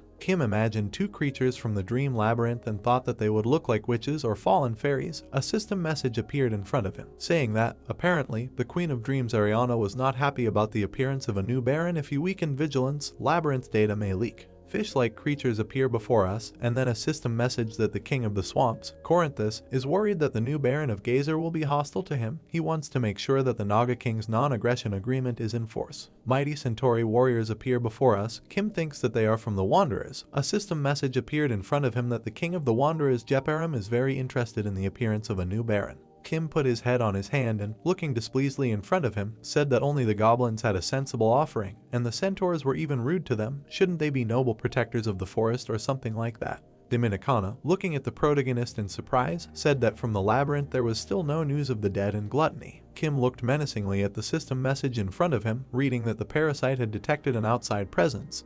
The parasite's detection ability was active. Kim, rising from the throne, turned his head to Dominicana, saying that the matter was different. Kim stretched his arm to the side. It increased in size, becoming very long and large. The protagonist grabbed the green slime from the tentacles with his hand, and a system message appeared in front of him that it was a lump of insatiability. Dominicana, coming up from behind in surprise, said that it was right in Kim's room. When did it get there? The protagonist, looking menacingly in front of him, said that they were the most ill-mannered guests among the rest. They sent them this crap and didn't even come in to say hello. Kim, looking menacingly in front of him, squeezed the green substance and said that they even dared to follow them. Then he asked why the king of gluttony missed wars so much. Kim looked to the side in surprise. He heard Dominicana's voice in his head that the unsatiables have a collective mind. Everything they hear and see is directly transmitted to their king. Kim wondered what this means, that he just declared war on them. Apparently, that was a bad idea. Dominicana smiled widely, clenched her fist and asked why not. Kim, holding the liquid in his hand, looked at Dominicana in surprise, and she answered with magic that she would not talk about this in the presence of goblins, because she was afraid of information leakage, but they have a clear advantage against the insatiable ones. Kim frowned at Dominicana, and she added that ice was their main weakness. Kim, holding the slime in his hand, asked what it was like. He smiled widely and, looking at the liquid, said in a frightening voice that this was war. The king of gluttony looked in front of him with displeasure. He was tired, as Kim said that he already knew the location of their labyrinth and even its vulnerability. Kim, looking menacingly at the slime, said that they were going to them in a week to freeze each slug. The king of gluttony increased in size and shouted what this madman was saying. Kim then smeared the slug on the wall, saying that if they wanted to apologize, they should hurry before the week is over. The king of gluttony menacingly extended his tentacles upward. The protagonist's subordinates appear in front of us, and loading occurs. We are then transported a week later to Kim. He is sitting on a throne with his arms crossed, and then someone calls out to him. Dominicana appears in front of him and he asks if the king of gluttony has come. Dominicana answered that yes. She looked ahead in surprise and added that the king of the labyrinth of gluttony was finally here. Kim went ahead, telling Dominicana not to come. He, looking menacingly ahead, said that they were here to apologize, but they came in without permission. The protagonist, looking into the dark passage, added that, apparently, the king came here to die and not to apologize. A huge amount of mucus and white eyes appeared in the passage, looking at Kim. Dominicana approached Kim in surprise and asked when the king of gluttony got here. Kim, looking ahead, replied that, apparently, he planned to quickly break through the owner's room and destroy the core of the labyrinth, but did not take into account that he would be ready for such a thing. Kim raised his hand and shouted mage. A crowd immediately gathered around him. The entire army was already there and looking menacingly towards the king of gluttony. Kim, looking at how the slug began to shrink and try to escape, asked that he had no pride at all, it was useless. The protagonist, looking at his knights, said that the slug was already surrounded, they would freeze it along with the entire corridor. Kim clenched his teeth and asked menacingly that he would not have the last words. The protagonist, looking at the king of gluttony, thought that he did not expect this because the king was not at all afraid at the sight of ice. Kim clenched his fists, looking at the thick mucus, and thought that he, on the contrary, was rather inspired, as if he could start attacking at any moment. Kim lowered his head menacingly and wondered if he had made a mistake in allowing him to get here, if Dominicana's assumptions were wrong. Kim raised his hand, tentacles appeared around it, and it grew larger. He menacingly said that no, she could not be mistaken. Kim's tentacles increased in size. He told the magic to strengthen the blades, and then a system message appeared in front of him that the activation of the parasite's ability to harden. The protagonist looked menacingly in front of him.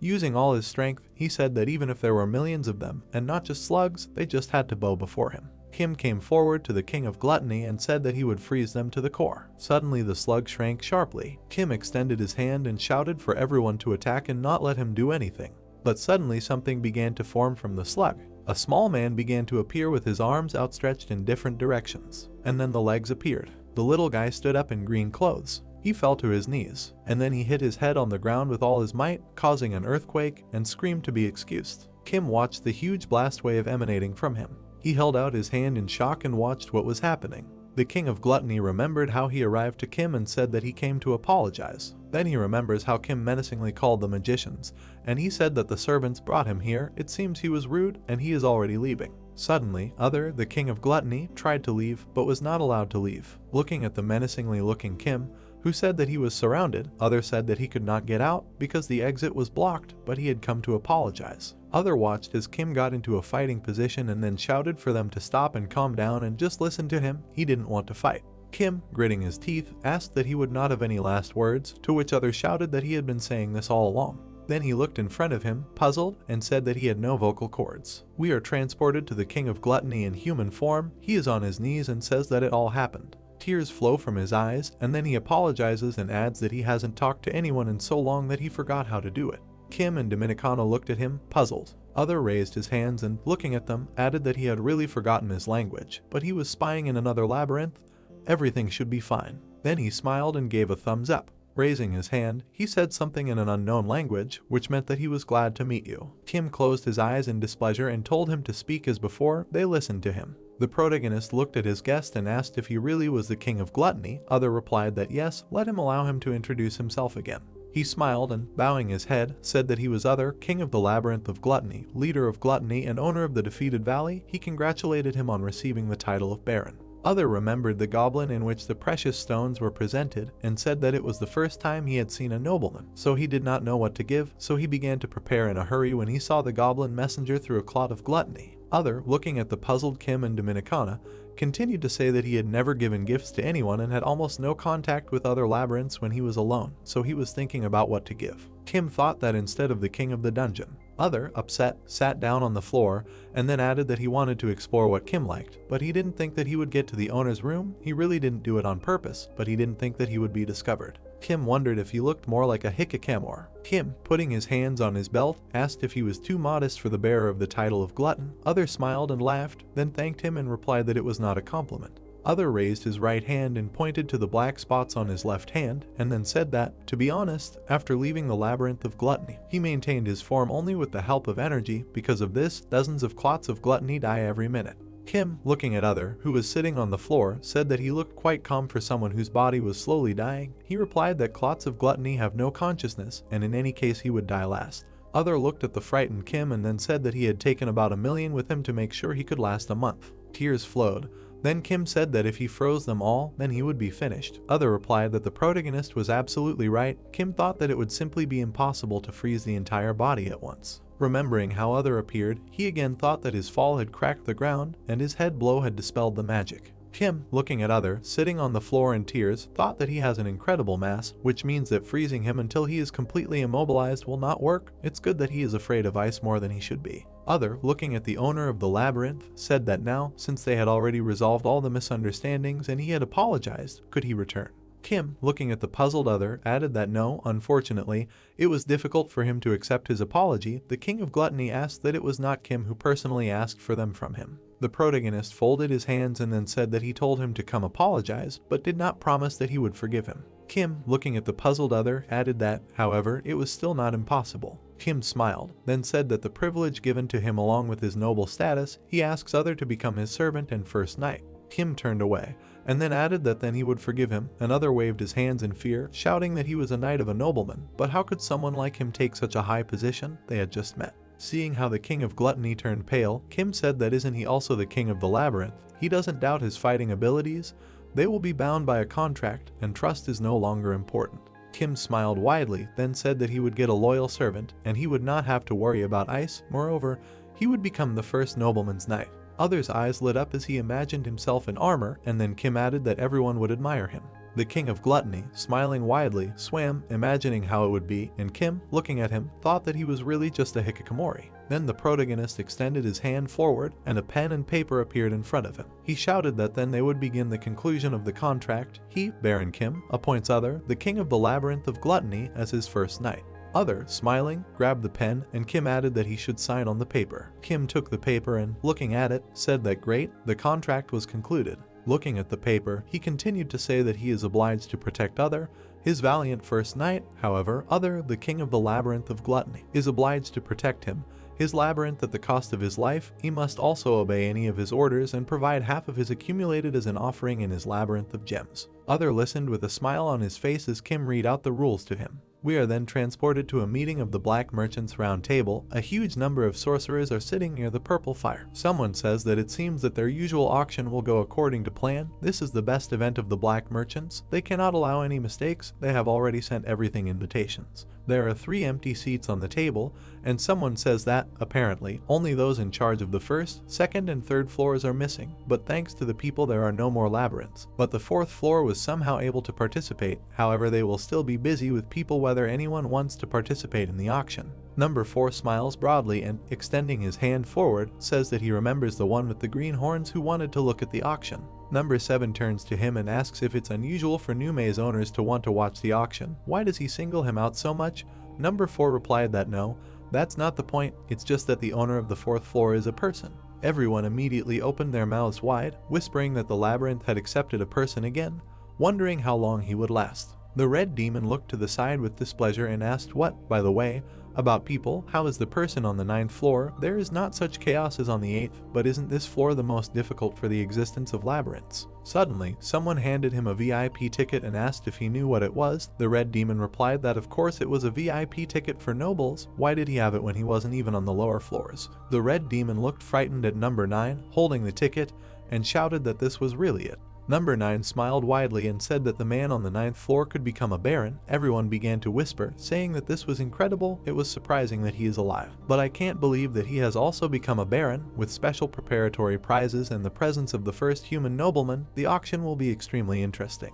He holds a small golden ticket in his hand, covering the inscription with his thumb, asking about the VIP ticket, and in response he was told that yes, this is an annual festival held by them, the Black Traders. Kim continued to stand in his place, looking in surprise at the ticket handed to him, showing it to Dominica with one arm resting on his belt, and the Black Merchant, spreading his hands apart in his robe, continued to say that ordinary goods are sold on the black market by the same merchants as inane and rare goods that are in great demand are put up for auction. The merchant, with an arrogant grin on his face, put on his small glasses and looked straight ahead and said that everyone should have equal conditions, after all. Kim, who continued to hold the VIP ticket in his hand, said that then this means that the participants will be the owners of the mazes and someone else will definitely come. Then he was told that, of course, dozens of people come every year, and at their peak they receive more than 100 participants. Kim, looking at the beret, with a face showing no emotion, was surprised by this. After which, looking to the side, with a slight misunderstanding, he said that, apparently, many labyrinths had been preserved, and Dominica, who was standing next to him, expressing joy and interest with her face, looked straight ahead with huge purple eyes, saying that Gazer is much larger than he is, probably much more on the 9th floor than what was shown on the goblin cards. At this time, the merchant, holding out a certain red banner with strange figures right in front of him, grinned a little and, looking straight ahead, said that they also provide other services. When he leaves his labyrinth empty, the flag of black merchants is hung on his labyrinth. Huge monsters with horns that cause only horror stood in place, one of which held in his hand, leaning on his shoulder, a huge banner of black merchants. While the old monster said that if other labyrinths attack the labyrinth on which their flag is hung, they are blacklisted by black traders. They restrict trade in their labyrinth and can even destroy the labyrinth itself depending on the situation. Kim continued to stand in his place, holding out his hand with the VIP ticket straight in front of him, and with a serious look he spoke about the strength of the group of merchants, while Dominica silently looked at him in bewilderment, standing next to him, and the black merchant, with his hands clasped together in front of him, watched forward with a malicious grin and said that he understands that it is difficult to believe, but there is a reason why his organization was able to survive for centuries while other continued to do his useless business next to him. After which the King of Gluttony, raising his hand up, with a smile on his face, said that he remembers how in his early years he managed to avoid the destruction of his labyrinth by escaping to the auction, and the black merchant, turning a little back, looked at him with a satisfied grin on his face, and told him that yes, this happened before the Great War, and he also remembers it. At the same moment, the merchant screamed in surprise when he saw Other, the King of Gluttony, and did not understand why the owner of the labyrinth was here. And Other, with joy on his face, enveloping everything with his body of mucus, reached out to him and greeted him. Behind the King of the Labyrinth there was a small portal to a completely different location with huge stones, while the merchant was surprised that this labyrinth gluttony was right behind Other's back, and he, with saliva flowing straight from his mouth, said that this was his home, sweet home. The black merchant insisted in his place, staring straight ahead with his uncomprehending gaze, and sweat was forming on his face, and he did not understand what was happening. And Kim, standing behind him, with a face showing no emotion, looked forward and said that he is now his knight. Immediately after this, Kim, who continued to stand in his place, lowering his serious gaze slightly downwards and raising his hand, placing it next to his face, said that after signing the contract that Other would become his subordinate. He received the ability to open the gates between two labyrinths, and the labyrinth of gluttony is now almost nearby. The black merchant was very surprised by what he heard and stood in his place, not understanding what was happening, with his mouth wide open and his hands in front of him, saying that he had made the owner of the labyrinth on the same floor his subordinate, and Kim asked what could be the problem when he replied that he didn't think so. The black merchant continued to stand in the same place, with his hands slightly extended in front of him, and said with incomprehension that the alliance between the Gluttony Labyrinth and the Naga Labyrinth would become significant. The forces of the 9th floor surrounding the labyrinths would treat them with caution, and Kim, with a dangerous and looking serious, with his arms slightly extended forward, he stood sideways to everyone while the system notification window began to appear right in front of him, and he said that he did not need to worry about it. Immediately after this, Kim added that it looks like Balashus is the only one being paid attention to in the maze on the 9th floor. They would simply assume that this alliance was created to keep him in line. And the merchant continued to stand in the same place and look straight ahead with a surprised look, his mouth slightly open, saying that he did not expect that he also understood the situation. After which he added that he was able to see him again after the war with the flood dragons. And this is not very good for the old man's heart, and Kim, who continued to look straight ahead at the system notification window, raised his hand to his mouth with a thoughtful and serious look, thinking that, however, it seems that the contract does not give him complete control. The system notification window continued to be in the same place in the air, notifying that one knight of the owner of the Naga Labyrinth is the King of the Gluttony Labyrinth Gluttony of rank 5, and Kim at that time thought that, to be precise, his control only extends to the person who concluded contract. He is unable to control the maze he owns, he can only see the rank of the maze.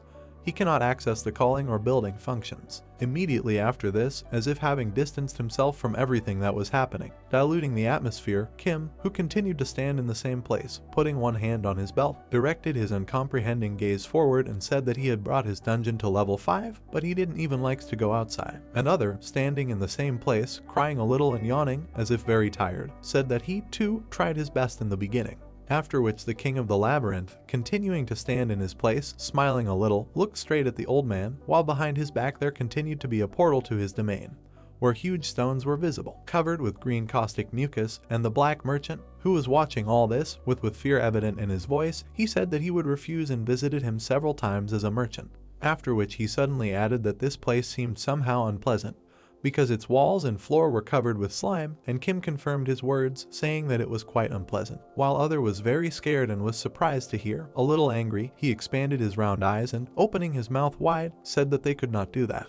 At the same moment, the black merchant, smiling a little and closing his eyes, clasped his hands together and said that anyway, we need to get back to the topic. They provide VIP tickets instead of regular tickets for high-ranking people, the nobles of Gazer, while Kim continued to stand his ground place right in front of him and listen carefully. The black merchant continued to say that he would sit in a separate room with a clear view of the auction item. Participants outside the room would not be able to look inside. Free food and service would be provided according to the tastes of the nobles, and Kim continued to look straight ahead with an emotionless face. The old man continued to say that this is why he recommends that he take part, at least for the sake of entertainment, and Kim, holding out his hand with a VIP ticket in front of him, suddenly became thoughtful. Immediately after this, Kim, asked about the participation of the Ghost King, and the black merchant, who continued to stand in his place, raising his eyes slightly upward, looked straight ahead with a serious look and said that he meant Balicious and it was difficult for him to provide personal information. Immediately after this, the merchant, with his hand outstretched with his index finger pointing upward, said that he could tell that he was a regular participant who participates every year and is very interested in biological experiments, so he usually buys live goods, while Kim,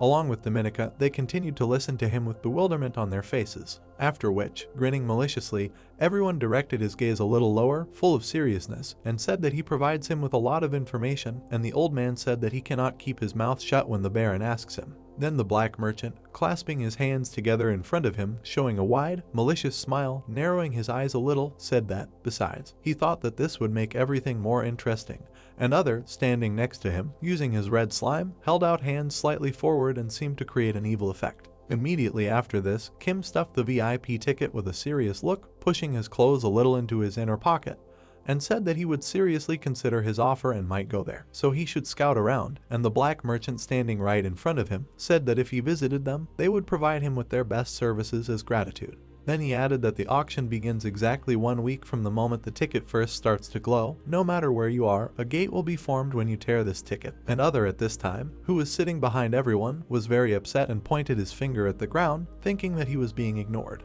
Kim, with his hands on his belt, said that he could bring others to the auction, and the merchant, standing right in front of him, with his hands folded straight in front of him, smiled broadly and said that it was possible if such was the desire of the defense. The events of the story are transferred to a week later near the Labyrinth of Gluttony. Kim, along with all his main subordinates, was in the middle of a maze that had stepped in green slime, and with displeasure tried to pull his leg away, saying that he should clean up his maze because it was very sticky, and other, standing next to him, looked on with confusion towards him, saying that he considered him clean. The Lord of the Labyrinth Gluttony made a stupid face and said with incomprehension that they would do it here, and Kim immediately answered him that the animals might jump out when he tore the ticket. Then others said that it means that his labyrinth is used as a shield, and Kim, who continued to stand in his place, looked a little lower with a dissatisfied look and, after a short pause, said that it was so, and the king of the labyrinth, Gluttony, shouted with dissatisfaction. After which Kim, turning a little to the side, fixed his gaze on the Naga warrior with a serious look, asking about hanging the flag, and Quintus, standing right in front of him,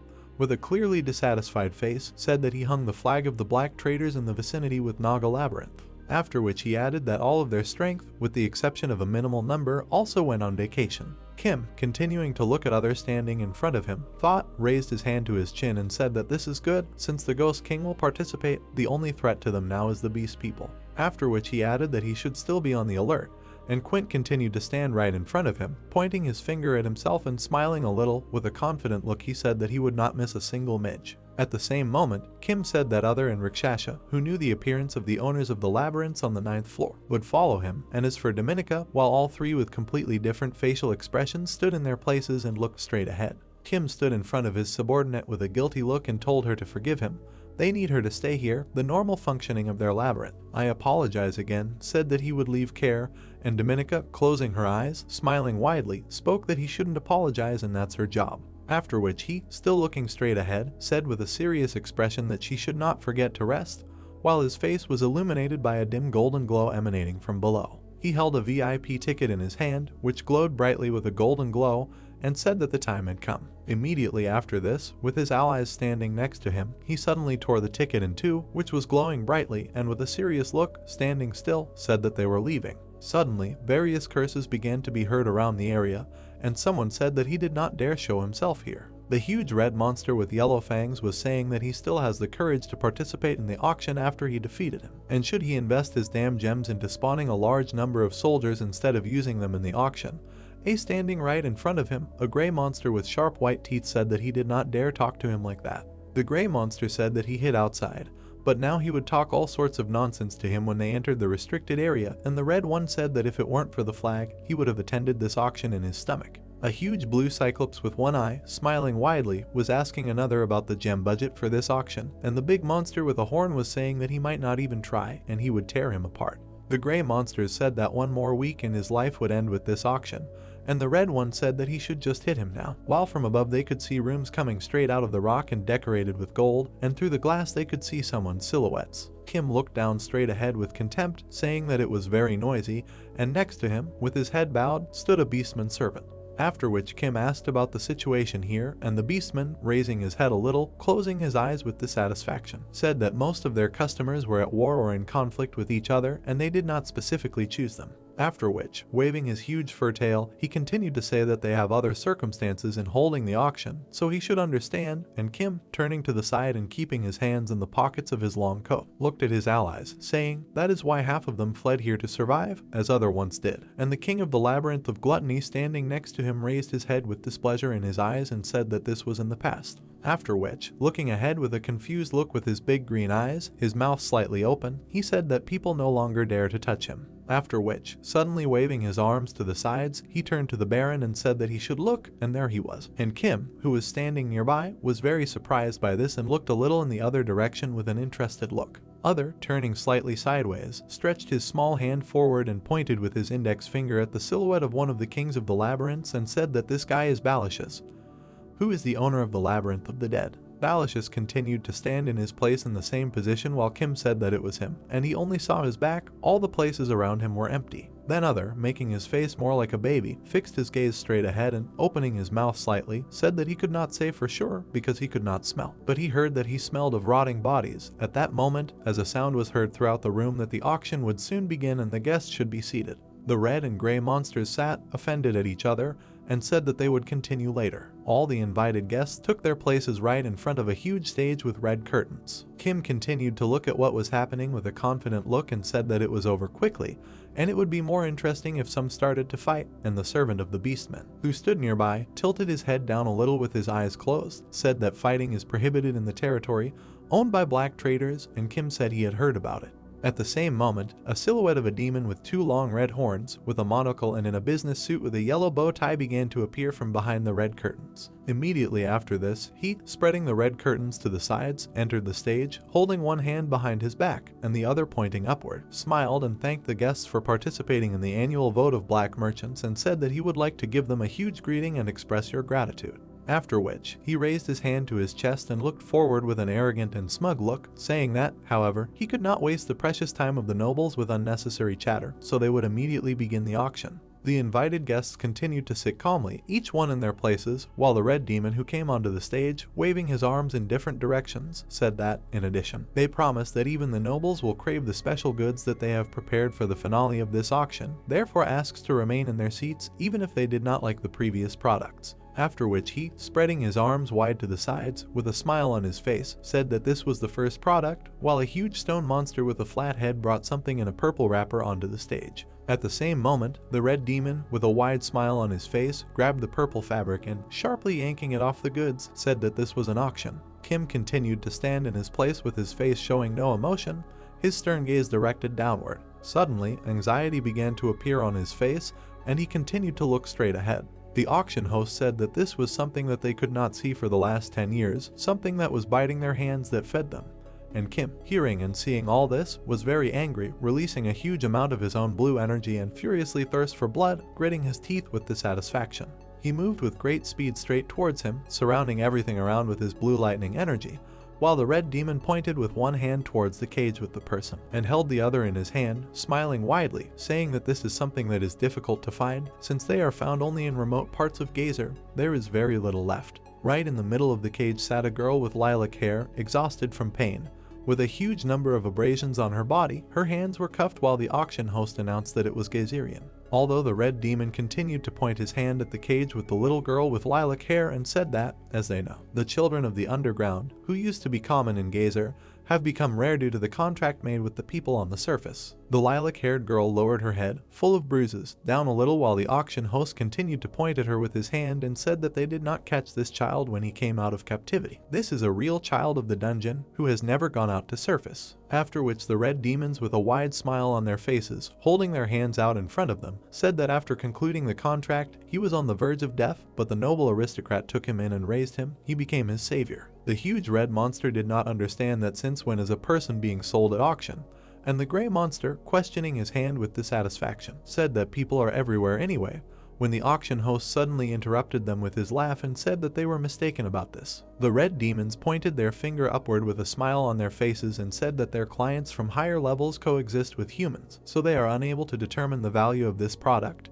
But this one is aimed at clients from deep levels where the appearance of a person is very rare. After which he added that they can make him their pet, a test subject for research and experimentation, or buy him as a toy. He can be used as a special dish, and the possibilities are endless. And the red monster sitting in his place with a huge mouth said that people are quite tasty, and the gray monster said that the only negative is that they have very little meat. Then the red monster, turning back a little, looked at his neighbor and said that he might think that everything here smells like a person, and the gray one replied that it was probably because of that creature on the stage. The little girl with purple hair continued to sit in the cage with her head down, afraid of her surroundings, while the auction host said that, however, this item has one drawback. It is considered defective due to the inability to speak, it cannot even scream, and, of course, because of this defect the initial price will be reduced. After which he, with a grin on his face, raising one hand up, the other leaning on the train, said that the child of the dungeon from the deep levels, which was put up for auction by one of their dear aristocrats, has a starting price of a table of deep gems. Immediately after this, the bidding began, and the monsters each offered their own price, while Kim stood in his place, released a huge amount of blue lightning energy and said that the child of the dungeon should not be displayed as a commodity. After which, with great anger in his eyes, he turned to the side, looking at the beastman servant, and, continuing to release his power, told him to explain himself.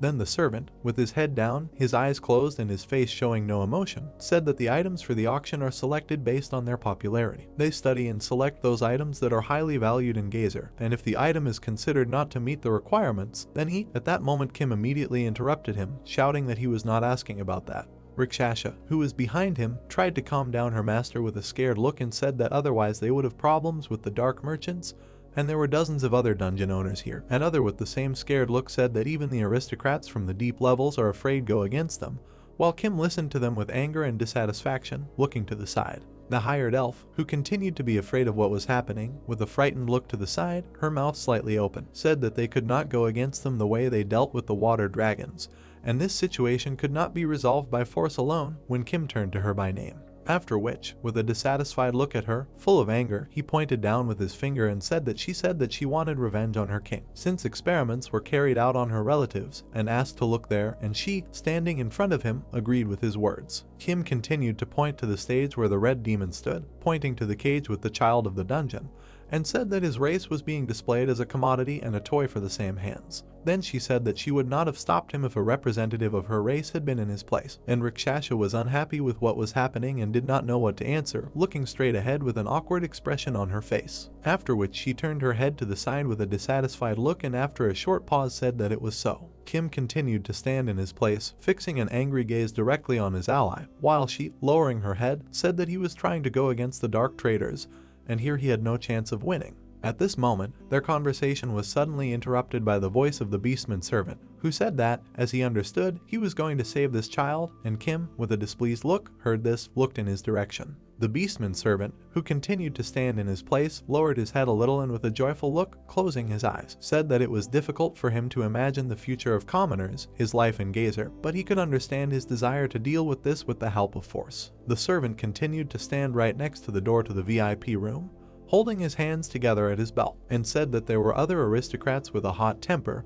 and this was an auction, and Kim, turning his head in his direction with a dissatisfied look, hid his hands in his pockets, and he said that he would stop beating around the bush, and he should come to the point, and Rakshasha and other, standing next to him, silently, with incomprehension, continued to watch what was happening. Immediately after this, the beastman servant turned his menacing, stern gaze to the side, opening his eyes slightly, and said with a serious look that the way to save this child is quite simple, and this is just the beginning of the bidding. At this time, the voice of the red demon was heard from the auction hall, which said that they had a resignation in 12-0, and is expected from a creature from which living goods beat in fear. Balashus stood in his place, as if hiding with him, while behind him was a yellow halo, and the red demon struck says that the king of the dead is not going to retreat. Since he has not seen a person for a long time, this proves the value of their unique product. Immediately after this, the auction host smiled broadly into his fist and, turning to everyone, said that he is probably the closest to the aristocrats among the other participants here. But apparently today luck is not on his side, and it seems that this dungeon child, one venerable aristocrat, had his eye on it. At that moment, a voice was heard from above behind the VIP room, making a bet of 13-0, and the red demon standing below said that here he was. The host of the auction said that the venerable aristocrat raised only to 13-0, and the king of the dead, who continued to sit in his place, extended his bony hand forward and was preparing to show a gesture. Immediately after this, he showed 5 fingers with a sharp movement of his hand, raising it a little higher, and the red demon did not say that the stakes were being raised, and the king of the dead and refused to give up, betting 15-0. The red monster with a bewildered face said that Balashus had completely survived from mine. He should not encroach on the goods that the elite had their eye on for themselves, and the monster with fear on his face told him to leave him, and he clearly wants death. Suddenly the VIP room lit up red and huge tentacles could be seen all around its perimeter as Kim unleashed all his anger and the surrounding room shook with great force. After which the sudden shaking calmed down, and Kim stopped releasing a huge amount of his own energy and thirst for blood outside, while the monsters in the same room were perplexed by what was happening. The next moment, a voice came from the VIP room, making a bet of 16-0. The red demon, standing on the stage, hiding one hand behind his back and the other pointing upward, smiling widely, said that the bet had increased to 16-0, and it seemed that their guest of honor not in the mood, and reminded that they were dark traders. After which the auction host, with a malicious grin on his face, put his hand to his chest and said that they are no different in what happens after the auction. At the same moment, he raised his hand up and with a huge scream, seeing the child stand on the stage next to the dungeon cage, said that the bet was 16-0 and began the countdown. The king of the dead continued to sit in his place next to the rest of the monsters while the auctioneer said that one lot was sold and the child of the dungeon was given to the noble for 16 gems. The item was valued at 1,000 gems and was sold at a very high price. Balashus continued to sit in his place and trembled all over with dissatisfaction, watching the events taking place. Other used all his slime, drawing several scary figures on the glass of the room, while Kim stood in his combat uniform and said angrily, clenching his fists, that they really had to go that far and he was a stubborn bastard. The beastman servant, with his head down, his eyes closed and his face full of discontent, said that they would be obliged to charge him a fine for damaging the VIP room. Kim, fixing her menacing gaze in his direction, said with displeasure that as they wish. After which he asked about the possibility of picking up the goods immediately. The beastman servant, standing in the same place, with his head down, his mouth slightly open, with an emotionless face, said that they send the goods at the end of the week, as soon as the auction is over. However, if he wishes, he can look at the goods when today's auction ends. The servant continued to stand in his place, continuing to say that he would not be able to pick it up today, and Kim, fixing her stern gaze on the auction, said that it was good, and he would look at it today, while the red demon, continuing to conduct the auction, said that their next item is not that valuable, but it may be useful to them in battle. The Rakshasha, turning back, looked at the king of the dead with a menacing gaze, full of rage and hatred, while he remained in his place. The bidding continued, and the next lot was a small white pet monster sitting on a pedestal, while the presenter announced that this was a spirit highly valued by the elves before their fall. And Kim thought that there were no more people as goods. From time to time living ones appeared goods, but most of them were mutilated or rare. Right on the small yellow pad lay a small purple-colored stone with a red crack, and the red demon said that they extracted it from the ancient one from the 8th level, and the system notification announced that it was a first-class quality deep gem, while Kim continued to think that others the lots included deep gems with unusual abilities and expensive goods. The auction host, with a malicious grin on his face, held a human weapon in his hands with the help of several rags and said that these firearms were used by people during the Great War. They are not capable of harming them, but they can be used as elegant decoration, and Kim continued to think, which are also overpriced items. Suddenly, another cage appeared at the auction, covered with a lilac cloth, which with a sharp movement of his hands, with a smile on his face, pulling it off, the auction host said that finally, what they had all been waiting for so long, the last and most extraordinary lot, and Kim thought that among there was one product that he couldn't understand at all. In the middle of the cage stood an adult woman with bright green hair, smiling arrogantly as the red demon said that it was a vampire. After which the girl with green hair opened her eyes, glowing red, and continued to grin maliciously, looking arrogantly straight ahead. And the auction host said that, as they know, vampires are extremely rare in Gazer. The bulk of their population belongs to aristocrats of deep levels. Then the auction host began to say that, unfortunately, this vampire had practically no pure blood left, but even so there was no need to doubt his rarity. Kim stood in his place and thought a little while those two continued to stand right on the stage. Kim, raising his hand to his chin, looked straight ahead with a thoughtful look and said that it felt like she was looking here, and other, standing next to him, without expressing any emotion on his face, said that he had destroyed the VIP room, so unsurprisingly it caught her attention. At that moment, a desperate battle of bids for this item began in the auction hall. The auction leader, raising his hand up, stopping them, said that they should calm down, and this product has one condition. Everyone present at the auction suddenly calmed down and were greatly surprised by what they heard as he continued to say that even if they were able to win the bid for this item, the transaction would be cancelled if the vampire did not recognize them as its owner, the item would be returned and re-auctioned, and there will be no penalties for this. The red demon waved his hands in front of him with a smile on his face, trying to calm everyone down, saying that, to be honest, this was the first time that the dark merchants were holding such an unusual auction, and everyone should calm down. After which he, with an important look, opening his mouth wide, looked at everyone and, stretching his hand forward, said that he asks not to forget that this product was put up for auction by the master of one of the deepest levels in Gazer. They are not against insults towards the Dark One's traders. After which, spreading his arms wide apart to the fullest extent that he was afraid that such behavior could anger the honorary aristocrat, he laughed, while the monsters present at the auction were greatly surprised by this and immediately calmed down. Kim continued to be in the VIP room and, fixing his serious gaze down, yes, said that the vampire, when he was on the deep levels, there were creatures that attacked others for blood, and Rakshasa standing behind him. Looking at the auction scene, said with a confident look that they were just bloodsuckers. Many of them do not have their own personality, and they are no different from ordinary undead. Kim raised his hand to his chin and, thoughtful, continued to listen to her, and she said that vampires are capable of giving their master the gift of immortality. However, since she has no pure blood left, she believes that she is no longer capable of this. After which Kim, who stood in his place, looked down a little, put his hands on his belt and thought, remembering all his new allies, said that he was not interested in her. They had recently added to the team, Koya, other and this child of the dungeon he just bought.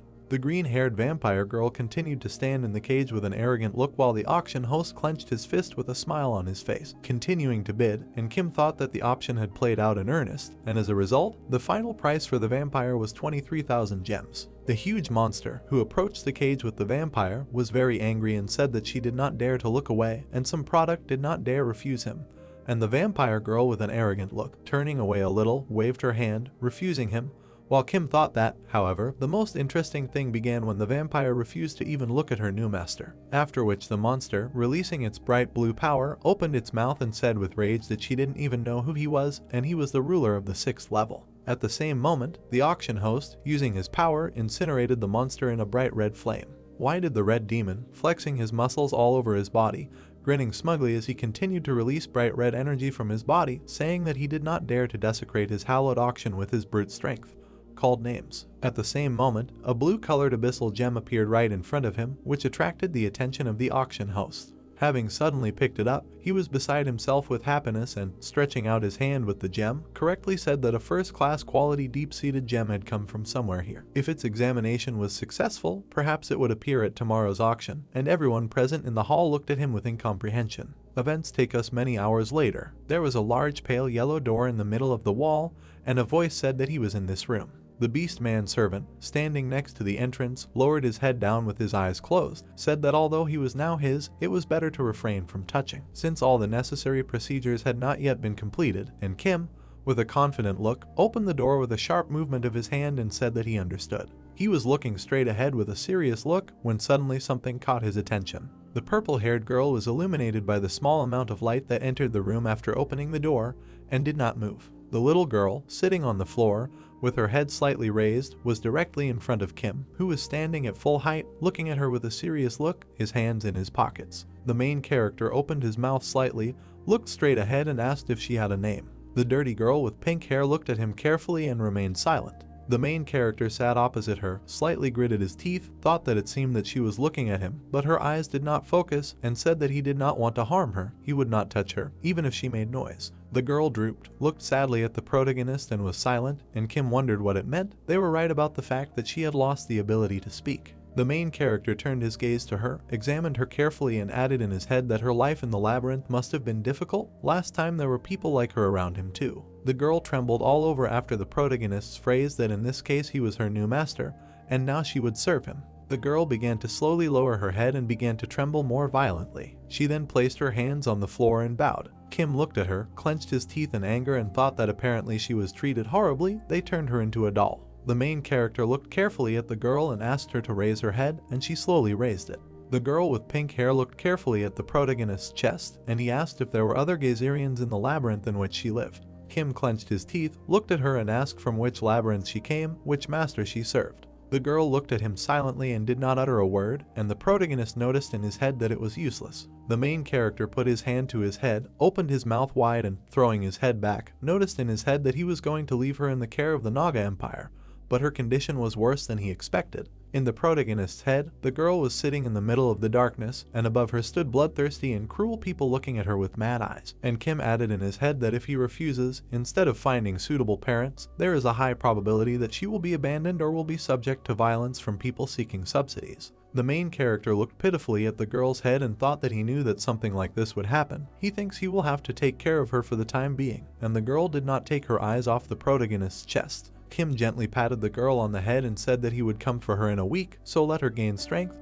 let her rest well until he returns. The main character stood up sharply, called his companion, and behind him the big-eared guy responded. Kim left the room, straightened up and stopped saying that he was very dissatisfied with the conditions of storage of the goods. This is all that black traders can offer. The attendant looked carefully at the back of the protagonist and asked him to tell him what did not suit him, and Kim began to walk away into the darkness and replied that this child was now part of his retinue. Let them provide him with the same services that were given to him. The attendant turned his red eye to the girl and looked at her displeasedly after the protagonist added that they should find her a room, food and treat her for minor injuries. Kim turned his head to the guy with the ears and asked if they planned to give back the damaged goods, and the attendant closed his eyes and replied that they would immediately fulfill his request. The guy with the ears lowered his head, opened his mouth slightly and added that, however, no matter how exquisite the goods were, he believed that such treatment was too polite for a Gazerian, whose sole purpose was to serve the workers. The main character turned all red, covered himself with a cloth and furiously asked that he dared to say such a thing to him. The entire hero was covered with a dark cloth, looked furiously with red eyes at the escort and noticed that the man in front of him was also a Gazerian. The guy lowered his head guiltily, sweated and asked for forgiveness. The main character abruptly began to leave and finally said that he would regularly check how the child was doing. He had better take care of her properly, and the attendant bowed and replied that he understood him. The main character sat in the middle of the hall with the king of gluttony and read a book, and then said in his head that 7 days had passed since he arrived at the auction house of black merchants. In the protagonist's mind, others rejoiced at the tray of food that his attendant had brought,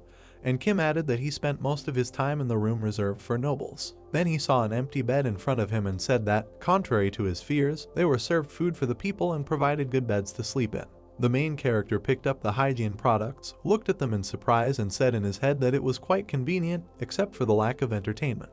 Rixasha sat opposite the protagonist, looked at him carefully, and Kim leaned back in his chair and carefully looking at her added in his head that they had a lot of free time, so he was able to hear the story of the low elf, which he was debugging aside. In the protagonist's head, Rixasha stood surrounded by her relatives and Kim said that after the fall of the elves, she gathered the remaining members to create a mercenary guild. They survived by helping various labyrinths when they called for help. The main character looked closely at the elf and added in his head that their mercenary guild was quite famous for its combat prowess, but the fact that they only consisted of elves was extremely refined. The main character sharply put his hand to his head, curled up, said that he was sorry to talk about this, and told in his head what made Valicious, who goes crazy with brave creatures, set a trap for them. She became the only one who was not sacrificed. Kim looked at her carefully, put his hand in front of him and noted that this was a common occurrence in Gazer, and Rixasha lowered her head and agreed with him. Then she sadly lowered her head and said that she knew that her strength alone was not enough for revenge, so she tried to use her wits,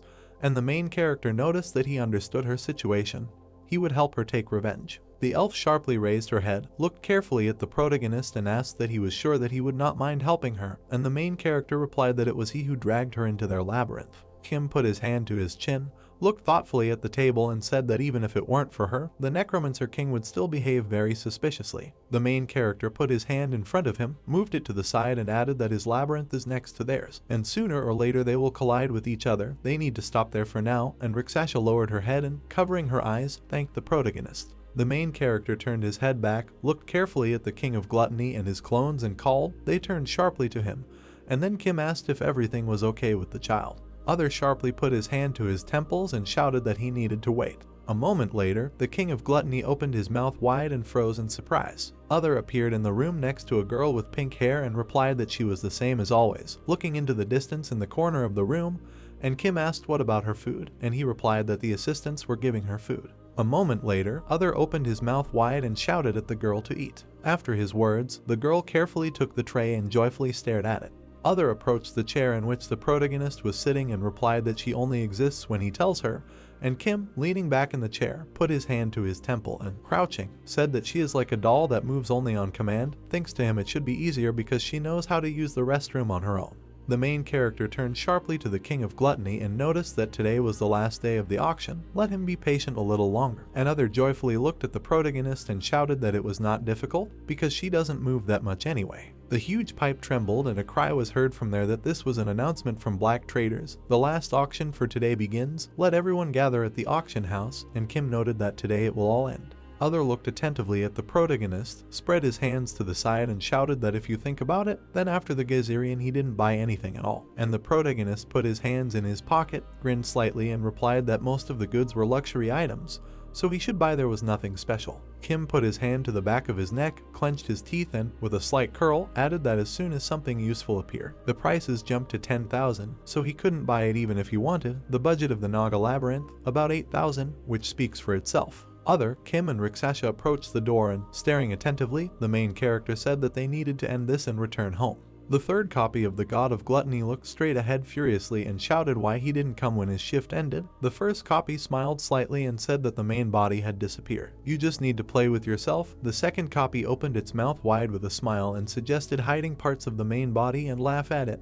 while the quarter copy walked forward angrily. The red devil straightened up, opened his mouth wide, stood next to the gnome and said that the final auction was no different. The goods offered were nothing special. The main character folded his arms on his chest, looked down carefully and said that what was valuable in these things, he would rather spend his precious stones on more soldiers. The red devil turned to the rack of various creatures and shouted that he was now in stock for the grand finale. A moment later, a girl with red eyes appeared on the stage. The devil pointed his hands at her and shouted that he was sure everyone already knew who she was, a special item of this auction that had been refusing its buyer for the last week. Kim sweated slightly, looked carefully at the girl and said that he had no idea why this vampire had come at all. She was generally a commodity.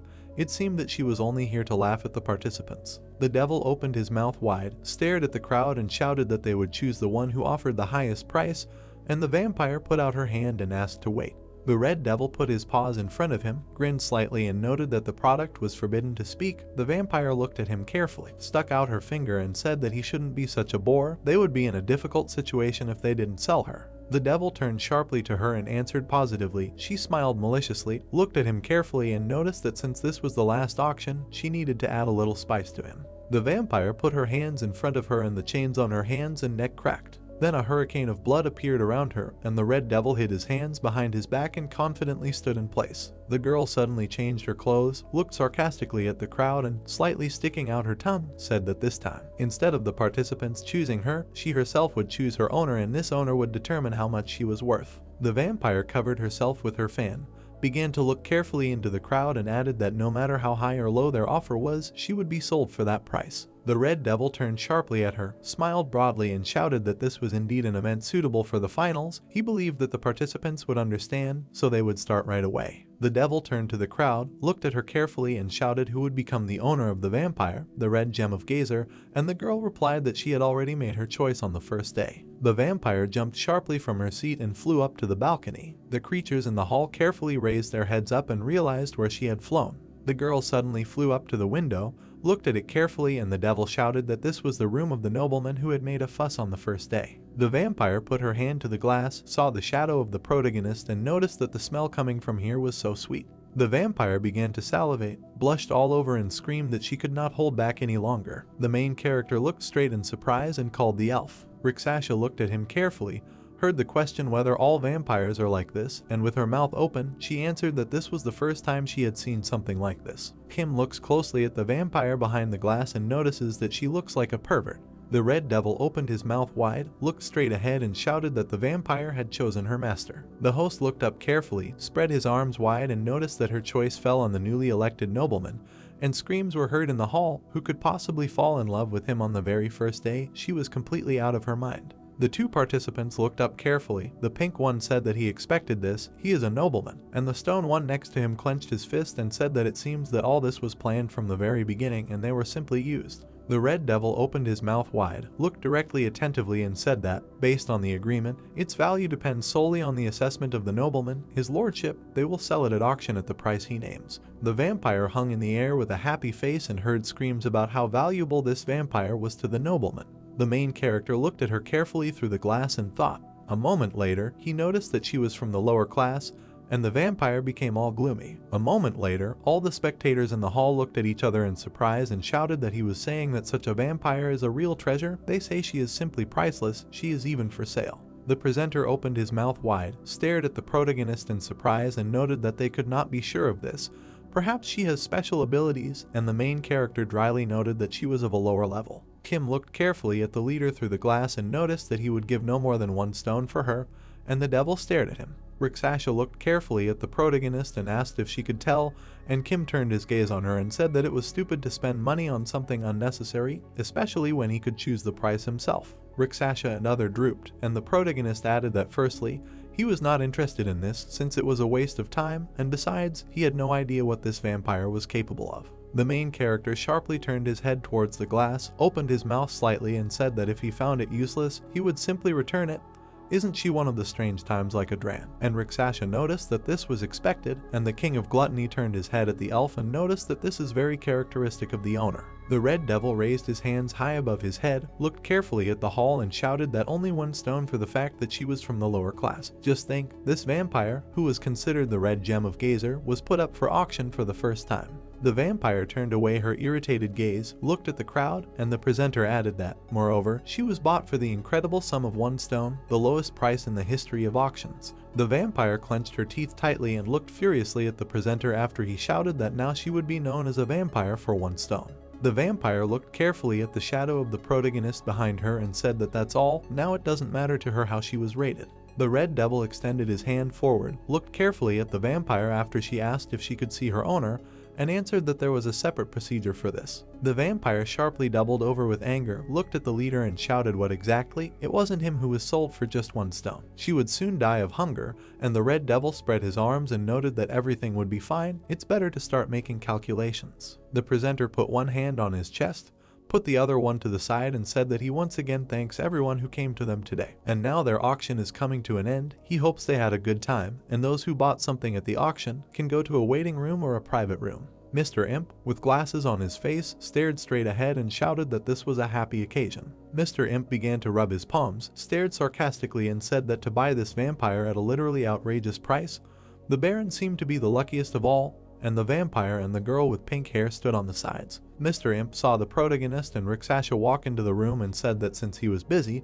they would skip minor procedures and take care of the payment. And the main character slightly raised his hand and looked at the creature in surprise and said that he was not visible at the entire auction, but only the matter concerns the collection of money right there. The main character looked carefully at the vampire, put his hands in his pockets, and said that now let him say why he was the one. The vampire covered herself with a fan, closed her eyes, and replied that she was overexcited, and the main character noticed that he was not talking to her. Kim looked carefully at the little creature and asked that the one who recently received the position of Baron what the essence of the problem is. It is not his personal business, and Mr. Imp stared at him carefully. The main character folded his arms on his chest, looked carefully at the creature, and said that after he encountered the neighbor's maze and overcame it, people began to call him a nobleman. By pure chance he went to look at the auction. Isn't it strange that the first one sold the vampire chose him? The main character slightly tilted his head, looked down attentively, and noticed that he was nothing more than food for her. This is obvious, and Mr. Imp laughed and said that the Baron thinks too much.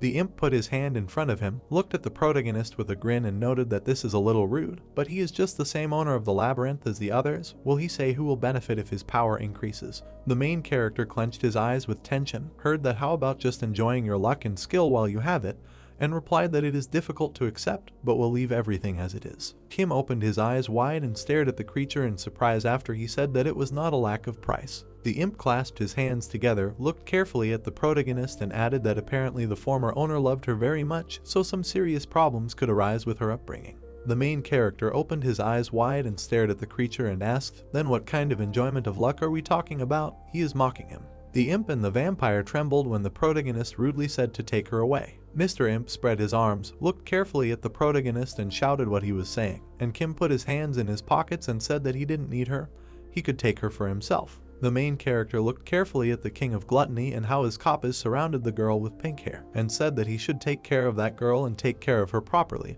and then asked that if he received any wound, they would immediately climb on him. The main character opened his eyes wide and heard questions about what he thinks. That child thinks he is so stupid. The main character turned sharply, stared straight, and said that if her former owner loved her so much, then let him take her back. This is an auction, a forced sale. The vampire began to push forward after the protagonist said that he should take her and leave, and shouted that he had waited a minute. She suddenly stood up straight, spread her arms to the sides, and said that she was a vampire.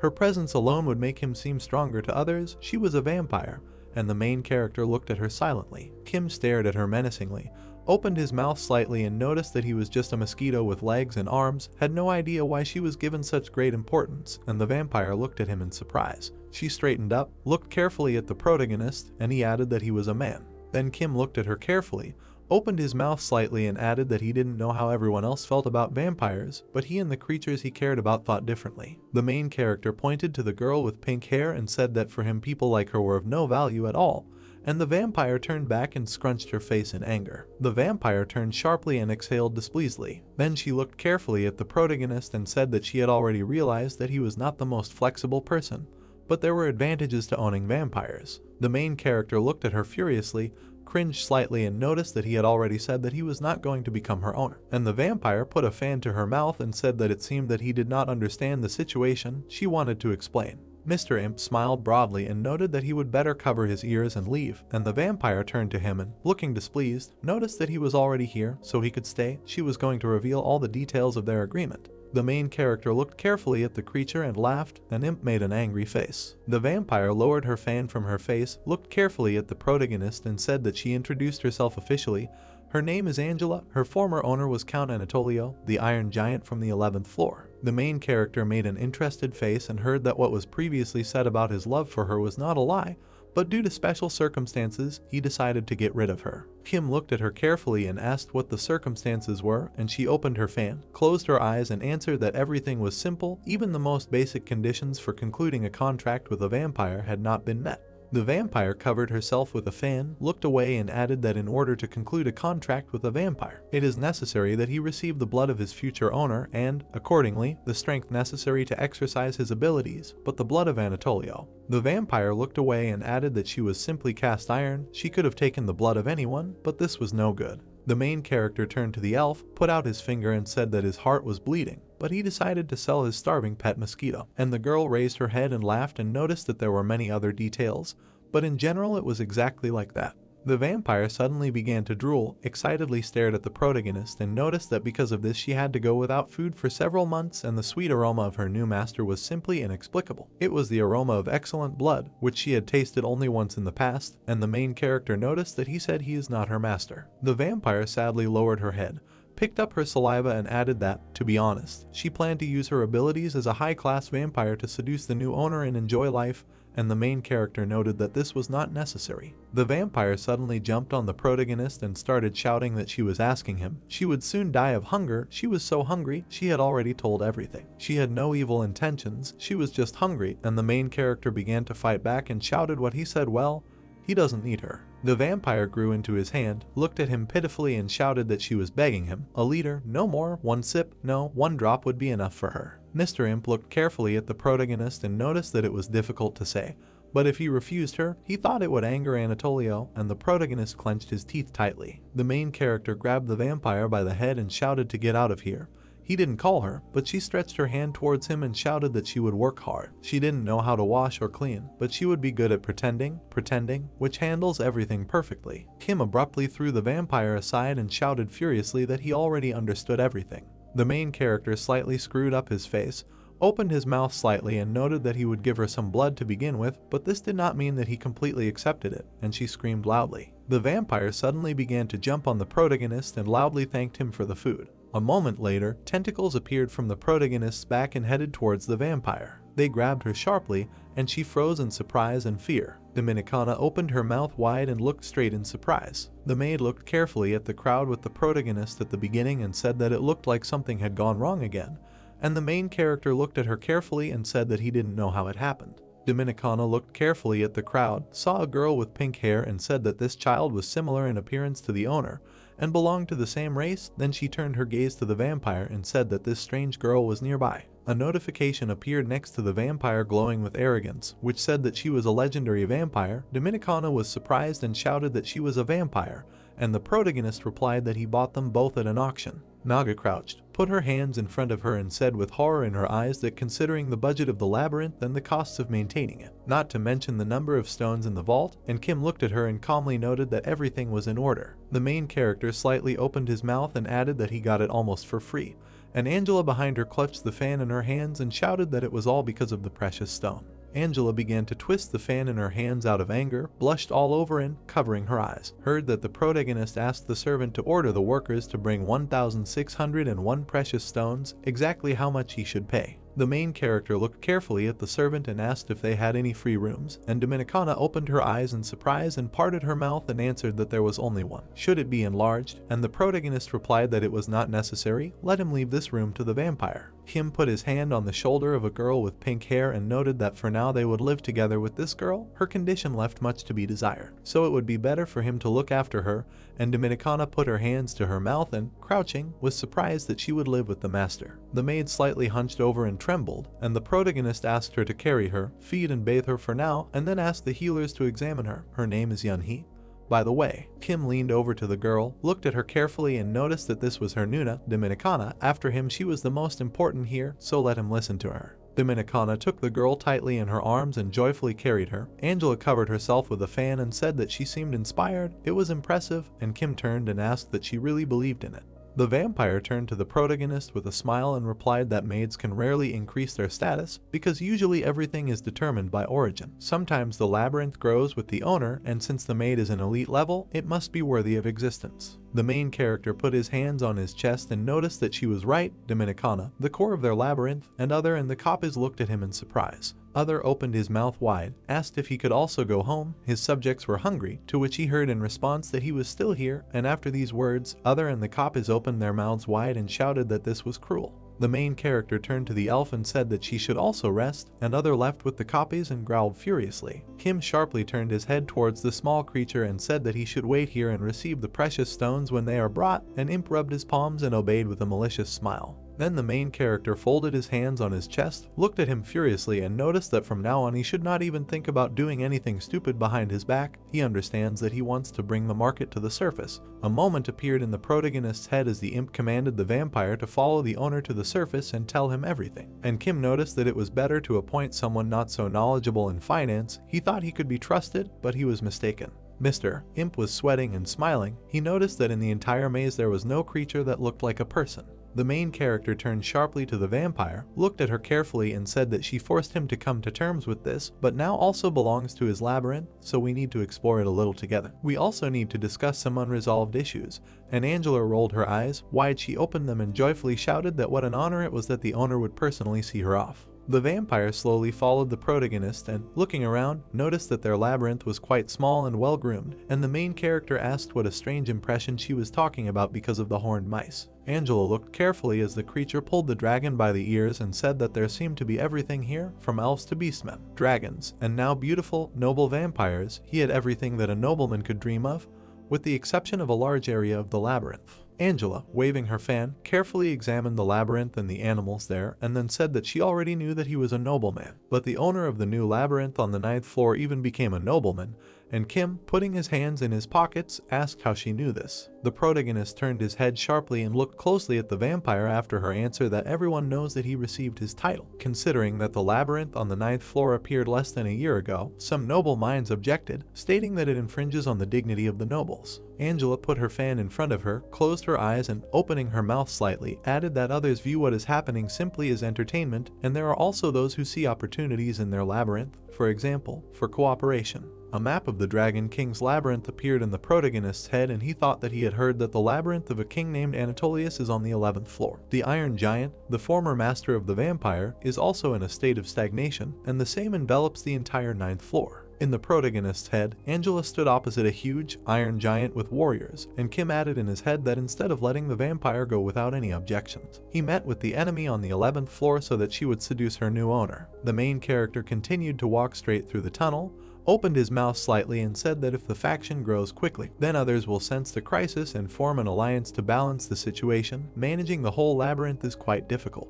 The main character turned sharply to the vampire, looked at her angrily, and noticed that he understands that she wants to destroy the stagnation on the 11th floor with an invasion from the outside. But they are on the 9th floor, how can he get down there, considering that he is overwhelmed with work here too? Angela abruptly approached the protagonist and said that, as she had already said at the auction, her former owner never specified who he would like to see the new one. He simply inhales the sweet aroma, and Kim began to push her away, saying not to get in his way. The main character pushed the vampire away with his hand and, looking closely, heard her add that most nobles live in the range from the 10th to the 12th floors, so he doubts that her former owner expected her to end up with a nobleman on the 9th floor. The main character stopped abruptly in front of the door, listened as the vampire added that there were no specific deadlines, so it didn't matter whether they would leave her like this, and confidently noted that this was her room. Angela ran there, opened her mouth wide with anger, and shouted, "What's wrong with this place? Is it a prison?" And the main character, looking at her carefully, noticed that he should be careful with his words, he lives in the same room.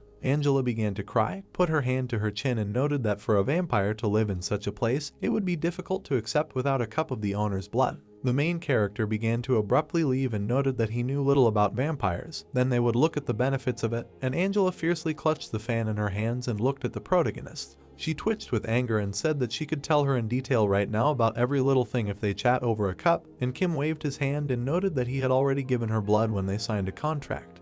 Let him go rest. The main character confidently walked straight, lowered his head slightly, and noticed in his thoughts that he had been in the labyrinth for too long. Tomorrow he needed to return to the outside world, and behind him were shouts that he was so greedy, just a drop of blood, it would fall off his feet. The old man at the table looked carefully at the protagonist and shouted where he was, that he had not answered a single call. And the main character put his hands in his pockets and replied that he had earned a lot, so could he also rest? And the old man added that while he was missing, this happened. The old man looked at the protagonist with interest and noticed that he had made a terrible mess. The protagonist asked that the hellish arenas had risen again, and the old man replied that he could not be compared with insects that rise to the top. The main character folded his arms on his chest, heard that this was taking his breath away. He could rewrite the history of the whole world, and looked slightly to the side and said that let him not beat around the bush. Let him speak directly, he knows how he doesn't love him. But the old man frowned slightly and shouted that what he lacks is at least some kind of imagination. The main character sadly lowered his head, closed his eye, and said that since there was no war or something at a similar level of seriousness, about a month ago the dungeon received a boy from the dungeon. Kim darkened sharply after the old man added, as did his owner. The old man pointed his fingers at the protagonist, smiled broadly, and said that if he could see his face, isn't it surprising that the man became the owner of the labyrinth? And the main character asked if there was evidence. The old man began to wave his hands, looked carefully at the protagonist, and replied that the portal, that's what they said. They say that this portal connects the earth and the labyrinths. A moment appeared in the old man's head when he saw in the dungeon that the guy was opening a portal in front of him, and added that everyone was surprised when the boy from the dungeon demonstrated the portal in front of everyone. And Kim thought that it seemed that this was not just a rumor, he really opened the portal. The main character came closer, carefully stared at the old man and said that he wanted to say that this portal was discovered by the owner of the labyrinth, a child from the dungeon, and then told everyone about it, and the old man replied that this is impossible, there are enemies everywhere. Kim lowered his gaze, opened his mouth slightly and said that there must be some reason behind this. It seems that this happened when they set up camp in the owner's empty room on the 4th floor. A moment appeared in the old man's head as a terrible face appeared in front of the warriors, and he replied that the members of the expedition group also saw it, since he almost never went into the labyrinth alone, like him. The old man extended his finger up, looked carefully at the protagonist and added that he could not kill the members of the expedition group in order to keep what happened secret after returning to Earth, and then even more amazing news appeared. The old man clenched his fist in front of him, opened his mouth wide and said that they say that the monsters of the labyrinth founded a community and even created an auction. Weapons were sold there, as well as a child from the dungeon. He was sold for thousands of low-grade gems. The main character put his hand to his chin, looked away thoughtfully and noted in his head that it seemed that they also participated in the auction. He did not remember that there were other people there. Kim folded his arms on his chest, looked carefully at the old man and said what this child was doing in the dungeon now, and the old man narrowed his eyes and answered that he was the guy who became the owner of the labyrinth. The old man sharply lowered his head, put his hand on his temple and, all sweaty, replied that he was killed yesterday. A moment appeared in the old man's head of how the guy pierces the scarecrow's heart and says that according to rumors it is known that his labyrinth is a real gold mine. It seems that he was betrayed by his dungeon comrade and now he was going to take it away. A moment appeared in the old man's head as a guy with a sword in his back was lying dead on the floor, and the other was looking around, and then the old man added that, however, it seems that the labyrinth will still remain without an owner and there is nothing left inside, and Kim thought that since it's just a maze on the 4th floor, where it's difficult to get even low-level gems. The main character raised his head, closed his eyes and added in his head that he couldn't even have a core and would soon die. And the old man said that in any case, now in that labyrinth it's just a madhouse. Kim suddenly opened his eyes and stared at the old man when he noticed what he was thinking. The old man folded his hands in front of him, looked sarcastically at the protagonist and asked if he also wanted a labyrinth for himself. He would provide all the information necessary for management for free. Kim looked at the old man incredulously and asked what kind of nonsense he was talking about, and the old man put his hand in front of him, smiled slightly and replied that it was just his proposal. If he wanted, he could control the labyrinth, but he would still also benefit from what he thought. The main character sharply lowered his head, looked thoughtful, and the old man said that he is like a real killing machine, so there is no chance that he will be taken by surprise. And, first of all, due to the fact that he acts alone, rumors will not spread. Isn't this the best condition for exploring the labyrinth? The old man extended his hand, bent slightly and said that maybe he already had a labyrinth, and the main character replied that he should not talk nonsense. Kim folded his hands at his sides, looked carefully at the old man and asked how there was information about empty labyrinths, and the old man opened his eyes wide and noticed that he was so interested. The old man stretched out his hand in front of him, looked at the protagonist with a smile and said that he had received information about an empty labyrinth that was discovered on the 7th floor. And the main character, looking at him carefully, noticed that on this floor they found a girl named Koya. Kim relaxed his face slightly, looked at the old man and he said that this information was not from his friends, but from the association. Judging by what he heard, the association had already sent its people there even earlier. A crazy guy who wanders around the cave appeared in the old man's head, and the old man added that he should be familiar with him. His name is Songjiang Kal. Kim asked why they resorted to the help of this guy, and immediately received the answer that he led the initiative group associations. The old man extended his hand, looked at the protagonist with a smile and said that instead of lounging around in a huge empty maze, it would be better to take a look, even if it's a little late, and Kim replied that he would look anyway. The old man opened his mouth wide, then his eyes, and noticed that he could really be relied upon, even though his character was unpleasant when he planned to go. Kim slowly put his hand on the back of his neck and replied that he would go right now. He needed a gun, hopefully not broken this time. Dominicana hugged the pink-haired girl tightly by the head and smiled sweetly. The assistant opened her mouth wide and looked at the protagonist in surprise. Dominicana looked carefully at the protagonist, who was entering the portal in a cloak, and asked if he again received a mission from people, and the protagonist answered positively. The main character knelt down in front of the bag and, starting to rummage there, said that they needed to explore the empty labyrinth on the 7th floor, but it seemed that they should not expect a friendly meeting. Kim looked carefully at the assistant. She asked that he had come to the labyrinth to check the situation. Then he gritted his teeth and replied that no, he would go up from here to look around on the 8th floor. Dominicana opened her eyes wide in surprise and blushed after the protagonist added that let Rixasha rest, and Dominicana and Quint, as always, will look after the labyrinth. She doesn't think that the dragon can handle it. He's too shy and it's difficult for him to enter into a contract with people. The main character looked straight attentively and said that this time he will take only the King of Gluttony with him. He is not bad at studying, and a moment later the vampire appeared in front of the protagonist and loudly began to greet him. Angela put her hand to her chest, smiled widely and heard that he would not take her with him, and noticed that she could see his gaze. Her intelligence skills were very impressive. Angela looked carefully at the protagonist and, holding her finger in front of her, noticed that she could evaluate the surrounding objects at first glance, and Kim calmly listened to her. Then Chang-sik appeared in his head and put out his finger, and thought that this man had a similar ability. It would be very useful in the study. The main character looked carefully at the vampire and said that such a big vampire like her would be too noticeable, and Angela laughed and asked to wait. A moment later, she began to transform, while Kim and Dominicana looked at her in surprise. The vampire suddenly threw her hands up, her lower body went into shadow, and Kim looked at her in surprise. Angela put the fan to her mouth, opened it wide and, closing her eyes, noticed that they could all hide together in her shadow. If he refused, she would immediately disappear. The main character looked carefully at the vampire and noticed that it looked like it would be useful. She was coming with us, and Rixasha appeared behind her and called the protagonist. Kim turned his gaze to her and, opening his mouth, noticed that this time Other would go with him, so he could rest in the labyrinth, and the elf, closing her eyes, thanked her for her attention. Rixasha looked attentively at the protagonist and said that she thought it would be better if Yunho went with him. The main character looked at how the beastman hugged the girl with pink hair and said that he's not going to play games. Yuna stood with dull eyes, looked carefully at the protagonist and heard an order to show him her skills. A moment later, the girl glowed with pink energy. The main character looked in surprise at the pink card above her head and asked what it was, and Rixasha answered with her mouth slightly open that she could create cards. Everything he saw could be immediately written down on the card. The main character opened a map in front of him on a green screen and thought that this ability is ambiguous. It is not much different from the map window, which is already available to the owner of the maze. It is only useful for ordinary children from dungeons who cannot use the map. Kim sharply turned his head towards the girl who grabbed him by the cloak. The protagonist stared in surprise straight at the two notifications in front of his face that informed him that Uni had shared her vision. The location information was now displayed on the map. The map created by the dungeon child would always update his map. Kim looked carefully at the elf and asked if it was possible to share the paths she followed in the past, and Rixasha,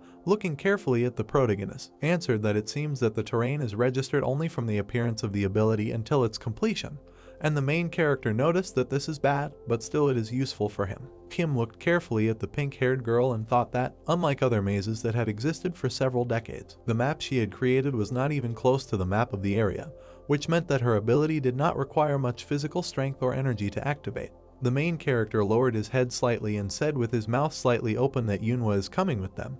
He will take care of himself, so just let him keep up, and Dominicana behind her opened her mouth wide in surprise. Naga put her hands in front of her, made frightened eyes and asked if it would be dangerous. The vampire behind looked at her sarcastically and asked if she didn't trust her, and Kim asked the Naga to properly look after the labyrinth. The main character turned to the squad, looked at them carefully and noticed that they were leaving. Dominicana looked carefully at the elf and asked how lunch was. She was still recovering, and Rixasha replied that everything would be fine with her. Kim looked carefully at how Dominicana hovered around the girl with worries and asked her to prepare food for him and the girl. And she circled around the girl and noticed that if it gets bad, let him tell the owner. There is no need to remain silent, just be honest with yourself and with him. A map of the 9th floor appeared in the protagonist's head and he built a route to the descent to the 8th floor. Other clenched his teeth and looked straight ahead angrily. The main character confidently followed the King of Gluttony and said that they set off 2 whole days ago, but had not yet met any monsters, and Angela behind her opened her eyes wide and looked around. The vampire moved towards the protagonist and, opening her mouth, said that it was because she, a noble and beautiful vampire,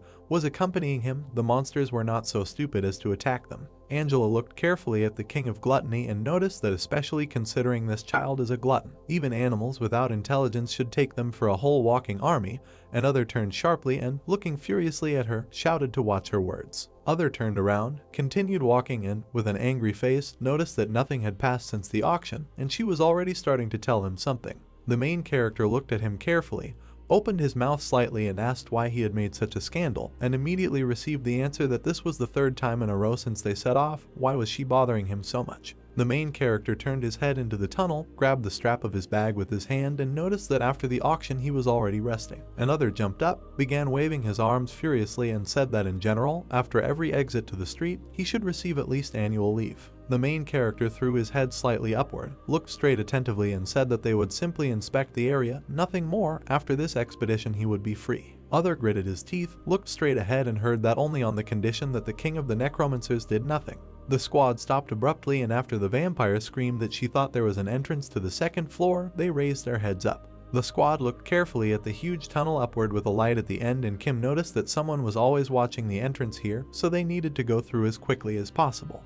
The squad climbed to the 8th floor, and Kim, coming forward, looked around carefully and noticed that he often comes here, but still does not understand why this zone is considered safe. The main character looked carefully at the King of Gluttony, who was all pale and looked sick, and asked what was wrong. Other turned all gloomy and answered with a slobbering mouth that he had never been on another floor in his life. The main character turned to him and noticed that he was exaggerating, and Angela came up to the side of the protagonist and, waving her fan, noticed that this was not surprising. The kings of the labyrinths rarely leave their homeland. The vampire looked away attentively to the side, folded her fan, and added that the further you move from the floor on which you were born, the weaker you become. She thinks the strength will decrease by about 20% with each floor, and the main character asked in surprise if this was true. Angela sharply turned her head towards the protagonist, put her fan in front of her, and, opening her mouth, answered that this is why the inhabitants of the lower floors did not participate in the Great War. Without these restrictions, people from the surface would not have conquered the underground world. The main character put his hand to his chin,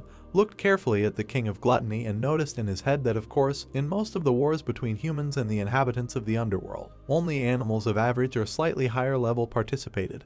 But he heard that on rare occasions when beasts from the lower floors, they caused incredible damage. Children of the dungeons did not yet exist. Other opened his mouth sharply, heard that it was coming out anyway. The higher he rose, the more useless he became, and shouted that it was very rude. Angela opened her mouth wide, turned to the King of Gluttony, and loudly replied that of course, but for such a beautiful, talented, and noble vampire like her, the power does not change regardless of the floor, unlike this child. And Other glared at her. Other raised his hands and, looking at the vampire, shouted furiously that they, mosquitoes, cannot even enter someone else's land without the owner's permission, and they generally cannot move without an owner. And Angela, opening her fan, looked at the king with a smile and noticed that she was afraid his. Other suddenly turned red with anger, looked at her furiously, and heard that she was not going to give up her master. So what was the meaning of his words? Besides, over water, for example, she could simply fly. Other spread his arms wide and shouted that she was a pathetic pervert, a mosquito. And Angela, jumping to the side, noticed how furious he was. Just look. And Kim looked at them carefully and, opening his mouth wide, loudly said that, like small children, stop quarreling, otherwise they never make it to the 7th floor. The main character looked at them confidently and said that, as he had already said, the entrance could be watched, and Angela noticed that she wanted to tell him something about this. The vampiress lowered her hands, looked carefully at the protagonist, and noticed that they were surrounded, and Other looked straight with pity and added that there were about 50 enemies, it seems. The main character sharply clenched his teeth in anger and said that nothing could be done with them normally. Other sharply put his hand forward, heard the order to take the girl with pink hair and protect him, and shouted.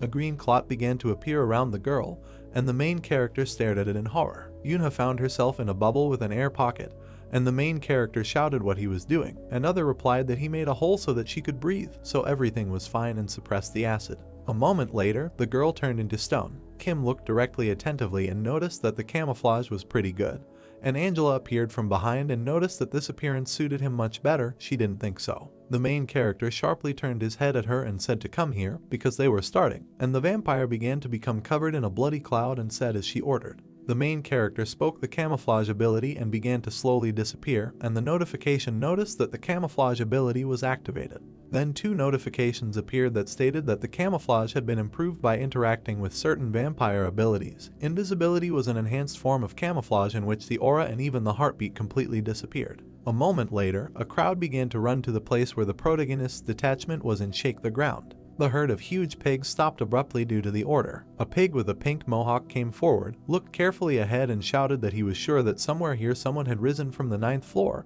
and his friend next to him asked where they had gone since they had just risen. The pig with the mohawk raised its muzzle, began to drool, and said that he was sure that he had sensed someone's presence. How could they hide from the king's nose's scent?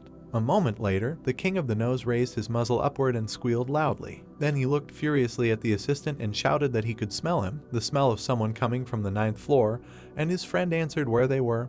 He was hungry, most likely they would go and kill them. The main character suddenly appeared behind his comrade, and the king of the nose rudely noticed what was behind him. Kim stared at them furiously, looked straight attentively, and noticed that if they met guests, then it was better to show them the way. The main character carefully looks at the crowd of pigs from behind a hill and heard thoughts in his head that perhaps he did not know this, but when she is in the shadow of the owner, they can communicate by telepathy just by thinking about it. Angela appeared behind the protagonist with a wide smile and, covering herself with a fan, said in her head that she knew that he would quickly understand, turning his head back and forth. Were they really such stupid pigs? The main character looked carefully at how the pigs were dumb and looking around. Kim noticed how the king of the nose and the assistant turned their heads with stupid faces and noticed in his head that although they were relaxed, judging by their intelligence, they from the dungeon, the two in front, looked like commanders. The main characters quickly appeared on the rock right on top of the commanders, stared at them carefully, and Kim noticed in his head that something was worth trying. Although they were looking for the entrance to the 7th floor, they would not be able to completely comb the 8th floor. Taking advantage of its privileges, everything should come out.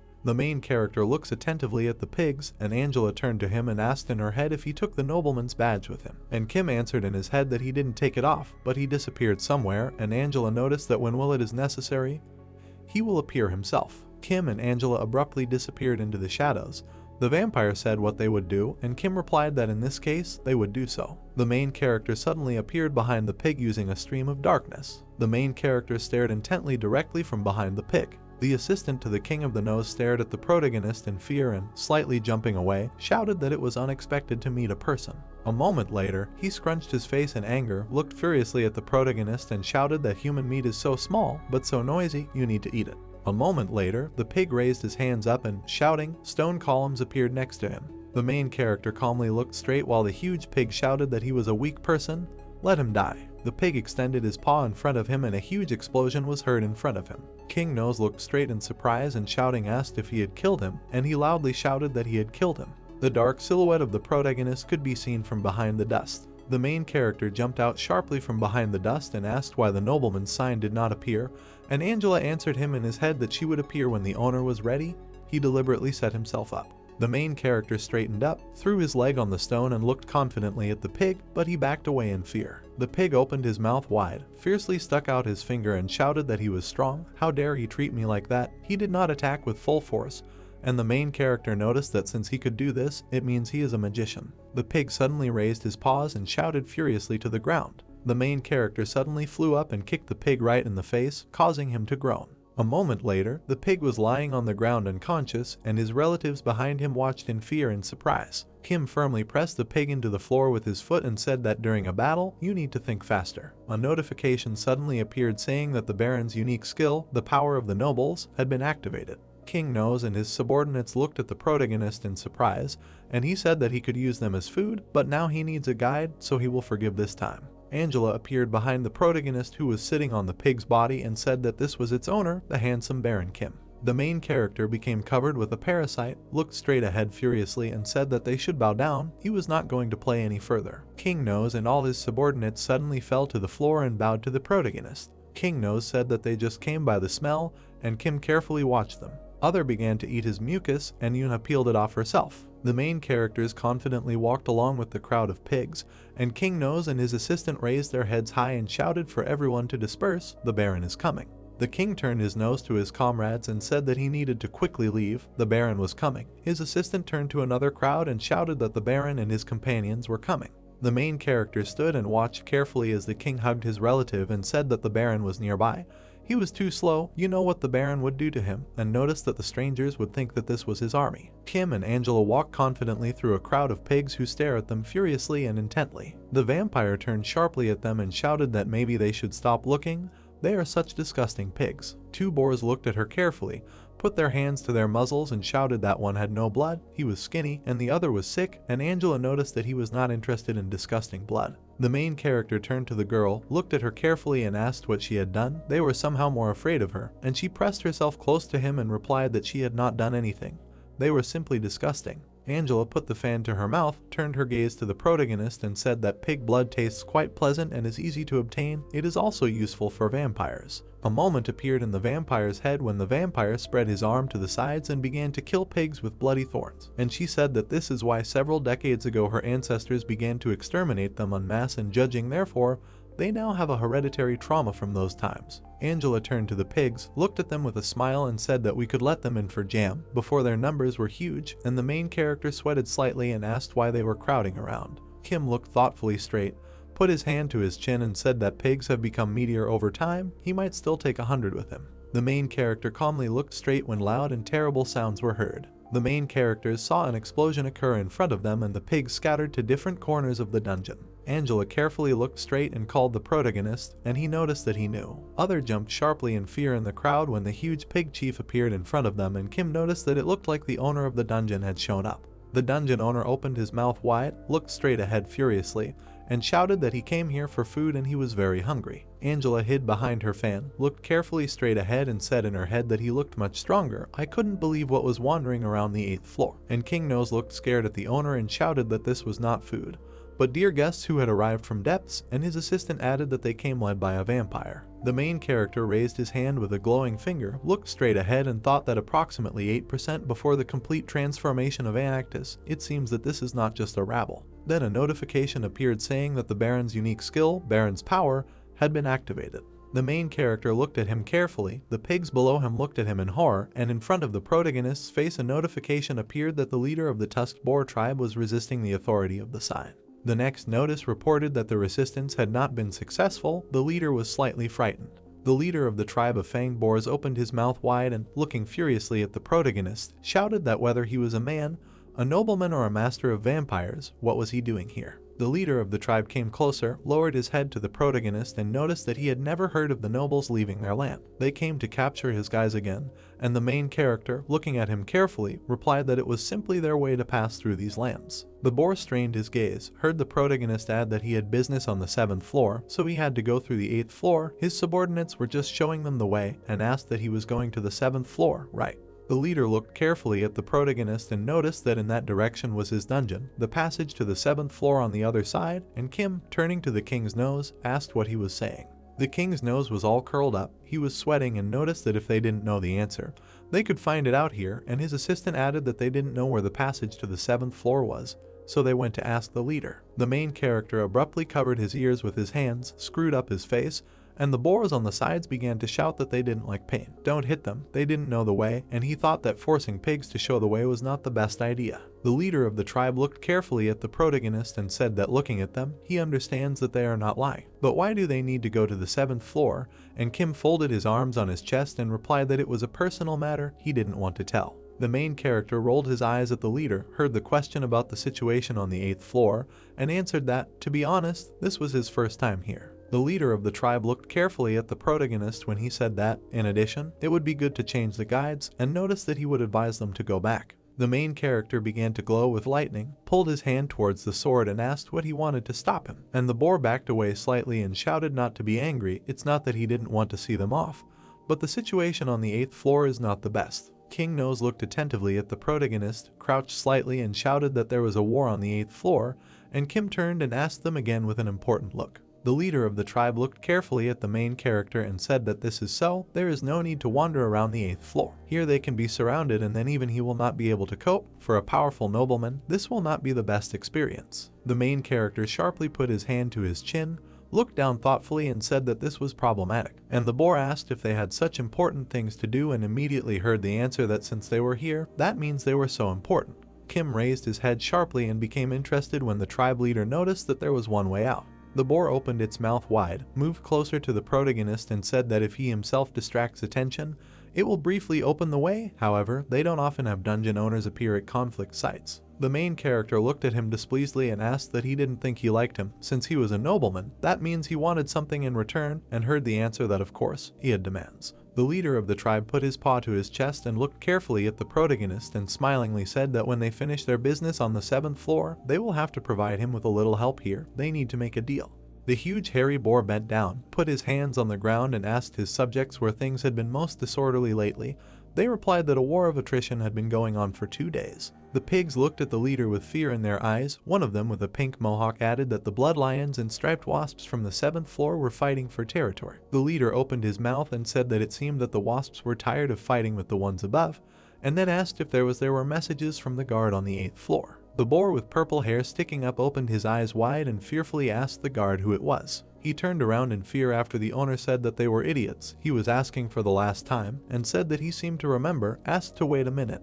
Now he would tell everything. The leader looked ahead and decided that it was not worth entrusting them with anything, and then ordered them to return to the labyrinth, gather troops and strengthen the defenses. It was unknown whether anyone would complain while they were not here. The pink-haired pig extended his hand forward and asked the king if he was sure he would go alone. The leader replied yes, he would just attract attention, no need to lose innocent pigs. A boar with a mohawk introduced a huge lion holding a victim in its paw, said that according to the survivors, Marcus, a bloody lion, enters the battlefield from time to time. The leader said thoughtfully that this idiot came from the 7th floor and is trying to do something. The pigs looked up at the head of the tribe, who ordered them to retreat into the labyrinth. He will return soon, they obediently replied. Okay. The leader turned around and looked at the tribe members leaving. The huge boar wrinkled his nose, exhaled furiously and said that he had not been on the battlefield for a long time. He got down on all fours, saying that now it was time to warm up, and a flame appeared on his back. The two pigs looked at each other. One of them asked if the king would be okay. The second one with short hair answered, "But this is their king. Once he starts, he will become invincible. He can no longer be stopped."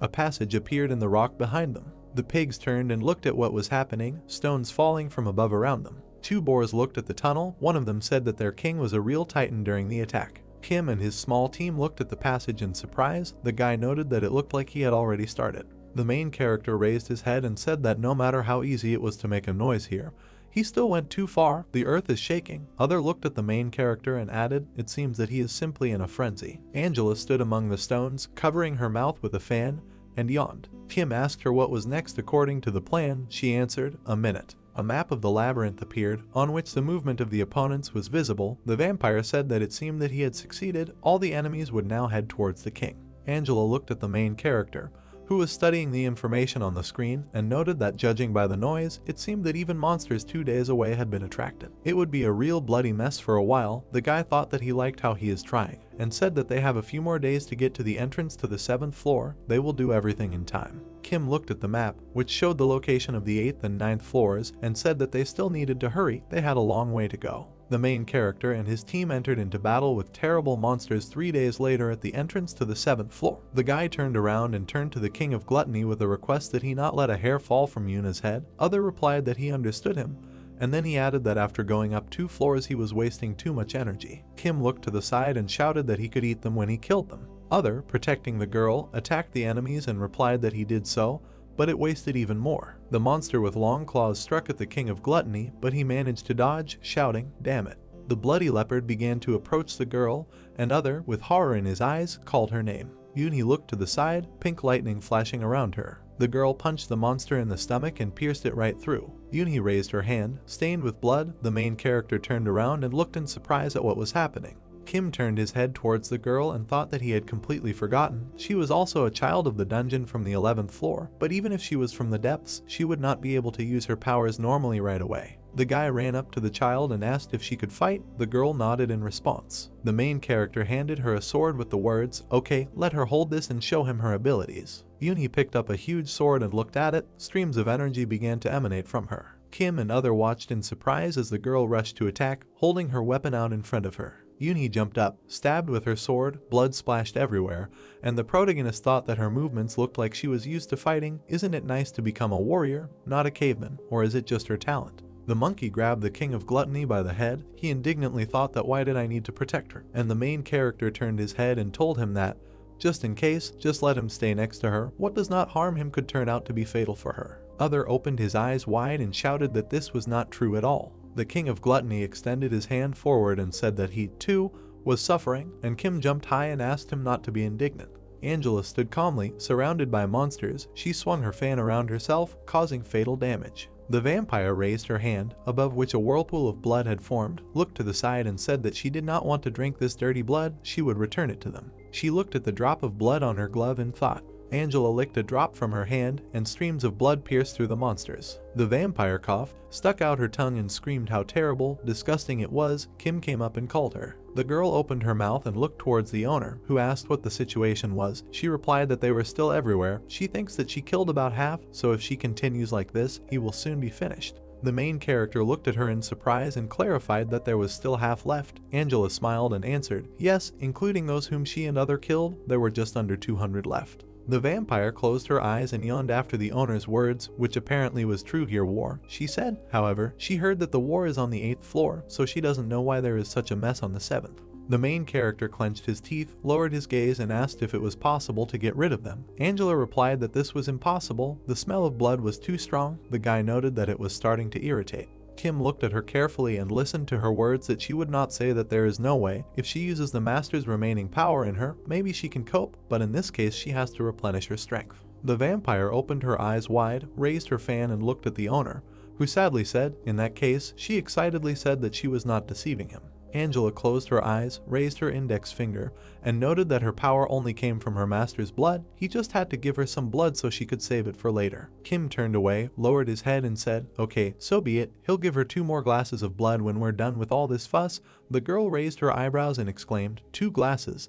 That's a promise." Angela opened her eyes wide, saliva flowed from her mouth, and her gaze became demonic. She promised that yes, of course, she would do everything. The vampire raised her hands up, red liquid swirled around her, and she screamed that it was time for the blood festival. A huge bloody whirlpool formed, at the top of which a beautiful scarlet rose appeared. A loading screen appeared where Marcus stood with a huge sword slung over his shoulder and looked down at his enemy. Angela looked down, sweat running down her blue, tired face. She noted that that was it. After the festival there was no one left. The main character approached the vampire and thought that he expected a lot from this race. But who would have thought that she would destroy them all with 1 glass of blood, and then said that she really finished? Great job. The girl reminded him that it is his turn to fulfill his promise. The king of gluttony floated across the ground saying that it was hard. Kim looked to the side and said that he would give her blood as soon as he was sure it was safe here, so let her wait. Others seemed fine. The main character called Yoonhee, who was sitting on the rocks with her legs dangling. Rocks fell under the girl. She began to fall, stretching her arm up and throwing her sword. The protagonist looked at what was happening in surprise. The guy's face was illuminated by a bright light. Large stones fell to the ground, creating a passage in the wall. The ground under the protagonist's feet began to collapse. He jumped and shouted, "Damn it, the floor." Kim looked to the side and ordered the king of gluttony to quickly fly to the ground. Yoonhee fell asleep. Other rushed down, and the guy lowered his head and shouted at the vampire that she didn't say that she had already killed everyone. Some magician attacked the girl. Angela replied that there was not a single living creature around. Kim clenched his teeth and declared that this was nonsense. Other flew out from under the rubble and said that Yuna was not here. No matter how much he went down, he couldn't see. Kim ordered him not to stop, to go deeper, which is why he stood up. The king of gluttony opened his eyes wide and confusedly explained that the matter was different. There were no traces of the girl on the ground. It was as if she had fallen through the ground. The main character looked to the side and shouted. What did he mean? Where did he go? He remembered how he and Yoonhee fell down on a large piece of rock. Kim and the vampire looked through the opening in the rock. The guy said, "Just don't let him say that this is a labyrinth." They continued to look down. The main character exclaimed, "This can't be a dungeon." 2 messages appeared in front of the protagonist that the map had been updated. The main character studied the information on the screen, and Angela raised her eyes and said thoughtfully, "Dungeon." Yoonhee called the dungeon. The guy asked to wait a minute. A part of the labyrinth diagram appeared on the map. Kim thought that some part of the map had become explored, probably due to the girl's cartography skill. The guy remembered the door with a sword entwined with a snake and began to reason that in a short time, it covered a distance that would have taken several days. When he was called, he got from the 1st floor to the 9th in an instant. Kim looked attentively at the screen, moved his hand to the side, and realized that the end of the examined part should be. Angela and other looked at the master with excitement in their eyes, who said that he had found Yoonhee. The girl's location appeared on the map. The main character exclaimed that the dungeon had called her. We must hurry to catch up with her. A message popped up informing that a special skill, invisibility, had been activated. Other held onto the guy's shoulder and screamed loudly. Kim flew from one stone to another and asked the king of gluttony to shut up. Otherwise, what is the point of invisibility? Yuzo continued to yell that they were going so fast. The main character gritted his teeth, looked to the side, and thought, how noisy. Angela appeared from behind the other shoulder and asked if he found Yoonhee a few days away. The guy replied that it was all thanks to her skill. If she didn't have cartography skills, they would have lost her. Kim imagined the girl sitting on the floor near the bed, sadly lowering her head, and said that she was a child who couldn't even eat on her own, so we had to hurry. If they left everything like this, she would soon die of hunger. Angela looked away and said that there were many life forms ahead. The guy clarified, are they monsters? They continued to run along the rock. The vampire replied that no, these are people. Kim asked in surprise, people. Approaching the cliff, they saw a lot of people. Kim thought it was strange. They were not on the 3rd floor, but on the 7th, and there were so many people here, it seemed, as Old Man Beak said, they were looking for a new dungeon. The main character and his team, hiding behind a stone, watched the movement of people. Angela noted that in the direction in which they were moving, hundreds of living beings were felt. The guy suggested that probably the reason for the gathering of monsters at the entrance of the 8th floor was people. They disappeared from their hiding place after the guy said that they needed to check. Kim saw a large crowd of people near the entrance. There were spotlights and tents there. He realized that this was the same dungeon. Two men with an angry expression on their faces were arguing about something. Angela asked if this dungeon is run by people. The main character answered, no, apparently, just a crowd gathered around the dungeon. Kim and his comrades watched what was happening from the shelter, the guy noted, but their goal was to get the dungeon. The vampire looked to the side and said that it was useless. Desire alone would not be enough to become the owner of the dungeon.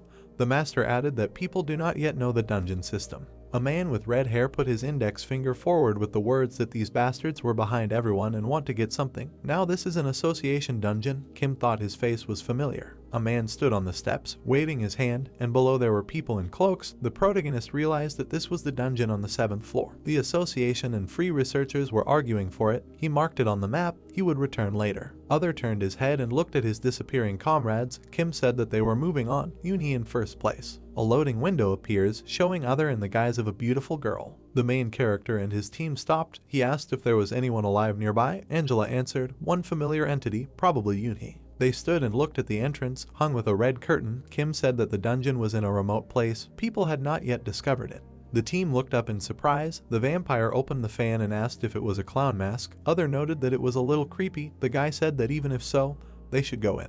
They passed under the curtain, and the main character warned that he did not have a master yet, but the dungeon was functioning, so let everyone be careful. The eye of the mask that hung above the entrance glowed, and from inside came the voice of a guy who said that everyone except Yuna was uninvited guests in this dungeon. The main character with a backpack on his back walks along the road and thinks how much time has passed. The guy lowered his eyes and thought. They went in quite deep, but nothing was visible nearby. It seemed that the monsters were not guarding anything. Kim continued his way with the thought that he was definitely inside a dungeon.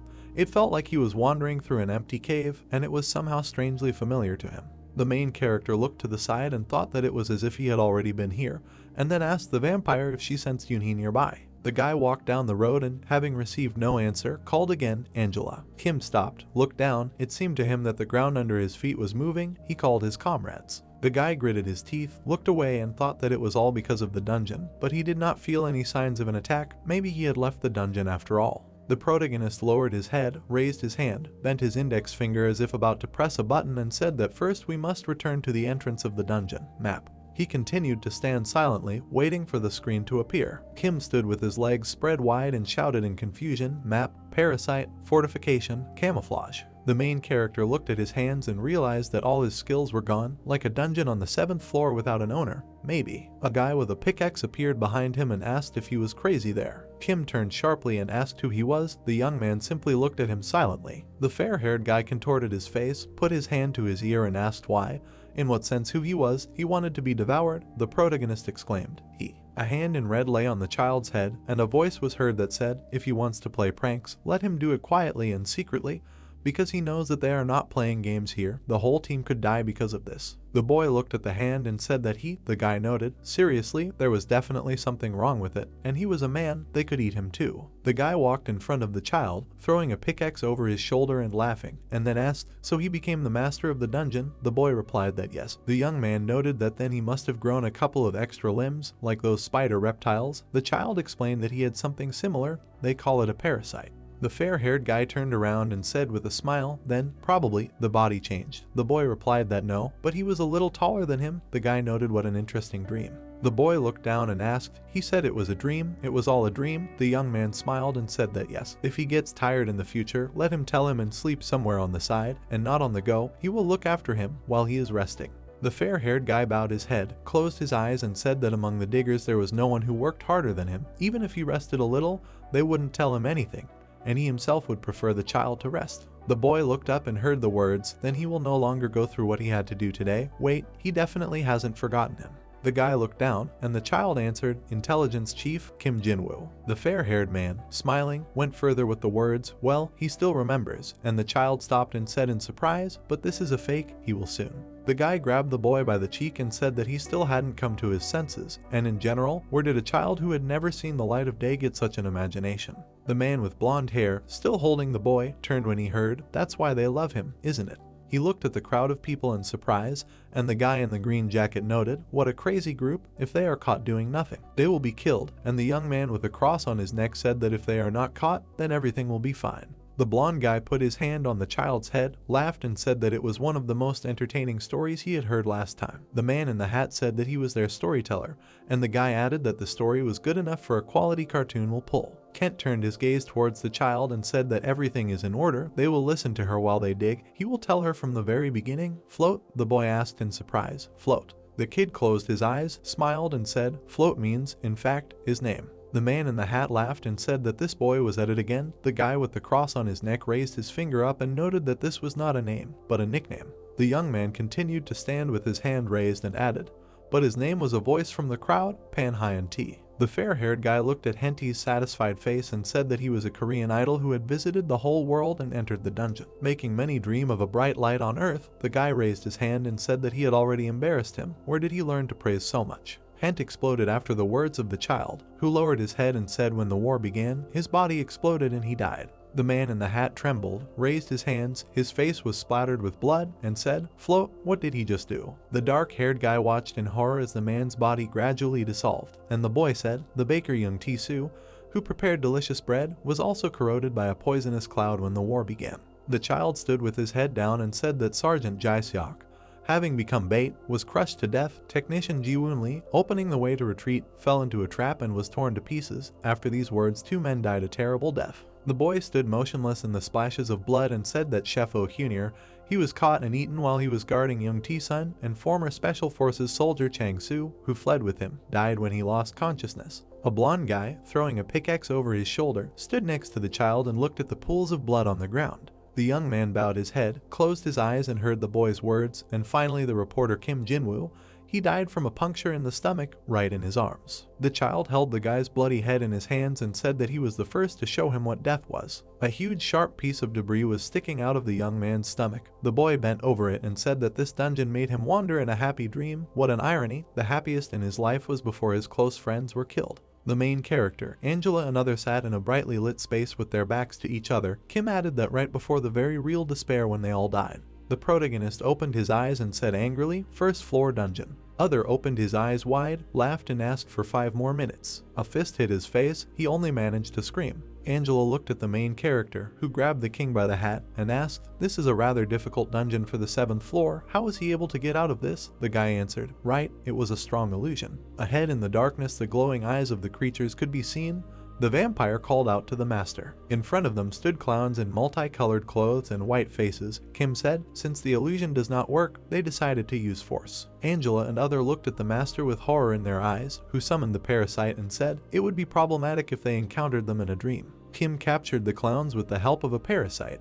The creature in the red cap extended his hand, and the main character said that there are not very many warriors, and it seems that they are all the same, which means the dungeon mainly specializes in creating effects that interfere with the passage. Angela stood next to the guy, looked at what was happening and asked if he was going to destroy the dungeon, because after waking up he still emitted a murderous aura. Kim looked forward with eyes full of rage, stretching out his hand in front of him. The main character closed his eyes and sadly said, no, he's not going to. Angela opened her fan and looked at her comrades. The guy obviously thought that this black market bastard would bother him, and said out loud that he was not a tyrant who destroys everything, just because of a little hostility. Other noted that he definitely thought about it. The heroes walked past the motionless clowns. Kim suggested continuing the search for Yuna. They continued their path through the labyrinth. The king of gluttony turned around and looked at the stone creature. Angela noted with disappointment, what a dungeon, nothing more than illusions, even mediocre traps. Kim advised them not to let their guard down. The heroes approached the walled door, and the main character said that they had arrived. Behind this wall was Yuni. Angela raised her fan and said that it was true, she felt it there, maybe the entrance was on the other side. The guy replied, no, there is no entrance here. Kim summoned the parasite and clenched a huge fist with the words that this is a defense mechanism of a dungeon without an owner. It was the same in the Naga dungeon. It hides the room with the owner, blocking the passage. The main character hit the wall and destroyed it. The guy looked carefully into the dark room. In the center there was a girl sitting on the ground. The main character exclaimed, Yunhee, it looks like everything is fine with her, what a familiar situation. The girl looked at the guy, who thought, as expected, she hasn't taken a single step after getting here, in Yuna's current situation, most likely. The main character looked at the girl with concern in his eyes and called her by name. Kim looked away and asked her to take over the dungeon and make it hers. He came closer and stood next to her. A circus poster appeared behind the girl's back, depicting a tent and clowns. Yuni stood up and looked at a new picture in which cards were flying. and hares with balls in their hands were looking at her. A tear rolled down the girl's cheek. The hero stood and looked at what was happening in surprise. Kim folded his arms on his chest and said, "Carnival, which means this is a festival dungeon." Other opened his mouth and joyfully noted that everything looked so fun.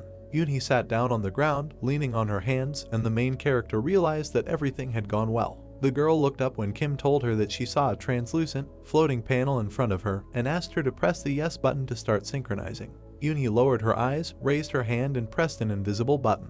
It immediately became light around, and Other opened his mouth in surprise. The girl put her hand on the floor and colored tiles began to appear on it, and a voice sounded in her head that the festival, a dungeon of madness, joy, fabulous pleasures, was registering the user Yunha as the owner. The dungeon was reconstructing based on the owner's data. A room with curtains at the entrance and blue columns began to appear around. The heroes looked around in surprise. Kim looked to the side, raised his hand clenched into a fist, and thought that the doors had appeared. The synchronization was successful. The main character threw a stone on the altar with the thought that now it is necessary to repair and improve the dungeon. The gem broke into pieces and hovered in the air above the altar, and the guy thought that 24 hours should have already passed. The girl looked up when she heard the protagonist say that it was the last thing to do. Kim folded his hands on his chest, looked at the child, in front of whom a piece of paper and a feather appeared. He asked her to become his knight. The main character looked seriously in front of him, saying that they would start with something simple. Try this, a portal. Yuni looked at him silently. Kim raised his index finger up.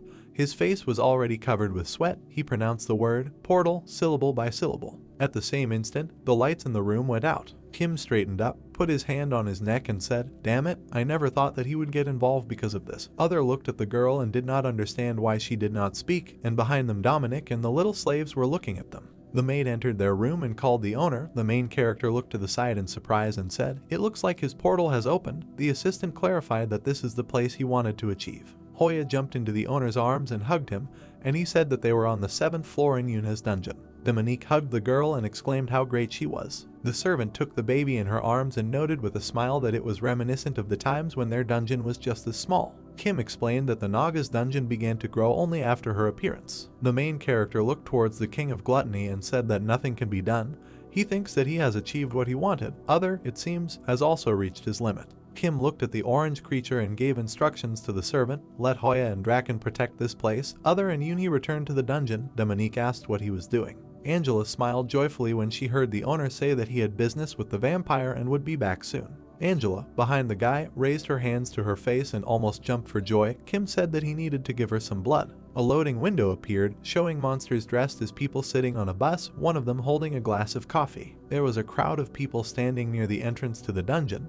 The main character noted that the purpose of their rise to the 7th floor was the dungeon. The fact that people could become their masters quickly spread to the surface, and so they came to check it out. Angela and Kim were sitting in a shelter. The guy told her to hide in the shadows, and he would sneak inside, hiding invisibility. The main character walked past people and heard a fair-haired guy say that what the hell. The association settled inside along with some researchers. A man with dark hair suggested that maybe they pay rent there or something like that. The young man replied that too, the most annoying thing about owning a dungeon is that there are only bastards in the association. They take a share from everyone. Kim looked away and listened as the dark-haired man said that they were crazy. He would rather go somewhere else. The protagonist thought that the conflict was in full swing. The image of the association was getting closer to the bottom. The man in the hat looked in surprise towards the main character. He pointed his finger at it and, stuttering, shouted that there was something there. Kim turned around and walked away, and the man continued to point at him and shout that in the shadows, the air was trembling, something between them. This was some kind of new camouflage.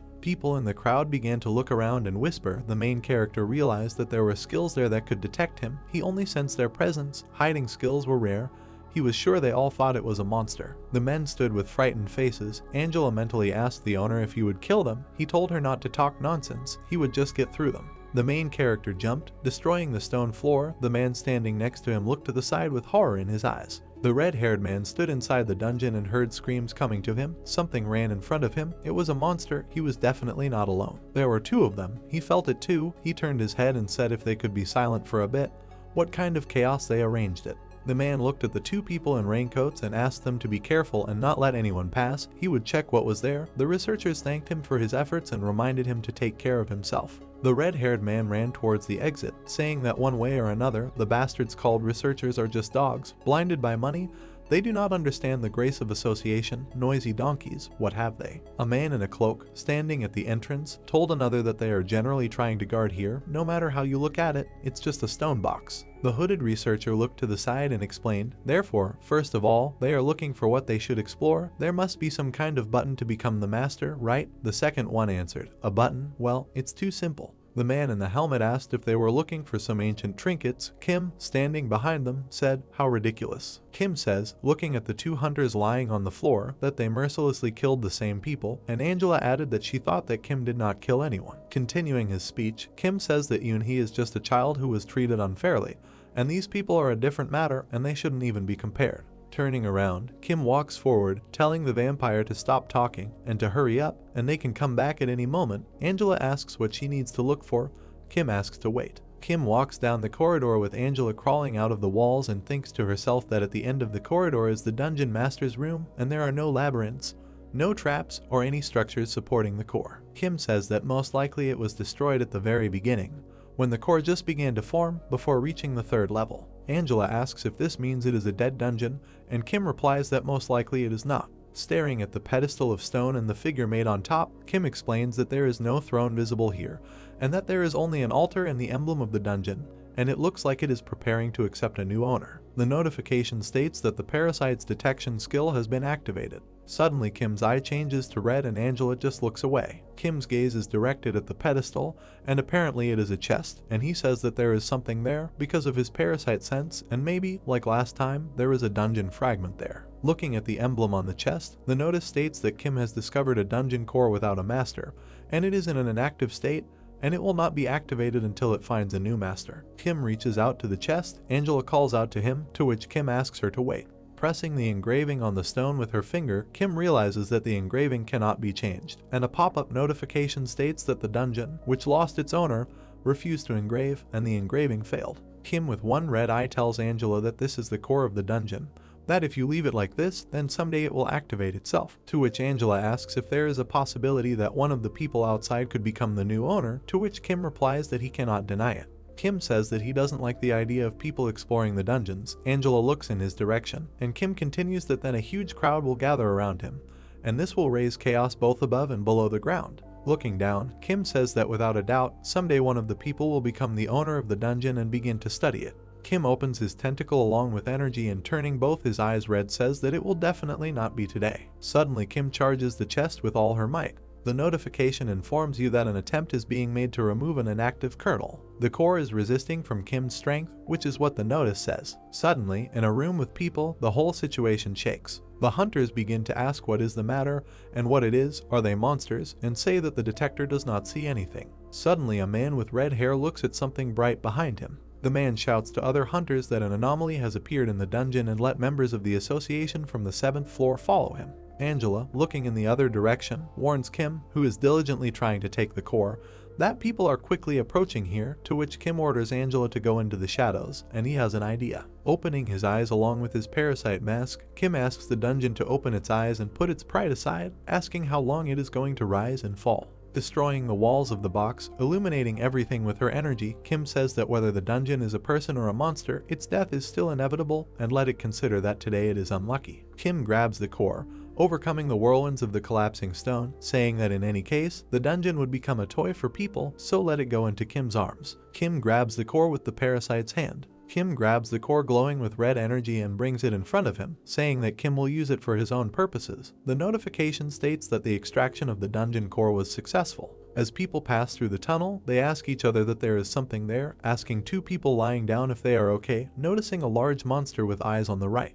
The man with glasses, the man with red hair, and the hunter with a scar on his nose look forward in shock. The man with red hair got angry, asking something from others. He looks at the hanging creature inside the tunnel, to which he asks what it is and if anyone has seen anything like it. Suddenly the monster, with its mouth open, flies straight towards them, two eyes glowing inside its mouth in the darkness. The man tries to back away, saying to prepare for a counterattack. The man with glasses takes out a sword. The monster captures the man with red hair and the hunter. The monster reveals itself in its entirety to the rest of the hunters standing in front of it. The men caught in the monster's attacks scream that they don't want to die, calling for their mother, while the rest of the hunters are completely stunned with fear. The hunters, looking at the gate where the monster dragged them, hear cries for the monster to let them go and requests for help. Suddenly, a man with red hair falls out of a whirlwind of dust and gates. He falls to the ground right in front of the soldiers. The man commands everyone to quickly stand up and let everyone stand up if they do not want to die. The man asks where the monster is, to which the other hunters shout that he is in another place. Everyone looks at the monster with its huge paws and 1,000 eyes on the wall.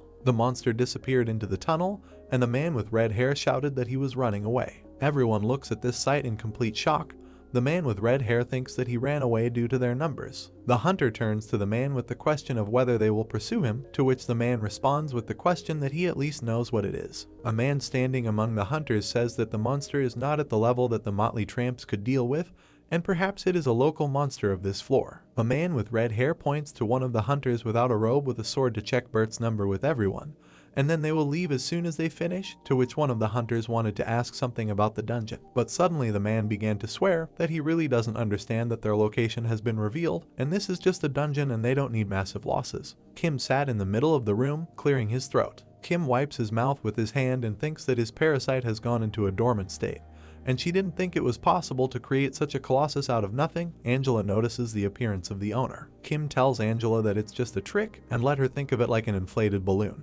And he doesn't want them to know that he's a human, to which the vampire says clearly to herself. Holding the core in his hand, Kim says that since he took out the core, then there is nothing more for them to do, and let the laboratory find out what to do with it. Angela asks Kim, sitting on the very monster that scared people, that he is going to return to the dungeon, but Kim replied that he is not done yet. Angela asks in surprise that there is still some business to do. Kim looks to the side and says that there is another promise left on the 8th floor. The place of the 8th floor in the tribe of Fang Boars. Kim is greeted by 2 pigs calling him Baron, and it seems that not even a few meek days have passed since he returned, calling him a reliable person, but the other pig says that he is not very trustworthy, and the pig himself is more reliable. 2 pigs start arguing with each other in the middle of other pigs small and large. One calls the other names, calling Kim much better than him, and the other says that this is strange, to which Kim says to stop, because he is not here to chat. Addressing the pigs, Kim asks if the boss is in the dungeon, to which both express some surprise. The pigs said that yes, he is, but Kim warily did not understand why such a long answer. Opposite Kim and the other pig sits an old huge boar with a scar on its chest and 1 horn.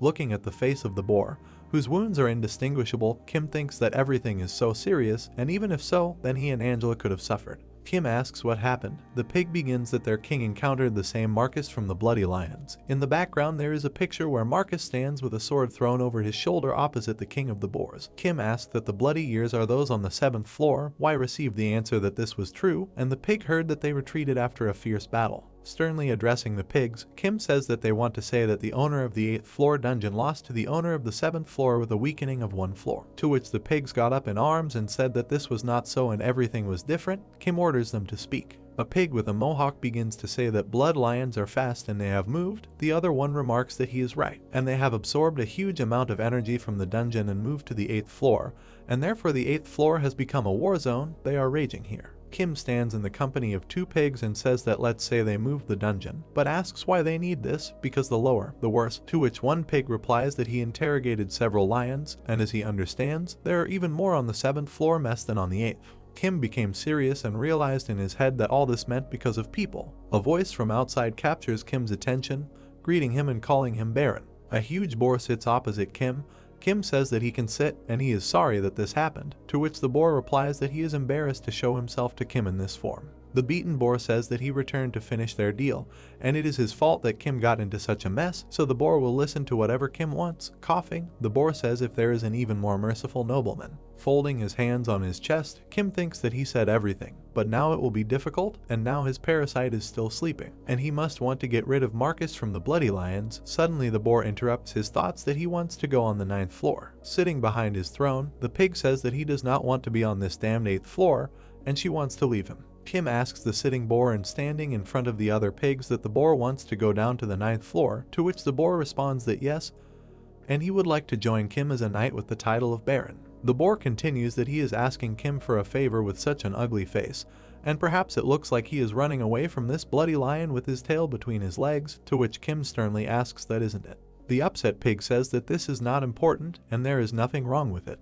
With his arms folded on his chest, Kim says that since he and Kavanagh only exchanged words with him a few times, it is difficult for Kim to say what Kavan is worth, and the same goes for his guys, sitting on the throne opposite the pigs and Kim. The pig says that this is not true. The boar says that the man with the seal of nobility, the first aristocrat on the 9th floor, and he heard that less than 6 months after the birth of his labyrinth, he decapitated King Annextus. Kim looks at his ring under the glove, lighting up blue with a flame of energy. The boar says that the old king, who had never lost in a battle before, and he does not think that Kim won due to luck, and in recognition of all that he received the title of Baron. Kim shouted that this was enough for him. Kim continued that he didn't like flattery, holding out his hand and saying that the boar seemed to know him well enough, so let him tell his story himself. Looking down, the boar says that if Kim saw the state of his soldiers, then he will understand that this labyrinth will not move anywhere without him. Pointing to his pig assistants, Boar says that everyone is missing a screw somewhere. Remembering himself, Pig says that it is not to say that he himself was not once like that, but fighting to protect the labyrinth and for the sake of survival, they naturally change. The boar, recalling the moment when his assistants were attacked by huge bees, says that no matter how they wanted it to be easy, some people treated my labyrinth as a food warehouse, stocking up to capacity. As the boar grabs the bee with his huge hand, he says that he always took the initiative to deal with fools who tried to damage his army, and if something happened, he was the only one who somehow repaired the damage, and Kim thought that the boar was definitely the first one to win when he tossed into the territory. Taking his face with his hand, the pig says that after a dozen wars, he thought that he could finally afford a little rest, but this time the bloody lions came down. Taking his eyes with 2 fingers, Pig admits that he is already fed up with all this and would even say that he is tired. The boar turns to Kim, extending his hand, asking him to believe in the shabby appearance of the wounded and discouraged Baron, who did not take his own life even after seeing this disgrace. Kim thinks, holding his chin with his hand, that although he is trying to demonstrate to Kim his weakness, Kim should not forget that in front of him is the strongest leader of the 8th floor. Angela looks forward, covering her mouth with a fan. Kim thinks that the old man's treatment of him seems appropriate, and that's right, this old man is just tired. Kim says that's good. Angela looks at him with a smile. Kim tells the boar sitting opposite Angela that it would be better than pretending to be the owner of the maze, to which the boar wants to ask if this means anything, and Kim says that he will accept him as his 3rd knight. Kim says that it will not be easy for some time, and she must understand that there are also many heaps of enemy armies on the 9th floor. The boar, sitting on the throne, says that he will be the commander. Kim asks if the boar knows anything, to which he replies that his notoriety surpasses all imagination, because this man does everything he can to collect ingredients for the sake of the chimera. Kim says that since this is the case, then let Boar send an envoy when the situation on the 9th floor stabilizes. Boar says that he will look forward to this, to which Kim replies that he means. Turning away from the boar and his other minions, Kim says that they will return very soon, and let the boar remain alive until that time. The boar closed his eyes and gave a positive answer, saying that now he no longer needs to fight alone.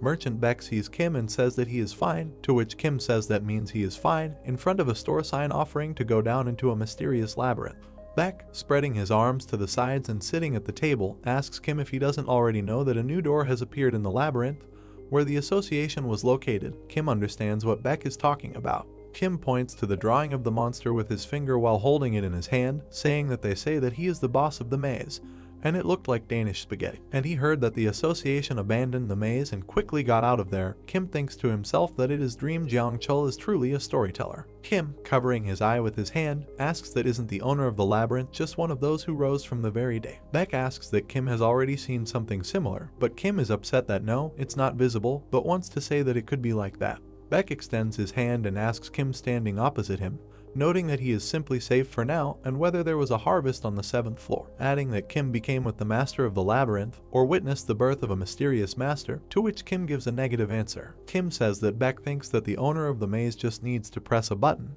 and the maze that the association occupied was just a dead maze. Beck, holding himself by the neck, says that he just thought that if anyone could get something from there, it would be Kim, to which Kim warns that if the merchant is so greedy, he may suffer. Kim throws a bag of gems on Kim's desk and says that it's good for Beck's imagination to be a mediator and let him do it through fun, to which Beck says that he still has money thanks to Kim. Beck tells Kim that someone was looking for him, arousing Kim's interest. Beck says that 1 second, and he definitely left a business card, and now he found it. Beck holds a piece of paper in her hands and says that this is something like a country development company, and he said that she wanted to ask Kim for a nomination. Kim picked up a business card after reading that this is Kim Ju-hyuk, Deputy Director of Country Development, and again something strange is happening. Beck says that this time the country has come into motion due to unrest in the human labyrinth, and this organization, founded by the government.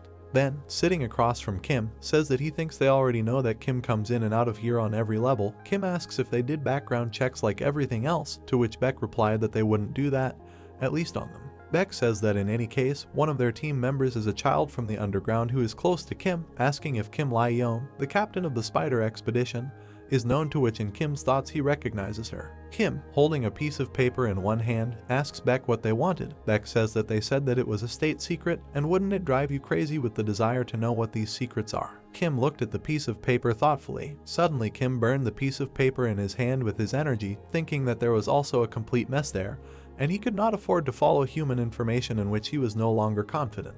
Kim, looking at the site with the piece of paper, said that he thought so, noting that this was an unexpected reaction. Beck says they won't even accept him into reckoning, so why should he be disappointed, saying it's good for him since they're trying to take his clients. Beck takes the bag of gems and says that business is business and he will make a deposit into Kim's account, so let him go and work, to which Kim says that today everything is clear and he will be back. Beck appeals to Kim to stop him with Kai Young's proposal for him to live with his cell phone turned off. All of Kim's assistants are in the background. The notices state that the synchronization of the party hall, the festival venue and the second night, Yoon-hee, has been completed, and now the second night, Yoon-hee has become the organizer of the entire party hall. Draken looks up and says to look who is there. Draken sits on Kim's throne with Hoya taped to the wall, telling someone to come to him. Suddenly a portal opens at the throne and Draken jumps from the throne. Draken looks towards the portal from which Angela and Dominicana are emerging, asking if they are already here, to which Kim replies, yes, and was it difficult to guard the labyrinth, and is everything okay, to which Draken, with uncertainty and fear on his face, says yes, and no one came.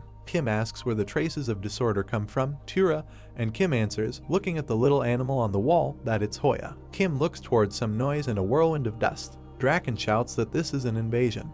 While Kim Yoon-hee is looking in that direction, and the Dominican Republic is trying to peel off Hoya, Kim replies that it is probably something else. Bunnies in coats come out from behind the little bunnies, and Kim calls them workers. Kim looks at them and thinks that this is something familiar. Looking at Yoon-hee, he thinks there is one fatal problem. Kim coughed into his fist and said to the workers. Taking Yoon-hee in his arms and moving his hand to the side, Kim shouted to them that he would order them as the master of their master, and let them draw up a map and build a warehouse next to the labyrinth. To which the bunnies simply fell into silence, looking at each other. The hares simply began to sit idle, pick their noses, sleep, sneeze, and drool everywhere. Out of anger, Kim grabbed one hare by the ears and angrily began to say that he would not allow them to disobey him, to which Angela called out to him. Angela says that why doesn't Kim start a regency of the aristocracy, to which Kim, tormenting the bunny, asks again, and Angela says that this is an ability that was often used by its former owner Anatolius. Watching all the commotion in the background, Angela says with her hand to her chin that the condition was that the subject be an aristocrat and the knight's consent was required. Angela adds that Kim will literally be able to control Yoon-hee's labyrinth like a real owner. Kim replies holding a hare in his hands that it's the same as taking away the labyrinth. For a rational owner of the labyrinth, it would be more humiliating than death. Kim looks at Yoon-hee while holding a hare. He called out to Yoon-hee and said that he would be her regent, asking if she agreed. Yoon-hee stands silently among everyone. Yoon-hee suddenly nodded her head, also standing still. The notice says that Yun-zai, the owner of the party labyrinth, agreed to the regency, and the main character became the deputy of the labyrinth. Now the powers of the two labyrinths are subordinate to him. The notice tells that with the Naga labyrinth, 2 knights in the regent's estate, Kim has become a true aristocrat, and the dignity of the last aristocrat's ability is enhanced in the same way as in the merits of a lower aristocrat. Kim sits on the throne with Yoon-hee and thinks that more knights and regents will increase his ability to aristocracy, when suddenly Kim is called out by the Dominican Republic. But Kim continues to think to himself that it looks like Natalicine was just exploiting the regents. Dominicana tells Kim that they delivered all the gems that he asked for. Pouring out small gems from the bag with an interested Angela in the background, Kim praises them, saying that they did a great job. Kim points his finger at the notification stat saying that he can't defend this place forever, so they'll work on improving the labyrinth. The labyrinth needs to be updated. The pink notice informs that the party labyrinth continues to be upgraded to the 3rd level, and in 2 days 23 hours 59 minutes and 10:08 seconds until improvement. The stats notification indicates that our labyrinth has been upgraded to the 6th level with a certain amount of time until improvement. Kim says that while the Naga labyrinth is increasing, he will have time to improve it to the 4th level. Kim instructs the tired bunnies to quickly go to work and have them build a warehouse in front of their home. One hare drags his comrade, Dominica looks back at them, and Kim says that it would be good to call a few more soldiers. Looking to the side, Kim notices that the troop structure is slightly different.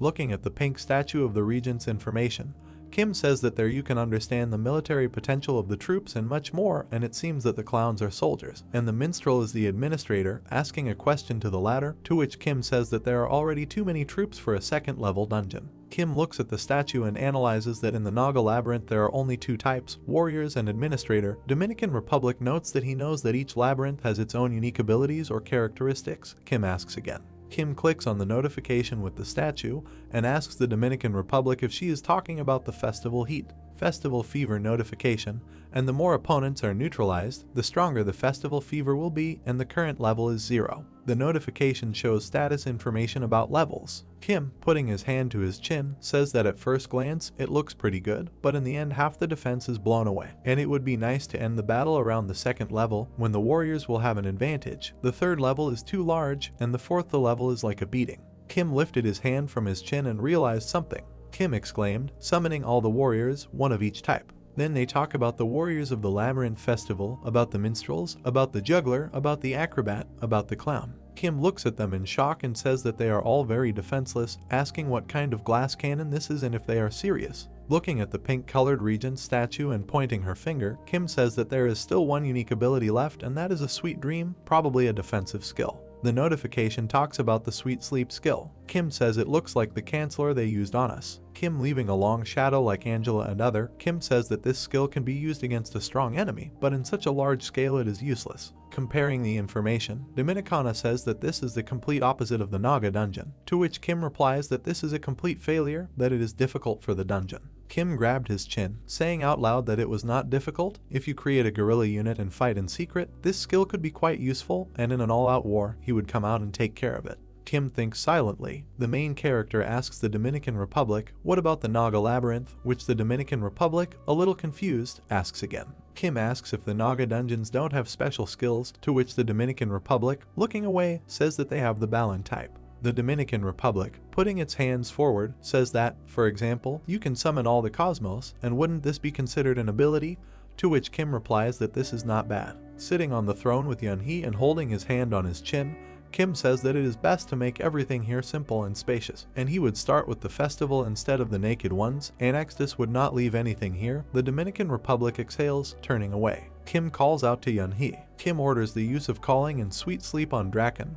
While Hoya is sitting on Draken's head, he says that he is hungry. The notice says that the mistress of the festival labyrinth used force on Draken.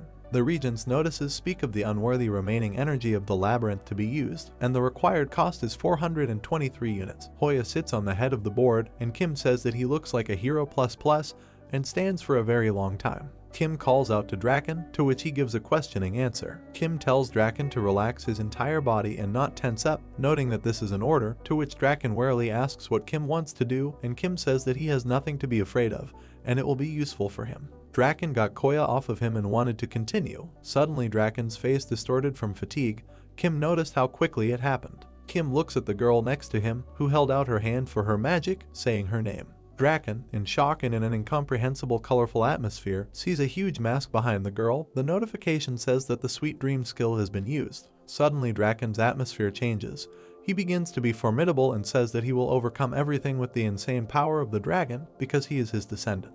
Kim, looking at Draken, says that he understands how it works and calls on the next one, and Draken at this time is in his illusions. Kim points to the minstrel warrior since she is not the maze manager, and let Yunhee try to use the skill on her. Yunhee's magic transfers to minstrel. A notification states that the target is defenseless, and the probability of successfully using the skill increases. In his mind, Draken imagines himself in a tough fight, saying that the staggering and choking drove him crazy and he is now half dragon. Kim says it's an interesting skill and he has a rough idea of how to use the maze of festivals. Kim turns to the Dominican, saying that she should ask Rakshasha to draw a map of the surrounding area and hide the path to the labyrinth as much as possible, and neither people nor monsters should know about it. The girl answered positively. Kim turns to one hare, asking why he is messing around. The main character dedicates the hare that from now on he will be in charge of managing the workers, and he will transmit the orders of the Dominican Republic to the others. Kim, sitting on the throne with his arms folded on his chest, says to get to work, and he will have to worry about this for a while, continuing to think that he needs to improve the labyrinth as soon as possible, and this way he will significantly increase the scale of the strategy. The Naga Labyrinth after 2 weeks. The notice states that the upgrade of the Naga Labyrinth to the 6th level has been completed, and the functions of the 6th level of the Water Dragon Dungeon Additional Core have been unlocked.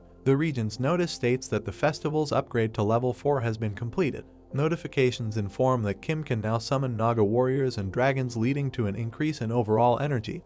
Also, the territory of the labyrinth has expanded significantly, and the physical abilities of Kim Jinwoo, the owner of the Naga Labyrinth, have improved. Additional abilities have also appeared. Kim instructs the system to close everything. Kim, sitting on the throne, says that in any case, the key is only to add additional troops. Someone joins the conversation. Yuzo appears, saying that Kim's labyrinth is growing with each of his visits, asking why they called him then, Kim asking if he has recovered in the last 2 weeks. Yuzo confidently said yes, wanting to continue, but Kim immediately interrupted him and said that he should prepare for war. Yuzo continued that he still needed about 6 months to recover. Kim stood up from the throne and said that they are declaring war on Bali, the labyrinth of the dead, and it will start in a week, to which Yuzo asks why so suddenly, and are they kidding, to which Kim says that he is not joking, and let Yuzo send the message right now. Yuzo cowers in indignation. Yuzo spits green grub on the floor in front of Kim and Dominican, and from Yuzo's saliva, a small fighter appears, shouting motivation to grind this king into powder. Kim was already holding Yuzo by the collar, and the saliva was screaming that this is war and we need to prepare. Kim holds Yuzo and looks at the screaming creature running away from them, to which Yuzo calls out to Kim, and Kim says that the main character misunderstood him. Yumur stands in front of Kim and asks that if Kim is going to fight him, wouldn't it be better to just ambush him, and for some reason gives him a week of rest, and in any case, there is no one who could take his side, not Yuzo finished. Kim replies that it's obviously cruel to just fight without letting everyone know, so Kim told Yuzo everything. Kim says that it's all about the army of the dead. Suddenly someone is calling him heart-rendingly. The elf leans against the wall. Kim asks her what happened, to which Rakshasa tries to say that something is wrong with the Naga Labyrinth. Kim understands that the commander of the King of the Dead will come, and he says that he came faster than Kim expected. Well, this was expected in other ways, but Rakshasa says that it is not him. Now Kim looks at Rakshasa puzzled, asking again and saying that who besides him could scare Rakshasa to horror. She pronounces the name Anatoly. Rakshasa says that Count Anatoly is approaching, crying. A huge creature appears above her. Angela dropped her fan. She was dumbfounded and asked why him. Kim looked at her carefully. She stated that it was impossible for a noble from the 11th floor to rise to the 9th, and there was definitely some mistake. The rickshaw driver reported that they had been captured. He imagined a huge pink eye from which there was a glow. He said that the entire reconnaissance squad was captured by the Count and they could not deceive the eyes of this monster with their ability to hide. Angela asked if there were victims. Frowning, Rakshasa replied that there were no casualties. The main character asked if he had escaped his clutches. The Rakshasa noted that it would be more correct to say that he let them go. Kim presented the image of a demon. Rakshasa said that there are only 3 people in this group. These are Anatoly, the dark merchant, and the demon she saw. Looking at Rakshasa, the main character asked if there was a chance that they would just pass by. She replied that unfortunately, their destination was definitely in the Naga Labyrinth. Kim asked why he thought this. Closing his eyes, Rakshasa declared that the fact that he was alive was proof of this, and when the dark merchant found out that they belonged to the Naga Labyrinth, he let them go. The main character watched her carefully. Dominica and Angela were dumbfounded. Kim ordered them to prepare for the meeting and asked Dominica to gather all the troops and put them on alert just in case. She accepted the order. Frowning, Rakshasa said that it was better for them to meet outside the fortress. Given the size of the Count, he would not even be able to pass through the gate. Kim said he was right. Frightened, Angela screamed that they had no chance, and compared to him, the King of Dragons and the King of the Dead were nothing more than fleas. Angela, with fear in her eyes, said that she needed to run away at least now. Kim asked her to calm down, noting that what she was thinking about would not happen. Looking at Angela, the main character said that although he did not know why the Count had come all this way there, it was clearly not to fight. The main character noticed that if you rush, everything can only get confusing. Looking away, Kim emphasized that this is a good opportunity to assess the level of the Count, who is not so easy to meet and they cannot hide, since this is the case. Lowering her head, Angela announced that she would also accompany them. Looking at Kim, she noted that no matter what happened, he should not show him his fangs. Crossing his arms, the main character replied that he would remember it. The plot takes us several hours ahead to the northern gate. Quintus, standing behind Kim, reported that all the troops were stationed around the walls of the fortress. The main character replied that this was great and asked what Dominica had there. Kim looked at the green projection. Dominica reported that as the main character said, Yoonhee, Chloe, Other and Draken went to the festival dungeon. Kim noted that, just in case, you need to close the portal in advance. The main character looked at his comrades. Kim ordered Dominique to go to the main room while Rakshasha, Quint and Angela would accompany him. Taken aback, Dominica screamed that she would also go with Kim. The protagonist replied that this was not true, noting that it was too dangerous. Kim listened to her with a straight face. Dominica stated that if something goes wrong and the dungeon collapses, she will still die, because he said that the Count's goal is not battle. If so, then she will definitely be useful to him if questions arise about the dungeon. Standing in front of Kim, Dominique stated that she wanted to see him in person anyway, in case he became their enemy in the future. She asked to be allowed to be near the main character. Covering her face with a fan, Angela said that she did not want to douse them with cold water, but the entire territory of the Naga Labyrinth was already within the Count's reach, so there was no point in hiding.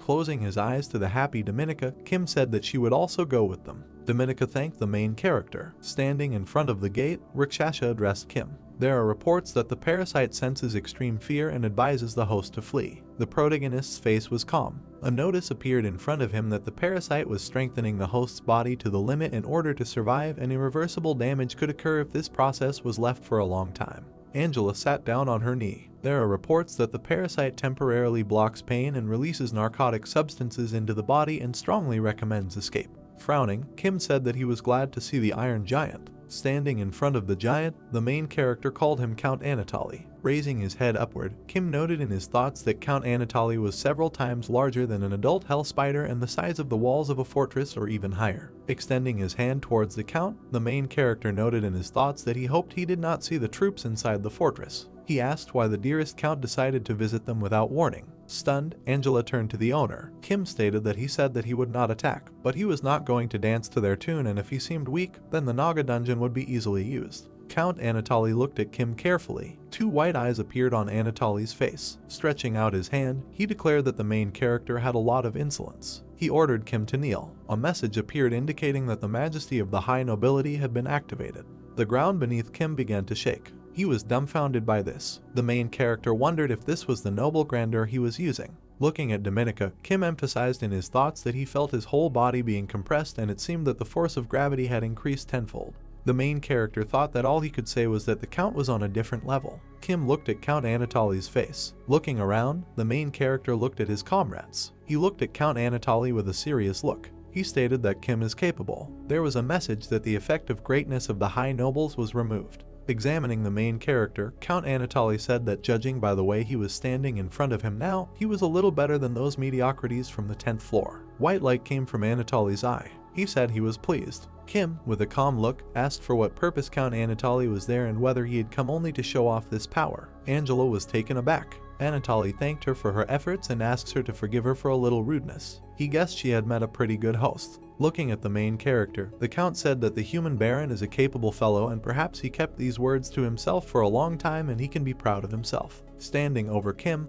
Count Anatoly declared that he was his investor, benefactor and guide, so he only needed to follow his orders. Frowning, the main character asked what would happen if he refused. Anatoly replied that his opinion was not important and everything would naturally happen according to his will. Clouds of dust rose in front of Kim. The Count ordered him to defeat Balis and gain the 9th floor. He noted that the protagonist's price does not go up. Kim looked away. Count Anatoly ordered him to descend to his native place, into the abyss. The Count began to leave and said that he would wait for Kim on the 11th floor. Looking after him, the main character said that it was good and they would watch it again. The main character was beside himself with rage. He declared that someday he would repay Anatoly for this humiliation. Someone said that the Baron did a good job. Kim turned towards the voice. Turning around, the main character saw a red demon and asked what they forgot there, noting that their master had left. The red demon replied that he was a merchant, not a servant, paving the way for the nobles. Bowing, he said that he had come to make a deal. Looking at the red demon, Kim said that he had previously heard him talking about his auction house and it should have a decent position in the market. The main character asked if such a person wanted to trade with him. The red demon said that Kim really has a diamond eye. He lifted the dark merchant by the head and replied that he could not go into details, but he had a fairly good position on the black market, at least higher than that of this fool. After tossing the dark merchant up, the red demon asked if he looked like he had anything to trade. He asked if this was possible since he was empty-handed. The enraged protagonist declared that he was not in the mood to joke and ordered the red demon to speak directly. The red demon replied that everything was simple and the size of the deal was huge. Pointing his finger upward, the red demon said that this is a dungeon, the dungeon of the dead, King Bali's, a return gift, information about Bali's. Standing in front of Kim, he noted that since he seemed upset, he would provide him with non-standard information in exchange for an advance payment, but if there were problems with the deal, the situation would become complicated. The red demon asked about the protagonist's thoughts as to why King Bali's remained silent, contrary to expectations that he would go berserk immediately after the death of the Dragon King. The dark merchant lay under their feet. Kim asked what the reason was. The red demon replied that the stronger the individual, the more time it takes to train the chimera. The stunned dark merchant screamed, "What if the red demon said this now?" The red demon kicked the merchant in the face and said that now the second question. He imagined a golden glow emanating from the horns. He presented a statue with a magic circle appearing in front of it. The red demon asked the main character what the freshest corpse was delivered to the black market. With his arms crossed, Kim asked if black merchants should remain neutral. The red demon replied that it was so. Frowning, the main character asked where he sees neutrality in this. The red demon replied that he was sorry that Kim was thinking about this, but the black merchants were nothing more than a small group of traders. Stretching out his hand, he declared that they bought the body from the Baron, which was just a piece of meat for him, and sold it to a client who would need it more than him, because they were traders. Closing his eyes, Kim stated that this was not what he was asking. The red demon asked what the main character wanted to know then. Standing opposite, Kim said that he had just heard information about the Queen of the Dead from his lips. The red demon replied that he simply conveyed information to him that may have something to do with the King of the Dead. Holding the back of his head, the demon asked not to worry about it, noting that they always maintain balance. Taken aback, the main character began talking about balance. Frowning, Kim said that they were. The demon began to laugh loudly. The main character noticed that they sold the information to the King of the Dead. Holding his head, the red demon asked for forgiveness. Stretching out his hand, he said that there was no need to worry so much and that in the end, Bali's would suffer losses in any case. Looking at Kim's comrades, the demon asked if in the naked dungeon, the Baron didn't personally fight everyone. He asked, in that case, if they thought this information would concern the number of troops. Pointing his finger upward, the red demon noted that looking from the other side, one of the hidden aces of the King of the Dead had been revealed. The demon asked if this was an imbalance. Mr. Imp was dumbfounded. The red demon shouted that it was trouble. He turned to Mr. Imp and asked him to report on this, noting that he was going to return.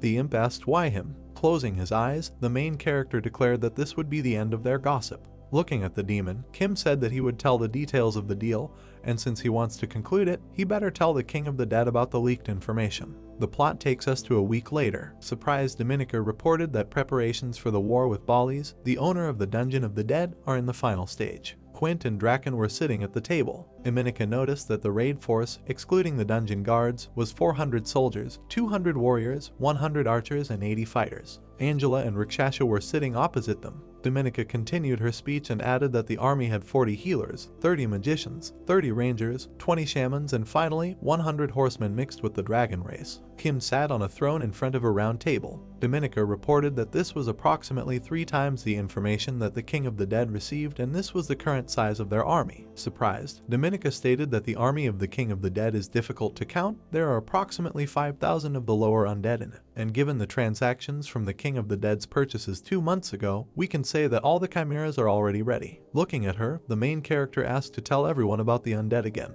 Dominica imagined how a person transfers energy to a corpse. She said that the undead appear after the energy of the dungeon is poured into a dead body, and it is in absolute submission to the necromancer who created the undead. She imagined a running monster. She said that each of them has immunity to mental attacks, fatigue and pain, and after receiving an order, they will carry it out until his head is crushed. Dominica, with a puzzled look, stated that they can be classified into 3 types, lower, higher chimeras. She introduced the undead warriors. Dominica reported that the lower undead do not absorb much of the dungeon's energy, so they are able to carry out simple commands. They make up the majority of the undead and serve as a meat shield, an overwhelming number. Dominica introduced huge monsters. She said that the higher undead absorb a large amount of energy from the dungeon and act as tanks, noting that mixing in the crowd with the lower undead causes a large amount of damage. She presented a monster with different weapons and said that the highest undead, modified by the hands of the King of Death, are called chimeras. Dominica noted that so far, only the King of Dragons has been confirmed. However, based on the reputation of the King of the Dead, there should be plenty of them.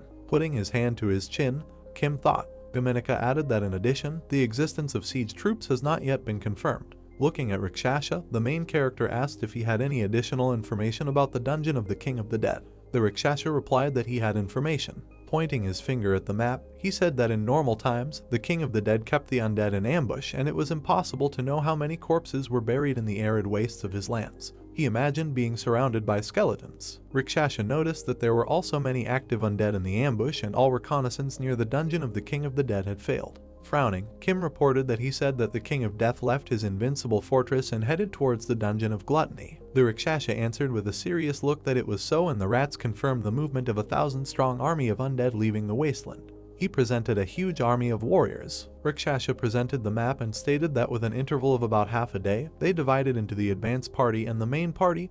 They confirmed the presence of the Dragon King in the advance party and the King of the Dead in the main. Kim remembered the red demon who asked him to look more broadly, noting that if the King of the Dead is together with the chimeras, then something will still be lost from his indestructible bunker. The main character noticed in his thoughts that that demon was right. Rising from the throne, Kim said that his positions were different and that it was most likely an attack rather than a defense. The main character emphasized that they should be careful not to fall into their trap. He looked at his comrades at the table and noticed that, however, the situation was different from the time when they were planning to attack without troops and their Naga dungeon was sufficiently equipped with combat power. Taking a chess piece, Kim said that he didn't think it would be an easy fight, but Bali's neglected to gather information and the outcome, they would be able to attack perfectly. Looking at Angela and the girls, the main character said that Bali's information was received after 1 week of war with the Dragon King, and with the exception of Draken, he does not know about his connection with Angela, Chloe, Morning and Yoonhee. Kim presented chess on the map and noted that Other would go alone, but there were 2 of them and the total number of units was 3. Angela was interested.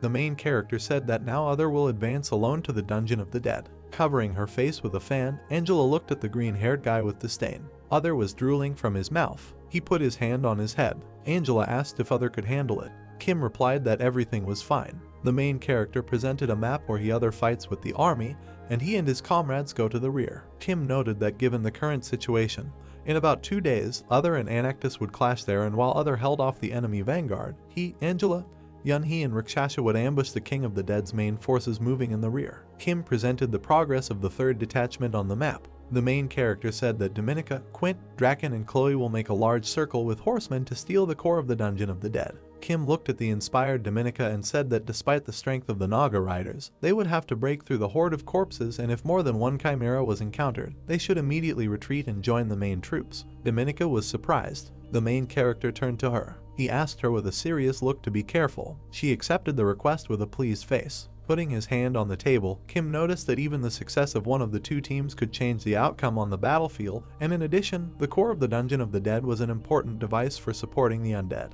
Leaning on the table, the main character stated that no matter which of the squads wins, the general meeting point is in front of Bali's, and if circumstances require retreat, then they can retreat. Looking at his stunned comrades, Kim asked if they had any questions. They cried out that there were no questions. The main character said that this is good and Quint will lead the squad. Quint, with an enraged look, cried out that he was following the will of the king. Raising his hand, Quint asked the Naga to listen to him, declaring that the time had come to show themselves. Standing in front of the army, Quintus cried out that they would move on to the battlefield. The Rakshasa looked after Quint. He looked at Kim, who addressed her. Looking at Rakshasa, the main character said that the time has come for the long-awaited revenge and he must get ready. Leaving him, Kim noted that if he hesitated, he would be the first to blow off his head. With his back to the main character, Rakshasa grinned. The plot takes us 2 days forward. Standing on the field, Other looked up and said that this was strange. He said with a puzzled look that he was told to fight several corpses, although he himself felt like a corpse. A huge monster appeared in front of Other. Other stated that the monster was a little different from what he imagined. Standing in front of the huge monster in the army, Other greeted him, noting that they had not seen each other for a long time. He noticed with a puzzled look that the monster looked great and asked if he had a new hairstyle. The monster pointed its paw at Other. Other flew away with a loud scream. Falling to the ground, Other asked why the monster became so active. The stunned Other cried out that, nevertheless, most physical attacks do not affect him and the monster could have harmed him if he had shot those heat rays during his life. The monster began to concentrate red energy in its mouth. A bright light illuminated Other's face. He screamed that this couldn't be happening. A powerful laser aimed at Other. Clouds of dust rose. Steam was coming from the monster's mouth. He looked at the rising smoke. Other's voice came from behind the smoke. He said that it was ruthless and asked if it was too much to use a special skill from the very beginning. He swung his fist at the monster. Other struck the monster with a powerful blow. Green mana began to emanate from Other and he screamed that he didn't think he was strong enough to finish the monster with one blow. Smiling, he asked if it was true that he was also the master of the dungeon. Looking at the monster, Other stated that perseverance not to die is an exceptional feature of the undead and he will show them his legion, which he has been creating for decades. Other opened the bag, which contained many small clones of himself. He said it was time to eat. Other's clones accepted the order. He began to let them out of the bag and ordered them all to be eaten. The clones rushed into battle, saying that today they had undead and would eat their bone marrow. They attacked the undead warriors. They began to devour the undead. A huge monster incinerated them with a laser. Other kicked the monster in the face. The stunned Other clone turned to the Baron. He sat on Angela's shoulder and reported that the battle with the dead Dragon King had already begun. There was an army behind Kim. He stated that this was faster than expected and in order not to frame Other, they needed to attack Bollies as soon as they discovered it. Frowning, the protagonist suggested that the troops must be tired from the 2-day march and this is bad. Pointing her finger, Angela suggested moving in small groups and then carrying the rest of the army through the portal. Kim asked her not to joke, noting that it was like opening the doors to the dungeon owner's room. Angela looked away. The main character said that if you summon it near the battlefield, it will not close within 24 hours, and they cannot sacrifice combat power to protect the portal. Kim asked if Other could defeat the dead man. His clone replied with a serious look that he thought he could, but it was hard to say. Other's clones devoured the undead. Other said that he fights by attacking and eating there. The lower undead have no nutritional value, so it's not easy. The dragon fired lasers across the battlefield. Other stated that the Dragon King is very massive. It will also take some time to absorb it and he will not wait until it melts itself. He struck the dragon and said that, nevertheless, his most valuable ability, fast healing, was temporarily unavailable. Looking at the clone, Kim asked what about Dominica's group. Dominica was sitting on a horse. Other reported that not long ago, they found themselves in a barren wasteland and he heard that there were 2 hours left before they arrived. Putting his hand to his chin, the main character noted that this was also quite fast and he thought that everything would go a little slower. He did not expect this from the dragon cavalry. Rikshasha stood in front of him and said that the lead scouting party had discovered the enemy camp and 1,000 undead were camped an hour away. He introduced Bollies and stated that they also confirmed his presence at the epicenter itself. Standing behind the main character, Angela asked what he was planning. Kim replied that it was dangerous to interact with the tireless undead and he tried to bring them in excellent condition, not requiring rest. Moving forward, the main character noticed that it would be difficult if Bollies noticed anomalies in the Dungeon of the Dead and if so, they would attack quickly and without stopping. Kim turned to Rikshasha. He closed his eyes and responded. The main character with a serious look said that before leaving, he said that he would give it to him, but the situation has changed and he will take his head himself. A warrior from Kim's army began to trumpet. Stretching out his hand, Rikshasha ordered the first group of archers to open fire. The archers aimed at the huge army. Clouds of dust rose from the shots. The undead rushed into battle. The undead covered themselves with shields. They encountered a Naga army. Crossing his arms, Kim ordered them to be pushed. The undead scattered in different directions. The Nagas cut off the heads of the monsters. The main character ordered to cover himself with shields. The undead collided with the shields of the Naga. Kim noted in his thoughts that one undead was of low rank with low penetration ability. Looking at the warriors, the main character noticed and thought that they could hold out without him. He ordered the army to throw a smoke screen. Smoke began to envelop the battlefield. Raising his hand, Rikshasha ordered the second squad of archers to aim straight at the curtain. Many arrows flew towards the undead. A hail of arrows fell on the undead army. The magician extended his hand. A guy appeared behind him. The guy was surrounded by blue energy. He said that the deal included only the magician. Turning around, the magician looked at him. The guy noticed that nothing was said about life. The monster was destroyed. The magician's head was cut off. The team stands assembled, Dominican Republic, Quint, Draken, holding Hoya in his hands, and behind a small horned rat without one horn, looking at the skeleton. A horned rat with a scar on his eye and missing one horn says that somehow all this is strange, noticing what is happening around him. Dominicana asks him what's wrong, and hesitantly says that they are lost, but Little Rat says that he can assure them that they are going in the right direction without any magical intervention such as hypnosis. Pointing to the skeleton, the rat says that this is the reconnaissance sign of the rickshaw lady, confirming that they are already at the closest point to the Dungeon of the Dead. Remembering a previous picture of what the place they wanted looked like, Rat says that there should have been a huge dungeon made of bones and tombstones, noting that this is not here now. The Dominican Republic looks at the current picture, asking that there is nothing here. Rat gets down on one knee in front of Dominicana, apologizing and saying that he made a mistake, but Dominicana justifies him, saying that it was not his fault.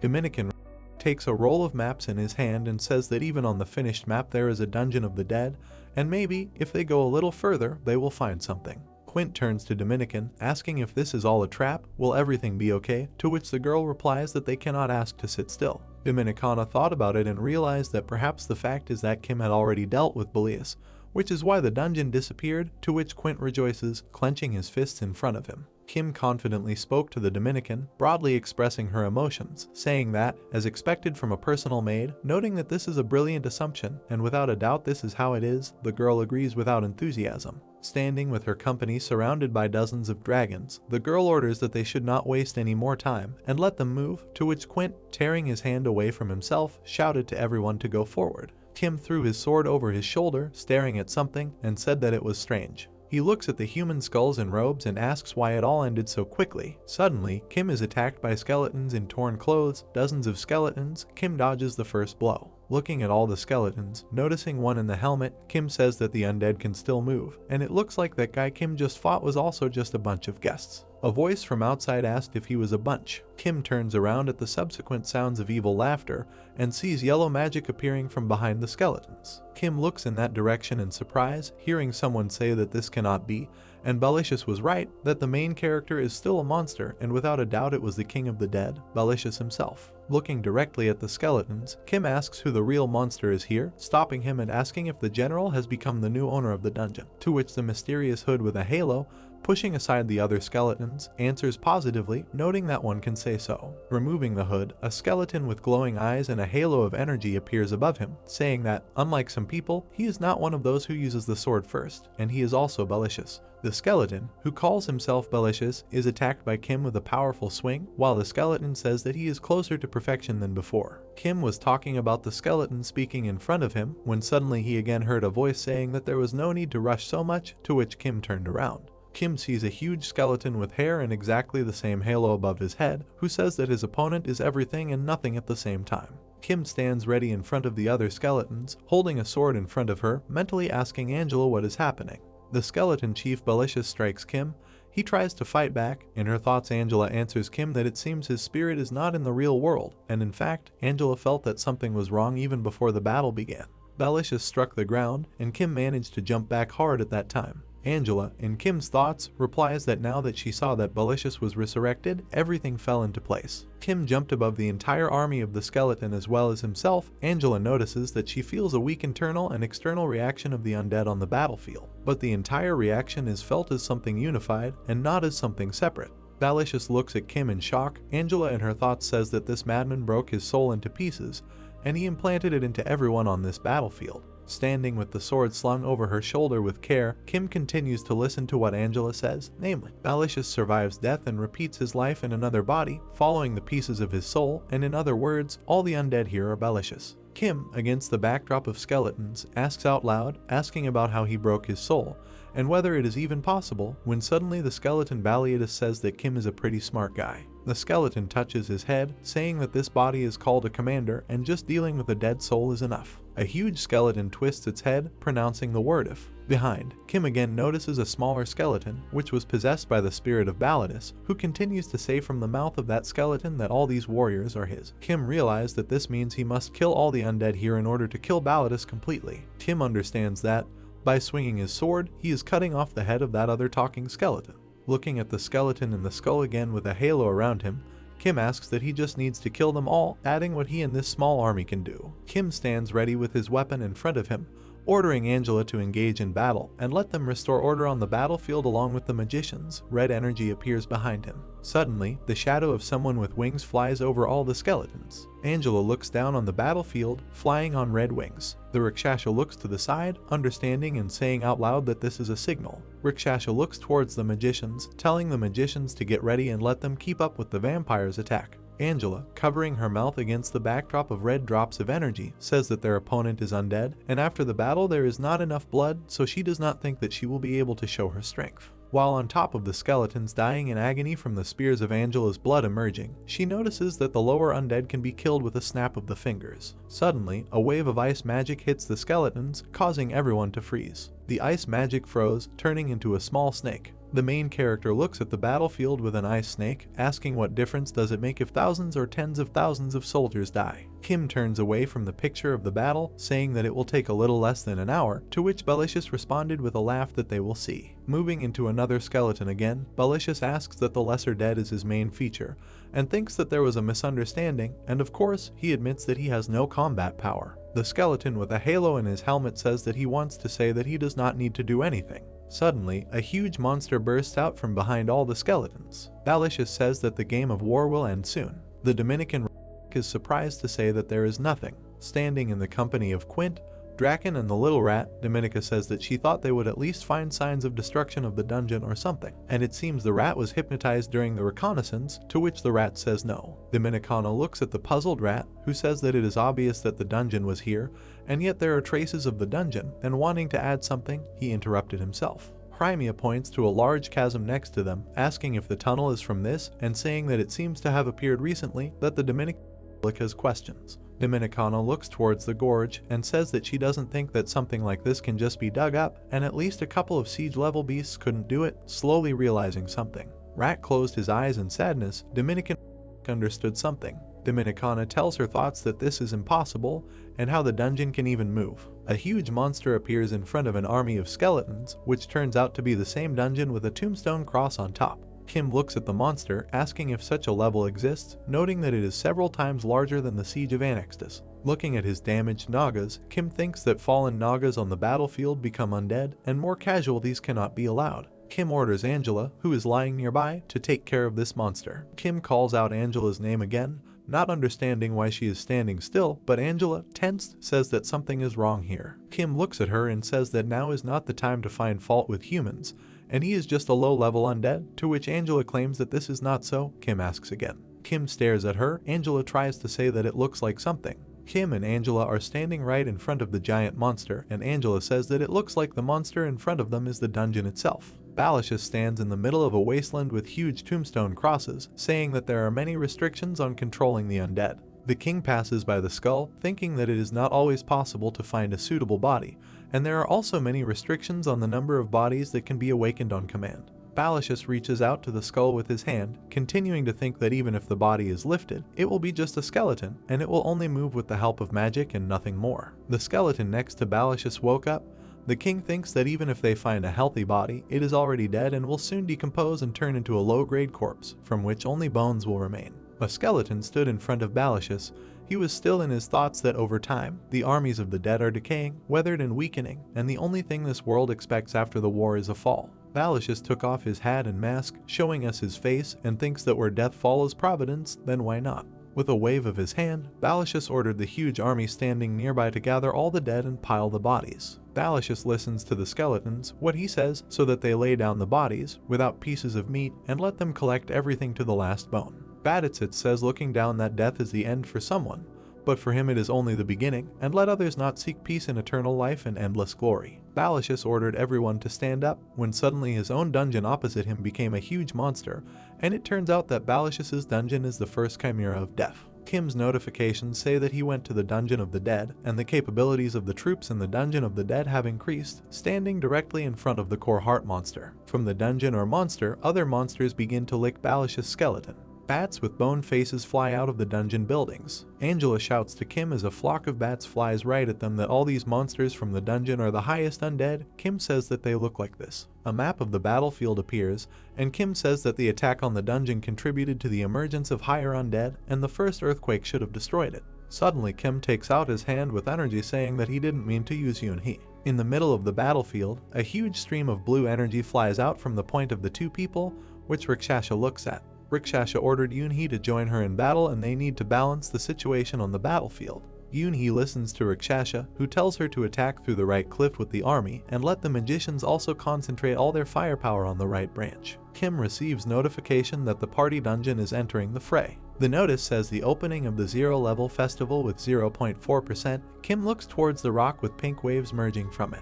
Yun-hee and his clown assistants attack other monsters, and Kim notices that the party dungeon has begun to grow in power, and since there is a penalty for opening the second level, They need to finish it quickly. Angela looks thoughtfully to the side, saying that for some reason it seems strange to her, to which Kim asks what's the matter. Listening to Angela and looking in her direction, Angela says that it is not easy to see the transfer of the body, and this is the best skill that only aristocrats can master. The gaze is directed to the core of the Balashus dungeon.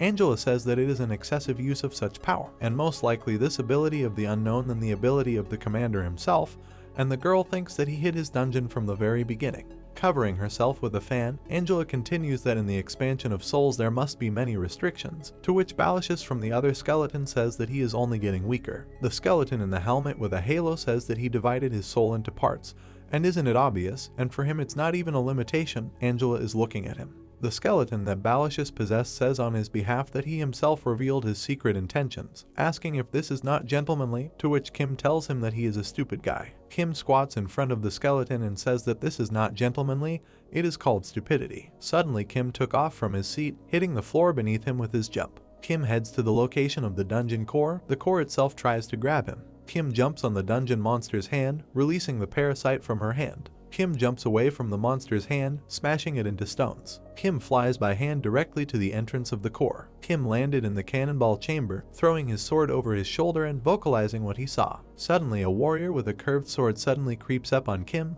dragging it along the floor. The warrior swings at Kim, but he successfully dodges. After dodging, Kim gives the attackers a blow to the enemy who did not have time to turn. Kim has a crazy expression on his face.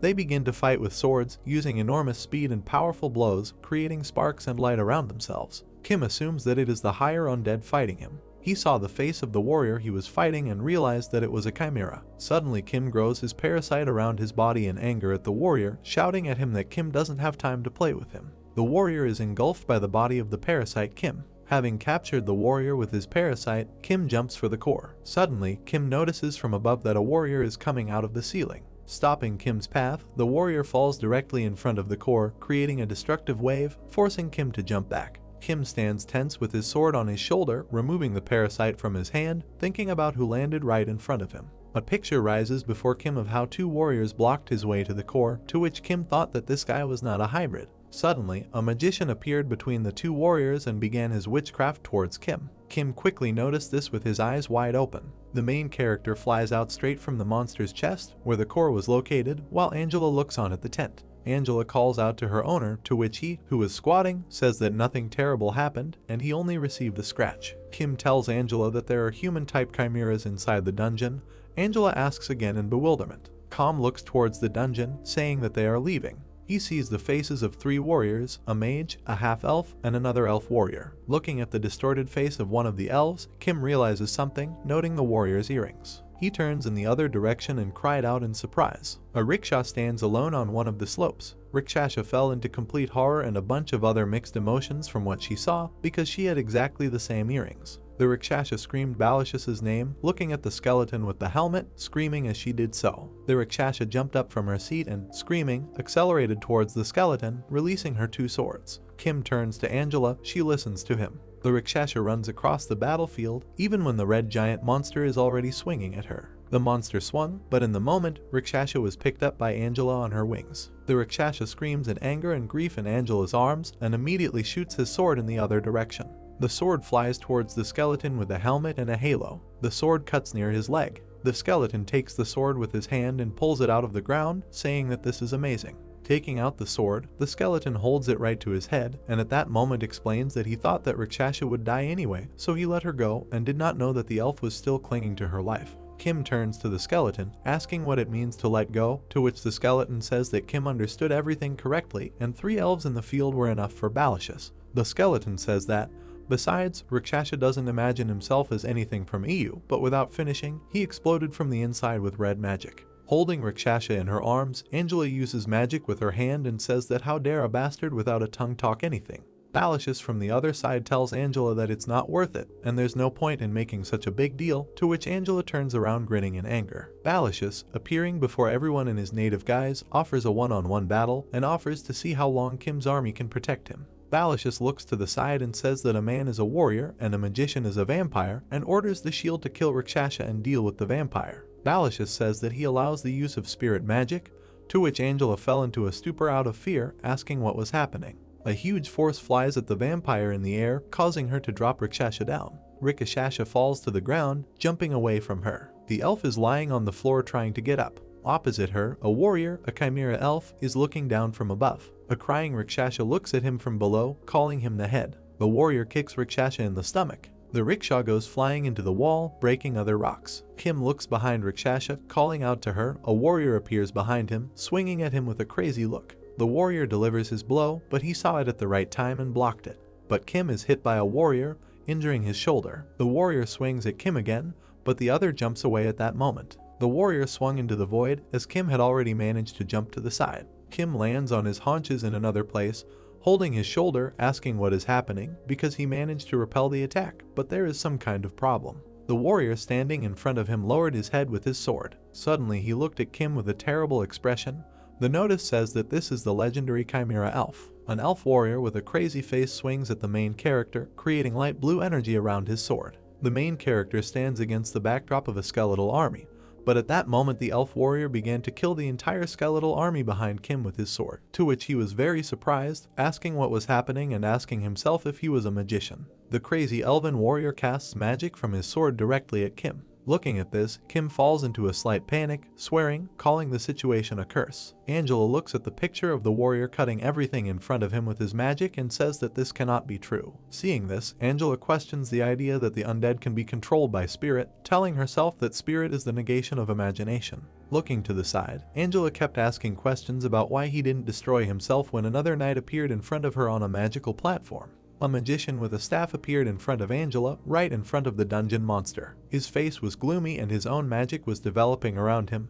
Notices said that the chimera was an elf. Suddenly, the open wound in the magician's jaw lights up with a blue light, but Angela claims that he is definitely being cleansed. The fire on the wound died down. Suddenly, many different tentacles began to ooze from the magician, right on Angela, to which he says that it's just funny. Suddenly, tentacles crash into Angela. At that moment, Angela quickly began to run in the other direction, trying not to get caught in the rain of this flowing magic. While flying, Angela notices something in the heart of the monster's dungeon. From there, Balashus himself controls the magician with his hand. Angela, gathering magic energy in her hand, calls out to the commanding king. The girl shoots her magic towards the king with all her might, saying that it is him. Suddenly her magic breaks near Balashus as if against a shield, without even forcing her to look in the direction of the blow. The warrior magician looks at Angela flying from above, releasing some energy from his hands. Angela drew attention to him, tusking, saying that this is the perfect combination of attack and recovery magic. Over her chest with her hands, Angela creates a new example of magic, first gradually reaching into the eye.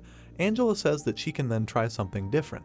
Kim, wearing a mask over his eyes from his own parasite, standing on the battlefield, hears Angela calling out to him and says that these monsters are not dead yet, to which Kim asks how this can be. Having created a huge round red something with a jaw and teeth, Angela says that the bodies of the monsters are dead, but the souls are most likely still alive, and the magic of spirits is a magic inherent only to elves. While fighting another elven dead warrior, Kim listens to Angela further and she says that the Commander King cannot handle them alone, to which Kim replies that she has something to say. Looking at the warrior, distraught from the battle and swinging at Kim, the main character asks what Angela wants to say, that they are all brainwashed. Kim steps on the warrior while the other tries to dodge. Suddenly, the elf warrior tries with all his strength to make a blow, clenching his grin from the weight of the force. The elf makes a strike at the place where Kim was, but the main character carelessly flies away from the battlefield, looking at the exploding stones. Kim says they need to find a way to bring the elves back to consciousness, and they might need Rakshasha. Kim saw the elf warrior standing in front of the stunned rickshaw.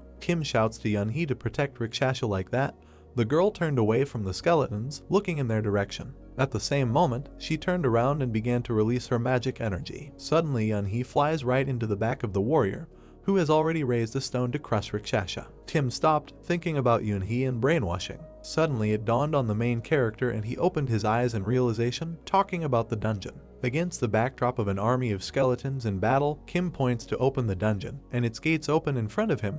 A notice says that Kim has entered the labyrinth of the festival. Kim shouts to the girl Yunhee, who was already approaching the warrior, to use the sweet dream technique on all the elves. The girl was already holding out her hand to implement the technique. A voice calls to the princess, warning of danger outside the castle. The out-of-breath elf knight runs towards the elf girl who heard him, squatting in front of the purple crystals, telling her about the troubles that will await him if she continues to slip away. The girl turns to the out-of-breath knight, leaning on his own knees, and says that she can fend for herself, but the knight mentions the prince who is worried about her. The knight comes closer to the girl. She tells him that there is no need to worry about trifles, because he is the strongest knight in the world who protects her. She calls him Commander Knights. He looks at her warily, but he sighs and agrees with her. The girl smiles brightly, literally starting to glow when the knight says that he lives to protect the princess. The Rakshasa lies from a powerful blow in a pile of stones. Blood flows down her face. The knight remembers his promise to always be a shield for the princess. He looks at Rakshasa with horror, recognizing her as the same princess. The numb knight stands in front of the Rakshasa,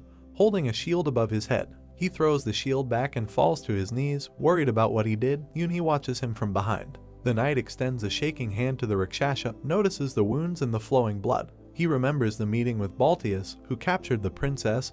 His subordinates are standing nearby, and opposite the knight himself with his allies. Baltius's hand tightens around the princess's neck. The knight, remembering, looks at Rakshasa with horror on his face, repeating the name of Baltius. The knight turns in his direction, angrily asking what he did to him. Yunhee pushes the knight sharply. They are thrown in the other direction from the rickshaw, creating clouds of dust. Baltius turns his head in their direction. He looks silently, but he turns away, continuing to watch the battle. Angela decides that he didn't notice Yunhee using the summon. The vampire watches from the side the higher undead. Angela quickly slinks away. Yunhee knocks the knight to the ground and stands on him. He decides that she is Baltius' henchwoman. He angrily shouts that he will kill her and tear everyone into pieces. Angela, who appeared in the form of a ball with bat wings next to the silent Yunhee, replies that they are friends with Rickshaw and asks him to calm down, but the knight does not believe. He screams, denying Angela's words. She flies next to Yunhee and the knight, informing him that he is an undead that Baltius created, and if he loses his energy supply, he will no longer be able to exist. He is at a loss. Angela flies next to Yunhee, who is looking at the knight, and says that if Baltius understands everything, he will most likely brainwash the knight again, and the target of his attack will be Rakshasa, because Baltius's main priority is to kill her. Yunhee stands next to the knight, who hits the ground with his hands, shouting that he knows this. The knight turns around at Kim's voice. Angela quickly flies away at his call. Kim defends himself from the Chimera Elf's attacks when Angela flies up to him, reporting that the knight has awakened and freed himself from Balthia's control. The vampire continues to talk about liberation from the control of the rest of the elves, but Kim, blocking the Chimera's attack, claims that this is impossible. Behind him stands a crowd of undead and Yunhee with the knight. Kim explains that the release was triggered this time by the energy of the festival dungeon, and asks Angela to tell Yunhee to hurry up and prepare for the opening of the 5th level of the dungeon. Angela returns to the knight and Yunhee, asking if she heard Kim's order. The knight, staring at one point, remembers the prince. Pushing Yunhee, Angela flies closer and realizes from the words spoken by the knight that he is not a mercenary general. She returns to her vampire form and reasons that the knight was too powerful for an ordinary mercenary, and also that there is no group of legendary mercenaries. Angela, once again becoming a ball with wings like a bat, turns her gaze to the Chimera Mage, deciding that he is something like the best court magician in the country. The knight kneels opposite Yunhee and asks how he can help and what he can do, but Angela replies that nothing, because what will help them at the moment is the loss of Bathilius' power. The knight gets upset. Angela tells him not to get caught by Bathilius. She turns to Yunhee, asking her to move the knight so that he is at the back of the dungeon, and reminds her about going to the 5th level, to which Yunhee silently nods. Yunhee grabs the knight. He swings it and throws it. He lands in a pile of rocks. Before this, he flies through the entire dungeon. He's lying down, thinks about his oath to protect the princess for the rest of his life, but he understands that all he can do now is come to his senses and just observe. The Rakshasa still lies there, not moving, and the undead appear next to her. One of them swings his hand to thrust a sword into Rakshasa. A barrier suddenly forms around her, surprising the rising undead. The knight rises to his feet and says that he will forever remain the guardian knight of the rickshaw, wherever he may be. A portal opens behind Kim as he fights the Chimera, which Bathilius notices, thinking that this is to get the dungeon effect. Bathilius watches the battle, continuing to reflect that the connection to the shield continues to weaken and that it is out of his sight. Bathilius raises his hand and addresses the dungeon of the dead. The dungeon, having heard the appeal, turns around and Bathilius gives the order to destroy the portal. The dungeon rises and extends its arms towards the portal, in front of which Kim stands. He thinks about the possibility of getting into the dungeon, but realizes that it is going to destroy the portal. Kim remembers opening the dungeon to the 5th level. A sign that pops up in front of him says that the opening of the festival dungeon is continuing. Kim decides that he needs to somehow hold the dungeon of the dead. A fighting Angela flies over Kim. He calls out to her, but she replies that she is busy. Yoonhee alone copes with the undead advancing on her. Kim calls out to her. He dodges the Chimera's sword flying in front of him. Kim, defending himself from the Chimera's attack, sees that the Dungeon of the Dead has almost reached the portal. The knight says that he is a shield that should protect the elves. His name is Lunar and he is the knight commander. He takes off and destroys one of the arms of the Dungeon of the Dead. Belicious, having heard the knight address him, looks at that one. The angry knight shouts that he would rather die than be his puppet. Angela, standing to the left of the Chimera mage, begins to get nervous, saying that she asked him to keep his head down. The knight flies towards the standing Bathilius. Angela considers this useless heroism. The knight flies up to Bathilius, shouting his name. Bathilius is perplexed that the knight's brainwashing was undone and how it happened. The knight lands in front of Bathilius. He flies off to the side. The knight looks closely at Bathilius, who says that he is not sure how the knight managed to wake up and that he must be fighting for something that he could not get rid of in his previous life. The knight stands opposite Bathilius, who calls him a pathetic elven knight and tells him not to attach importance to the end of his life. The knight grabs his head. Bathilius tries to capture his mind again. He looks at the knight and tells him to accept this and give him everything. The knight yells at him to shut up. The angry knight grabs his face with his hands, telling Bathilius that it was his mistake to leave souls in bodies and that he will show him the abilities of spirit magic. A blue glow appears around the knight standing in front of Bathilius and his armor begins to fall off. Bathilius's tablets appear to state that the target is immune to status ailments and the entity manipulation failed, and he looks at them, protesting that this is impossible. Bathilius shouts that the knight's body is a vessel that he created and the soul, locked inside, cannot have freedom. The removed armor lies on the ground. The knight explains that that is why he removed the body. Instead of the knight in armor, a blue lilac entity appears, repeating the knight's words that he would rather disappear than be a puppet. Now he is the spirit of the geyser, Linar. Kim looks at the Dungeon of the Dead and asks about the soul that left the knight's body. He looks at the elf standing next to him, who has stopped attacking him. The elf raises the sword in front of his face. Kim believes that he is showing his respect and wonders if his brainwashing has been reversed too. Angela lands behind Kim and responds to his lack of understanding of what is happening that it is spiritualization. She says that the elves fell hundreds of years ago and did not think that there would be anyone who knew how to do this, to which Kim asks to explain her words. The awakened Rakshasa is still in a protective bubble. Angela says that elves have spirits in their bodies, and spiritualization is a ritual that forces the soul to remain in the physical world and prevents it from going to the spirit realm. Kim stands behind the elf who previously attacked him. Angela continues the story that this spiritualization was considered a sacred skill among the elves. Kim imagines a golden something with a blue glow above her and decides that spirituality is something like an archon, to which Angela wonders if people have something similar, but Kim replies that they do not. Bathilius, standing opposite Linar, asks him if he is going to kill him, and tells him to do what he wants. Linar approaches him and Bathilius says that he liked this body, but Linar objects that he does not understand what the spirit is and is going to tell him. Linar grabs the glowing circle behind Bathilius with his hands, touching his essence. Bathilius becomes wary, hearing that Linar senses his disgusting soul through touch. Linar begins to glow brighter, saying that he is sorry, while Bathilius screams, asking him to stop. Linar flashes brightly. He disappears. Bathilius falls dead to the ground. Kim and Angela watch in silence. They turn when they hear a scream. Sitting behind the protection, Rakshasa begins to scream, calling for Linar. The protection disappears. Rakshasa cries, saying that Linar promised to protect her, but died twice before her eyes. Kim turns her head and turns to Angela, to which she reports that she is not sure, but thinks that Linar disappeared along with Bathilius' soul. Angela looks at the undead and notices that they are falling and begins to talk about manipulating the elves. Suddenly, the elf who is standing next to Kim and Angela turns around with an evil grin on his face, and Angela decides that the brainwashing has not been reversed. Wary in grabbing a weapon, Kim notices that only half of the undead have fallen on the battlefield and the rest are fine. A nervous Angela remembers the return of her soul. She calls out to Kim standing in front of her, shouting that this is not the end yet and she needs to hurry up and destroy the labyrinth. Bathilius says that only a third of his soul is gone. His body lying on the ground begins to move. He talks about the split soul of his main body and notes that he has the feeling that he has become omnipotent. The body began to rise. Bathilius goes on to say about the main body's soul that he can't bear to see it disappear without a trace, and it seems like his resurrected essence is different from his past self. Bathilius, with an exhausted expression on his face, stands up completely. The stones around it narrow, blocking the passage to the core. The Dungeon of the Dead emits a heart-rending scream. It is being restored. Takes a step forward. Kim and Angela look at him. Bathilius, who is inside the dungeon, reports that he will now take control of the battlefield. Kim looks at him and says that he was wondering what Bathilius was going to do, but he was apparently going to rely on scale, which Kim wasn't surprised at all. The huge fist of the dungeon looms over Kim, who concludes that Bethelius is behaving like the Flood Dragon King. Kim manages to jump up without getting hit by a huge fist. Kim jumps back, contemplating Bethelius' strength and speed. An elf suddenly appears and swings his sword at Kim. He manages to block the blow, cursing this elf who is still in a trance. Kim continues to fight off the elf's attacks, thinking about the festival's excitement level slowly progressing since the festival maze's powers were destroyed.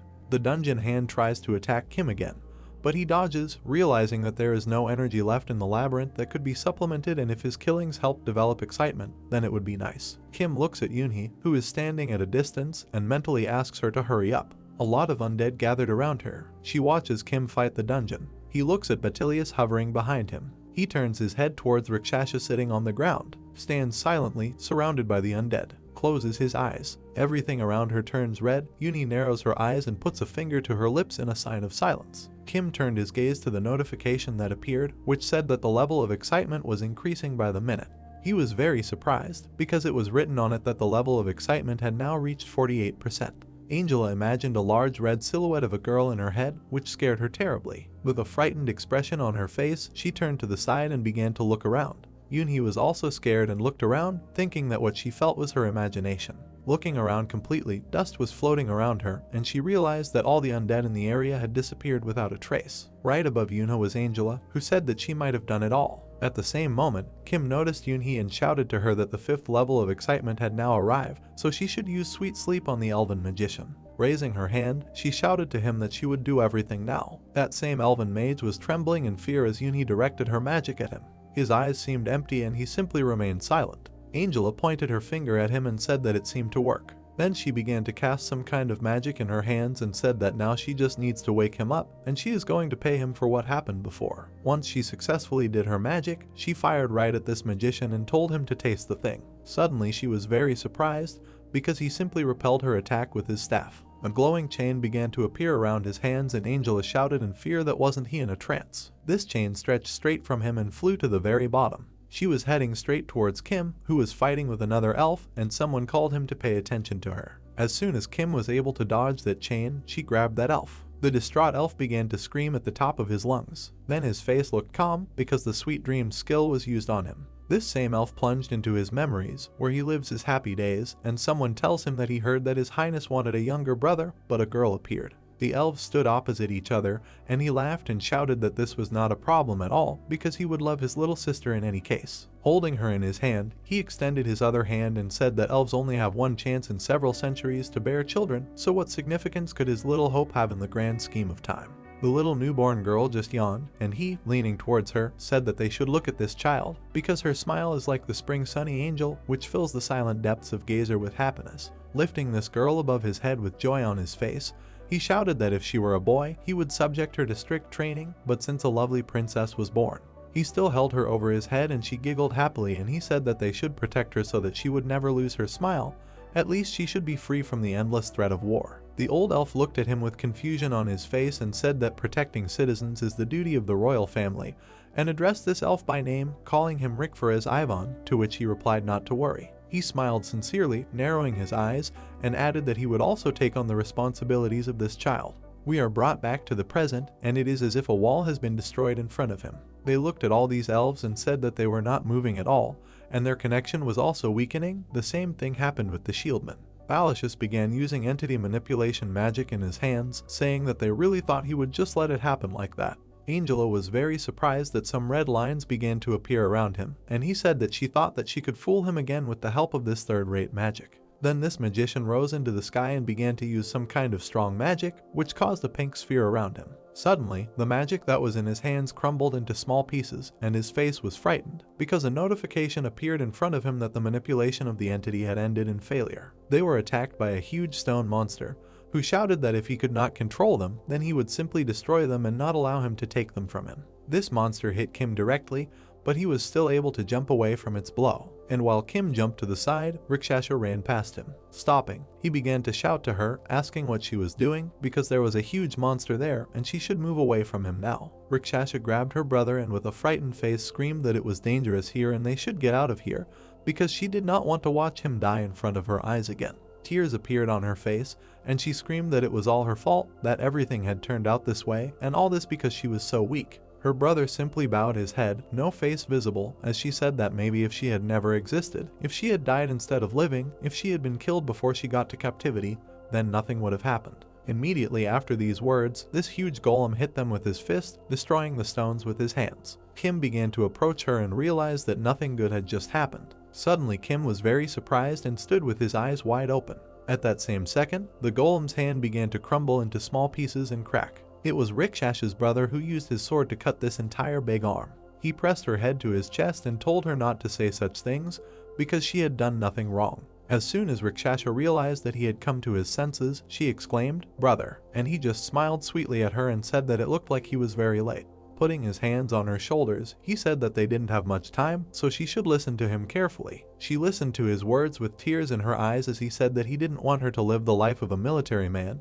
He raised her like a flower in a greenhouse, thinking that all he had to do was protect her. Behind Kim, Angela and the same magician were arguing about something while Rikshash's brother said that he couldn't imagine how much pain his poor judgment caused her, so he wished he could protect her. They both sat on their knees and he said with a very sad voice that if only he could atone for all his sins with everything he had and if he could help her a little on her journey. And then he turned to Kim and addressed him, saying that he was very ashamed to ask this, because until that moment he had attacked him, but he asked him to take care of this child, because he believed that Kim could do it, so how he is stronger than him and she is royalty. Kim looked at him with a blank look and said that he was still out of his mind. Holding his huge sword on his shoulder, he said that whether she is a royal or not, it doesn't matter anymore, because Rikshasha is his scout captain, so she will continue to work hard on the front lines. Her brother looked at him blankly as Kim said that he could promise one thing, that if she was in danger, he would protect her until the very end. Immediately after these words, a calming smile appeared on his face and he said that this was all he needed, because maybe things would be different now if he had treated her differently from the very beginning. Tears appeared in Rikshasha's eyes as her brother said that he had to go. He hugged her with all his might as she asked what he was going to do. Before he could finish speaking, he began to evaporate into thin air and said that she must live. Her look was very scared, and her brother's look was as if he had been waiting for this for an eternity, while Rikshasha continued to shout that he should not leave her. Her own brother disappeared right in her hands, and she seemed to have lost all hope and faith. Then a notification appeared saying that a movement of spiritual energy caused by external factors had been detected. A small cloud of green energy began to burst upward straight from the void. 2 more notifications appeared, in which it was written that all the conditions had been met, so they began to glorify Rickshaw. A huge number of notifications appeared in which it was written that an attempt was being made to awaken her. But most of these attempts simply failed. But one of the attempts was still successful, so she was promoted to a hero with 1+. Then 3 times more notifications appeared, in which it was written that the attempt to awaken to the role of a hero with 2+ was ongoing. And many attempts were all failures. Another failed notification appeared, in which it was written that the geyser had detected an incompatibility. Kim looked at this notification and this ball of energy, asking what was going on. The same magician came up behind him and said that it seemed that it was his turn to intervene in this. He looked ahead with a frustrated look, and Kim asked what he was going to do, to which he replied that this is the only chance he has to act for the sake of Her Highness and make fun of the geyser, and asked that it was not obvious. Around this green energy he began to use his runic magic and said that he was going to make it awaken. The stone golem stood and looked forward, baring its teeth, and Balashus thought about when he had only a small group of undead and before he became the master of the labyrinth. Balashus looked ahead with a very upset look and realized that before he became the master of the labyrinth, he was ready to sacrifice his pride whenever he felt that he was in danger and ran away without hesitation. So there will always be another chance to counterattack. The magician was still doing his magic on Rickshaw, and Balashus thought that his senses were telling him that this thing was very dangerous. He looked forward with half-closed eyes and appealed to all the undead who owned a piece of his soul that this was an order of the utmost importance, and they should simply run away. The skeletons, as soon as they heard this, turned to look at him in surprise. Then all these skeletons started screaming and trying to get up while Balashus told them to use whatever means necessary to get out of this place. So it doesn't matter if only some, and even if only one, managed to escape. Angela turned back in surprise as she heard a loud noise as Balashus continued to tell them to get out of the Naga's range. Angela turned straight to Kim and started screaming at him that all the undead were running away, and Balashus himself was trying to escape from them. Kim started screaming in fear and pointing his hand to the side, shouting for her to stop them. After all, they cannot allow any of them to escape. The stone golem tried to stop the magician, saying that he would not let him stop them. The magician turned to Kim and told him that Her Highness's awakening could not be interrupted, so there was no time for distractions and he must protect her. Kim immediately transformed into his second form, growing huge claws, and became angry at the situation. He made a very fast dash, scattering stones behind him. Then, jumping directly above this magical energy, he cut the golem's arm into small pieces. While he was in the air, he turned to Angela and called her name, and she understood him perfectly and said that she would take care of everything. Balashus swung his hand down using some kind of magic and shouted that it was useless, but his face showed that he was scared. Green souls began to fly out straight from the golem's back, and they flew towards Angel. They enveloped her completely from head to toe, and she was frightened by what was happening. These souls tore Angel away from the battle, and Kim noticed this and therefore asked where Yoonhee was. He noticed how she just lay on the floor and was silent, and he realized that she, too, was at the limit of her capabilities. Turning his gaze to the very cliff along which the skeletons were rushing, he said that the Nagi on the cliff were not able to stop thousands of skeletons, and he did not understand how they would be able to prevent them from escaping at all. The skeletons have already climbed to the very top of the cliff, and one of them heard many footsteps, so he raised his head with a surprised look. He began to hear more and more footsteps, which made him very scared. In front of him, he saw many clones of others standing right in front of him. It was clear from their faces that they were very hungry, and they said that they wanted to eat and that they were too hungry. Balashus looked at all this with a downcast gaze and did not understand what to do next. Then he turned to the side in fear, thinking that all those who climbed this cliff had simply disappeared. So is this even possible? Many skeletons continued to climb up the cliff as the clones ate them. Other himself stood and looked at all this, crossing his arms, and asked why they couldn't let go of any of them. And they told him that it was all because they were scary, and he said that he didn't think that was the point. Reason, but he was still hungry. He smiled very nicely and said he didn't think it mattered. Balashus angrily and with all his strength hit the stone, shouting that the damned Anextus could not even kill a slug, so did his status really mean nothing at all? Then, looking to the side, he realized that it was not over yet. He saw the same tunnel into which the skeletons fell, and realized that there was a tunnel through which the Labyrinth of the Dead passed, so if he went through this, he could escape into the barren wasteland. He grabbed his head in fear, not understanding what to do next. A huge stone golem emerged straight from that tunnel, and he completely ceased to understand what was happening around him. At that moment, Koya jumped out of that tunnel after the golem. She landed right on her paws. At that moment, the entire squad appeared behind her to help Kim. Dominicana began shouting to all her Nagas to help their master and crush the enemy. Kim looked at them with a smile and shouted all their names, adding that they arrived just in time. In the middle of this void, there was Kim's battle with Balashus, and there were many undead around, and he ordered everyone to treat all the undead as the seeds of the Necromancer King, so that they would not let any of them escape and would simply kill everyone. Balashus seemed to have lost all hope and stood silently, clutching his head. Then he started laughing fearfully and did the return of all souls. All the skeletons that were climbing the cliff began to slowly fall down. Also, just standing skeletons fell to the floor due to the fact that all the souls were sucked out of them. The guys started looking around, saying that all the undead were falling, and Angela said that maybe he had given up, to which Kim said that this couldn't be true. We were shown a huge pile of stones, and Kim said that he was probably getting his strength back, since he no longer had an escape route, because he was quite smart. At this time, Balashus began to climb up these stones towards some blue sphere, thinking that a long time had passed since he had been driven into a corner in such a state, and this was so funny for him that he was afraid of death, being undead. He hugged this blue sphere, saying that even with this in mind, he does not see victory, so defeat is completely inevitable for him. It is true that his original body does not have combat skills. He began to lift this blue sphere upward, continuing to say that his non-existent heart was beating, and pus was dripping from his decayed skin like sweat, and air was whistling out of his punctured lungs. A sincere smile appeared on his face, and he stood with his eyes closed, looking up, saying that it was so long ago that now he felt alive again. And then he began to shout furiously that he would fight desperately to the very end. Thanks to this blue orb, he began to do something, shouting the spell Create Chimera. That same pile of stones began to fall down, and Kim looked at it all, saying that the labyrinth was collapsing. So it looks like he's using all the power he can. Kim turned to that magician as he said that he was still a lowly undead. A green notification appeared stating that Rikshash's awakening was successful and becoming a hero with 3 pluses. The magician glowed with pink fire, saying that he assumed that she could not reach the legendary level, but he still had a body that could be sacrificed. Another notification appeared, in which it was written that a movement of spiritual energy caused by external factors had been detected. The magician himself began to crumble into small pieces as he fell into this green energy and said that he assumes it will only be temporary since it is forced. But it's okay, if her body remembers this, Then he is sure it will help Her Highness in future. 2 notifications appeared in which it was written that the influence of the geyser had been exceeded, and she had also received temporary relief from the falling curse. This very green energy disintegrated into small pieces, and Rakshasa shone inside it, while the magician, continuing to crumble, said that this was his wish. So she must restore the once glorious elven Rikshashaya in the geyser. She had already landed on the ground, and the magician addressed her as the Queen of the High Elves. A multicolored crown appeared directly above her head, and she stood with her eyes closed. Then, opening her eyes, she looked forward with a very confident look.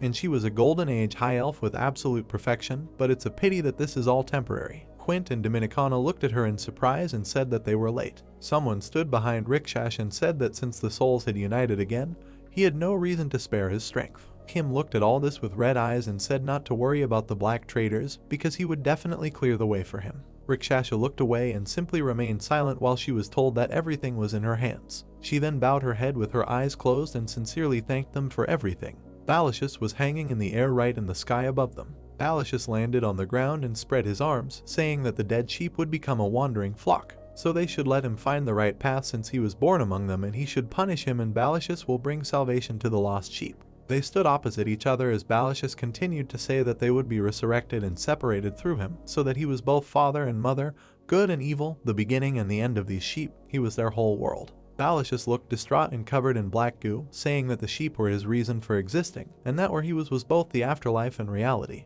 He began to rise into the sky, spreading his arms as huge stone crosses appeared behind him, and a notification appeared that he was entering a shapeless labyrinth or purgatory. Dominicana and Angela were very surprised, because they saw a notice that the abilities of the necromancer King Balashus had been increased, and they could not believe that they were falling into a formless labyrinth. Angela turned her head and saw that the crosses were blurring a little, and then said that this place was completely unstable and corrupted, so she's confident that all it can do is strengthen his body. Kim ran forward as Angela shouted at his back that this scoundrel had probably reached the level of aristocrats, and Kim replied that it didn't matter at all, so she should stand back and protect Dominicana with Yunhei. She was very surprised, because Kim instantly disappeared from her eyes. Balashus looked forward, baring his teeth. He began to scream furiously, emitting a deafening roar. Because of this roar, the entire area that was there began to divide into small sections and rise upward. He waved his arms while still shouting and using various skills. Kim, along with Rikshasha, stood on these sections and prepared to attack him.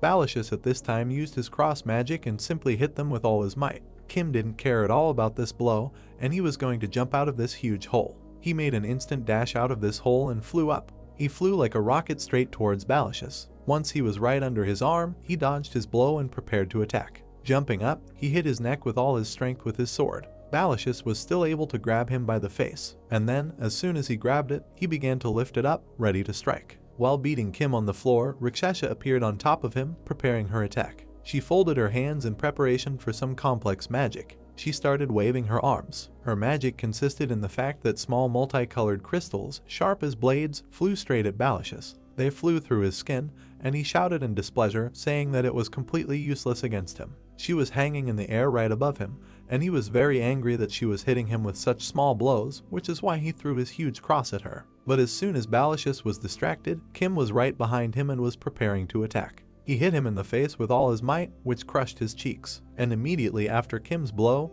Rikshasha flew up to him and raised her hand to deliver a strong blow. Together with Kim, they beat him as hard as they could. Balashus was very angry that he could do absolutely nothing, so he began to scream even more deafeningly than before. He tried to attack them with his stone crosses as they flew around him. This huge stone cross crashed into Kim's back, but he stopped thanks to his hands. Then many small shoots appeared from his back, which broke this stone into chips. Immediately these shoots began to wrap around Balashus. A small silhouette of a face began to appear right from the back of Balashus's head. A huge terrifying grimace appeared in front of Kim, and 2 notifications appeared that a status had appeared for the illness of horror as well as fear. Kim grabbed him right by the head and began to pull out that terrible grimace. Then Kim himself made a grimace that was exactly the same in horror and said in a menacing tone that he really thought that such an attack would have an effect on him. A notification appeared in which it was written that the main character had successfully resisted status ailments. He continued to wrap his body parts around Balashus. Balashus made a very angry and dissatisfied grimace while Kim screamed at the top of his lungs that he grabbed him. At that moment, Rikshasha decided to take action and therefore began to attack him. She held in front of her many crystals that she shot and asked the sage to use its power. Then, spreading her arms, runic magic appeared around her. Balashus seemed to go mad and began to frantically shout that this was all absolutely useless because he would kill them all. Immediately after these words, Rakshasa made crystal rain with the help of her magic. Balashus tried to defend himself by creating a smoke cloud of souls directly above him. Rakshasa was able to dispel this smoke with the help of her crystals. Then, with a confident look, she began to gather the magic in her hands and used the spirit blade, saying that she would cut it in half. Balashus continued to scream, trying to somehow get out of the situation. Kim ran to his back and so Balashus hit him with crosses, shouting at him to stop getting in his way and just let him go. He asked him that he was really going to die with him. Balashus turned around with confusion on his face because Kim replied that he had no intention of doing so. Kim made a very menacing grimace and exhaled steam from his mouth, saying that he was confident that nothing would happen to him, and a notification appeared at the bottom which said that the uteromal solidification limit had been used. Balashus turned his head to the side in fear and asked, "Annextus," and at that moment Rakshasa jumped on top of him and shouted his name. It was clear from her gaze that she was very angry, and she began to frantically scream that she wished him dead. Balashus's head began to split into two parts, and a notification appeared stating that consciousness was accelerating. Kim looked at it all and remained silent, holding his claws at the ready. As soon as the right moment came, he grabbed the core that was in his chest with his claws, and the notifications wrote that the core of the Labyrinth of the Dead was being extracted, and since it had run out of energy, he was able to successfully extract this core. Immediately after this, Rakshasa calmly cut him into two pieces. This blow was visible from the other end of purgatory with crosses. Due to the death of Balashus, there was an exit from the formless labyrinth. Rickshaw stood right in front of Balashus's corpse and simply looked at him. She looked at him with disbelief in her eyes and told him to stop playing dead and just get up. Balashus, after a short pause, began to say that he was dead from the very beginning.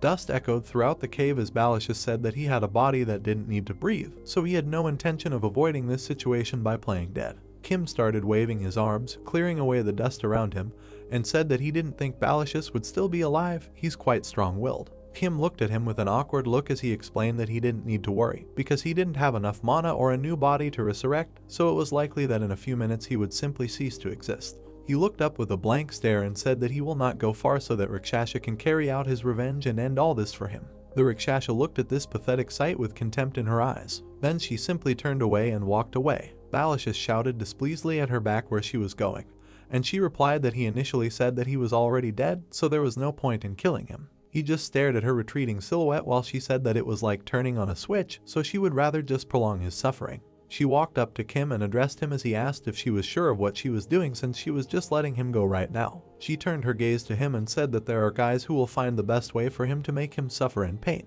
Balashus raised part of his head and asked who these guys were. A crack began to appear in the ground near him, from which a red light shone, and Kim told them that they were done talking, so they could just take it. A huge bloody pentagram appeared directly above Kim's head. A boy with huge red horns appeared right below her. Balashus looked very unhappy and said that these were the same black traitors. He looked at Balashus with a big and malicious smile on his face, saying that he had guessed who they were. 3 days later, the main character was sitting on his throne in the labyrinth, and the Dominican came up to the side and said that they had finished replenishing the 300 Naga soldiers who died in battle, and Kim replied that this means that they, in fact, returned to the state in which were before the war, to which he received the answer that if he meant only their armed forces, then yes. A moment appeared in the protagonist's head as the red imp spread his arms to the sides in front of him, and thought that after a group of black traders leaked data about the Balashus Naga labyrinth, they came to offer him information about the military power of the Necromancer King. In the head of the main character, Rakshasa turned her gaze and looked at how Basilius was lying on the ground, and Kim added in his head that the payment for this was the transfer of a guy named Basilius to them while he was still alive, as well as the core of the Labyrinth of the Dead.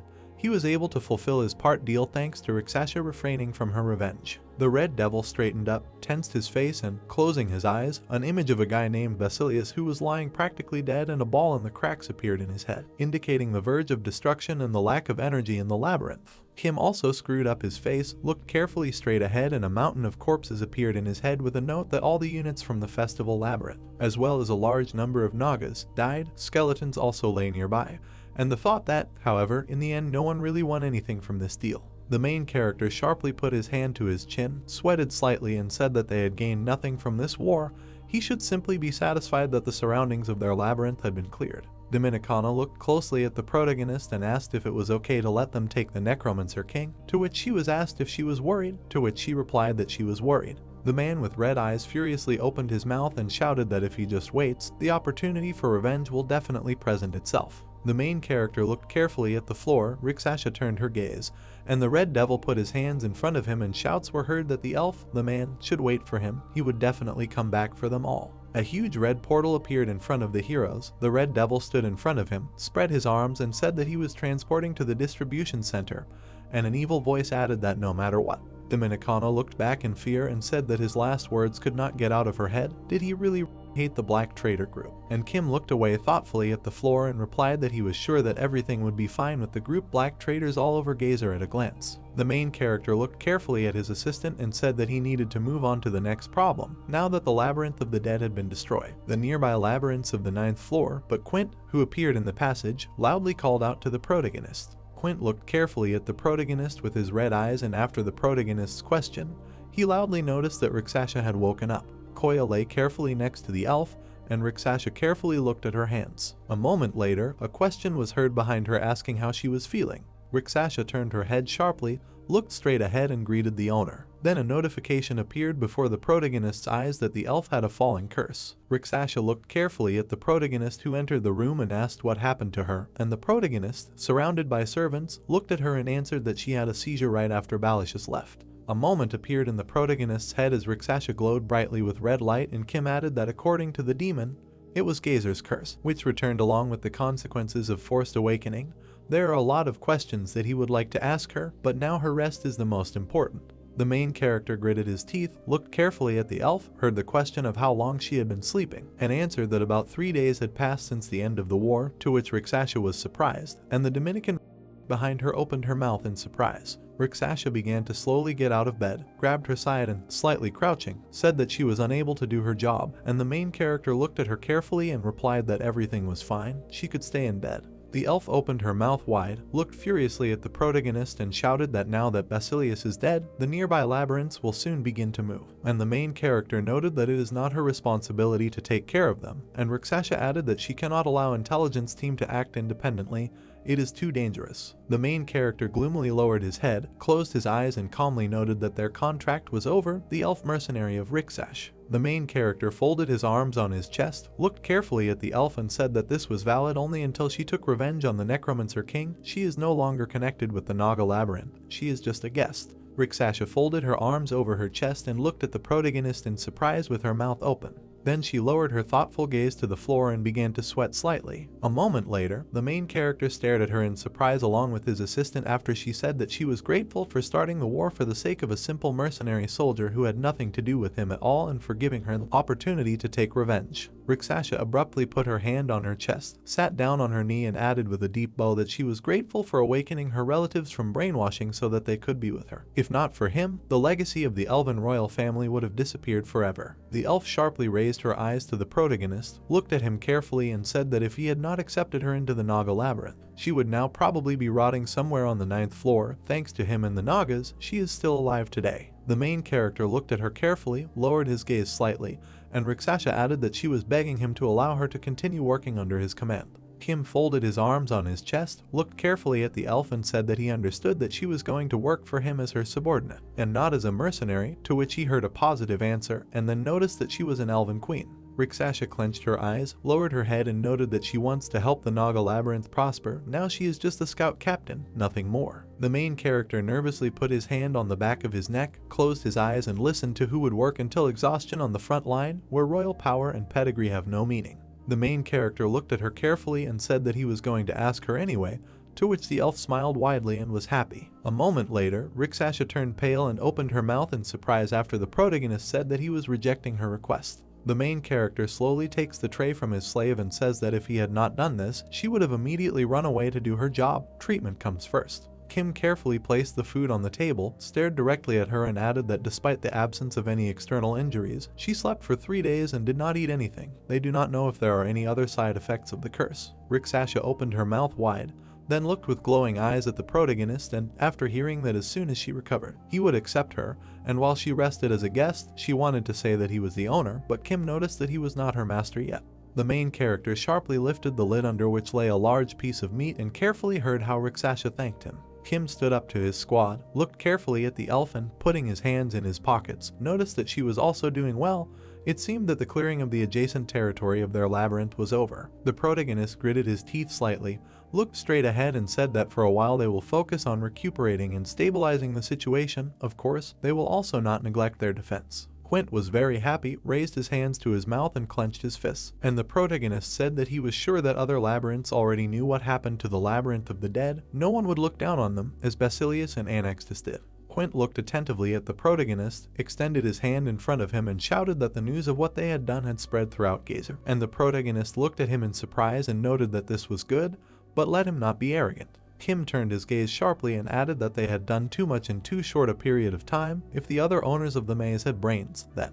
A moment later, Dominicana and Quint stared at the protagonist in surprise after he added that he was sure that they would form an alliance, that is, against them. The main character turned sharply to his assistants and ordered them to call the King of Gluttony. They go into the labyrinth of a hammer and an anvil. The main character looked straight ahead, a huge green monster appeared in his head, and noticed that he needed to meet with a god named Malaxis, the king of the goblins. Somewhere in the swamps of the 9th floor, the king of wanderers, Hecarim, looks directly attentively and says that he cannot prepare even the most necessary things for the meeting of the guest. The Queen of Dreams, Ariana, carefully clutched the pillow in her hands and said with a slight smile that he really expected this, but to think that he didn't even have ready-made places for them. They were literally in the middle of the swamp. The king of the swamps, Corinthos, abruptly crawled out of the mud and, looking carefully at the guests, said that the situation was not going very well. Let them show a little vigilance. The clod of dirt with green eyes stared at the gods carefully and added that first Annextus, now Basilius, it didn't take even a year, he's sure they both already know. Corinthos looked directly attentively, tilted his head slightly and remarked that they must consider his potential. They cannot discuss the quality or quantity of their military forces in his presence. They cannot underestimate him. Arrogance does not have a happy ending. Ariana threw her head back on her hand, looked carefully at the king of the swamps and said that they couldn't just get down to business. She knew that he called them here to make an alliance, and Corinthos noted in response that they should unite. Hecarim looked carefully at the king of the swamps and said that now he is afraid that Basilius is no more. His image has sunk as low as the swamps. Corinthos looked attentively at the king of wanderers and he added that the most malnourished guy near the Naga labyrinth was still there. And Ariana, leaning back on a cloud, noticed that he should hold out longer than Annextus and Basilius combined. The Queen of Dreams extended her hand forward and, covering her eyes, said that, to be honest, she did not think that this stupid slime would lose at all in the first place, and Corinthos, interrupting, noted that other was on the side of the King of the Nagas. Ariana straightened up sharply and looked in surprise at the King of the Swamps with shouts, and Corinthos added that the King of Gluttony other was together with the King of the Nagas. The King of the Swamps looked attentively with his green eyes and noticed that the King of the Hammer and Anvil Malaxis was also quite friendly towards the King of the Nagas.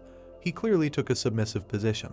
Hecarim put his hand to his chin, looked thoughtful, heard that it was only a matter of time before he too would be under the command of the Naga King, and said that given the layout of his labyrinth and his powers, he is the weakest, so he assumes that he is on his knees and begs for mercy. Corinthos noticed that this was the most reasonable option, and the King of the Wanderers, looking at him carefully, noticed that he was surprised that he was even ready to confront him when he was so scared. Corinthos opened his eyes wide and said that if one more master of the labyrinth sided with him, the balance of the 9th floor would be completely disrupted. No labyrinth had ever captured an entire floor. Nothing could be more dishonest than this. Ariana grabbed the pillow tightly and said that she thought the balance was already upset, and Corinthos noted that they would have an advantage if they did not attack first. A map of the 9th floor appeared in the head of the King of the Swamps, and he said that the Labyrinth of Dreams and the Labyrinth of Swamps are good in defense. They will delay him, and the centaurs will intercept him. Then a map diagram with an attack on the Naga Labyrinth appeared in the head of the Swamp King, and Corinthos added that it was too risky for the Naga Labyrinth to attack the Drifter Labyrinth. Obviously, they would be vulnerable to attacks from the Swamp and Dream Labyrinth. Then the moment of attack from both sides appeared in his mind, and Corinthos noticed that if they assume that the Naga King is not stupid, they will end up in an endless dead end. So this is their plan. The Wandering King looked carefully at the floor and noted that he did not like it, and Corinthos noted that now was not the time to think about his ego. The Wandering King lowered his head and remarked that this was a shameful day. Ariana suddenly extended her hand, began to wave, and shouted that she needed more time to think about everything. A moment later, Corinthos turned red with rage and looked murderously at the Queen of Sleep and shouted that he saw that she could not get rid of her instincts as a fallen fairy and was thinking about falling at the feet of someone hard. He should kill her right now, and she looked at him in fear and noticed that there was nothing like that. Ariana began waving her hands and added that something else was bothering her, and Corinthos, looking at her, noticed that she would have to tell him what exactly. The Queen of Dreams had a moment in her head of her warriors mocking the monster, and Ariana noticed that this is the information that her girls received by brainwashing some minions from the lower floors. She hopes that this is a lie. Then Ariana imagined a red background with dark silhouettes in her head and squeezing her eyes. She noticed that apparently the aristocrats of a deeper floor were going to invade. End of the first season. 2 days after the war, somewhere on the territory of a group of black traders, Balashus sat in a dark dungeon, chained. The King of the Dead sat with his head bowed and snorted loudly. A moment later he began to tremble and creaked. Balashus then raised his head with a terrible smile and laughed loudly. The King of the Dead looked carefully straight at the burning torches in the long tunnel and said that the room with no mana and security, where he was bound only by chains, who knew that a great group of black merchants could be so stupid, they looked down on him because he lost his hands. Balashus sharply raised his head upward, smiled slightly, and noticed that there might not be any mana in this place. The King of the Dead smiled broadly and looked around carefully. Then he had a bone arm, which was slowly covered with cloth, and the next moment 3 more limbs, and Balashus noticed that, however, there was a lot of miasma in this place, which means that in this place they caught many corpses for the first time, intelligent undead. Balashus pressed sharply to break the stone shackles on his neck and said that they must not have known that the undead consumed miasma. Balashus put his 4 hands together in front of him, a golden ball began to glow behind his head, and noticed that he had collected enough. It was time to prepare to leave. He still had a lot to do. Golden lines appeared around the King of the Dead, and he wondered if they probably thought his soul transfer magic came from the Labyrinth of the Dead. This was wrong. His mind flashed to the moment where he stood next to the pedestal in the Labyrinth of the Dead and thought that he had spent eternity in the Labyrinth of the Dead, researching the magic of soul transference. Balashus folded his hands in front of him, looked straight ahead thoughtfully, cast the Dispel Soul Fragmentation spell, and thought that he had finally found a way to use it himself. Shards with memories appeared in the face of the King of the Dead, and, looking at them carefully, he said that it is desirable for the body to be fresh. The stronger it is, the better. It will be ideal if the body has magical talent. A moment later, a loud roar was heard from the side of the King of the Dead. Balashus looked carefully at the blue-skinned guy and said that he was a Gazerian. It might not meet his standards, but now was not the time to be picky. Then a huge beam appeared above the King of the Dead, which hit him directly, and Balashus said the received coordinates were established, the separation of the soul from the main body, and then he thought that this was a complex spell that was difficult to use without the help of a labyrinth. Then Balashus opened his mouth wide, added in his head that he should not overdo it and act step by step, and shouted, "Horizontal coordinate system," and suddenly a voice was heard that noticed that it took longer than he thought. The Red Devil stopped in front of the King of the Dead and, yawning, said that he fell asleep while waiting for him. The devil began to gently rub his brooch and smiled after Balashus said that this was the one who hesitated too long. Half of his soul had already left this place. The Red Devil spread his arms to the sides, began to walk straight towards the King of the Dead, and noticed that the lower undead growing to this level were quite attractive, so this fueled his collector spirit, but he became a little curious. The devil stopped next to the King of the Dead, put his finger up and, smiling broadly, added what would have happened if the undead, born from a collection of thoughts, had saved life. Wasn't he also curious? Balashus turned his gnarled face sharply and asked what nonsense he was talking about. A moment later, the entire room began to be covered in red light and Balashus was surprised. A huge, red cloud of souls appeared above the head of the King of the Dead and stretched straight towards him. Balashus raised his head in surprise and opened his mouth wide. Then the King of the Dead looked at the devil furiously and shouted what he was doing, and the devil spread his hands to the side, smiled slightly and replied that he was simply rewriting the magic array. Balashus began to fall to the ground, spread his arms to the sides and lowered his head, thinking that the fragments of his soul were beginning to gather again. The coordinates of the target were also cut off. He could not lose the initiative. The Red Devil began to walk around the King of the Dead and said, the dampness of the geyser, the cold, the pain from wounds, the stench of blood on the battlefield, the taste of hunting. What is the point of living if he doesn't even feel anything?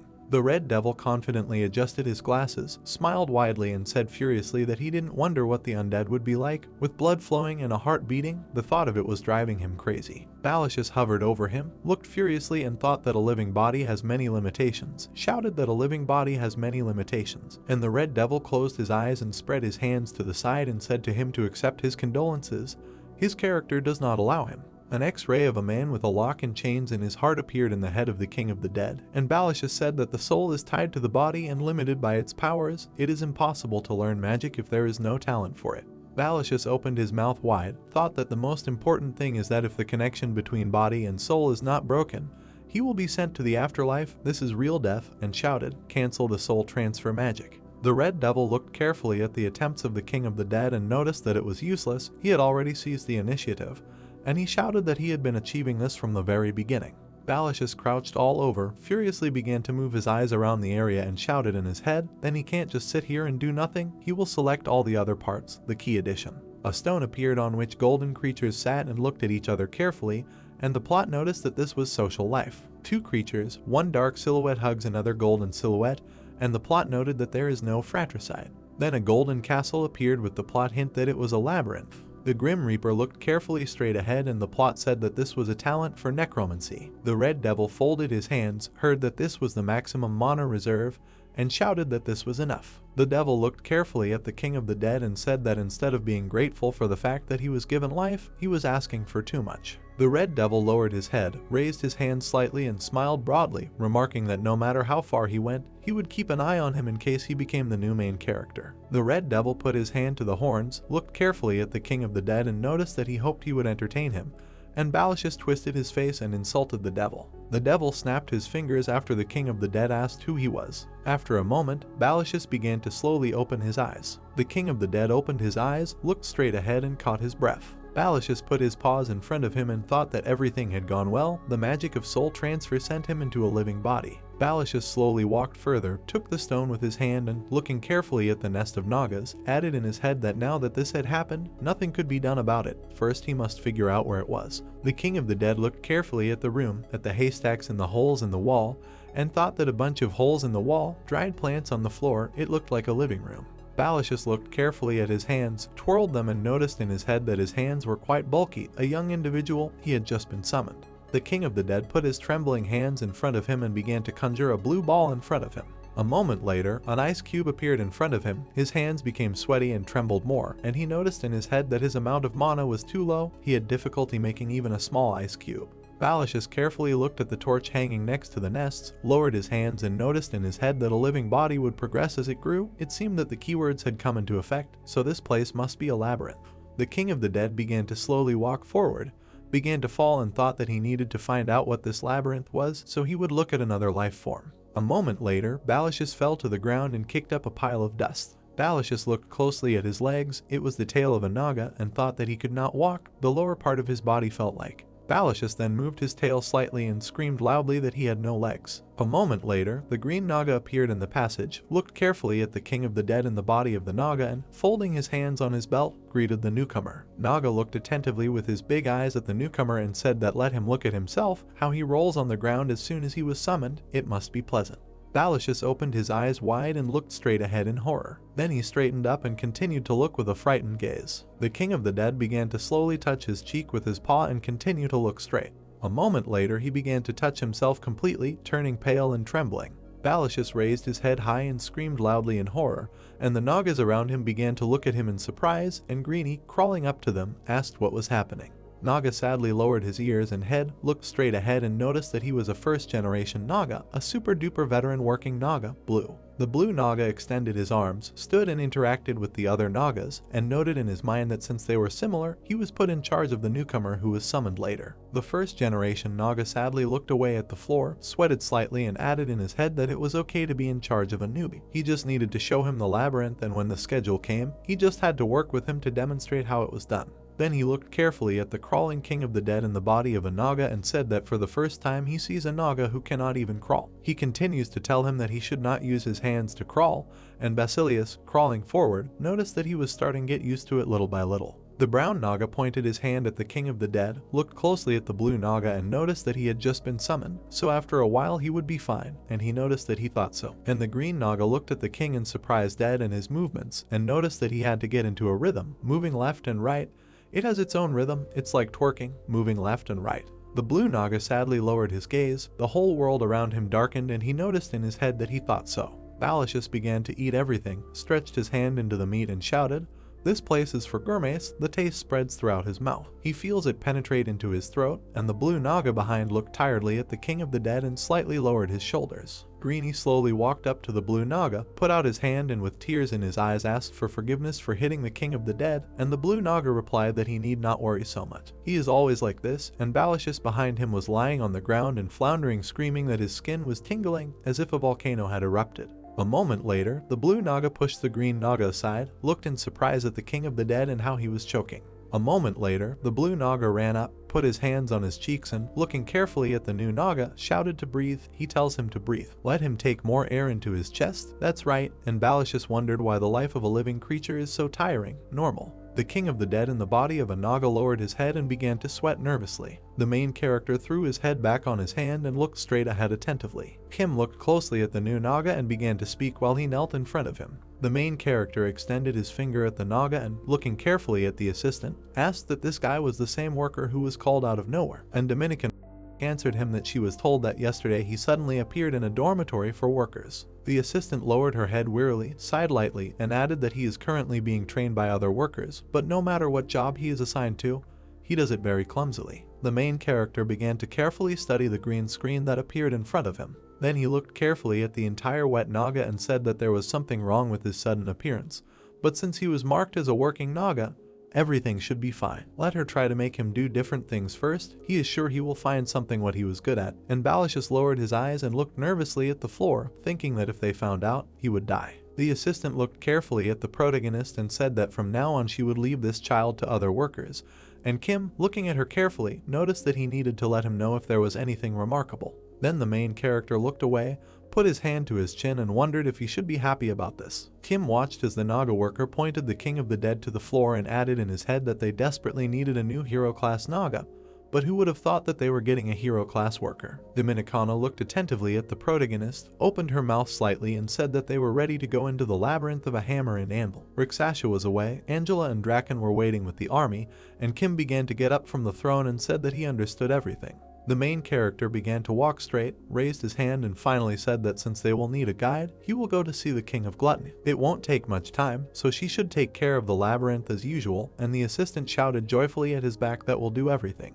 During lunch in the dormitory for Naga workers, Balashus carefully crawled out from around the corner and began to carefully look around. Then he walked to the center of the hostel and thought that it was good that there was no one here. It was a shame to refuse an exquisite dinner, but nothing could be done. Balashus quickly flew into his nest, quickly adjusted his sign and added in his head that to think that he would have to kneel in front of him, it would be a stain on his honor, but he could not do anything about it with his current body. The King of the Dead walked inside the nest, folded his hands and, closing his eyes, noted in his head that he could not be caught until he regained his strength. A moment later, a powerful blow passed through his body and he screamed in pain. Balashus then jumped forward and began to fall. The King of the Dead slightly scratched the back of his head, carefully looked back and thought that despite the fact that he has a hero class, this is impossible only with the magical power of a worker. Before everything was fine, since he did not have any pain receptors, but now it is so strong stings, now his soul has completely settled in this body. Balashus looked directly attentively and added in his head that it would take decades to increase his mana reserves using traditional methods. Is this the only way? In the head of the King of the Dead, an analogy of mana with a taxi appeared. On it he leaned out of the car and noticed that there was still room. Another, looking at him carefully, put his hands on his sides and shouted that he was offering him a ride with mana, which he had never seen before, never met. And then Balashus noticed in his head that the amount of mana is determined at birth.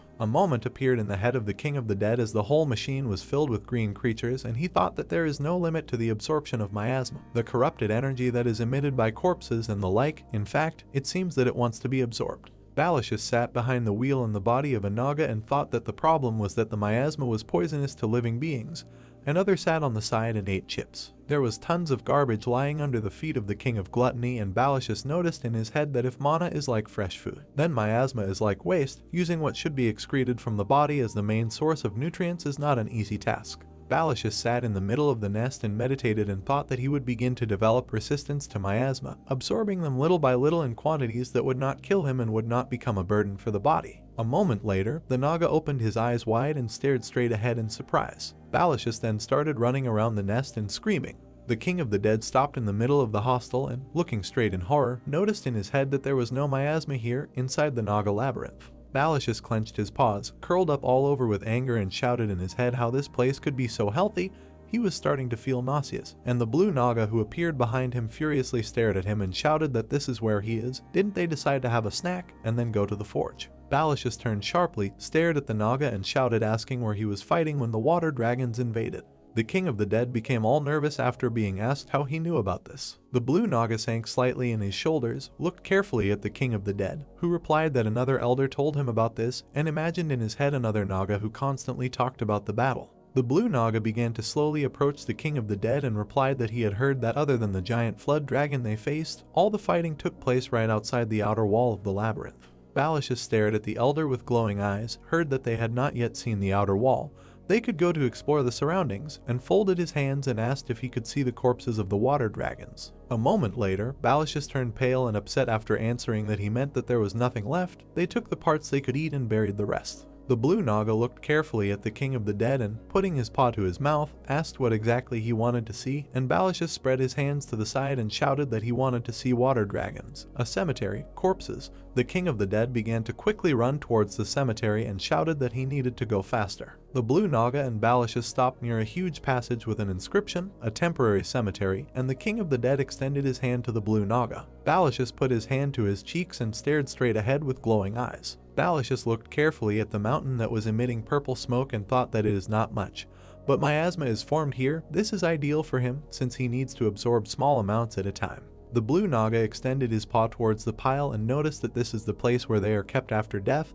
Be it hunting or war, this place looks like a cemetery for enemies, so Nagas don't come here often. The blue Naga added that usually they are sent here as a punishment, but if there is no one to punish, then in this case you have to choose using a lottery, and Balashus jumped on him and started shouting madly that he will do it. He will do it. The king sharply spread his hands to the side and shouted that from now on he would manage and take care of the cemetery alone, even if there were hundreds or thousands of corpses, and the blue Naga put his hand to his mouth and noted that it would be difficult. Balashus sharply clenched his paw into a fist, looked straight with fiery eyes, and shouted furiously that he was not the youngest in the Naga labyrinth. All the dirty and hard work should be done by the youngest. The blue Naga nervously looked at the king of the dead and noticed that if he spoke like that, then he would ask the miss for a servant, and Balashus put his paw in front of him and said that he was finally speaking as a great elder should speak. Balashus began to rush around the huge pile of corpses and say that they dumped the corpses in a pile and barely covered them with earth. No wonder it stinks in here. This place seems especially saturated with miasma. It must be in the stage of decomposition.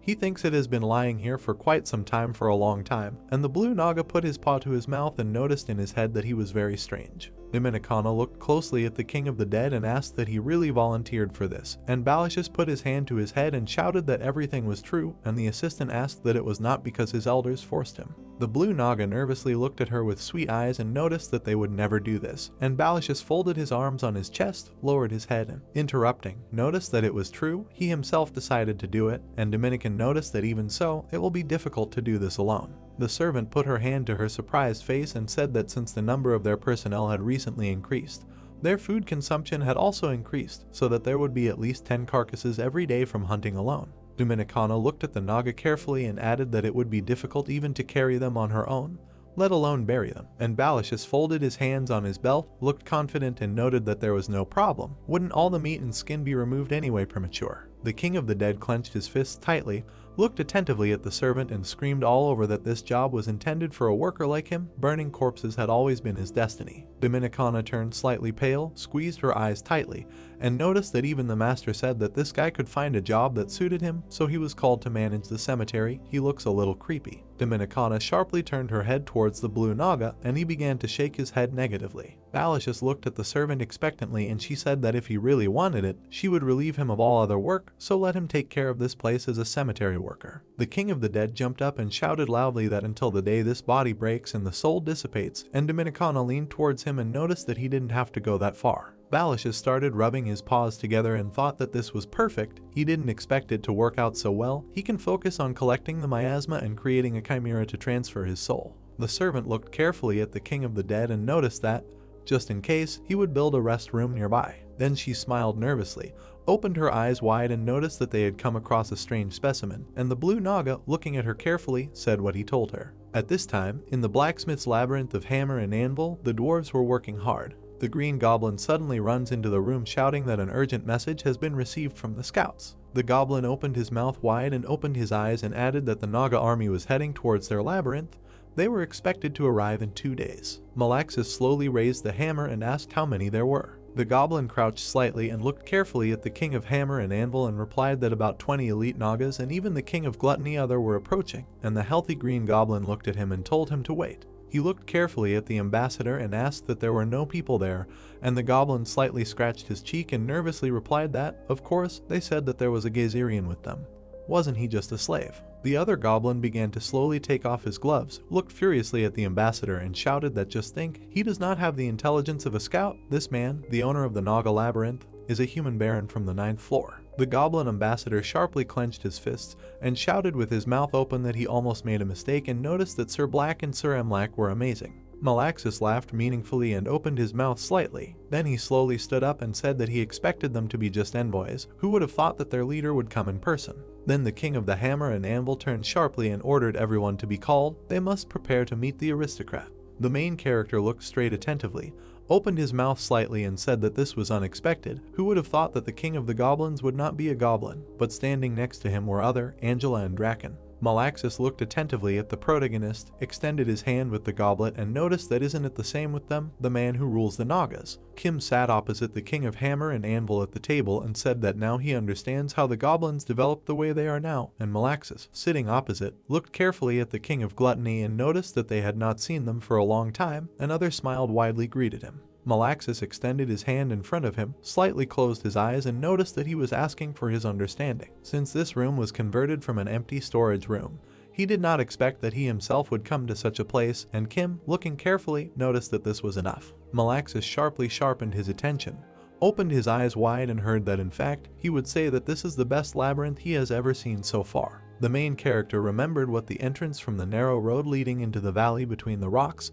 the ditch and the outer wall looked like, and noticed this. A picture appeared in the protagonist's head where the bridge was slightly lowered and the entrance to the castle was shown, and Kim added that if you went further, there would be an inner wall and the main walls of the fortress. Even if siege-class water dragons were brought here, it would be difficult to break through. The main character looked carefully at the king of the hammer and anvil and remarked that this was not an ideal place for a fortress, and Malaxus laughed loudly and shouted that his words made him proud. The king of hammer and anvil pointed his finger back, looked carefully behind him, and with his mouth slightly open, said that as he could see. Due to their size, it was not easy to fight even ordinary beasts, so they decided to build a fortress and work on improving their technology. One of the knights hit his chest with his hand, smiled slightly and, closing his eyes, Malaxus added that although finding food here might be difficult, they were somehow managing it by supplying a group of black merchants with quality equipment. Other sharply raised the piece of meat up and, with his mouth wide open, shouted that he thought he was dead, since he had heard nothing about him, and Malaxus, laughing loudly,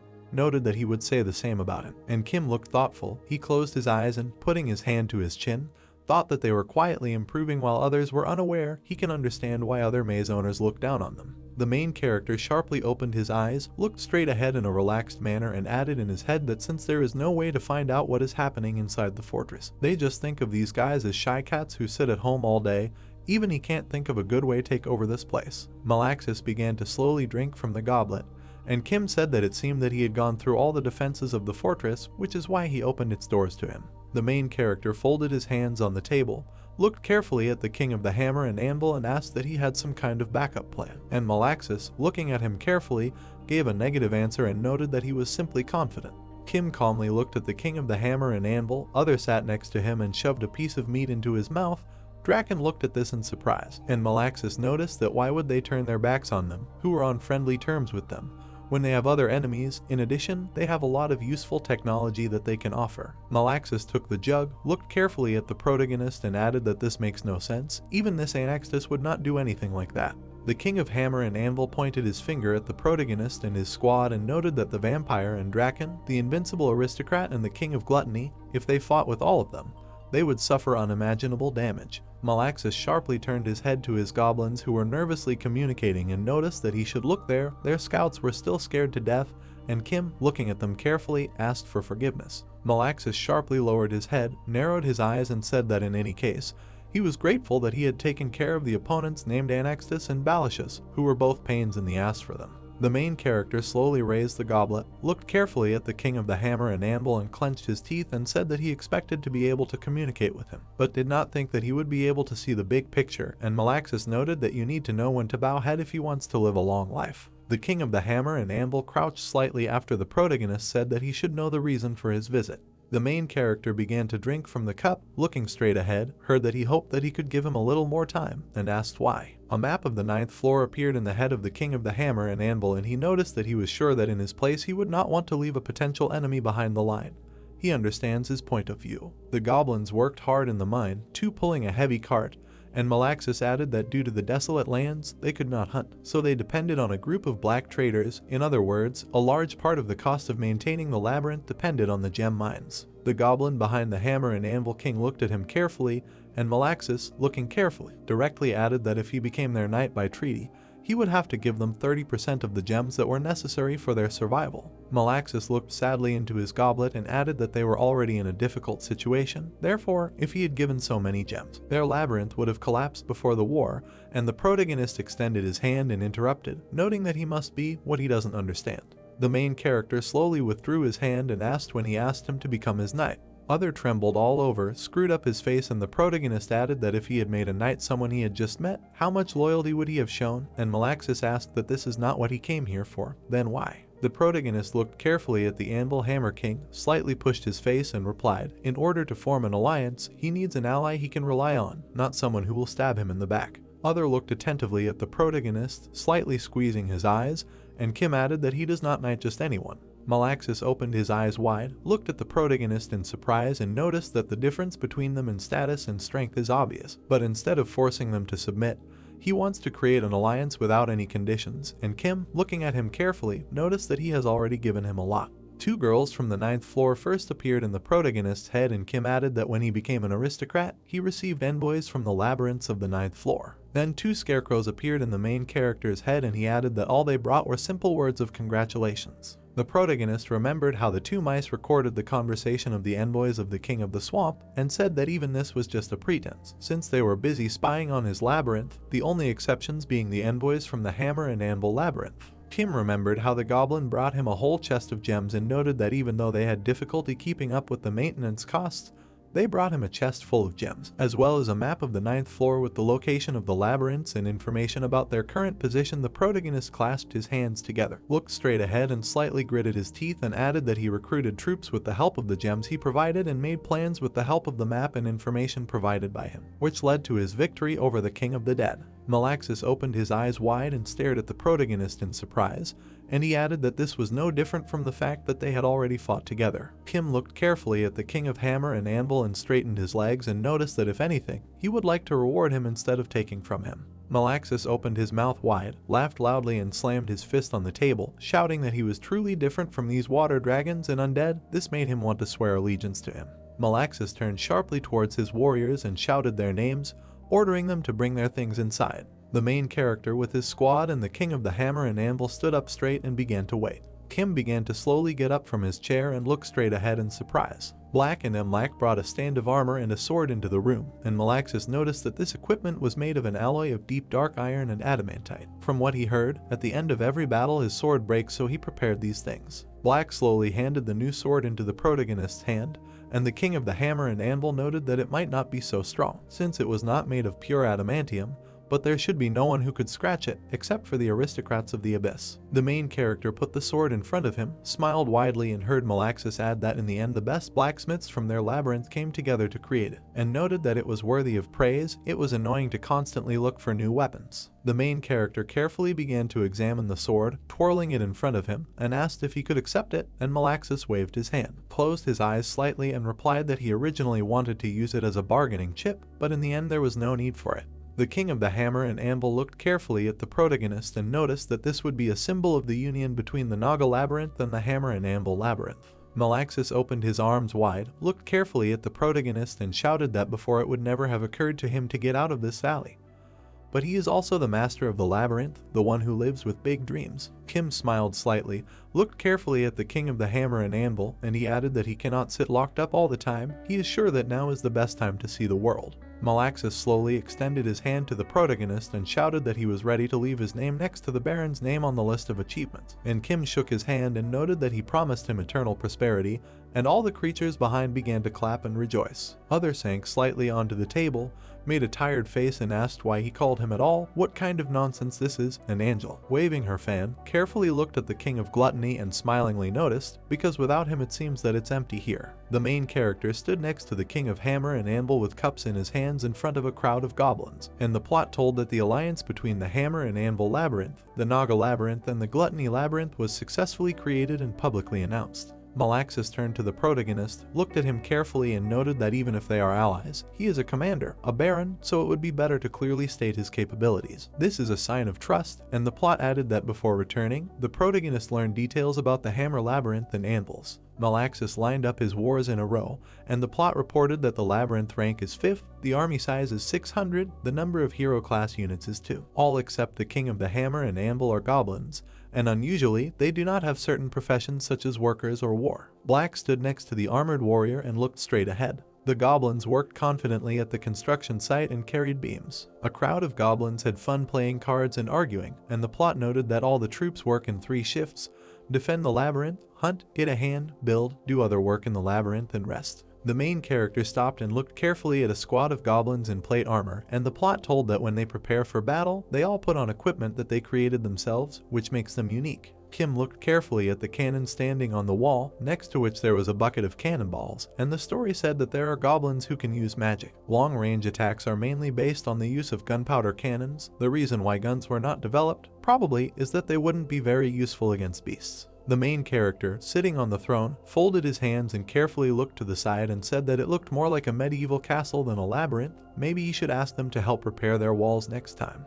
Dominicana looked attentively at the protagonist, smiled widely and asked if he must have liked Malaxis, and the main character stretched out on the throne, slightly closed his eye and answered that it was easier to communicate with him than he expected. The fact that he was a humanoid, not a beast, also helped. Dominicana slightly moved her head after the protagonist asked if there was any news about other labyrinths, and putting her hand to her mouth, she answered that there had been no special movements yet, and Kim noticed that they were more relaxed than he thought. The main character extended his hand in front of him and said whether he should now focus on internal affairs, but suddenly he was interrupted by a scream. Quint quickly ran into the throne room.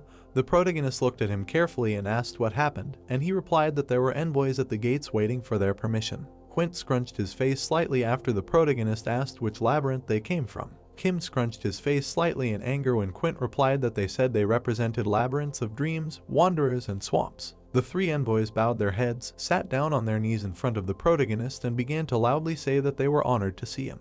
Dominicana put her hand in front of her, looked at them furiously, and shouted that let them name the purpose of their visit. If they are here because of the Labyrinth Union, let them leave immediately. The messenger of the Dream Labyrinth looked carefully at the servant and, smiling broadly, replied that they would never waste the Baron's time on such an insignificant problem. They came as representatives of the Dream Labyrinth, wanderers, and swamps. The main character rested his head on his hand and stared at it intently and listened to the fact that while their masters admire his exploits, they also fear that next time they might point their sword at them.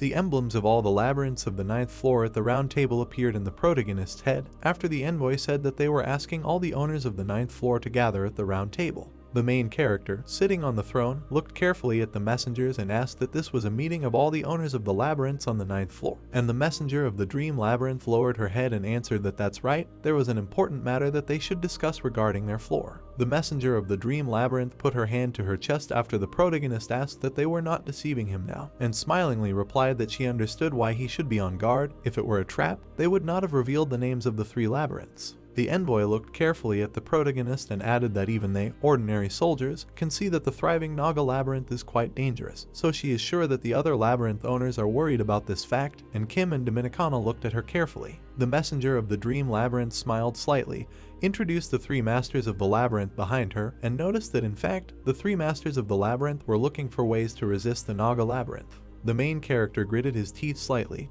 heard the messenger add that before a new problem appeared, and looked down and said that they must not know that he does not like to stall for time. The messenger of the Labyrinth of Dreams asked for forgiveness and with a smile turned to the messenger of the Labyrinth of Swamps and called him. The Marsh Labyrinth envoy slowly placed the scroll on the ground and noted that the meeting will be held in a month near the Marsh Labyrinth, which is closest to the center of the floor. The exact location is indicated here. The messenger of the Dream Labyrinth looked carefully at the protagonist and noticed that the topic of this meeting would be the invasion of the 10th floor aristocrats union on the 9th floor. Quint folded his arms on his chest, looked carefully at the protagonist and said that they had confirmed that they had left their territory. And Kim stood exactly in front of him and, looking carefully, said that this was good work and he needed to inspect the area again, just in case. The main character put his hand to his head, twisted his face and said that not even a week had passed since the war ended. They were not giving them a break, an invasion from the abyss, and the Dominican Republic looked carefully at the leaving Naga warrior. Kim put his hand to his mouth, looked thoughtful and said that they did nothing during the Great War, so why are they acting now? For what? Dominicana looked carefully at the protagonist with his mouth open and noticed that this was implausible. She thought that it could be a trap. And the main character, gritting his teeth, looked at the assistant and noted that this was the most likely option. Kim looked carefully at the assistant with wide eyes and added that if this was true, the consequences would be huge. It was better to be deceived by the idiots from the 9th floor than to be attacked by aristocrats without any preparation. The main character slowly lowered his thoughtful gaze, heard the question that he would take part in the meeting, and, putting his hand to his chin, answered that he would accept, but he just needed to do something before that. Kim abruptly removed his hand from his chin, looked carefully at the assistant and asked that he believed the black merchant was still in the barren wasteland, to which the assistant replied with a smile on her face that that was exactly the case. A group of black merchants were inspecting the area to try to restore the Labyrinth dead. The main character began to go further along the tunnel. Dominicana, looking at his back, asked who would go with them and said that he would return. He was sure he would have something to say. He would go alone. A few days later, at the site where the Labyrinth of the Dead used to be located, Mr. Imp looked displeased at the protagonist and asked how he was doing, and Kim noticed that he really didn't seem happy to see him. Mr. Imp spread his hands to the side, turned to 2 Nagas and a mouse and replied that this is not at all like that. He is their #1 client on the 9th floor. He hasn't seen him at all since the war. What is he doing here? Mr. Imp pointed his hand at the pedestal with the labyrinth stone and noted that as he sees it, they are creating the basis for the labyrinth. Unlike the water dragon labyrinth, there is no entire labyrinth here, so they have an awful lot of work to do. And Kim, looking carefully at the floor, asked, why don't they work on the water dragon maze instead? Mr. Imp smiled broadly, looked carefully at the protagonist and answered that does this mean that he allows another labyrinth to take the place of the water dragon labyrinth, to which he received a dry answer that never. Mr. Imp hunched over with dissatisfaction and, looking directly, noticed that that's why they were building from scratch, and Kim turned to him, looked carefully and noticed that he was speaking as if it was his fault. The main character looked carefully at the small creature and asked what would happen after completion. Balicious would return or something else, and Mr. Imp, looking carefully at the protagonist, replied that it was confirmed that a new labyrinth would be created here, but it would not belong to the King of the Dead. Mr. Imp started scratching his cheek and Kim asked how he knew this. A moment appeared in the black merchant's head as he and his colleague stood over the corpse of the King of the Dead and replied that he was the one who took care of his corpse. The connection of the 2 halves of his body did not heal him. The main character began to look around, put his hand on God and said what they were going to do. He also didn't like that a new labyrinth would appear here. Mr. Imp opened his mouth wide, looked nervously at the protagonist and shouted that as far as he knew, he had already agreed to this, and Kim turned away gloomily and rudely replied that he did not understand what he was talking about. The main character turned sharply to the black merchant and noticed that the negotiations only said that he would hand over the King of the Dead and the core of the Labyrinth of the Dead. And Mr. Imp, looking at him carefully, noticed that they were both destroyed, and Kim added that it was not him Balicious did it.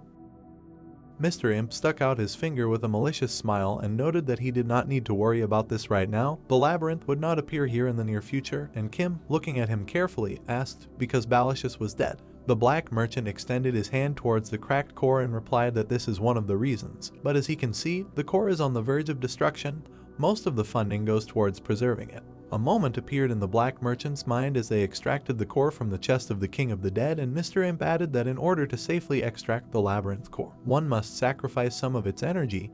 However, since this core was extracted when there was no gem energy left, the black merchant folded his arms over his chest, looked gloomy and added that it was dying. And Kim asked what would happen if it was forcibly removed again, to which he received the answer that obviously it would be permanent. Mr. Imp looked carefully at the protagonist in his hands with the core and added that it would be destroyed. A moment later, in the hands of the protagonist, the core burst into small pieces. Kim looked guiltily at the black merchant and opened his eyes wide. Mr. Imp hovered slightly and watched carefully as the fragments fell. A moment later, the black merchant became completely gloomy and, with his mouth wide open, began screaming madly. Then he fell to the ground near the fragments and began shouting what he had done, and Kim, holding his hands in front of him, replied that it was a mistake. Mr. Imp began to scatter fragments on the floor and cried loudly that he was a dead man, he would be killed, and Kim asked him to calm down. Mr. Imp put his hands in front of him, blushed all over and tremblingly shouted that how could he calm down, because of this they would kill him on the spot. And the main character, calmly looking at him, noticed that he was behaving quite rudely, and the black merchant added that who it worries him, he will die anyway. The main character stood opposite the black merchant and asked that the problem would not be solved if a labyrinth appeared here, to which he heard the answer as if it was easy to do, and then the protagonist noticed that there was one on the 8th floor. Mr. Imp blossomed sharply and joyfully looked at the protagonist and asked again, and Kim replied that a tribe of wild boars with large tusks was preparing to move to the 9th floor. Mr. Imp turned pale when he heard the protagonist add that why didn't he just tell them to come here, and replied that it wasn't that easy to solve. The main character turned his head sharply at the black merchant and he noticed that then there would be an empty space on the 8th floor. The fact is that now they lack the core of the labyrinth. The main character spread his hands to the side and asked if the core of the labyrinth is really such a rare resource, to which Mr. Imp spread his hands and, crouching, replied that of course, even they, a group of black traders, do not know how it is made. The black merchant stuck his thumb out in front of him and added that what they know is that the seeds of the labyrinth cores appear in places where the labyrinth was abandoned. They are about the size of his thumb. A moment appeared in the protagonist's head where he and the vampire stood opposite the altar with a red mark, and Mr. Imp noticed that it was hiding in places such as altars and was looking for its owner. Then the protagonist remembered how a red light shone from the crack, and the black merchant added that as soon as it finds him and reaches the 3rd rank of the labyrinth. The main character abruptly took the original form of the labyrinth core out of his pocket, and Mr. Imp added that it was regaining its original form. Then Mr. Imp hovered in surprise and stared attentively at the core in the hands of the protagonist. The main character pulled out a red stone in front of him and asked what it means. This thing is so rare. Then he is essentially holding a labyrinth in his hand. Kim began tossing a cannonball in his hand, heard a question about where he got it from, and smiling broadly answered, "Who knows? He doesn't know, because he's a fool," as he said. Mr. Imp suddenly fell to his knees in front of the protagonist, smiled widely and shouted that if he had a new one in store, he could just say so, and Kim, tightly grasping the core in his hand, noted that he never said that he was going to give it to them. Mr. Imp, all wet, smiled widely, closed his eyes and folded his hands and noted that then he had no choice but to demand compensation from him for the destruction of the labyrinth. And Kim, turning around, noticed that he had already said that he would be killed for this. The main character turned sharply and, continuing to walk, added that he should tell his successor about him before he dies. He needs to prepare for negotiations, and Mr. Imp nervously grabbed the protagonist by the shoulder and, with wide eyes, shouted for him to wait. The black merchant hunched over, turned pale and noticed that with this labyrinth seed they could easily populate the boars from the 8th floor. And the main character, continuing to walk forward, noticed that it was a dishonest deal to exchange a new labyrinth seed for a broken labyrinth core. The main character sharply twisted his surprised face, opened his mouth wide and shouted that his life was in his hands. A moment later, a huge parasite appeared from the protagonist's hand and began to absorb the seed of the labyrinth, and Kim furiously noticed that he was beginning to wonder what would happen if his parasite absorbed the labyrinth. And Mr. Imp, holding out his hand, shouted that he understood. The main character turned to him with a smile, heard from the sad black merchant that he had nothing to give, and noticed that this is what he thinks needs to start with information. Mr. Imp carefully took his glasses in his hand, looked carefully at the protagonist and heard that he had heard strange news lately. Apparently, the aristocrats from the 10th floor were preparing to invade the 9th floor. Mr. Imp spread his arms to the sides, looked carefully at the protagonist and asked who said this. Aristocrats from the 10th floor, he knows their names, and Kim looked at him rudely and noticed that he was asking questions here. The main character sharply turned his gaze to the black merchant and he replied that this was probably a false rumor. These aristocrats would never have started a war on their own. Kim turned his head to the black merchant and noticed that they were aristocrats. It's hard to believe that he just called them that. And Mr. Imp bent down and, going into a quiet place, noticed that he needed to come here. There are a lot of ears here. The main character and Mr. Imp went around the corner, and the black merchant, peeking around the corner, noticed that this should be enough. He would tell him the main thing. The main character looked carefully at the black merchant and he added that the 10th floor was destroyed. They are all losers. With the exception of a very select few, these aristocrats have long lost any fighting spirit they had. Mr. Imp put on an important face, looked arrogantly at the protagonist and noted that in the past there was a bloodbath there, but now they are more focused on who will build the bigger palace. The main character sat down on a concrete block, put his hand to his chin and made a thoughtful look and said that it meant that the messengers really lied. But why should the owners of the labyrinths get together to come up with such an obvious trap? And the black merchant, looking carefully at the protagonist, noticed that, however, if there was external pressure, this would be possible. The main character straightened up sharply and, looking at the black merchant, asked what he meant, and Mr. Imp, scratching the back of his head, replied that most of the aristocrats on the 10th floor worship a certain person. They would both die a painful death if anyone heard them talk about it. Mr. Imp sharply twisted his face, imagined a huge creature with horns in his head, and noticed that the 11th floor and there was the Count Parthenon of Despair. Kim looked carefully at the black merchant and asked what this had to do with it. He had never heard that name before, and Mr. Imp began to sweat and began to mumble. The main character carefully stared at the black merchant, and after answering that Parthenon was an old enemy of the Count named Anatolius, the main character opened his mouth slightly, gazed intently at the black merchant, and asked what this had to do with the 9th floor. Kim, with a neutral face, says well, asking what exactly this has to do with the 9th floor. Sitting opposite the dark merchant, Kim asks whether Anatolius is old or not, and what business he is here, to which the merchant standing opposite him asks again. Kim, with a displeased face, asks if he looks like Anatolius's henchman or something like that, to which the merchant replies that he knows that he is not, and Kim did receive the noble seal and everything, but it was one-sided. Kim listens to the merchant, who says that the problem is that others see it differently than the main character, to which Kim irritably asks what the merchant is talking about. Looking at the merchant, who has taken his head, Kim listens that rumors about him and the Naga Labyrinth are quite widespread, and much more than Kim would have thought, and not only the lower floors in the abyss, but also the upper and middle floors. The merchant says that just 3 months after creating the labyrinth, Kim managed to defeat the king of the water dragons, who ruled before the Great War and became an aristocrat, showing a caricature in the background of Kim standing with a sword on the body of a dragon. The merchant notes that this is both a very interesting and unrealistic story. Remembering the moment from the battle where the merchant looks at the picture of Kim attacking the Dragon King with his energy, the merchant says that it doesn't sound real or not. It doesn't matter because it's something that has already happened, to which Kim replies that he is aware, and in the end, witnessed how it all happened. Remembering the merchant wearing glasses for the movie along with the 2 red demons, he recalled that the ground opened up, blood splashed everywhere, and when the Kims broke through the mouth of the Water Dragon King, it was wonderful, to which Kim said that the merchant was going off topic. Giving a thumbs up, the merchant says that in any case, the problem is that after everything that happened, Anatolius visited the Labyrinth of the Nagas. The merchant tells Kim, sitting opposite him, what happened next after that Kim defeated Balashus and what Count Parthenon thought about this. Putting his hand to his chin, Kim thought out loud, from the fact that Anatolius was actually doing all his hard work, the merchant replied that yes, this is the most reasonable conclusion one can come to. The merchant says that the secret of the ongoing success of the Naga Labyrinth lies in Count Anatolius from the 11th floor, noting that such rumors are circulating in the abyss in the background of Count Anatolius along with the Naga army in Kim's shadow. The merchant approaches Kim, saying that he thinks this may be the reason why the forces of the abyss, who consider Count Anatolius their enemy, have turned their attention to Kim. Kim puts the information together and says that Anatolius and the Parthenon are fighting on the 11th floor. The merchant agrees. Kim continues that the aristocrats of the 10th floor are mostly enemies of Anatolius. The merchant agrees again. Kim says that as far as they believe that Kim is his subordinate, they are preparing to invade the 9th floor, to which the merchant told Kim that he understood everything correctly. Kim held his head with his eyes closed, saying that this steel golem is really talented at making life difficult for others, and if that's the case, then Kim doesn't have time to worry about what the other labyrinths on the 9th floor think.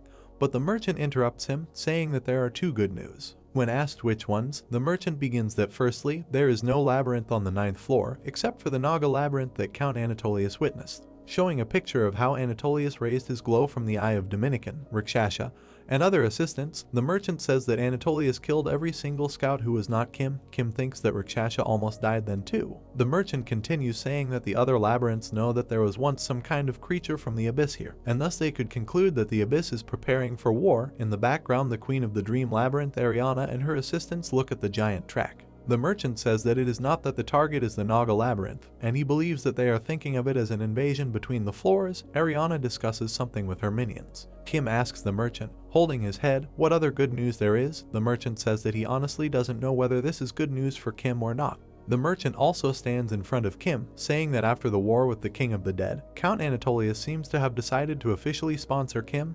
Kim lowers his head with the question that Anatolius is just doing what he wants. The merchant continues that some goods are being delivered to the 9th floor from the 11th, but it will take at least a few weeks, and in the end, they need to quietly pass through the 10th floor. Kim stands up. Standing at the top, Kim asks that he won't have a break, to which the merchant says that now he has said everything he knows. The merchant hears Kim say that this is not enough, to which the merchant, in shock, begins to ask why. The merchant, spreading his arms, shouts at Kim's back that he will forget that Kim destroyed the core of the Labyrinth of the Dead. The merchant will help the Labyrinth of the 8th floor to move, and he even told Kim all the information about the abyss that he knew, and is this still not enough? Kim stands in front of the merchant and says that the merchant himself said that his life depends on it, adding that his life also depends on it. The merchant with his arms spread apart says that he should give Kim this old rag that he is wearing, because he has nothing more to give.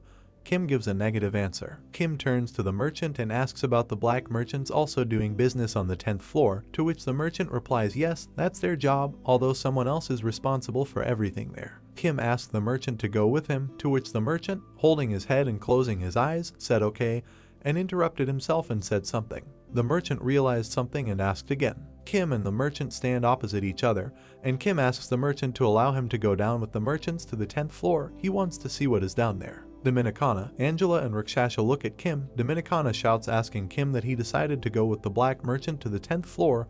Kim answered positively, saying that he will go in a week. Standing together, Kim says that he needs to know the enemy to make this whole ordeal easier, to which the Dominican says that it is dangerous, and Kim replies, what is there that is not dangerous in the geyser? Kim is almost not worried, adding that he will pretend to be the bodyguard of the merchants, and he is sure that there will be a rule prohibiting attacking a group of black merchants. Angela, looking at him, says that in the abyss everything is a little different, and Easy is accompanied by mercenaries for a reason, and unlike here. Angela says that there are wild animals there that will easily notice the amateur disguise, the goat, 3 incomprehensible monsters. Angela adds that there are also many groups of mercenaries and bandits who are not associated with any of the labyrinths. In the background of animal armor, an evil wolf. Kim approaches Angela with a survey that a group of black traders are not so poorly organized that they would be robbed. Angela responds that she is sure they are well prepared too. She was just worried about the game and what would happen if, but Kim replied that then everything was fine. Rakshasha pushes Angela away with his hand, saying that they definitely need to explore the abyss.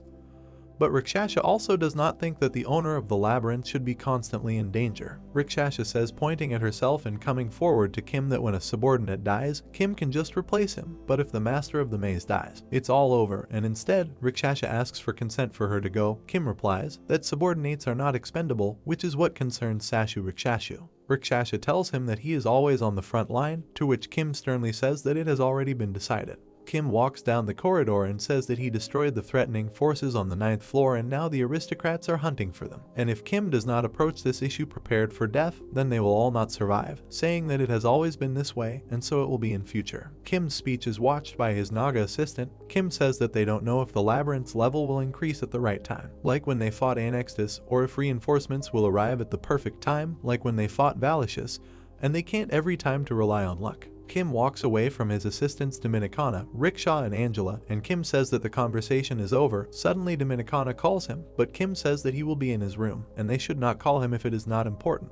The assistants sighed in discomfort. Kim walks down the hallway, thinking that he understands that they are worried, but no matter how strong the maze is, if Kim dies, it will all be over. Kim looks away, still thinking that there is a big difference between second-hand and first-hand information about the enemy, and he needs to do this no matter what. Remembering the moment from the battle with Balicious, Kim thinks to himself that every time he kills an enemy, a stronger one always appears, and Kim's sword did not go through when he fought Balicious, and he needs to find a way to become stronger. Kim walks down the corridor thinking that there might be clues in the abyss, and saying out loud that he seems to have become quite anxious. Suddenly someone calls out to him from behind him. This is Draken with Koya on his shoulder. Kim said that he asked not to distract him. Kim gave up and asked the not very smart face of Draken what happened, to which Draken replied that Quint asked to call Kim because some mercenary had come. Kim looks forward and replies that they keep coming after the war with Balicious, and he is sure that he should just send them away. To which Draken, standing in front of Kim, holding himself by the neck, says that this is a mercenary of heroic rank. Kim is surprised. The area of the Naga Labyrinth, opposite Quint stands a close silhouette. The wandering knight of the Gazer Baltzark appears before them. With a huge axe in his hand, he says that he has come to see the owner of the Naga Labyrinth, also known as the Invincible Commander. The knight points his finger at Quintus, who is standing with folded arms, and says that he came all the way from the abyss through forests and swamps to get to this place, because he wanted to express his admiration, but they tell him to leave. And is this really how the Invincible treats his nose? Commander, Quint asks what the purpose of his visit is, how he is interrupted, and the knight says that this is a duel, and what knight would serve someone weaker than himself? Quint says that the problem is with the knight. The knight stands opposite Quint and says that Quint seems to be a warrior too, so why doesn't he understand what the knight feels? To which Quint says that he understands. But he follows orders, asking if he is a knight at all, adding that Baltzark calls himself a knight, but Quintus does not see his horse. Quint points his finger at the knight, and he replies that he has his own reasons for this. Suddenly Quint and the knight turn around when someone says that it is too noisy here. Quint shouts towards Kim and Draken walking towards them, calling his name. The knight saw Kim and turned, so this is what the invincible king looks like, saying that he is much smaller than Baltzark imagined. Quint bared his teeth at him. The knight stands directly in front of Kim, inviting him to fight him, and if Kim wins, then Baltzark will become his sword, to which Quint notices the knight's confidence, and Kim tells Quint that he will figure it out. The notification informs you that the parasite is assessing the target's strength. Kim looks at the auras of the knights fighting among themselves, and thinks to himself that the knight is definitely a hero rank, and he seems to be about the same as a Quint, or maybe even a little stronger, although he is weaker than Draken. Kim crossed his arms over his chest, asking the knight why he was here, to which he replied that he heard what the invincible commander was thinking on the 9th floor. Kim still listened to the knight, who said that he himself wanted to see the power that was rumored, so he came to deal with Kim in a duel. Kim asked about the duel. The knight is at a loss, and Kim asked exactly the same question about what the true purpose of his visit was. The knight continues to repeat that he heard that the invincible commander resides on the 9th floor. Kim interrupts the knight, asking what the true purpose of his visit is. The knight becomes embarrassed and says that he wants to fight a duel. Kim closes his eyes and asks if Kim thinks the knight is stupid or if the knight himself is stupid. Kim looks at the knight and says that the duel is to verify the rumors, saying that his excuse was worthy. But if he hint about lying, then he should have at least changed his armor. The knight touches his armor with one hand. Suddenly Kim asks, looking at the soldier, what Anatolius's soldier is doing here. The soldier begins to shake. Suddenly the knight takes off his mask and a man with evil eyes and long hair with a beard appears in front of us, who tells Kim not to say the name of this monster and he deserves to be torn to shreds, and even more. Kim thought he was a half-ox therianthrope, and Kim told his aides that this was not the reaction he expected to see. Kim stands in front of the warrior and says that it is quite rude to speak like that about his master, and should the knight shave the consequences, to which he replies that it is more correct to say that he is his former master. The knight says that he was part of the iron-blooded knights before he came here. Kim immediately asked if he was expelled, to which the knight replied if. Kim heard the warrior say that he left of his own free will, to which Kim asked why this happened. Raising his hand to his heart, the warrior says that he simply hates Anatolius, and he really does. Kim asks again, the knight hates Anatolius. Kim, with a shadow in his gaze, tells Baltzark that he underestimates Kim, to which the warrior said that he did not mean it. To which Kim replied that the knight wants to say that he voluntarily left the iron-blooded knights of the Count in order to come under the command of the Baron from the 9th floor, instead of the 10th. Kim looks at the knight and asks what the knight expects Kim to believe that he only did this because he hates Anatolius, to which the knight says that it is true. The knight begins to say that he knows that the 10th floor is full of individuals who hate Anatolius. Kim says that if the knight really saw his bliss, he would go to one of them, to which the knight wants to say something about the owners of the 10th floor. Kim says, remembering Anatolius's arrival, that the Count himself went through the 10th floor to go up to the 9th just to talk to him. And at first Kim thought that the Iron Giant was very bored or something like that, and he just decided to take a walk. Remembering the moment of the conversation with the merchant, Kim says that, however, now he understood everything, and that this little walk of his was just a plan aimed at completely depriving Kim of the right to choose. Kim looks at the warrior and asks what he wants to say, that the same Anatolius so easily let go of such a valuable subordinate of heroic rank like him. To which the knight asks again the word valuable, and says that it seems that Kim does not know the Count too well. Standing in front of Kim's other aides, he says that it is true that Anatolius is very meticulous and careful in his plans, but a valuable subordinate of heroic rank. Holding a grudge, the knight says that he was nothing to him.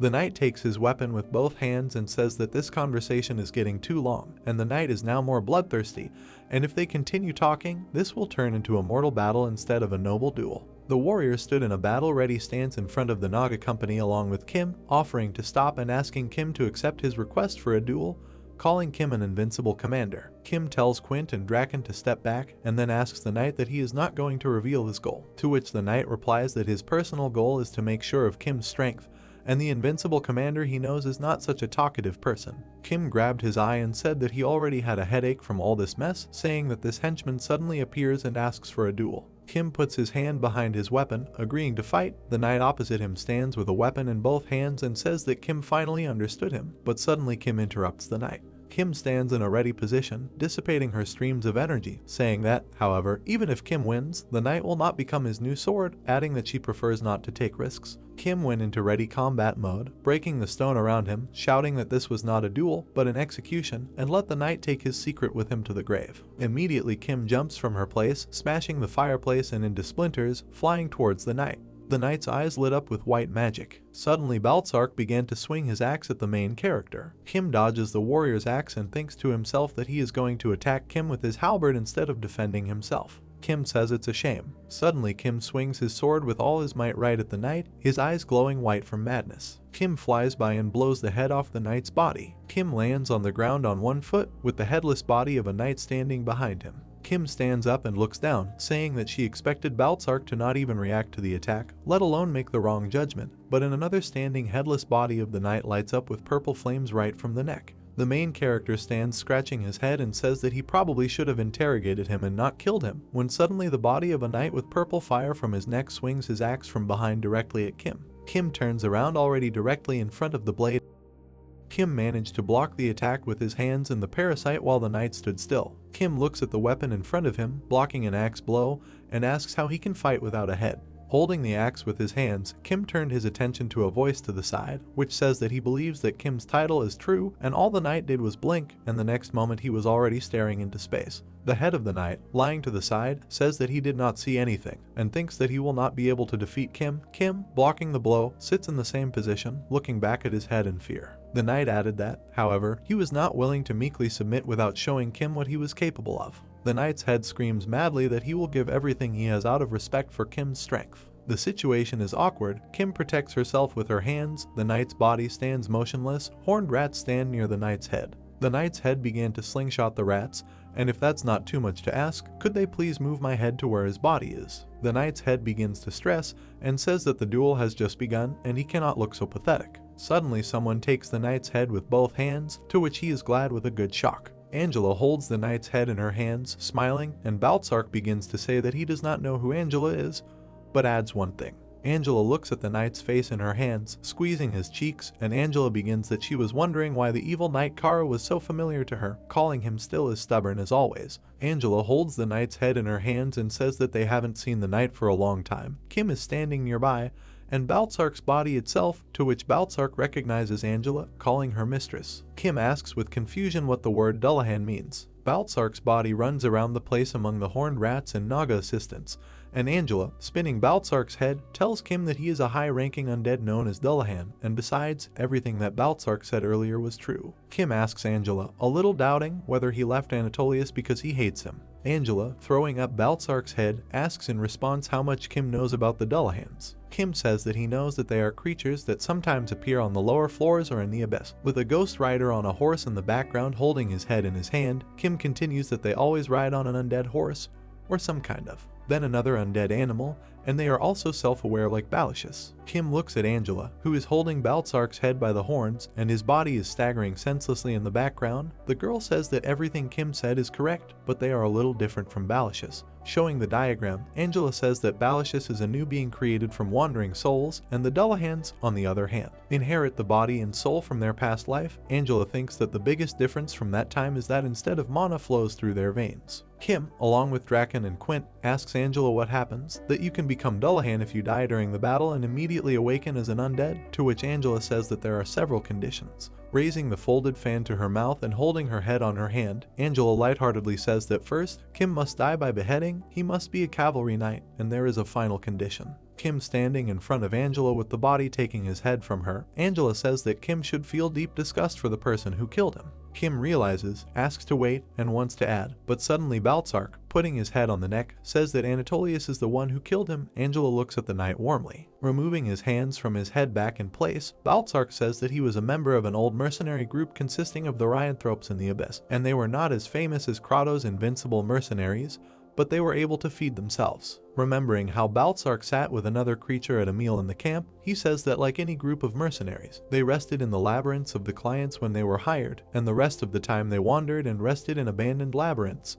noting that they should not do this. Kim heard a continuation from the knight, who said that their mercenary captain had chosen the labyrinth. Remembering how their captain pointed his finger at the knight so that they would elect the knight as captain, the knight says that that is why he appointed him new and at the same time tried to kick him out of the squad. And they did not come to an agreement, since they were like family to each other, therefore the commander was full of despair. Kim addresses Baltzark, who is standing with one hand over his heart, saying that isn't it good for the creatures to float chosen as a master in the labyrinth and the geyser, to which the knight replies that they were a group of mercenaries, and not the stupid beast of the geyser. Pointing at Kim, says that Kim Salam experienced how the new labyrinth is handled. Kim took his chin with his hand, showing the shadow of Annextus from behind. Kim asks that Baltzrak means hunting for a new labyrinth. The knight answers that yes, and the whole point is for others to wait until the new labyrinth is fattened, and then eat it.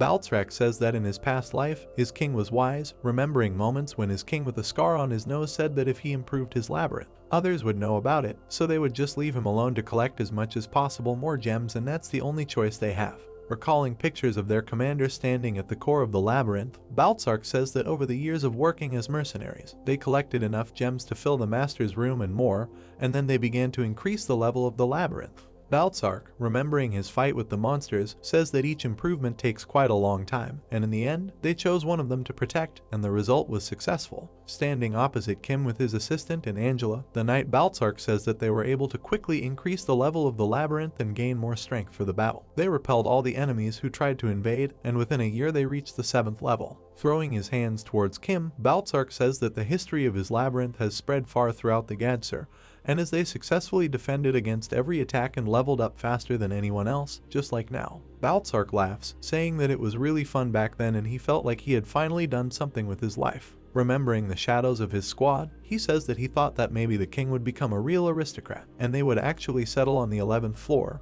and he also thought that he could become a knight of an aristocrat and not some loser beast hunter. Looking to the side, the knight says with nostalgia that then the surrounding labyrinths recognized them, but immediately contradicting himself. Now Baltzrak looked down, covering his face, saying that in fact it was forced. In silence, Baltzrak with the terrible Rodian says that it was then that Anatolius personally attacked them. The huge figure of Anatolius illuminates the entire Baltzrak squad with its light. The captain of the detachment turns to Baltzrak, to which he, looking to the side, asks what's the matter. The captain with the scar on his nose, with his hands on his hips, told Baltzrak that he was now a captain, asking how long he was going to continue calling captain him, to which Baltzrak asked with a grin who said he agreed to the role. Noting that he definitely rejected the captain's offer, the captain says that now he is the master of the labyrinth. Their captain jokes that he is on a completely different level compared to a mercenary like Baltzrak. His henchmen ask how he can joke in such a situation, and the captain said that at first he did not want to be one. The captain asks the assistant if he is afraid,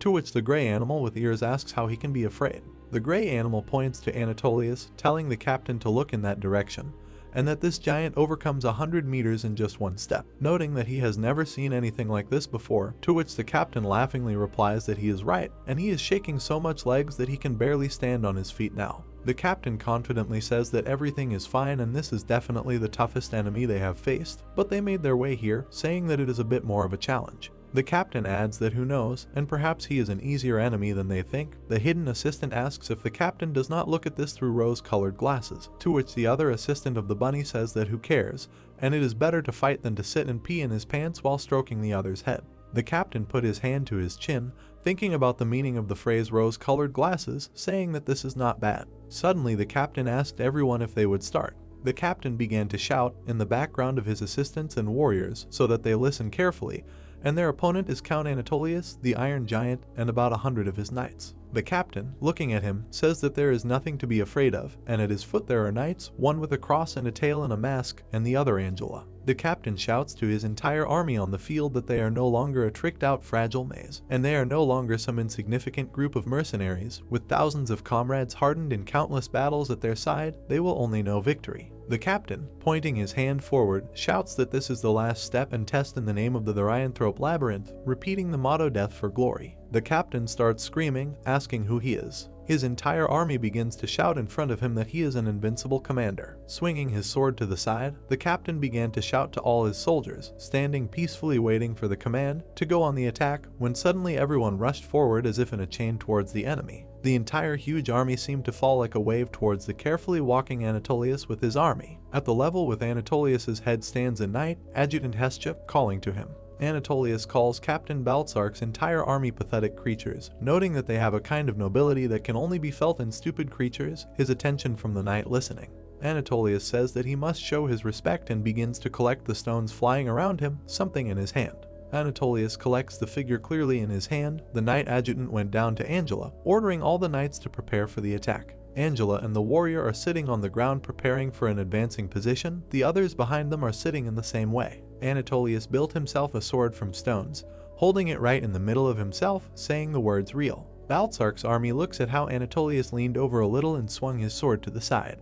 Anatolius continues his sentence, ending it by saying that this is a real shame. In that moment, almost all the warriors begin to die from Anatolius' sword from its incinerating light of energy. Above Baltzark on horseback, all wars die, incinerated. He is in shock. Baltzark looks at Anatolius with fear and says that he has never seen anything like this. The captain, covered with his energy, calls out to Baltzark in front of him. The captain holds two minions, a gray fox and a bunny, telling Baltzark to take these two and play dead, adding that the captain will be a wall for him. The captain apologizes to them with a smile, saying that he did not expect Anatolius to be so strong, telling Baltzark that he is leaving the group of mercenaries to him. Baltzark took two comrades, and the captain instantly flew away from them, shielding them from the scorching light with his red magic. Baltzark reveals that everything they had built over the years was destroyed by just one attack. Baltzark wakes up with horror in his eyes on the floor. Baltzark looks around shakingly, thinking that he is alive and he has not even lost his limbs. The knight thinks that it is a miracle that he only broke his legs. At the groan of someone to the side, Baltzark looked there. Baltzark sees his partners, the gray fox and the bunny, in pools of blood, shaking in pain, but notices in his head that this is good. They are seriously wounded, but are still alive.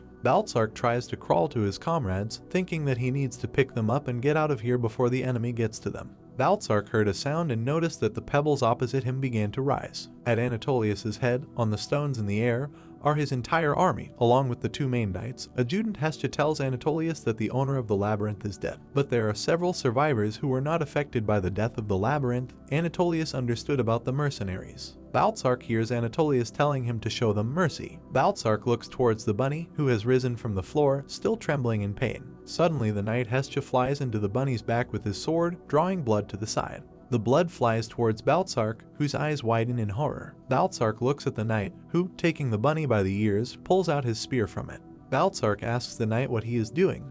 At that moment when the knight threw the bunny's body aside and walked towards the gray fox, trying to crawl away from the killer. The next moment, the knight crushed the fox's body with his iron boot so that he would not go anywhere. The knight swings his spear at the fox's body. Baltzark shouts to stop, when suddenly the knight stopped his spear without touching the fox. The knight looked at Baltzark, holding his spear motionless, after which, looking at Baltzark, he thrusts the spear into the body, releasing a fountain of blood. A spear in the body of a fox bleeding. The knight pulls the spear out of the fox, while the distraught Baltzark looks on in shock. Baltzark's face is in complete horror and shock from what happened, trying to say something. Suddenly Baltzark screamed with anger and, eating the ground, how can this be called mercy? Suddenly Baltzark began to be illuminated by Anatolius, who began to say that he sees that he is still okay, then they can talk. Baltzark turns to face the giant, calling him by name. Baltzark shouts across the entire vast space, asking what Anatolius was so afraid of that he had to destroy their little labyrinth when he has such power, saying that there are no defective stones or valuable treasures here,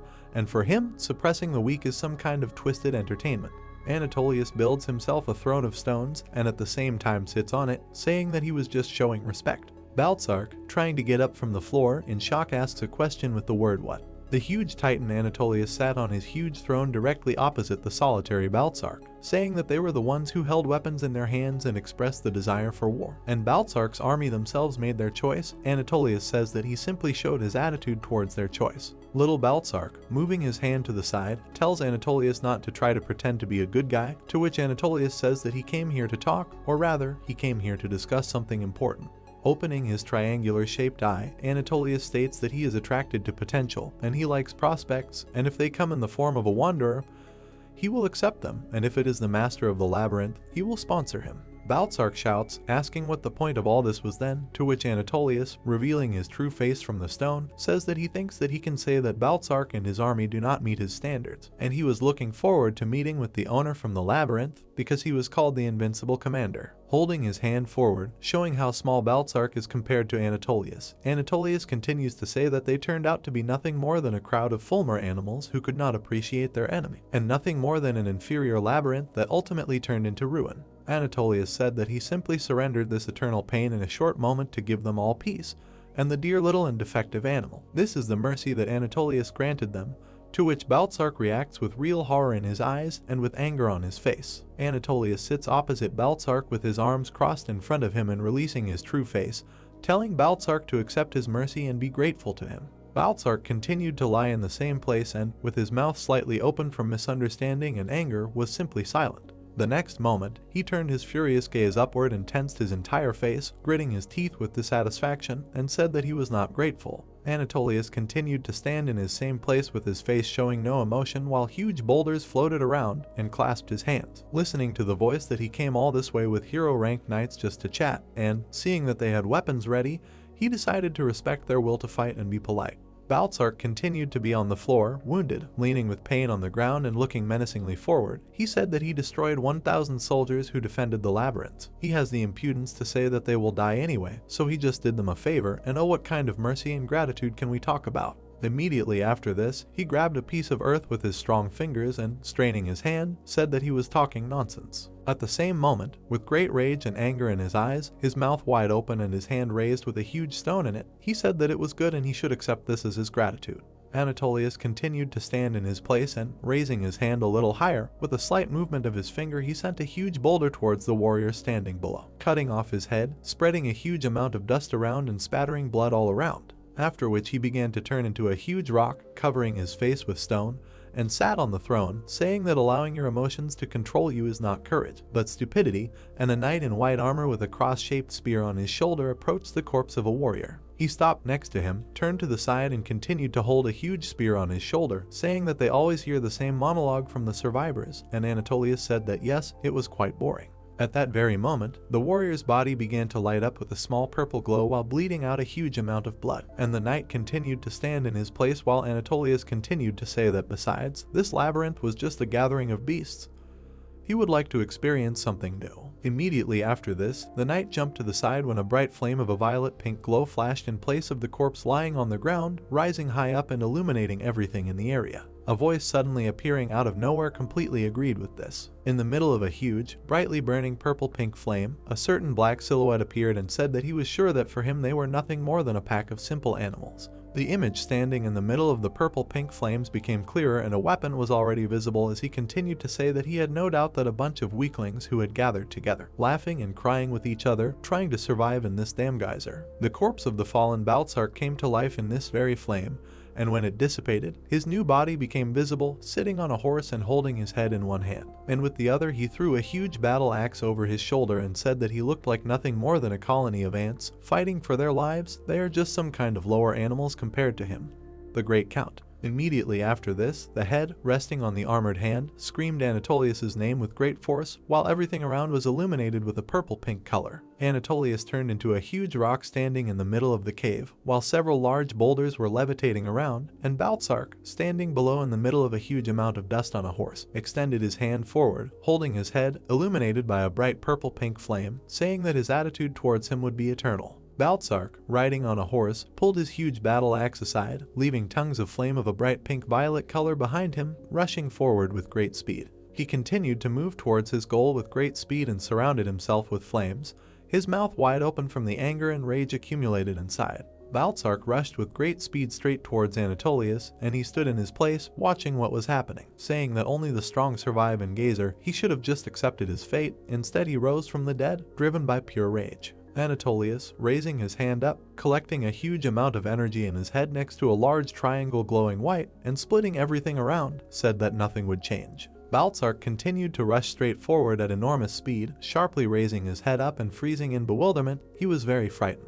Immediately after this, a small boulder flew at him, which instantly destroyed his new body, leaving only his horse and spreading a huge amount of dust around the area. At the same moment, because of the huge amount of accumulated dust in one place, the same reborn Baltzark jumped out and lit up everything around with his rage. Anatolius continued to stand in his place, his arm extended slightly forward, while Baltzark, swinging his huge battle axe wide, was in the air right in front of him and let out his battle cry, which echoed throughout the cave. Anatolius, raising his hand a little higher, waved his index finger straight up, and the cobblestones levitating around him instantly moved. Immediately after that, a huge number of stones that were in the air, with great speed, headed towards the warrior flying forward, who was clearly not prepared for what was happening. Holding his huge battle axe with two hands, he opened his mouth wide, screaming loudly, and bright pink and purple flames immediately began to emanate from his eyes. Immediately after this, Baltzark, releasing his energy and with a deft movement of his weapon, cut all the stones heading in his direction, leaving behind only a bright pink glow. At the same moment, he rushed towards Anatolius, who was standing in his place, continuing to emit a huge amount of his own energy of a purple-pink glow, swinging his huge battle axe wide.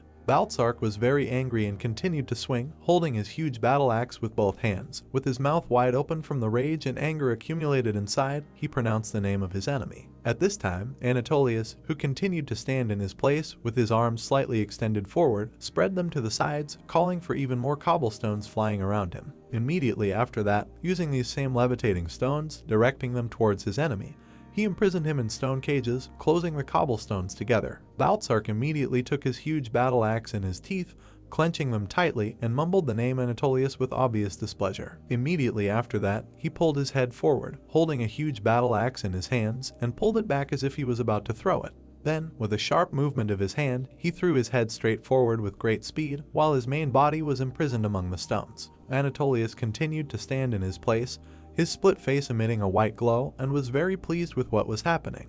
Baltzark's head continued to fly towards his enemy, emitting flames of a bright pink-violet glow. Anatolius, standing in his place, said that this was quite interesting. Immediately after this, he instantly shackled his opponent's head with the help of other huge boulders flying in the area, connecting them all together. At this time, a silhouette of a knight appeared behind Anatolius, who said that he was asking for forgiveness, and it happened so suddenly that he could not react in time. And Anatolius, standing next to him, turning his head a little to the side, said that there was no need to worry and called this knight by Hestia. After which, he stretched his hand forward, spreading his fingers wide right in front of Baltzark's body parts bound in the cobblestones, saying that he did not expect him to rise as an undead to continue attacking.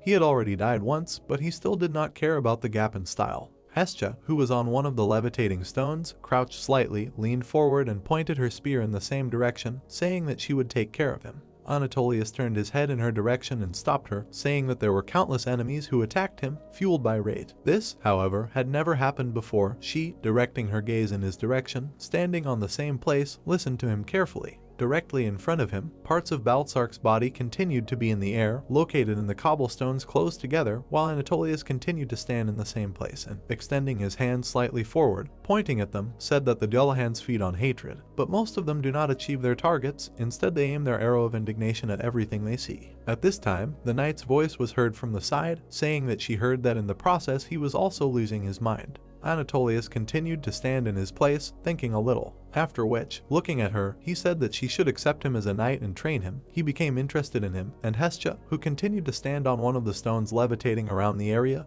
looked at her master in bewilderment. She remained in her place with the helmet on her head and fixed her gaze forward, while Anatolius said that if the object of his hatred was always near him, he assumed that he would not go mad until he gave up revenge. After which he continued to say that he wanted to see when this beast would change his mind. Hearing this, Hestia sharply bowed her head down and agreed with her master's order. Anatolius continued to stand in his place, extending his hand forward, saying that they had received quite an interesting prey. And nearby on a levitating stone was his knight, while parts of Baltzark's body were in the cobblestones close together and some sounds were coming from there. Kim looked straight ahead with bewilderment on his face and lack of understanding of the situation, saying that he would just join him as a knight, no longer resisting. Baltzark, standing right in front of him in the middle of a small city in his armor, with a face expressing no emotion, looked a little lower and said that of course not.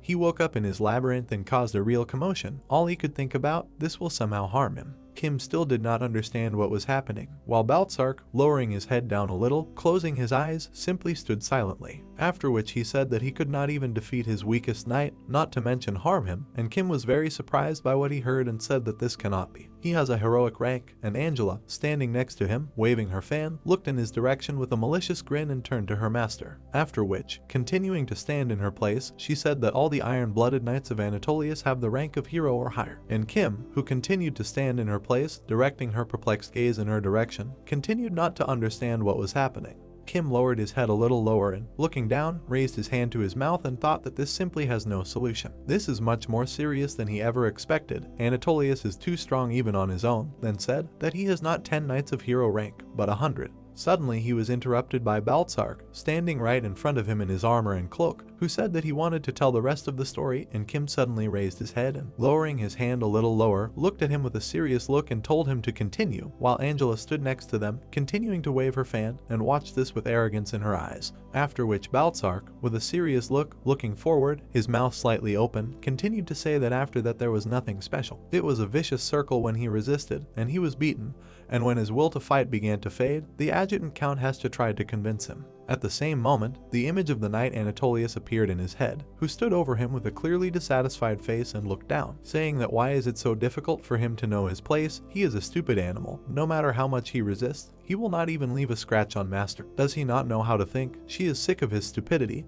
His head fell, not his brain. He is a complete idiot. His brain rotted due to the fact that he became undead. He is worse than a brainless microorganism, and this is the last message count. He advises him to try to become stronger instead. After which Baltzark raised his hand to his chin, scratching it, and, closing his eyes, lowered his head down a little, saying what he thought. In fact, it was not a conviction, she was just conveying the Count's message to him. His head would probably roll if he had rejected this offer. After which, creating an atmosphere of awkwardness around himself, he extended his hand forward, pointing up with his index finger, and with the other hand he held his head disconnected from his neck, saying that, by the way, he meant this as a metaphor. As they can see, he can detach the head without any problems, and Kim and Angela continued to stand in their places with bewilderment, saying that he didn't need to explain it.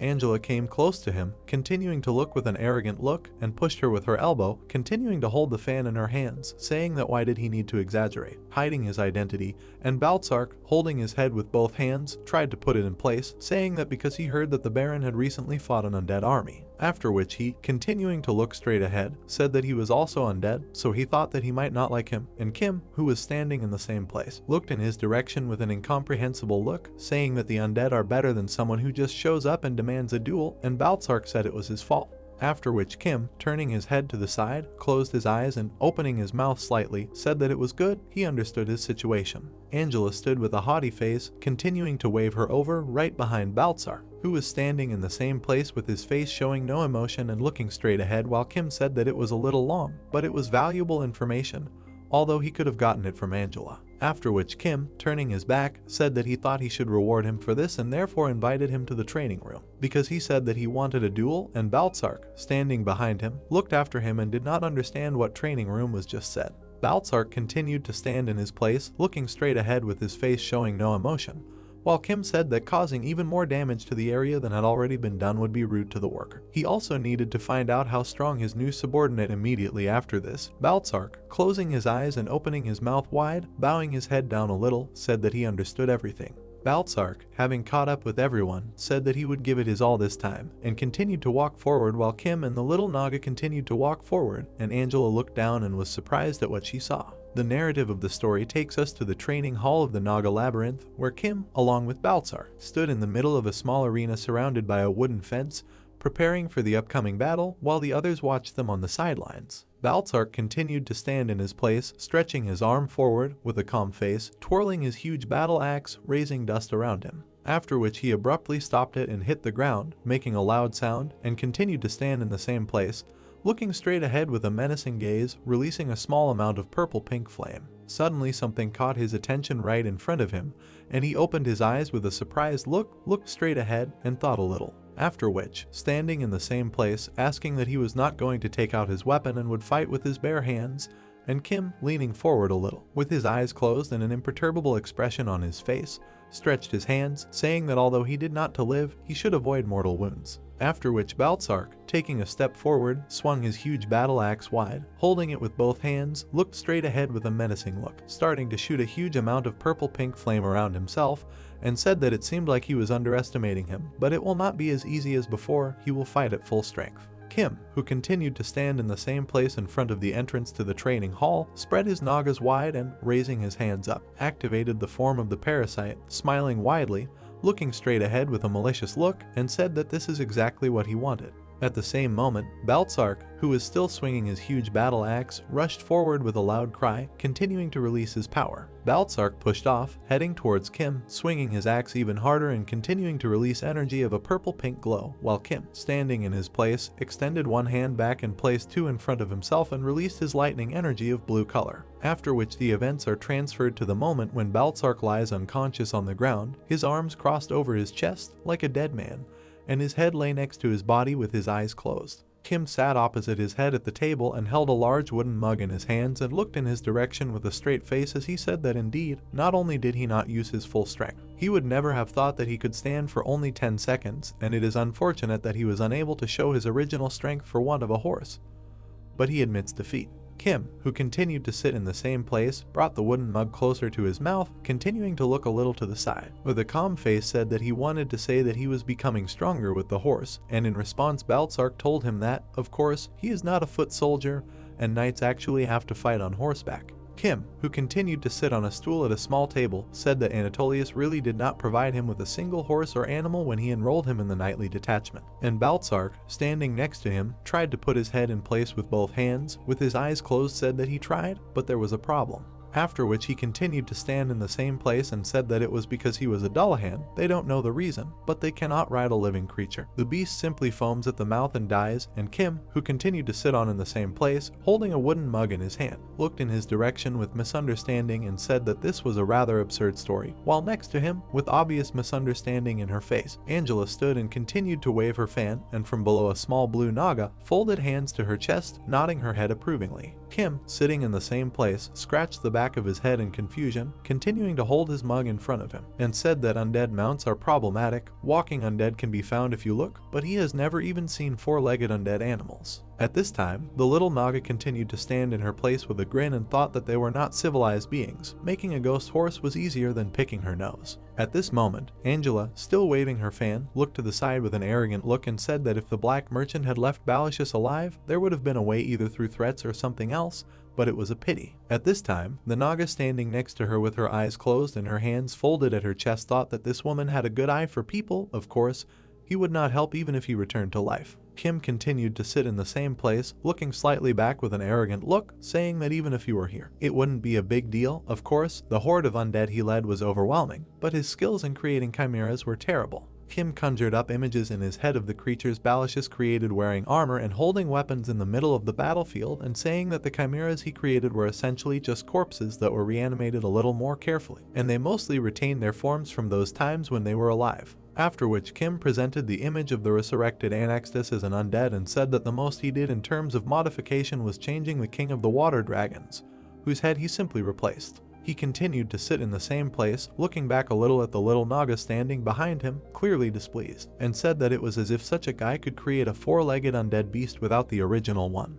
And this is impossible. In other words, his reputation regarding the chimera is somewhat overstated. The little Naga was very angry and outraged by what she heard, going into a rage and blushing all over as Kim continued to say that he was smart in his own way, but was not skillful in terms of ability. After which Kim brought the wooden mug to his mouth and drank from it, throwing his head back a little and closing his eyes, while the little Naga, putting her hands in front of her, was very dissatisfied with what she heard and thought that it had retained its original shape, because there was no better material the original, and he is just an ignorant person who knows nothing about the undead. After that, she turned sharply and walked away from everyone, while Baltzark and Angela continued to stand in their places, and Kim, turning slightly to the side, said that if he managed to create a dead mount, then he would bow to him, but for now he would also, just in case, he will make inquiries about undead mounts. The little Naga walked away from them with obvious dissatisfaction and anger and thought that it would be good, he would force him to pretend. The other small turquoise-colored Naga looked back at the blue Naga who was leaving in anger, after which she, sitting in her place at the table, said that, dear ones, there is a lot to worry about what kind of trouble he will cause again. And a yellow Naga sitting at the same table with a wooden mug looked in her direction and said that everything should be okay, now he is eating, breathing and moving well, while Greenie, sitting at the same table, looked ahead and said nothing. After which the yellow Naga said that it doesn't seem like he causes accidents by breaking things like an idiot, except that he does something that hurts himself, it doesn't seem to cause any problems. But Greenie, who was sitting at the same table next to a piece of meat on the bone, looked a little to the side and said that it's true, it's quiet here. The turquoise Naga sitting opposite the others with a little worry in her eyes said that, well, anyway. At that moment, all three were interrupted by a voice asking about their conversation. The yellow little Naga was asking about Pinky, her break, and if she wanted anything to eat, while a cute little pink-haired Naga stood on the ground opposite them and said that no. Her mealtime was almost over, so she had to go to work soon and was interested in their conversation. The yellow little Naga, who continued to sit in her place at the table, said that she had not yet met him. She had a younger one, although only one, and the little turquoise Naga, leaning her paw on the table, looked in her direction and did not understand how to say, while Pinky, raising her paw to her mouth, asked about him in bewilderment. After which, with obvious embarrassment in her voice, the turquoise Naga said that he was in the cemetery, and Pinky was very surprised by this. After which she was told that he was there. She, raising her paws to her face, with fear in her eyes, did not understand what she had just heard. After which, with obvious anger, she clenched her hands into fists, stretching them a little forward, and said that as a senior, he should not push around a newcomer like that. And the little turquoise Naga sitting at the table said that no, she misunderstood, he volunteered, and she added that it was still for such an older Naga to say such a thing. After which she raised her hands up with anger and dissatisfaction and said that how could he leave him one in this terrible place? How much time had passed since he sent him there? All the naked people sitting at the table were very frightened and did not know what to say now and how to explain everything, saying that he had been there for about a week, and she continued to scream that his sense of smell must have been paralyzed, and not only that, perhaps he even fainted. At the same moment, Pinky, still angry, turned sharply and crawled towards the exit of the bar, saying that she would quickly go check or she might lose her only junior. She was disappointed in them, and the little turquoise Naga, stretching her paw forward, tried to stop her, calling out. All three were very upset by what had happened, and the yellow little Naga, holding a mug of drink in her paw, said that everything must be all right again. Seeing with your own eyes and understanding would be faster than explaining in words. And Greenie, sitting opposite in a plate with a piece of meat, said that it was true and nothing should have gone wrong, while the little turquoise Naga, with her paws on the table, said that why should they be treated like the bad guys. At this time, Pinky rushed with great speed throughout the cave, past other subordinates of the Naga Labyrinth. She continued to move forward at great speed, holding her hand out in front of her, and tears began to well up in her eyes as she thought that how the elders could act so cruelly, spending a week in this terrible cemetery. Perhaps it was already too late. At that moment, Pinky began to remember how other little green Nagas looked after her, and she was like at a resort and drank a coconut cocktail, enjoying it. And the others did not understand what was happening. While she thought that they were so kind to her when she was summoned, of course she is the most beautiful Naga. After which she, raising her paws to her face, was very surprised, fearfully thinking that it might be her fault, and the newcomer took on all the work alone because she was beautiful. She continued to rush through the corridor of the Naga Labyrinth with great speed and waved her arms to the sides, leaving a huge amount of dust behind her, shouting the name of her master, the king of the Nagas, and asked him to forgive her sins, while the other servants of the labyrinth looked at her in bewilderment. Pinky stood right in front of a huge wooden door with a sign that said it was a cemetery and a note that only authorized Nagas could go there, and at the bottom there was a small wooden door with a sign that it was for employees. Pinky continued to stand in her place right in front of this door, looking a little higher, and, raising her paw to her mouth, said that she must have come to the wrong place. It clearly says that this is a cemetery, the reason why recently there was no terrible smell that must have come from the door. After which she began to pull her hand towards the small handle of a small door located below, and said that the space behind the door was sealed and he could suffocate. After which Kix, sharply opening the door right in front of her, waving her arms wide, said that everything must be all right with him, and he is alive, and she came to save him. Immediately after this, her expression changed, and she looked straight ahead in surprise, not understanding what this place was. Pinky began to walk along the path between the fence and the cemetery that separated from the graves, and said that this was really the same cemetery that was before. She turned her head to the side where there were several different types of crosses, and, raising her paw to her mouth, said with an incomprehensible look that the piles of bodies that were simply thrown and covered with earth had disappeared, and now there was no unpleasant smell. Right in front of her were several crosses and tombstones with inscriptions about the name and cause of death, and she said they were buried with care, according to the time of death and race. He did it all alone. Suddenly Pinky approached a small house with one window and a small door, which had a green roof. She was very surprised by this and said that there had never been such a building before. After which she, coming a little closer, looked straight into the window of this building with a curious look. Pinky looked out the window and saw drinking tea sitting at a table, next to which there was a small teapot with a fireplace in which a bright green flame was burning. Balicious reborn into a Naga, who said that this was problematic. She thought that, so, this child was hers JR, and he's on a break. Balicious, still sitting at the table, leaning his head forward a little, holding the cup in front of him and closing his eyes, said that he had a lot of materials to grow. He could make such a thing in no time, but the problem was in his body. She didn't understand what he was talking about, he says. Balicious looked a little to the side at his paw with a sad look and said that his body had taken on the miasma over the past week, but he was not sure that he would be able to withstand the creation of the undead, and Pinky, who was looking out the window, was very surprised by what she heard. She continued to look out the window with a pitying look and thought that after he had accepted his situation for a week and worked hard, he had already reached his limit and was worried about fainting because his body couldn't handle it, cope with. Suddenly, Balicious's voice interrupted her thoughts and said that he still needed to improve his skills with this body. If he acted with extreme caution, there should be no problems, and she was very surprised by this. He continued to sit at his desk with a thoughtful look, raising his paw to his chin, and mused that the best ingredients and introductory dragons had decomposed too much. It seemed to him that there was a fairly stable fragment of the blood leopard's corpse, while Pinky, listening to all this, thought that he had achieved so much on his own, knowing that his body was at its limit, but still trying to do something for the labyrinth. Suddenly, in his eyes, the image of Balashus became very masculine, and with a toned and beautiful body, stars sparkled around him. While she thought that he was impressive, although younger, she began to admire him, this agony pale skin of the body hardened by hard work. Pinky continued to watch everything with great admiration in her eyes, leaning on the window right in front of her, and thought that he was different from the elders, who simply wandered around the tavern all day long, and Balashus continued to thoughtfully drink his tea with a calm face. At the same moment, she sharply moved towards the door and with a determined look thought that okay, she decided that if this went on, this child would faint, and by working together, they would certainly be doubly comfortable. After which she stopped right at the door and laughed awkwardly a little, raising her hands to her mouth, became embarrassed and thought that, in addition, this place was the most terrible cemetery in the labyrinth, and they could work together for a long time.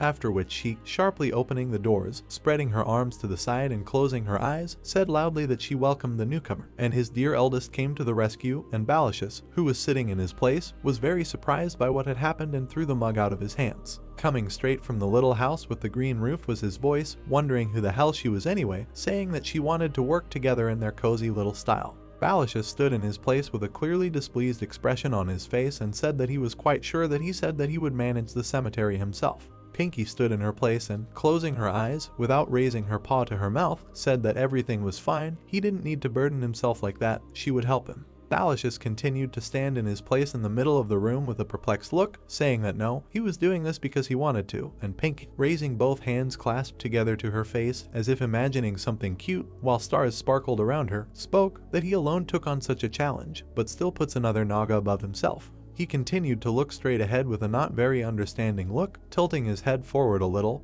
and said that he thought she didn't understand at all. She, standing right in front of him with her eyes lit up with ideas, while the stars continued to sparkle around her, said that he wasn't worried, she came here because she wanted it, no Naga would scold him for accepting her help. Immediately after this, Balashus, who continued to stand in the middle of the room, spread his arms wide to the side and with obvious displeasure told her to stop. And he had already said that he did not need help. First of all, the cemetery was his little personal territory. After which, with obvious dissatisfaction and seriousness in his gaze, he extended one hand forward with the index finger pointing straight ahead and leaned the other on his belt, and said that he was sure that she had other duties that needed to be performed.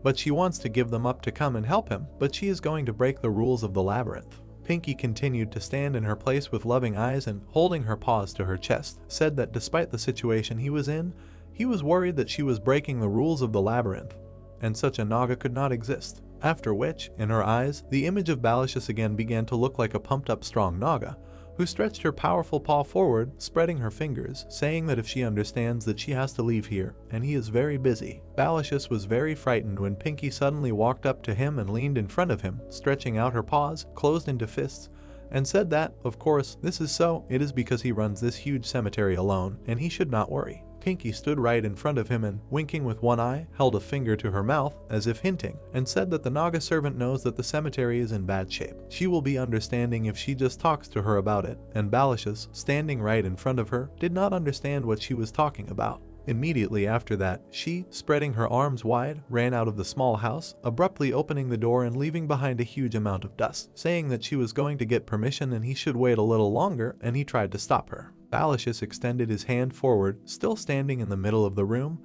and followed her with his gaze, saying nothing while a huge amount of dust rose around her. He suddenly held his head with both hands and with his face showed fear and misunderstanding of the situation that had happened. Thinking that something was wrong with this naked woman and she was crazy, he had recently finished preparing for training.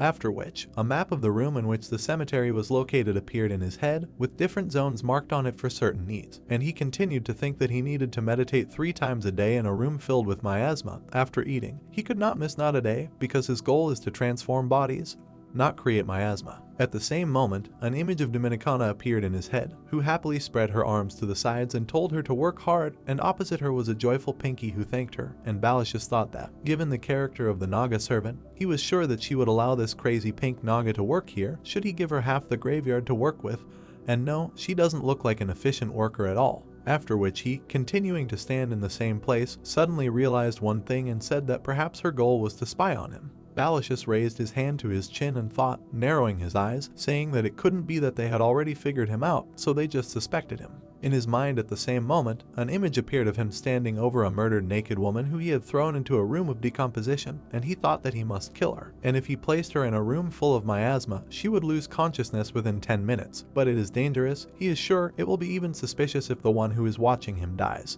After which Balashus began to imagine a plan for eliminating it in his head, continuing to stand in the same place, looking ahead with a thoughtful look, raising his paw to his face, and said that he would seal the rooms with the largest amount of miasma and dig a secret passage in the workshop chimera. He needs to do it today. The narrative of the story takes us to the next day at 8 a.m. The hospitalist was sitting in his small house at the table and turned towards the door with a dissatisfied look at the moment when Pinky, spreading her arms wide to the side, opened the door and with a joyful look said that he should receive the recruit. She stood with a contented look and, raising her paw to her forehead, as if saluting, said that she was ordered to help him in the cemetery from today. Relieved of all other duties, she must work here in the cemetery. After which she, raising her hands to her face, became a little embarrassed and closed her eyes, imagining various mercies while flowers seemed to appear around her, and said that they would also live with him in the same house. Balashus stood right in front of her with a clearly dissatisfied look and looked straight ahead with a condemning look. She, turning away and putting her hands in front of her, said that he should not look at her like that and it was still early morning. Then he, standing in his place, with his hands on his belt, with a dissatisfied look, said that he was sure she had heard the conditions from the Naga's servant, and Pinky, continuing to hold her head with her paw, saluting, said that yes, and for her not it matters who is the eldest, the order of the cemetery is different, there is also 1 hour of personal time after eating. Balashus stood right in front of her and looked her way with a displeased expression on his face, holding his index finger in front of him, and said that personal time is the most important. They should not invade each other's territory and talk to each other, and she should remember this. And Pinky, who continued to dream of a happy life with her eyes closed, raising her hands to her face, said that, of course, in the end, they were both in their prime. She turned away from him and with embarrassment on her face said that he was looking at her, and Balashus was very angry and outraged by what happened, looking straight ahead with anger in his eyes, and thought that she was so careless about this, a damn spy of the Labyrinth, naked, he will entrust her with the hardest work there is. He continued to stand in his place with a malicious smile looking in her direction and laughing evilly said that now the fun work begins and, hopefully, she is ready for it, and thought that he was sure that she would leave on her own. If it was too hard, it would be even better if she died from overwork. And Pinky, with a look of incomprehension on her face, was distracted by his words and looked in his direction. She, closing her eyes, putting her paws in front of her, closed in fists, with an expression full of enthusiasm, thought that he was starting a hard day of work with a smile. He was very cool, and this was incredible, and said that yes, she would do everything what is in her power. The two came to another place and stood next to the table right in front of the corpses, while Pinky stood right in front of all this and with bewilderment in her eyes, spreading her arms to the sides, said that this is all. They stood right in front of a huge mountain of corpses of various monsters, and Balashus, standing next to her opposite it, said that these were byproducts from today's breakfast. She should leave all the useful parts and bury the rest. He looked in her direction, smiling maliciously, raising his paw to his mouth, and said that they should have time to do this before lunch, although it was not too late, and she might give up, and Pinky looked in his direction with fear on her face and did not understood what was happening. Immediately after this, tears began to appear on her face, and she began to cry at what she saw, until he, standing in his place, did not understand what was happening. At the same moment, Pinky, putting her paws to her mouth, continued to sob loudly and said that he was doing such a hard job alone, and she would do everything in her power, she could do it, and he, stuttering, said that yes, he did all this one. After which Pinky, still crying, with her arms outstretched, moved forward while a bright flame sparkled in her eyes, and said that it was okay, she could do it, and Balashus, who stood behind her, with incomprehension and looking confused, he stretched out one paw forward and raised the other one to his face, saying that then they should start, and thought that she was full of strength, although this was probably only temporary. An hour later, she stood on a huge mountain of corpses and, holding a dead monster on top of a fly, and the flame continued to burn in her eyes while Balashus cut up another corpse of a dead monster, deftly wielding a knife. 2 hours later, Pinky was putting a bundle of monster remains into a small cart while Balashus stood to the side with his hands folded to his chest, watching. 3 hours later, already looking very tired, she was carrying several packages with the remains of monsters, and he continued to be at his workplace at the table and tied up the next packages with the remains. Pinky, standing next to the table, wiping the sweat from her forehead, with a very tired look, leaned her hand on her belt and said that they had done all this before lunch. Balicious, who continued to roll up the bundle, said that it was a good job and looked at him with incomprehension. Sighed. He continued to look away with a dissatisfied expression and thought that she was better than he expected. He thought that she would give up before lunch. They must have sent an elite since the purpose is to keep an eye on him. She is also good at work. At that moment, someone knocked on the huge door of the cemetery and called the gloomy one and said that he had brought lunch, while Pinky and Balicious remained in their places and turned towards the sound. A small green Naga opened a small door and, entering the room, held a bag with 2 boxes in her hand and said that for some reason there was a Naga here for 2. After which, he stopped, entered the cemetery, raised his hand to his mouth in bewilderment, did not understand why Pinky was here, and Balicious, approaching him with his hands down and a displeased look, said that this was for 2 Nagas, because there were 2 of them, and Pinky, with great joy on her face, closing her eyes, holding her hand a little higher, turned to Dermy and thanked him for his hard work. Dermy continued to stand in the same place, looking ahead with confusion and pointing forward with the index finger of his hand and holding the package, and said that Pinky works here, and she replied that yes, now she also lives here. He continued to be in the same position and did not understand what was happening, pondering what he had just heard, after which tears suddenly began to well up on his face, and he trembled all over while Pinky addressed him by name, and she stood in her place, lowering her head lower and tilting it slightly to the side, and closing her eyes, which were welling up. Small Tears took a handkerchief in her hand and said that she was very sorry, she had no choice, she simply did as her heart dictated. He walked closer to her and tears continued to well up in his eyes as he put his hand on her head and said that it was okay. He wouldn't try to stop her, she left him, but for now she was happy, and Pinky, looking into his side, continued to cry and addressed him by name. Dermy approached Balicious, who stood silently and did not understand what was happening, and extended his hands to him, telling him to make her happy. If he ever makes her cry, he will not forgive him for this. Dermy left them, and, planting his chest with his paw, and continued to cry, and saying that he loved her, and she should be happy and not forget about him, and Pinky, falling to the floor. Holding one hand on the ground and the other pointing straight ahead, she looked after him and shouted his name, while Balicious, with incomprehension and a face expressing no emotion, watched what was happening. She continued to shout his name after him, and Balicious, who was watching everything that was happening, stood in his place with his hands down, with a face full of indignation, and simply remained silent. After which he made a clearly displeased, serious face, and thought that this was something strange, and they had gone crazy. He continued to watch the scene with his head down slightly, thinking that he had almost bought it, and no, this had to be their plan, to make him let his guard down. They were going to ambush him while he was blithely absorbing the miasma. Dermy walked away from them, and Pinky, falling to the ground, extended her hand in his direction, while Balicious was very angry and released a huge amount of his own pink glow energy and thought that he would find out everything about her, down to the smallest details. He does not have such things as a weak point. He kept thinking about what happened just now and thought that he would be the one keeping an eye on her. The narrative of the story takes us to personal time after lunch. Balicious was in the beginning level of a stone chamber with miasma and meditated in a pose, saying that she had erased her presence from the cemetery. He would need to use half of the collected miasma to. And Pinky, who was at the time in a bar with other magicians, where several were drinking respected frogs, strong drinks, and the rest discussed her work at the cemetery with her. At this time, the author notifies us that nothing happened. The narrative of the story moves to 3 days later to the outskirts of the Naga Labyrinth territory. Mr. Imp walked through the cave, turning his head a little to the side, with a confident look. He said that he thinks about it every time. The Naga Labyrinth is undoubtedly unique. Though, he thinks, it would be more correct to say that it is unique, and Kim, who walked right in front of him, with a straight face, saying that he shouldn't think like that. Mr. Imp, who continued to look a little to the side with a confused look, said that he always does everything himself, and Kim replied that he was short. Then he said that it had nothing to do with it. Kim continued to walk through the cave with a confident look and a face that showed no emotion, a dark cape, and said that if it was as big as the king of the water dragons, it would attract a lot of attention and undead like Balicious. Then he added that the undead are always in groups, and Mr. Imp, with a clearly upset face, continued to look to the side, squinting his eyes, and said that he didn't quite mean it, but he was sure that this was normal, and they were almost there. The two continued to move through the huge cave, wearing capes and surrounded by a huge number of different stones, until a demon with red ears noticed them from the side. Mr. Imp suddenly turned to the side and, with his mouth wide open, said that here was the merchant of the 10th floor, and Kim, hearing this, sharply turned his head to the side and turned his attention to it, continuing to look straight ahead with a calm face. At the same moment, the red demon, holding a firecracker in his hands, pulled the thread and exploded it, sending a huge number of multicolored candy wrappers into the air. He also put a festive whistle in his mouth and blew it, spreading a cheerful sound throughout the area.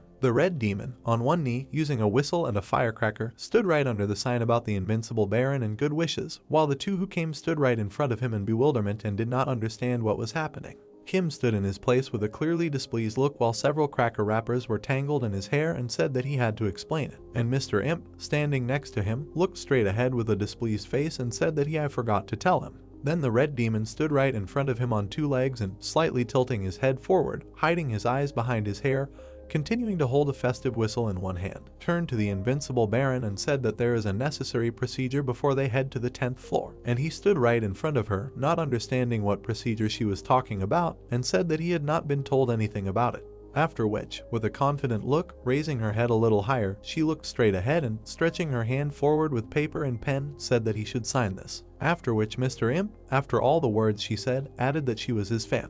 The devil pulled out a tablet in front of her, on which the name of the main character was written. She lifted the paper up and looked at it. The girl with the long red tail was jumping for joy with a tablet in her hands, and Kim looked forward with big eyes and said he thought that the group of black merchants was just full of suspicious imps like him. He did not expect to see a demon. Mr. Imp stood next to the guy and replied, yes, he understands why he thought that. The merchant looked at the protagonist and explained that in fact, the imps were in charge of the floors of the abyss a few years ago. The protagonist lowered his eyes and asked why this had changed. Kim looked to the side and heard the answer, because all of their merchants continued to die on the floors of the abyss. The demon stood and looked forward, saying that it doesn't matter if the imp dies, since there are many of them, but the loss of their goods is not something they can ignore. Kim and the merchant looked at the girl who was walking towards them, saying that now she has to work here because of these greedy and useless imps, but of course you don't need to worry about that. The demon stopped next to the main character and said that she was looking forward to this. That's why she couldn't sleep well for the last 3 days. It would be nice if you worried about her because of this, but he doesn't need to do that. Kim looked at the girl with excitement in his eyes and asked if she was sure that everything was fine. She said that she was grateful that he was worried about her. The guy confusedly explained that this was not what he meant. Mr. Imp looked away, fidgeting with his fingers, and said that everything will be fine. She is a little strange, but still she is a superior being incomparable to the demons sent to the wasteland. Everything will be fine with her, even if she does not sleep for 3 months instead of 3 days. Kim lowered his eyes, put his hand on the devil's cheek and pushed her away at the moment when she said, well, before they go, the guy said that he almost forgot the promised dungeon core. Mr. Imp extended his hands to the stone, looked at it with happy eyes and noted that finally, the merchant held the cannonball in his hands and with tears in his eyes said that he was saved. He would live. He did not need to die. The demon looked at what was happening in surprise and said that the negotiations had apparently ended. The girl with the red body tore up the piece of paper and told him to get back to work. Mr. began to disappear into the red portal that appeared with the words, okay, and wished them good luck on the trip. Kim and the demon looked at what was happening, and the guy thought that the ability of the black merchants to teleport. The main character remembered how he and his team were standing in a dungeon, and he tore the paper, and the thought occurred to him that this was certainly convenient. It did not leave an entrance at the back like a labyrinth portal. It looked like they were tearing something to teleport. The protagonist covered his mouth with his hand, thoughtfully lowered his eyes and imagined how a girl with red skin spread her arms and a huge red portal appeared. He thought that that demon did not use anything. Are there really no restrictions if a flock of demons appeared in the center of the labyrinth? A creature with a long red tail approached the main character from behind and said that they could not teleport to the surface or to other labyrinths, and asked him not to worry. Kim stumbled back as the demon suddenly ran up to him. He asked if it was obvious what he was thinking. She replied that no, it was just that all the other labyrinth masters who had witnessed this ability had the same concerns. The creature with a red face grabbed the guy by the arm and showed him the card. She invited him to teleport to the 10th floor, where the mercenaries were waiting. He looked at her in surprise and asked if it was really necessary to hug him. She replied that yes, this is so that they would not be separated during teleportation. Kim and the demon stood silently next to each other in the teleporter. The girl tightly wrapped her hand around his and pressed herself against him. He asked if she had any problems. She replied that no. The guy asked, then what was she doing? They continued to stand side by side and remain silent. The demon raised her index finger and noted that she was enjoying their privacy. On the 10th floor of Gazer, red lightning appeared in the sky. A huge teleport energy column was formed. The main character and the girl stood on the ground, surrounded by clouds of dust. She spread her arms to the sides and said that they were in place. Kim put his hand to his chin, looked carefully ahead and said that he couldn't even see the ceiling. It was really an abyss. He didn't expect to come back here. The protagonist looked at the demon, who was standing and telling someone that they were about 5 minutes late due to some personal reasons. Someone told her that everything was fine and asked not to worry about it. She added that it was she hired them. Why would she worry about it?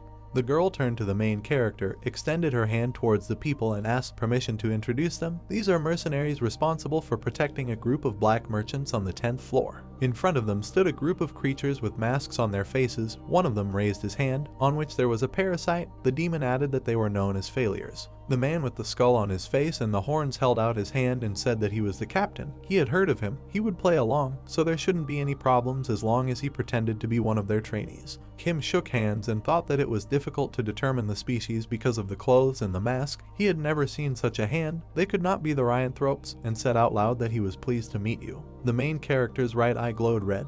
He looked carefully ahead and decided that then he would see how strong they were. A notification popped up saying that the parasite was assessing the target. The protagonist's red eye looked forward in surprise. The masked people stood motionless and looked in front of them, and Kim realized that they were all ordinary soldiers. At best they were at the level of the 3rd floor. The main character took the girl aside, hugged her shoulder and said in her ear, she was serious, these guys work as bodyguards in the abyss. They look like random passers-by whom they picked up on the street. She looked at him in fear and replied that this not this way. Kim clenched his teeth, grabbed her hair, she grimaced her face in pain and said that the failed ones were responsible for guarding the black merchants on the 10th floor for 5 years. At the moment they are. In fact, they're personal soldiers. They are not the only mercenary bodyguards on the 10th floor, but they have a much better record than the others, who have a 7% survival rate. The protagonist continued to hold her by the hair, looked away and said thoughtfully that it was okay. The main character and the demon stood and looked up, where a trace was left in the air from the movement of one of the people. The hooded man sat on top with his hand on his forehead and looked into the distance, saying that a group of giant worms were quickly approaching about 200 steps away from them. They must have noticed the vibrations on the ground and the red light from the inter-floor teleportation. The captain turned his head to the side and said that was good. It would be much more annoying if they appeared during work. The leader with horns looked at the heroes and added that they should rest over there. After all, he is just a trainee in disguise. In fact, he can be considered a burden. He ordered everyone to prepare for battle. There may be more enemies there, so they need to hurry up with them. The girl put on glasses with red and blue lenses, and Kim looked ahead thoughtfully and thought, giant worms, a whole group of them. He imagined a huge worm crawling out of the ground, which had many teeth, and realized that even he knew about them, despite the fact that he did not pay attention to the abyss after he rose to the surface. Their diameter and length could reach 3 and 10 meters respectively. They live on the lower floors, from the 7th to the 9th, and in the abyss. The main character drew a picture in his head of a labyrinth through which the monster moves, and remembered that they are able to move freely underground. But without the vibrations of moving creatures on the surface, they cannot determine their location and often end up wandering. In the protagonist's memory, a memory appeared of his father watching TV, on which the host says that this afternoon there was an accident on the 6th floor. He thought that one day a research group of 100 people died because one of them got so lost that he ended up on the middle floors, from the 4th to the 6th. Kim looked at the red-skinned girl who was standing with glasses and eating popcorn, and realized that these mercenaries could not cope with them. He thinks that only he and the demon can cope with the giant worms. The protagonist looked away when someone called out to him and thought that they would all be killed. The captain with the shield on his back looked to the side and said that everything he sees is not everything that really is. He relies too much on his parasite. Kim looked at him in surprise, but said nothing. A group of warriors stood and looked at the giant worms that crawled out of the ground. The captain, surrounded by his men, said that there were 5 of them, 1 for each. The huge fighter began to stretch his fingers. Voices were heard in the crowd that said that he was actually a healer. Okay, the one who kills last is preparing dinner. Today he turned. Don't try to get rid of it by placing a bet. 4 men from the squad disappeared, rushing into battle, but Eugene remained in place. The healer raised his staff, which began to glow after he said, healing. The warrior continued to stand with his hands raised, and one of the worms began to glow. The monster clenched its jaw and its body began to swell. The masked fighter with pink hair looked forward and said irritably that she told him to hold back, that he wanted to attract all the monsters on the 10th floor. Hyojin brought the shard to her mouth after saying that she had to clean up after him again. She blew with all her might, flying back, and a large ball began to inflate from the fragment. A huge, swollen worm found itself inside a bubble, surrounded by small ones. The ball hovered in the air, and Hyojin fell into the open mouth of the monster. The girl looked into the huge toothy mouth. A large fist struck the monster, sending it flying and the girl flying past. The warrior stood with his hand clenched into a fist and asked her not to be distracted. Hyojin justified herself by saying that she was cleaning up after the healer. The main character stood aside and looked at what was happening. He did not understand what was happening. Kim watched the warriors fight and thought that the mercenaries still seemed like ordinary soldiers, but the 2 worms were beaten to a pulp in just a second.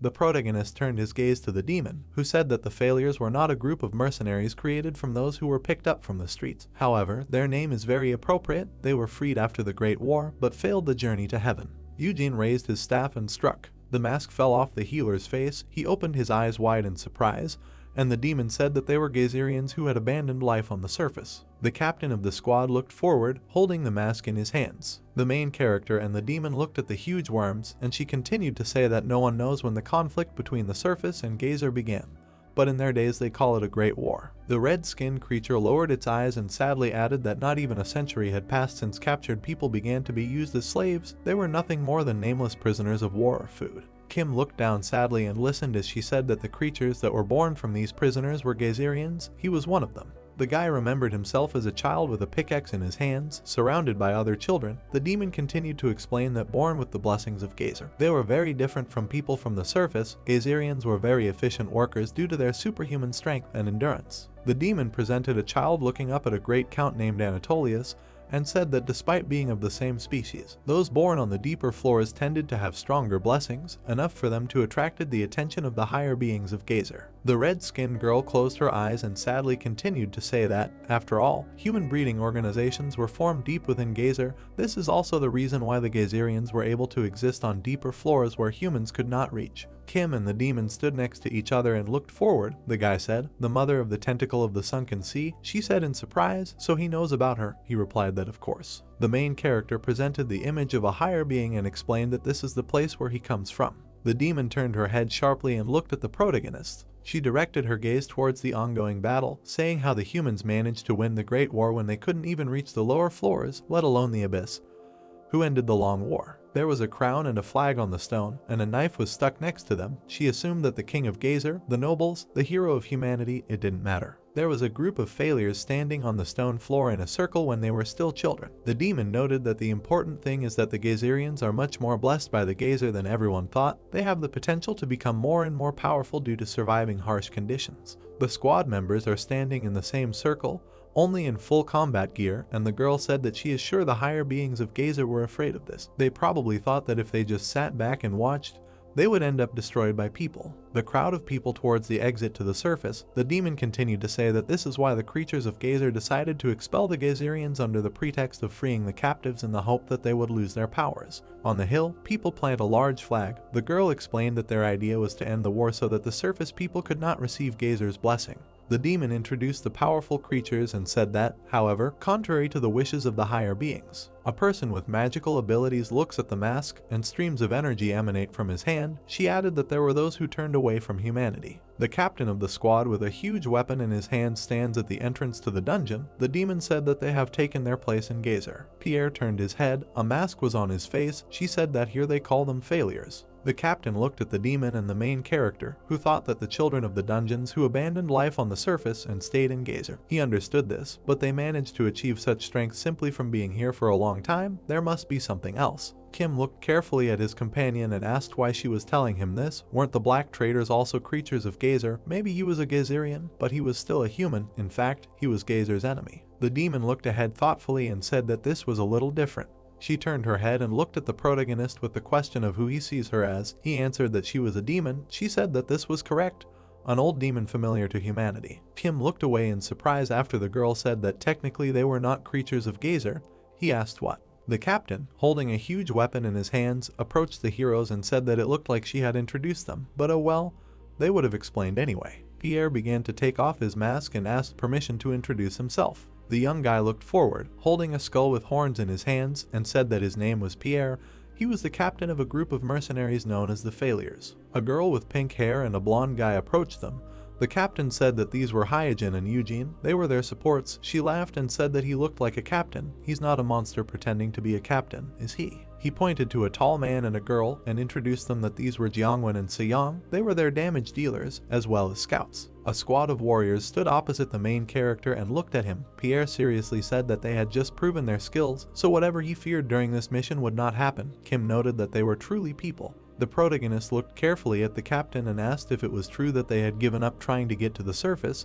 He replied that yes. The guy clarified why. The head of the detachment, without taking his eyes off the main character, said that he was sure he remembers what the atmosphere was like in Gazer when the prisoners were freed after the end of the Great War. Kim said that no, he doesn't remember those days. The captain asked again if he seriously. Pierre narrowed his eyes, hid his mouth behind his collar and said that it was strange. It was a series of nightmares that could not be forgotten. The main character folded his arms and looked at the head, who continued to tell him, well, it's normal. After all, memory loss is common in Gazer. He will tell him then. The captain remembered huge monsters with long tongues that grabbed people. It was a holiday in Gazer, the so-called Harvest Festival. People fled in horror, but one of them was grabbed by a long tongue. Tens of thousands of people were freed at the same time. What do they mean for the other inhabitants of Gazer? Pierre imagined himself as a child as he looked at the splashes of blood scattered around and answered his question that it was nothing more than a delicacy. He remembered the terrible monsters that were waiting for them outside the exit and said that their brothers were devoured as soon as they were freed from the labyrinths. At that time they could not understand the situation since they had lived all their lives in Gazer. A memory flashed through his mind of him looking at a man who had said that they could return home if only they passed here, and then added what kind of surface it was that these people were willing to risk their lives for, despite that they witnessed the miserable death of others. The captain had a picture in his mind of placing his hands on the floor, covered in blood, and wondering if the surface even existed. The boy stood with his head bowed and imagined that there was no ceiling, a blue sky, floating clouds, a burning sun. He imagined clouds and a dark night sky and said, countless stars, planes rippling in the wind. The boy was on the seashore and looked into the distance, and there was an endless ocean, even if all this was in reality. And then in reality he saw monsters devouring people, and said whether it was really worth risking his only life. The children stood with frightened faces, and he said that they had failed during the journey leading to paradise on the surface. The captain remembered how they hugged and said that no, they had failed to even begin. They were in a dungeon, and people were running around them. Pierre explained that they had surrendered in order to survive. The captain remembered the frightened faces of the children and said that if death was the price one had to pay for a dream based on a paradise that might not even exist, he suggested that they simply run away to the very edge of Gazer, where hope would not reach them. Jongwon and Suklyang stood with sad faces, and he decided that they would replace the warm sun, fresh air and human laughter with shadows, dust and terrible screams. Pierre looked forward confidently and said that they would survive in the darkness since there was no heaven for them. The captain looked at the main character with sadness in his eyes and added that they had abandoned the existence of the surface. The heroes stood among the huge stones, looking at each other, and the head of the detachment explained that they returned to the owner of the labyrinth, who freed us and begged him to take them back. He accepted their request as loyalty and took them back. Kim looked in confusion at the warrior, who said that this is how they began to work as soldiers, not as prisoners, at least until the labyrinth fell. The guy asked if the labyrinth had really fallen. Pierre looked at the protagonist and replied that he would be brief. The owner of the labyrinth was killed during the war, and we barely managed to escape. Hyunjin said that it was very dangerous, and Suklian covered her mouth and said that she doesn't even remember this because that she was unconscious. The captain closed his eyes a little and added that the further story is important for understanding how they received Gazer's blessing. The head of the squad pointed his finger at the demon and said, but he is a little hesitant to tell it to them, despite the client's request. After all, this is the fruit of their whole life's work. Kim put his finger to his mouth, looked down and thought.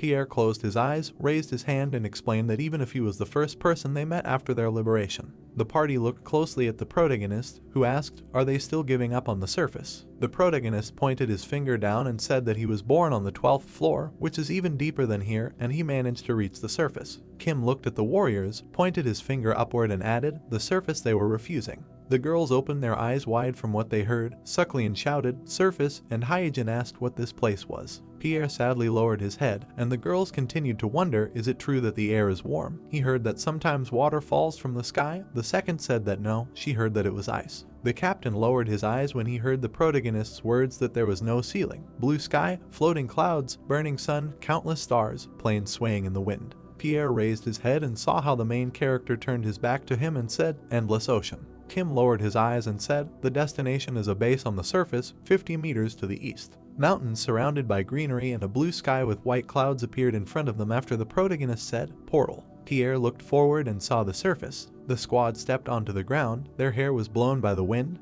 They looked at the world in surprise, and Kim said that they were not failures. The captain opened his eyes wide, a tear ran down his cheek, and the protagonist added that they were just a little late. The detachment walked slowly along the green plain. The masks of the squad of failures were folded on the green grass. The girl ran away from them with joyful screams. Hyejin smiled widely, dancing, saying that the whole world is light, the ceiling is also blue. Yujin ran behind her, waving her arms, who said that yes, and it is so high. Suliang looked forward, opened her mouth and noted that she no longer coughed when she took a deep breath. Youngwon stood with his arms folded on his chest and sadly added that he never thought the air could be so pure. The main character watched the warriors from the side. The girl looked at her companion and said that it was strange, although she couldn't taste it, but for some reason it seemed delicious. Kim approached the demon who was standing in the portal and asked why she wouldn't come out either. She, folding her hands behind her back, replied that she would like to, but could not leave her workplace. The red-skinned girl looked down sadly after the protagonist asked for forgiveness for deviating from the plan. She told him that everything was fine. Plans are always made with the expectation that they will take a long time due to the importance of remaining hidden. The main character turned his eyes towards the captain, who said that he had heard that their species was constantly returning to Gazer from the surface,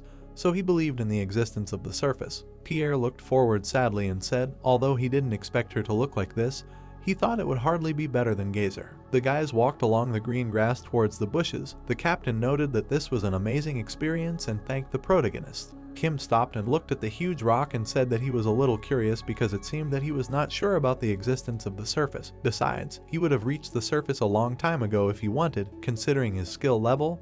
The warrior answered him, yes, he was a little unsure. Pierre stood silently and admired nature. The main character approached him from behind and heard him say that Gazer's blessing refers to mana. The guys stood in a meadow overgrown with green grass. Kim asked about mana, and the warrior explained to him, yes, this is what all creatures born in Gazer, including Gazerians, possess. Pierre averted his eyes to the side, raised his hand, from which mana began to emanate, and explained that the deeper they descend, the more concentrated it is. In the process of evolution, Gazer's animals adapted to the amount of mana in their habitat. Kim turned his head and looked at the captain, who continued to say that it was just a hypothesis, but he believed that since the Gazerians had no time to evolve, they ended up absorbing the mana around them. The main character opened his mouth and asked in surprise, does it mean that Gazerians born in the same area are equally strong? The guy replied that he must mean the sunken sea where the mother is, but this is not so. Pierre imagined a supreme being with many arms who nursed the child, and explained that mana does not become full immediately after birth, it grows in him as he adapts to the environment. They are with the mother only in the earliest stages of life. The captain remembered how he was sitting on the ground, and a huge warrior with a cleaver in his hands attacked him, and said that it was true. The mana that had formed within them during this period of time was creating a gap in power between the Gazerians of the lower floor and the abyss. The guys stood on the hill and watched as Hyejin threw a lump of dirt at her friend's head. Pierre added, however, all she gives them is physical strengthening. This is also not very effective. Kim folded his arms on his chest and looked thoughtfully at the child with a stained face, and the head of the squad said that all other creatures of Gazer are born knowing how to use mana. For them it's like breathing. The main character lowered his eyes, put his hand to his mouth, and heard the words of the guy who said that this is why he thinks that the subordinates of his labyrinth think that he probably doesn't know how to use mana. Pierre turned his head, looked at his companion and added, however, they will teach him how to use Gazer's blessing. Kim removed his hand from his face and looked to the side when he heard that he would become stronger, so much so that it would be heaven and earth. The girl with pink hair raised her index finger to her face and said in surprise, why did they suddenly start fighting? Isn't it better to use this open space to gather animals? Eugene turned his head and told her that she was an idiot. There are no animals in heaven. Hyejin suggested that is, to gather people of their kind. The main character stood aside and listened to the conversation of the children, one of whom said that this would not work either. He said that it was his private property. The second asked what this meant and heard the answer that he also did not know. Kim and the captain stood opposite each other. Pierre asked if it was necessary to do this, and the protagonist replied that he said that he was stronger than him. The leader of the squad looked closely at the guy who was supposed to be blessed by Gazer. Mana, or as he calls it, is used for spells. He cannot believe his words until he sees it himself. Pierre closed his eyes and replied, okay, he thinks it's necessary. The captain took up his weapon and came closer, saying that however he would need to fight with full strength. Kim noted that it was up to him to decide. After all, he did not want to kill his future mentor. The main character carefully looked forward, and energy flows formed around him. The guy explained to him that it is not so difficult to detect dissipating mana, which has nowhere to go. What he sees around him is mana. Pierre raised his hands and looked at them and said that a Gazerian from the upper floors would not even have this. The lower down, the thicker it becomes. Kim surrounded himself with a magical shield, and the guy, seeing this, spoke, starting from the abyss, but did not finish the sentence. The captain noted with a smile on his face, so this is the strength of the 12th floor, surprisingly better than he expected. The main character looked at his companion and asked what he still thought, and Pierre, without letting him finish, calmly replied that this did not change anything. Kim glared at the guy who told him he couldn't beat him. The protagonist grabbed the weapon and rushed to attack, while the enemy stood motionless. Pierre didn't even move from his place. The captain raised his hand with a huge pickaxe at the moment when the main character was very close to him. The head of the squad parried the blow of the protagonist, who flew away from him. Kim clenched his teeth and looked at the guy in surprise. The main character fell to the ground, raising a large cloud of dust, and Pierre calmly watched this with the words that simply possessing mana does increase physical strength, but the effect is minimal. Kim grabbed the weapon and rushed to attack again, and the guy continued to teach him that if he learns to focus mana inside his body, he will gain greater strength, endurance, and agility. The captain again blocked all of the protagonist's attacks, and at the same time said that his mental abilities would also improve, which would allow him to quickly analyze the enemy's attacks. Pierre looked ahead carefully, assessing the enemy's actions. Kim swung his sword again after another failure. The captain raised his pickaxe and parried the powerful blow. The head of the squad hit the main character in the stomach with a weapon, causing him to fly back. Kim lowered his head and looked down in confusion. The main character clenched his teeth and seethed with anger. The protagonist rushed into the attack with all his fury, trying to land at least one blow. Pierre squeezed the handle of the pickaxe, which began to glow, and said, "What if we go further and learn how to fill our weapons with mana?" The captain put his weapon in front of him, and the protagonist's sword hit him. There was a powerful explosion, raising a large cloud of dust. Pierre calmly looked forward and said, "Then even a rusty iron pickaxe." The main character looked in surprise at the place where their weapons collided, and the captain added that he would be able to block the adamantium sword. Kim sharply lowered his head from the blow he received in the chest. Pierre threw the pickaxe over his shoulder and began to lower his leg, and the protagonist flew away from him, putting his hands forward. The main character landed, squatted down, and covered his face with his hand. Kim clenched his teeth, looked forward with an angry gaze, and thought, although many of the attacks did not damage the maze masters, he could at least hit them. Despite this, he cannot reach this guy. Pierre stood surrounded by clouds of dust, and the protagonist realized that what was even crazier was that he had not moved a single step. The captain's hand held the pickaxe, which lay on his shoulder. The guy thought that he didn't even use his other hand. Kim stood up, brushing the dust off his clothes, and said that it looked like he had underestimated him. He had never fought such a strong man before. The main character summoned the parasite, looked confidently forward, and said that it was time to give it his all. The protagonist rushed to the attack, raising a cloud of dust behind him, and Pierre still stood motionless in place. The captain looked thoughtfully to the side. He lowered his head and opened his mouth, screaming loudly. Pierre looked forward. A parasite also appeared on his face. He noted that during mana training, the captain put forward a hand with metal-sharp claws and added that he does not allow the use of parasites. A huge claw began to grab the main character. Kim looked at what was happening with red eyes in surprise. The main character stood nearby in the dust, holding a sword in front of him. The protagonist looked ahead in confusion and asked what it was, and heard the answer, "What's so surprising?" Pierre extended his hand forward, on which there was a parasite, and asked, or did he think that the parasite was a privilege that only he had? The captain looked thoughtfully to the side and said that they are an endangered species, but they still exist in Gazer. It is not so strange to meet him. Kim put his sword forward, and the guy explained to him that this fight was necessary to evaluate his strength as a Gazerian, and not the strength of his parasite.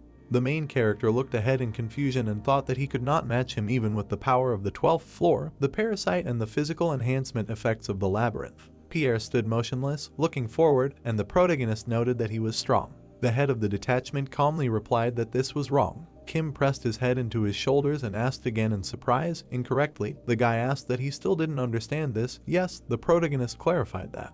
The main character looked forward thoughtfully and heard the question, "Doesn't he feel anything?" The protagonist silently looked at the image of the captain, who had become huge. Kim put his sword in front of him, looked away, and said uncertainly, Is this a wall?" The main character raised his head and looked at the huge silhouette of the guy and thought that despite the countless battles on the 9th floor and all the near-death situations, he had never experienced anything like this before. The protagonist turned his confused gaze upward and realized that no matter who the opponent was, if he continued in the same vein, he somehow managed to find a way to defeat them. He did not feel anything like that even when he resisted Anatolius. Kim lowered his head, opened his mouth slightly, and said, "No, no." In front of the main character stood two silhouettes, a large captain and a huge supreme being. He said that he was simply not strong enough to understand it. Pierre closed his eyes, lowered his head, and heard the protagonist's words that it's not that he's strong. Kim looked sadly at his sword and added, "It's weak." The captain, holding a weapon in his hands, turned to the main character, who lowered his cleaver in disappointment, and said that knowing yourself is as important as knowing your opponent. It is directly related to his chances of survival. It is also necessary in order to improve. Pierre looked thoughtfully at the drooping protagonist and added that life in Gazer is not like heroic stories.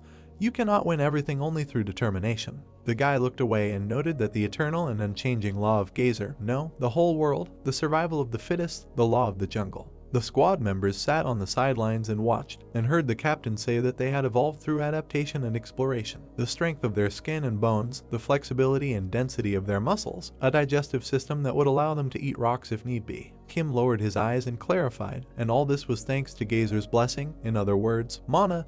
That's right, the guy replied that it was correct. The main character turned his head towards the departing captain and said that he, in fact, was one step above the human race, and he said in response that he did not want to brag, but perhaps. Kim stood silently and looked forward. The protagonist grabbed the hilt of his sword and said that he thinks he has no choice but to admit defeat. It seems his ego is a little inflated due to everyone calling him the invincible commander. Pierre looked to the side thoughtfully when he heard the words that then he would ask again, please. The main character bowed his head in front of the captain and asked to teach him how to use Gazer's blessing. He has a lot to protect, he needs to become stronger. The captain looked at the guy with his head down, who said that he would be his second teacher. Pierre wrapped his arms around himself, turned his head to the side and said that he was going to teach him anyway, and asked him not to be so polite. All of a sudden, it gave him goosebumps. The party returned back to the dungeon through the portal, and Hyojin sadly stated that she wanted to stay there longer. Pierre walked behind his comrades with a sad expression on his face.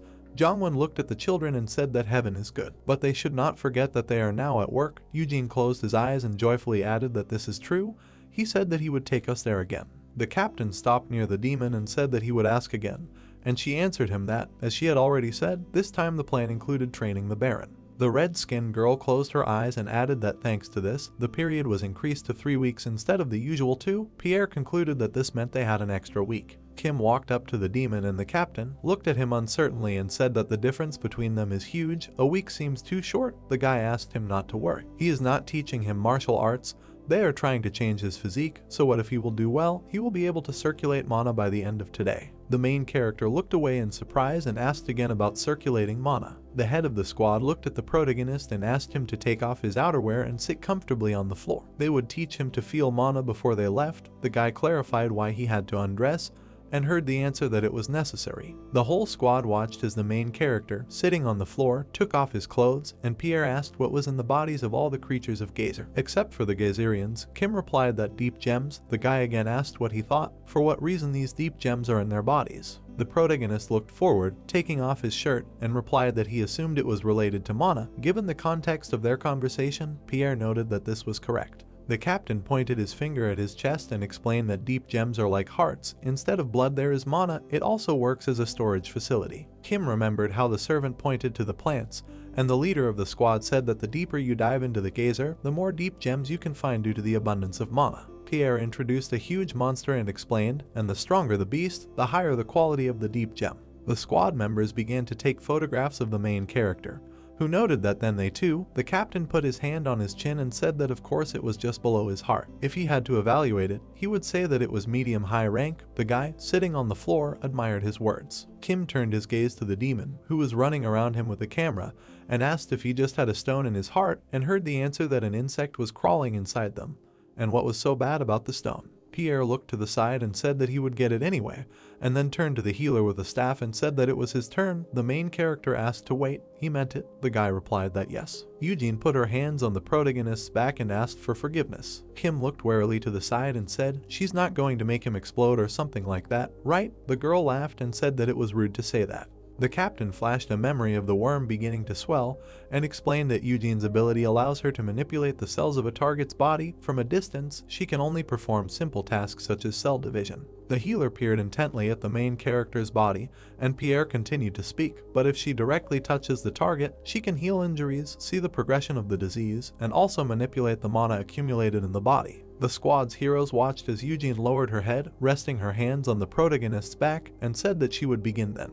The main character's body became colorless and a magic circle formed around them. Eugene opened her eyes wide, looked to the side and said in surprise that, horizon, ocean. She saw the vast starry universe. The healer looked at the back of the main character and exclaimed, "This is all, it can't be." The captain walked up to them and looked questioningly at Eugene, who stood with her head down, beads of sweat running down her face. Pierre lowered his eyes and said that the mana collected inside him would pave the way. First it would pass through the heart and very slowly spread through the arteries. Once he got used to it, the mana would flow into every small vein and vessel. Kim sat with his eyes closed, his hands folded on his chest, and listened to the words of the guy who said that until he learns to feel it inside him and circulate freely. Pierre looked at the pink-haired girl who raised her hand and asked him to focus. Hyojin began to move her hands in front of her, between which a pink mass began to form, with words, "a noise-reducing barrier." She spread her arms to the sides and the main character, captain and healer were covered by the dome, and she screamed, "a silent bubble." Hyojin looked at the leader of the squad and smiled widely, raising a finger up, and he thought that the mana was so quiet and passive in its resting state that he could not even tell that it was there. However, as soon as he activated it, it began to influence the surrounding space. The captain looked at the protagonist and the healer and thought that thanks to Eugene, this would not take any dangerous forms, but the paths of his mana had never been opened before. The main character's body was shaking, sweat was running down his face, it was a strong pain from the fact that mana was passing through the body for the first time. Kim closed his eyes and said that he really felt something flowing through his body. It was a rather strange sensation, it was kind of familiar, but not in a good way. Pierre looked away and said in surprise that this was incredible. The guy called the healer, who raised her eyes and looked at the captain in confusion. The leader of the squad stood with a weapon in his hands and heard Eugene say that his mana paths were mostly open, and there were still traces of the fact that there used to be a deep gem there.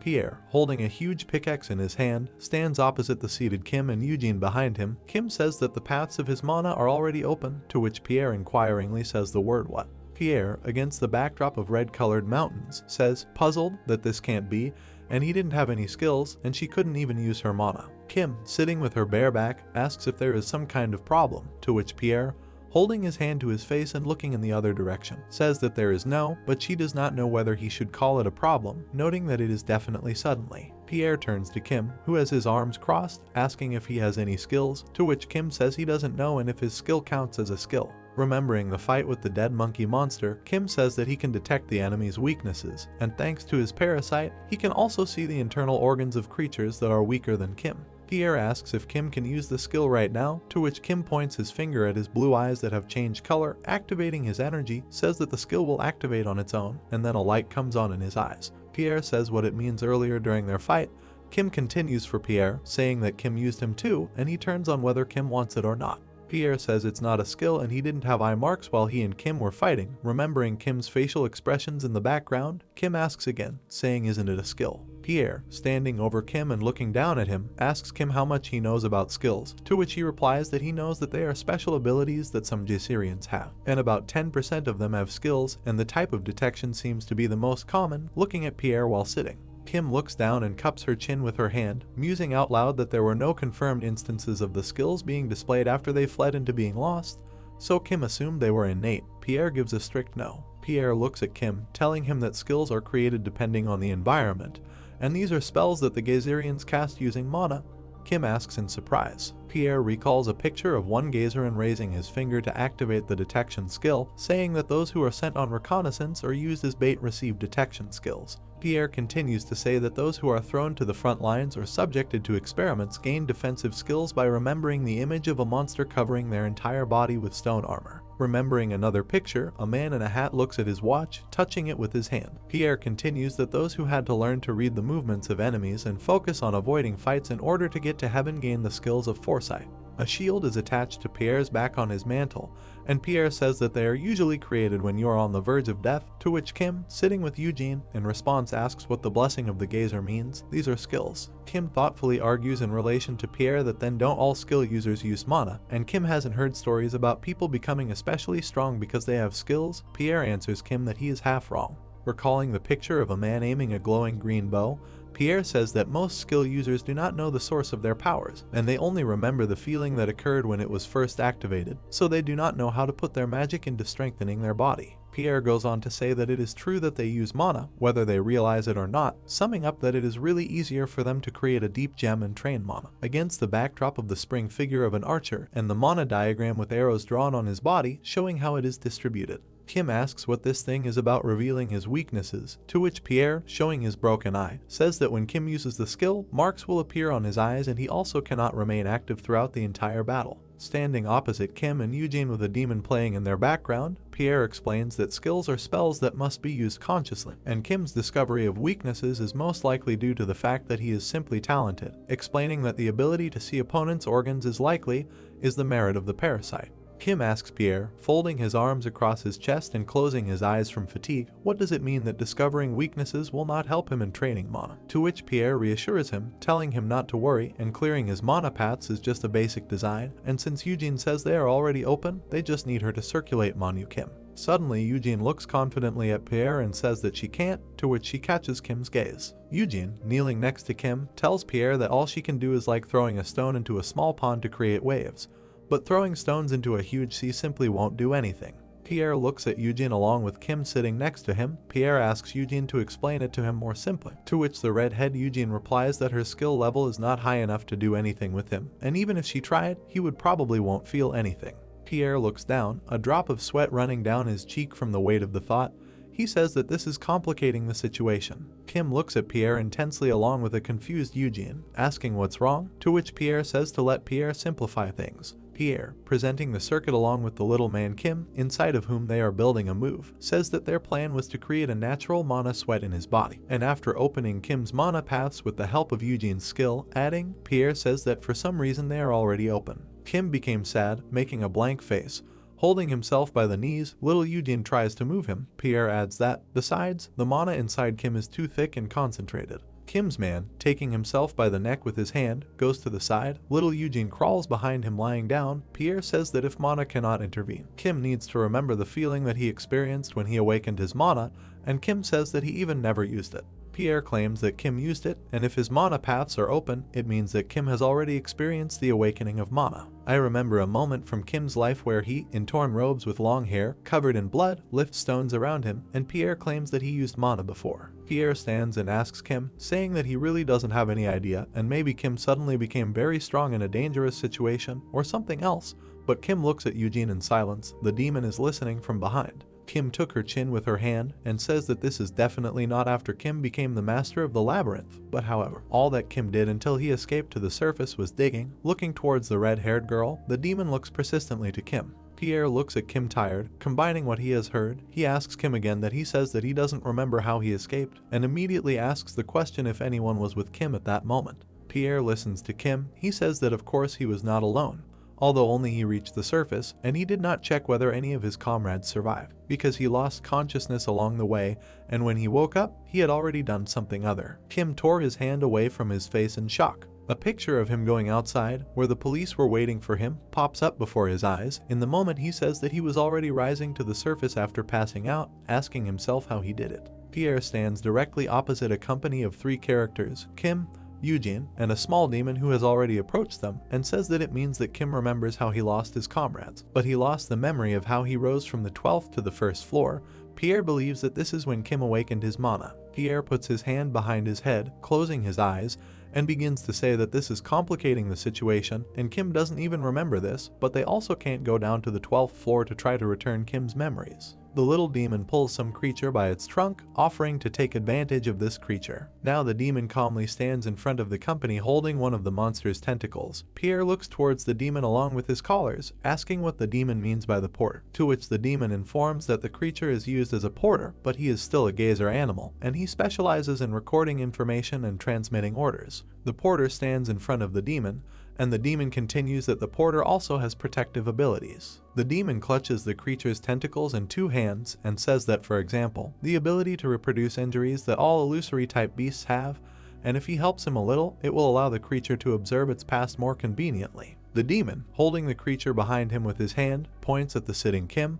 Opening it, says that the demon will tell him to hypnotize them, and if they look at all their memories, the demon is sure that they will find the one in which Kim awakened, and of course, for this need Kim's permission. Kim looks down thoughtfully. Pierre looks towards Kim and says that since these are Gazerian memories, they will be mostly painful, and whether Kim is sure that everything will be fine, Kim remains silent. Kim confidently says that anyone would give up the opportunity to become stronger just because of bad memories. The demon said that everything has been decided and she will begin preparations. Pierre, Kim, Eugene and the creature hovering behind her are looking at her. Suddenly, the shadows of all the characters were illuminated by red energy and a satanic circle began to emerge from above them. The demon holding his hand while controlling the power calmly says that it must be because Kim has so much mana. His resistance to psychological attacks is very strong, and this is enough to withstand the attack of the maze master. Kim will need to relax his whole body and accept the attack to begin hypnosis. Pierre tells Kim from top to bottom not to worry about the beasts that might lure them into an ambush. They will protect him. Eugene, Seyong, Jongwon and Hyejin are standing behind him. Hyejin shouts about her bubble that it has burst. Kim sits with folded arms in the satanic circle and tells them to begin. Kim has closed his eyes and he says it's time to look back at his past. The baby is sleeping in the cradle. The baby is drooling. Someone touches his lullaby with his hand. Kim says that he did not expect it. Attention turns to the surprised Kim, holding his cradle with his hand against the background of other similar cradles, who did not expect that he would start from birth. In front of Kimo there are huge columns with hanging cradles, as if underwater. The place is called the Human Mother's Farm. The sunken sea, Kim calls it his homeland. Kim walks through babies and talks about what a newborn can know, and the most he can do is scream for a guardian to come, and the first step to raising the perfect slave is to kill this instinct. Kim walks past the point where someone's hands are holding a crying baby, and Kim says that a crying baby is a bad baby. Kim looks towards the robed monster holding a baby and says that this does not mean that bad children are punished. After all, pain will only make them cry louder. The creature holds out its arms with a crying baby. Kim continues that something different happens to bad children. At the moment, a monster bursts out of the creature in the form of a doll, capturing the baby with its teeth. Kim says that they are simply being eliminated. Kim stands in the middle of the columns with cradles and says that the baby is being eliminated until only silence remains. The baby's hands want to reach the sea. Kim says that he endlessly looked at the ceiling while sucking the breast of some unknown creature. The baby lies writhing in the cradle, and Kim informs that the red cradle boards take care of any waste they excrete, although it is unclear if they are living beings themselves or if it is the pillar they are attached to. Creatures in robes walk around the babies checking on everyone. Kim says that for babies who have yet to develop their egos, it doesn't matter and all you have to do is survive by watching another child get eaten from time to time. Kim looks emotionlessly at the creature's back. Kim says that this is when children get used to the concept of death. The pillars with red cradles move lower and the color of the cribs changes to blue.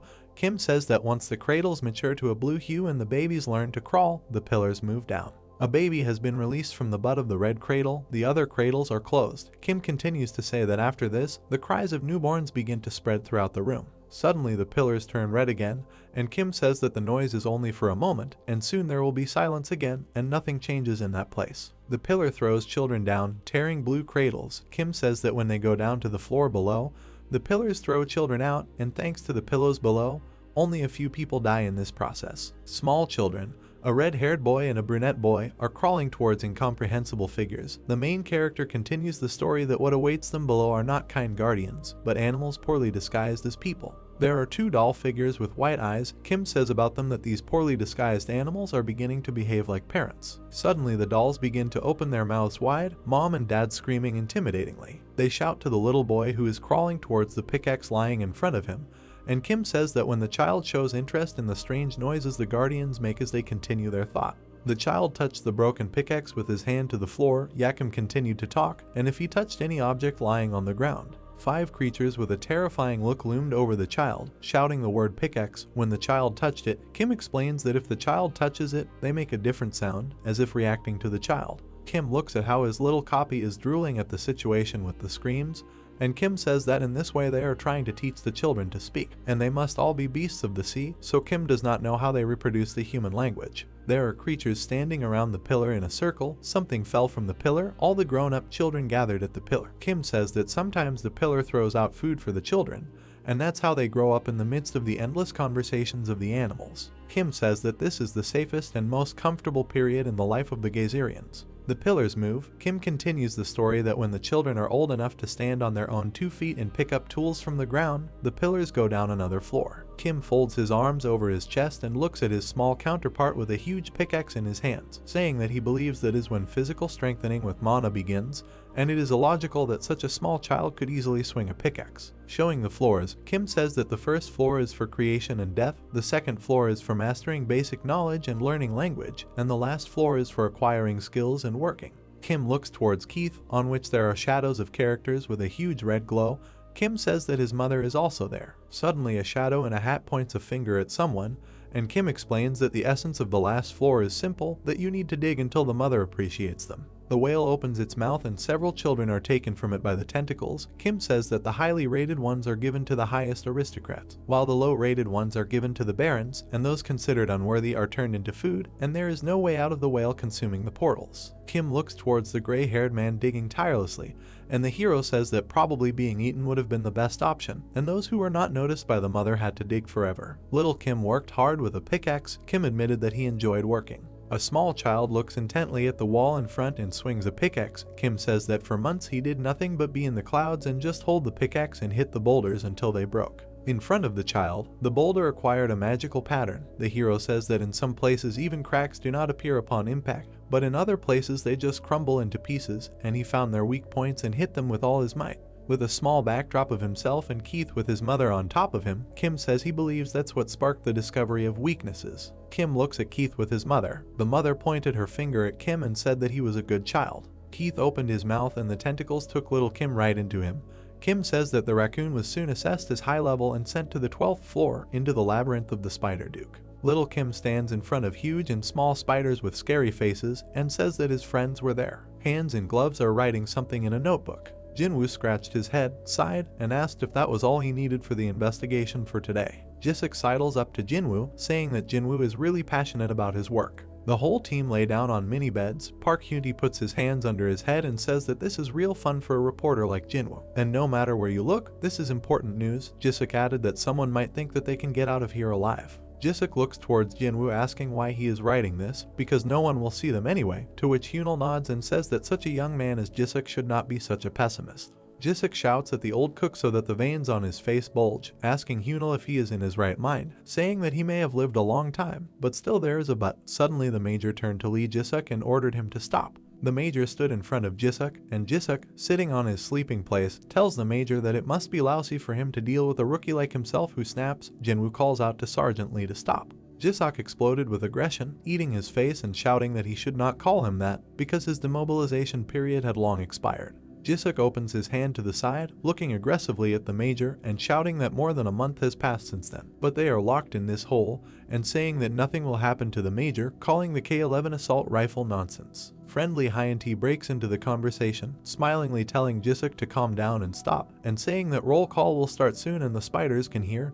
Jisuk looked aggressively in his direction. Hyuntae kindly addresses the major, saying that he is sure that it is also terrible for Jisuk to be a prisoner here, and why shouldn't the major be above this and just forgive him, to which the major ponders. Hyuntae looks at Jisuk and Hyunal, saying that he knows that Jisuk is having a hard time too, but they are all in the same situation here, and it would be nice if Jisuk was more understanding. Jisuk held his head, cursing, asking why he had to be here, saying that his mom will worry about him. Suddenly, someone distracts the entire team, frighteningly speaking about the 8,052nd group. An incomprehensible monster with huge legs and a robe stands in front of Kent, holding 3 prisoners with him, and telling them to get into line and report the total number of people, to which Kent replied that there are 7 of them as usual. The monster holds the man, pulling tentacles out of his mouth. The man talks about eating thousands, the 52nd group, and asks to save him. The man's body twitches, and in the background, Jinwoo scratches his head. At the moment when the whole squad looks at him, the man says that there should be 8 of them. He is in pain, and 1 is missing, and let them kill him or explain why Jinwoo said that in the last round they reported that the 8th was buried while working. A man opens the gate and pulls out tentacles from it, says that there are only 7 of them, and indistinctly orders them to be killed, saying check and asks to kill him too. The tentacles fill the man's entire mouth and he screams in pain. The man's body fell right in front of the detachment, which, frightened, became apprehensive. Suddenly, a spider crawled out of the man's mouth, and the squad's attention was attracted by a voice shouting at them to stop. The squad looked at the girl, whom the creature was wrapping in a cocoon of its claws, and she screamed, asking for help, saying that he would give everything. A spider crawled into her web-stretched mouth. The spider crawls deeper, the girl coughs in pain. The spider climbed almost entirely, scattering the girl's blood across her face. The spider from the girl says that out of only 7, check. The girl's body goes to Hyuntae, saying that tomorrow everything will be unchanged, and let them continue digging in the planned direction, pave the way. Jisuk says in response that he knows, and should they tell them the same thing every day, to which Jinwoo looked at his comrade and said that he thinks that they are just checking how many are left alive, telling Jisuk to calm down. Jisuk angrily said that this is nonsense, and he is sure that these spiders know that their squad has no chance of surviving, and even if they get out of here. The creature put the cocoon with the man down for the whole squad to look at, saying that this is a month's supply of food and a new member of the family. They must teach him and work together. Hyunti opens the cocoon, saying that the child is here. Little Kim peeks out of the cocoon. Hyunti says that he must have been born here below, and it seems that such children are called Gezerians. Notes from a 2013 notebook, where it is written that a man was forced to work as a war correspondent. His boss forced him to do it because he wrote several scandalous articles about celebrities without checking the facts. The moment when a man is yelled at by his boss, in his notes it is written that there was no need to yell at him in front of everyone, and those involved will not even react. If this is true, then this is big news, and if not, then the man asks why they get him. Suddenly the man's boss changed his face to a smile. Throwing away the pieces of paper, the man wrote that one way or another. The boss began to treat him like some kind of aristocrat. But one day the man blurted out that he would go to Gazer. He thought it was funny. Before my eyes is an article about an idol who jumped on a monster in Gazer. The hero writes that he said that he would go there, probably because it is dangerous there, and he is sure of this, and articles about Gazer bring a lot of money and views. Jinwoo in a suit put her hand on her neck. He wrote that film crews go down to Gazer to do multi-hour projects, and it can't be difficult to jot down just a couple of lines. Jinwoo thinks on paper that he will just interview a couple of people, which are located in the background of the 3rd floor of the geyser. Jinwoo is sitting at the table. The notes say that his boss ordered him to keep a diary, and he will probably make an article out of it if Jinwoo dies. In the note, Jinwoo says that he is not going to die. He says that he will write it in his autobiography when he becomes famous. Jinwoo looks at the filming company and writes the next day that they are leaving. The boss got him a film crew. If he had known that becoming a director was so cheap, Jinwoo would have gone to Gazer much earlier. Jinwoo shows a map to the soldiers. Jinwoo informs that they will join the station troops at the entrance to the 3rd floor, where the military has completely taken control, and then they will film some battle scenes and return. Jinwoo sits at the table and writes that he has not yet fully realized that they are going to a war zone, and although he feels that his wallet has become lighter because he had to buy all the equipment with his own money from the soldiers, he pulls back the tent curtain. The notes say that it turns out that only 30% of the equipment returns from Gazer, or whatever, and they simply don't want to spend money on Jinhwa. The new note states that 2 days have passed since they reached the 1st floor of Gazer, and he still has to go to battle. Jinwoo looks at the soldiers who folded their arms on their chest. 3 military carriages are driving through the tunnel, notes reading. That Jinwoo was sent to the 30th Armored Brigade and he entered Gazer through the gate to Paja, and now they are driving along the asphalt roads in armored vehicles. Their destination is the 3rd floor, and it looks like they will need 4 more days to get to the 2nd floor. Jinwoo points his finger at a horned rat sitting in a cage, writes in his notes that there are a lot of research facilities on the road. The monsters look really stupid. Jinwoo says that there are rats there the size of a person, and even with horns. Jinwoo sits in the car and writes to himself that he is a video of a chameleon the size of an entire house, and admitting that he says that it's even funny and it's like a safari tour in another world. In the notes, Kim says that there are horned rats, and then asks why then there are no horned horses. Daffodils in the notebook something like a horse. A few days later, a new note says that they reached the entrance to the 2nd floor and went down, and since yesterday they have not been able to reach the base at the entrance to the 3rd floor. Jinwoo looks at the military vehicle going down the escalator. Jinwoo, next to the traces of blood on the asphalt, holds his diary, in which it is written that the soldiers who accompanied them are no longer happy, and the atmosphere has become tense, and she noticed a lot of blood stains on the ground. In the notes, he writes that he asked why they were not removed, to which he was told that a little concern would not hurt, and there was no point in removing them, because new ones would appear. Jinwoo looks at the film crew without interest. Jinwoo looked away. In the notes he continues to write that they just had to honestly say that they were saving money. Jinwoo also served in the army, and that's how they work. Jinwoo is sitting at the table again and writing something in front of the military. The notes say that it has been 2 years since they held a military parade in honor of the conquest of the 1st and 2nd floors. And what is the point of anyone scaring them? And are they just trying to help him with the interview? Jinwoo writes in the note that he was just informed that the bloody stain they just passed was left by the last journalists who were here, noticing the commander's lack of wit. The hero writes that the ceiling must have collapsed or something like that, and the road was blocked by giant boulders, which made it impossible to move on an armored personnel carrier. This must be why they could no longer contact the 3rd floor. In the background, the military illuminated the wall with machine guns lanterns, looking at her. In the background is a car with numerous tools. Jinwoo writes that they need a drilling rig to pave the way, but apparently it will arrive in a week at the earliest, and they would only have 2 hours to go to the 3rd floor, but now they are stuck. Jinwoo stands leaning against the car, writing in his notebook that the command car is noisy, and they argue whether they should walk or go back to the second floor entrance. The note says that you can't just take another route with a question mark, because after all, they took the second floor. The note says they split up. Jinwoo and one soldier watch the military vehicles leaving. Jinwoo says that one group is going to repair the communication lines and go down to the third floor, while the rest will return to the entrance to the second floor to wait for the equipment. There is a squad of soldiers standing in the middle of the cave, lighting up the rocks around them. The note says that it looks like it will take them a whole day to get there on foot, and the film crew and all their equipment were clearly upset. Jinwoo, lying in a tent and shining a flashlight in his mouth, writes that slowly walking along unpaved roads in a quiet cave, it's as if they are on a special mission, and Jinwoo admits that it's even exciting. Jinwoo looks at the soldiers trying to establish a connection with the third floor through a special device. The hero writes that despite the repair of the lines, communication with the third floor has still not been established, and apparently, they will have to monitor the ground to find broken wires. The man, having covered himself with a blanket and also holding a flashlight in his teeth, writes in his diary against the backdrop of soldiers, placing an antenna, and red eyes are burning behind them. Jinwoo writes that they will be there in an hour and he wants to rest. Leaf is visibly covered in blood, says it looks like there is something on the third floor. All the people are ready and regular firearms won't harm them, so they are preparing something. The handwriting is cut off. A red note in dried blood along with the date and time 13 hours 22 minutes. Jinwoo writes that he is still alive and he was separated from the film crew.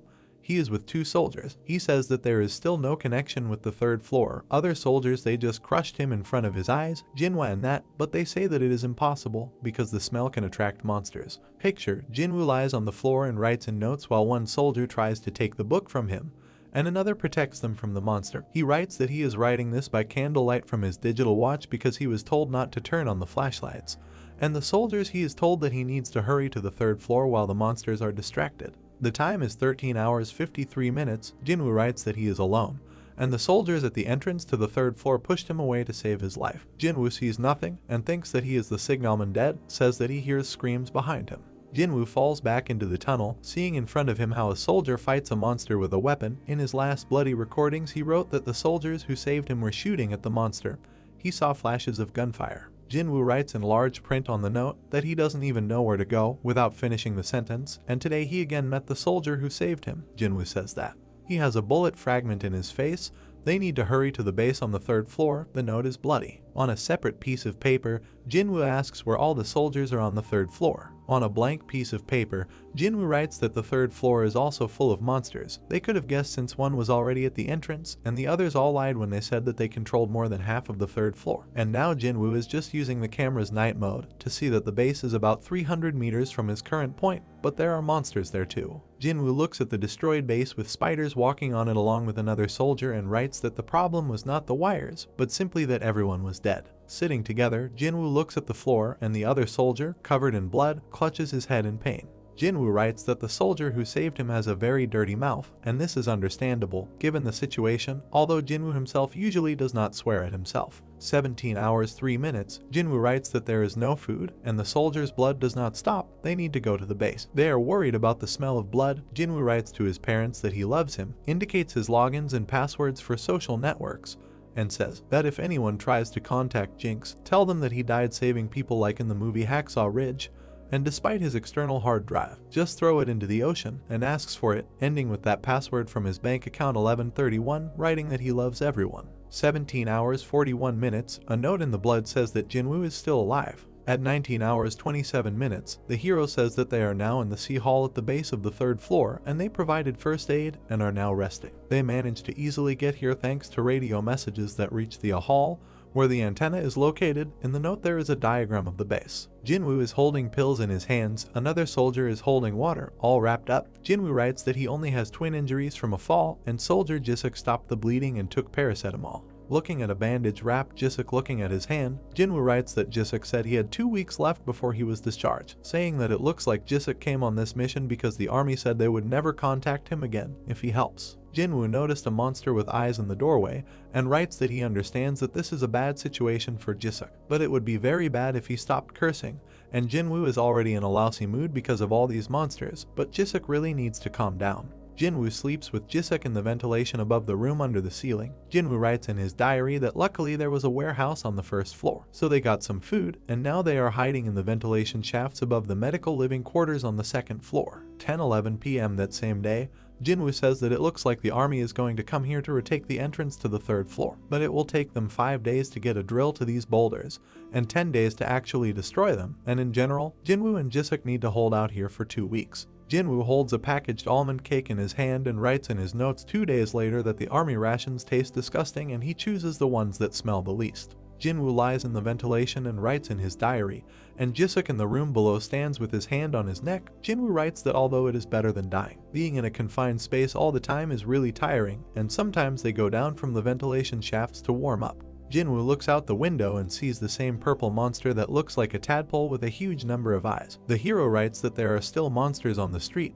but they are already like family to him, and he will call this monster Puffy. The next day, Jinwoo writes in his notes that he's probably not so nervous anymore, and they take turns going downstairs to relieve themselves, and Jinwoo has already given up his thumb, probably more than a chubby guy's finger. The two men went back to sleep in the ventilation. Jinwoo writes in the story that they stuffed the feces in 10 layers of bags so that the smell wouldn't reach the monsters, and they didn't smell Jisuk's blood, so everything should be fine. On the next page, Kim writes in the middle that she thinks monsters have gotten into the S-Hall. A monster burst into the building towards Jinwoo and Jisuk.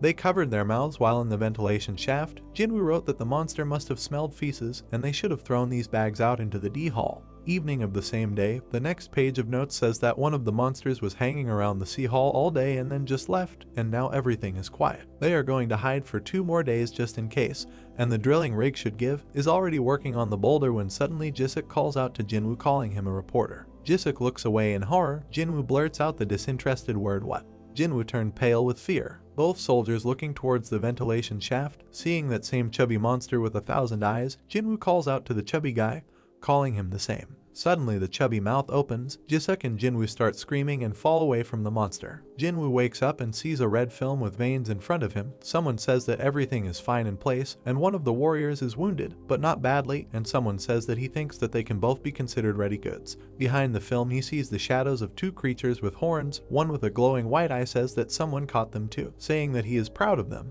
and then asks that he wants to eat them, calling someone a fool, and says he is not allowed to digest finished goods. Jinwoo rests his hands on the red bar, trying to force the shadows to pay attention to him. One demon asks whether it is worth sending men to the auction, asking about their gender or other signs, answering immediately that they are both men without any special features. The other demon simply orders send them and they will look. The demon asks that the Spider Duke made a bunch of orders for grown men. Is this correct? September 19th. Jinwoo writes that he is still alive. Jinwoo sits near his pickaxe with a notepad. He writes that they took everything from him except his notebook and that he does not know how much time has passed, but he believes that it is about 2 months. Jisuk approaches Jinwoo from behind, both of them looking tired. In the notes, Jinwoo says that he feels blind because there is no sunlight in the dungeon and that he doesn't even know what floor they are on. Jisuk cautiously told him that the spiders were approaching and that he needed to pretend to be working, unless, of course, he wanted to go to his final rest. Jinwoo and Jisuk, holding pickaxes, come out of their hole. There are many building-sized spiders around them, and although the spiders could do it much faster than them by simply walking along the wall with their huge paws, here they are digging. A huge hellish spider, the size of a high-rise building, is looking at Jinwoo and Jisuk through the crack. Jinwoo makes a final note for September 19th about being a slave. September 20th. The wall is covered in cobwebs, and on top of the wall lies a large cocoon. Jinwoo writes that he has never seen such scenes in Gazer, even in the media, and that, probably, humanity has never entered this part of their kingdom. Jinwoo sits wrapped in his robe on a rock. In his notes, Jinwoo says that people on the surface mistakenly think that they are winning the war and pushing back the monsters from the surface. The dungeon is attacked by enemies, the wall collapses and many slaves find themselves under the rubble, while others run away in horror, shouting that enemies are attacking and that they need to escape. Jinwoo writes that the monsters of the dungeon do not see humanity as a threat at all, which is fair because they simply fight for territory with each other, not caring at all about the surface. A monster that looks like a brain, with drooling and an evil smile, runs after people running away in horror. Jinwoo continues to write with caution that, be it a spider or a wild animal, if at least one of them would reach the surface. A page from Jinwoo's notebook with an entry. He writes that he needs to inform the people above about everything before the monsters show interest in the world above. September 22nd. Jinwoo writes that his group is numbered 8052 and has 8 members. Jinwoo stands behind Jisuk, who is lying on the bed with a tired face. In his notes, Jinwoo describes his group. He writes that he is a war correspondent and Jisuk is an army sergeant. Puck, smiling, enthusiastically tells something to the major. Jinwoo's recordings continue. He writes that the major's name is Chang Kisu. He entered Gazer through the Yoju Gate during the operation and was captured on the 3rd floor, and that his unit was destroyed. And that Park is a former member of a male idol group who entered Gazer through Faju Gate for marketing purposes, where he reached the 2nd floor, where he was captured, remaining the only one from his group. Hunal stretches the shoulders of the smiling tease. Jinwoo writes that Disu was a baker and Hunal was a chef, and that they were both caught in the tide of beasts at the Chuncheon Gate. Huni pats Jiwon on the back as he tries to eat the cave moss in disgust. From Jinwoo's records, it can be learned that Jiwon is a technician who was captured during repairs at the Chuncheon Gate, and that Huni is a technician who entered Gazer through the Paju Gate, where he was captured on the 2nd floor while operating a drilling machine. Someone, from inside the spider cocoon, beats with sweaty hands on the wall, behind which stand 2 silhouettes of demons. Jinwoo mentions that it seems like everyone saw the red demon after they were captured. September 25th. Jinwoo holds the blue profound gem in his palm and writes that he found it while working and that he only saw these in the news. A spider monster in a human body shouts and points its finger at Jinwoo, who is hiding a blue gem in his fist. Jinwoo writes that it was nice to look at the gem, so he wanted to keep it for himself, but the spider took it away during roll call. A spider in a robe looks at the gem it holds in its paws. Jinwoo writes that it turns out that they are required to hand over the deep gems when they are found, because they are a valuable resource and does not understand why monsters need money. The monster, holding the gem, hands Jinwoo a bag of unknown meat. Jinwoo writes that the monsters said that they deserved a special treat and gave them meat of unknown origin, which they divided among everyone. The meat tasted like fish, but for them it was better than chewing cave moss. September 29th. The cook digs and Jinwoo hides the colorful gems. He writes that he found 6 more deep gems, 5 the size of a finger and 1 the size of a fist, and that he thinks there is another vein there. Jinwoo presents the gems to the monsters on his knees. He writes that he handed over 2 small ones and kept the rest for himself. A piece of meat lies on a green leaf. Jinwoo writes that as a reward they were given more meat, which had a different taste, and it seems that they used different meat each time. Someone notices that the piece of meat is very tasty, but someone in response fearfully notes that it will be difficult for them if they get used to such food. Jinwoo's note, he writes that it does not seem to him that the meat was human, it was too big, as it seemed to him, at least. October 1st. Jinwoo watches as the monster grabs one person and watches as 2 run away from it in horror. He writes that while working they were attacked by a wild animal, and that most of the prisoners who worked nearby died. A huge spider passes over the frightened Jinwoo. He writes that all the members of their group are fine, because there was a warden spider behind them and Jinwoo was almost caught. The spider pierces the monster's body with its huge paw. Jinwoo is surprised that the spider fought in close combat and that he wonders why it didn't use a web, but something else surprised him more. The spider takes out the deep gem from the monster's body with its paw. Jinwoo writes that this something else was that he saw the spider tearing apart the wild beast and pulling out the profound gem from its torso, and that he does not know why it was inside the monster. Jinwoo looks at the reader on a white and black gradient background. He began to guess that the deep gems could be the reason why Gazer's monsters were so strong. Jinwoo's note that maybe they too can become stronger. The 2nd of October. He writes that he tried to swallow one of the small deep gems that he hid. Jinwoo is writhing in convulsions, foaming at the mouth, everyone is looking at him, and a blue gem is lying next to him.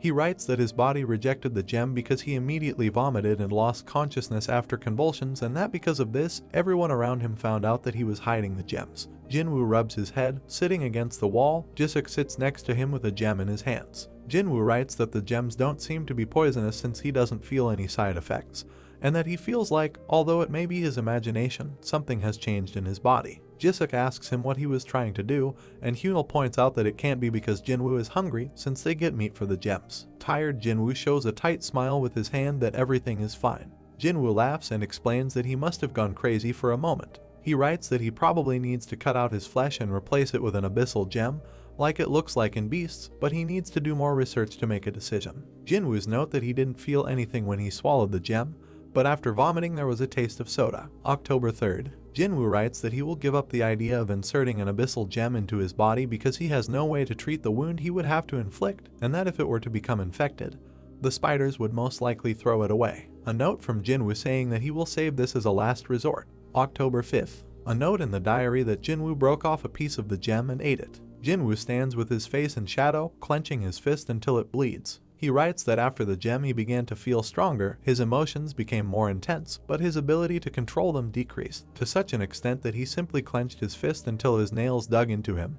He began to bleed, and only after a while I was able to understand this. Jinwoo with a crazy face dripping blood. The gems relieved him of his fatigue, and he began to feel good, very good. In the evening, he almost attacked the warden spider, and if he had not come to his senses before this happened, he would no longer be alive. He had no chance against them. October 6th. Jinwoo with an eye patch barely walks, leaning on the walls, with a worried Hyunji walking behind him. The blood vessels in Jinwoo's eyes and nose burst. His whole body hurts. He continued to work because he was afraid of being thrown out. All his muscles ached. Hyunji asked if Jinwoo was okay, if he was overloading himself. Jinwoo walks holding his chest, a gem peeking out from his pouch on his belt. Now he is sure that deep gems are the source of the power of monsters, and that these gems can make people stronger. Jinwoo tells Hyunji that he shouldn't worry because he can't rest or else he'll be thrown out, which surprises Hyunji. Jinwoo has his back turned to the reader and is looking into the open passage. He writes that he will not insert gems into his body. He has seen in films that if he does something like that, his body may be overloaded. Hyunji addresses Jinwoo from behind him. He says he'll be on guard and that Jinwoo can rest. Jinwoo notes in his notebook that he needs more information and that he should probably try it on other people. Jinwoo's hand sprinkles gems on the meat. October 6th. Jinwoo sprinkled some deep gem powder into Hyunji's food. Hyunji sits next to Jinwoo and happily eats meat. Jinwoo added a little more to his meat than he ate himself, about 4 times more. He believes that Hyunji, of course, will suffer from muscle pain, but it is unlikely that he will die. Evening of October 6th. Hyunji's stiff body lies on the ground. Hyunji died. An enraged Hyunji, his face bleeding, attacks the spider with a pickaxe. Working in the caves under the influence of gems, he could not contain his emotions and swung his pickaxe at the spider. The spider bites Hyunji on the shoulder, tearing his back with its sharp legs. It was not strong enough to pierce the spider's shell, so it was torn apart on the spot. The entire squad looks in horror at Hyunji's dead body. Jinwoo writes that a person died because of him, and either he is too used to death or Gazer has clouded his mind. Jinwoo stands with an emotionless face. He doesn't feel particularly guilty about the fact that a person died because of him. Hyunji's dead body lies covered in blood. Jinwoo writes that in fact, isn't it for the best that Hyunji died without pain due to the effects of the deep gem, that he escaped from this hell in the best way? He was probably happy. Jinwoo stands in front of the dead body with a gloomy face. Jinwoo, looking at the body emotionlessly, notices that you are welcome. Jinwoo, with a face of disgust, says that however, he is not going to leave the dungeon using such a convenient method, and that his inhuman act was committed for the benefit of humanity, and that he needs to get out of there to tell everyone about this hell. A page from a notebook. No one could hear him say these words. October 9th. Tied up teenager in formal uniform. New member, Kim Jinwook, a high school student. Jinwoo gave him twice as much gem as he ate.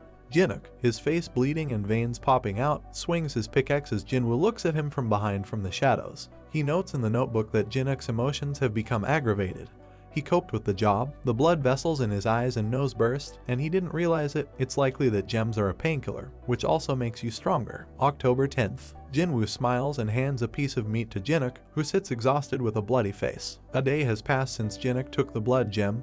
He woke up with muscle pain. Jinwoo says that Jinwook can eat his piece of meat too, that he needs it to feel better. In response, Jinwook thanks Jinwoo. Jinwook screams, foaming at the mouth, his face red, and behind him Jinwoo calls for someone to help. He notes in his notebook that Jinwook's emotions have become aggravated, but with pain relief everything was not so clear. Blood started flowing from Jinwook's wounds, which had already been stitched up again. A page from a notebook. During work, Jinwook was considered defective and removed. October 12th. A new team member stands in front of the major and salutes. His name is Lee Byung-chul. He is an army captain. Jinwoo notes that he has a much stronger physique and that he will most likely be a better subject for testing.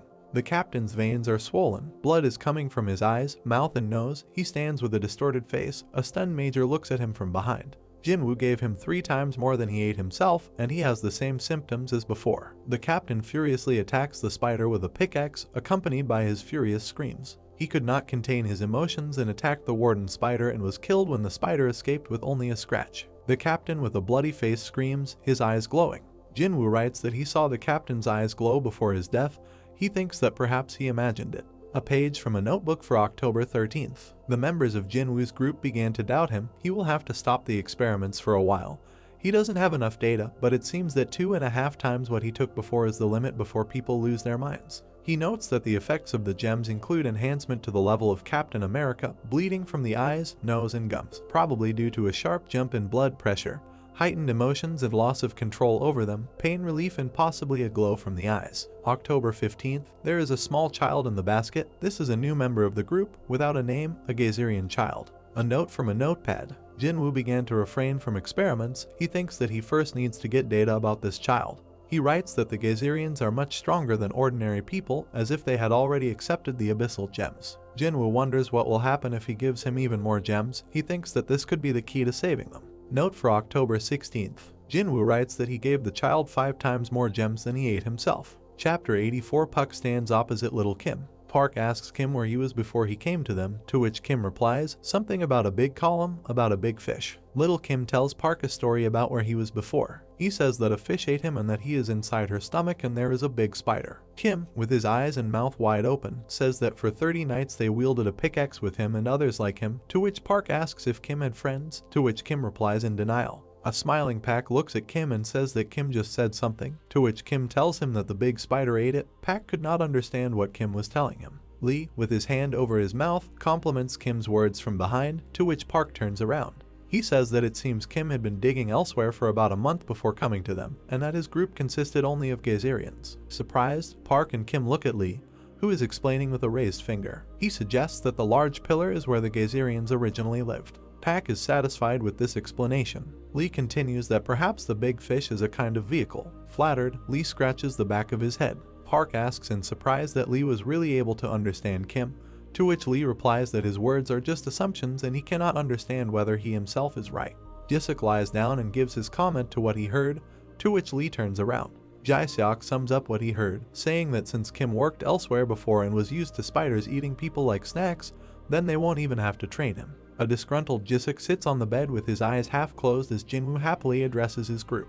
He says he's glad that at least they can talk to him. He heard that the Gazerian kid from the next group still hasn't said a word. Jinwoo looks at Jisuk with his rod eyes while Major stands with his back to the reader and praises Kim. He says that the ability to not hesitate despite harsh conditions is a sign of a strong spirit, to which Jae-seok complains that he is already tired of such talk. Dissatisfied, Jisuk sits reclining, leaning on his arm. He says with suspicion that everyone should pay attention to the child's eyes, that they are glowing and that this has nothing to do with a strong spirit or anything like that. Kim looks at the reader with a blank face. Jae-seok continues his thought by saying that he's just a kid who was born in a terrible place and is used to a terrible environment where terrible things happen, so he doesn't care whether people around him die or not, and that in fact he probably doesn't even knows what death is. The whole group sits and looks at each other against a yellow gradient background. Jisuk sends the spiders, Gazer, to hell. He notices that they made a working machine out of the child in front of them. Little Kim repeats the curse for Jisuk. Everyone stands in their same places in awkward silence. Park, Lee and Jisuk stand in front of Kim, confused.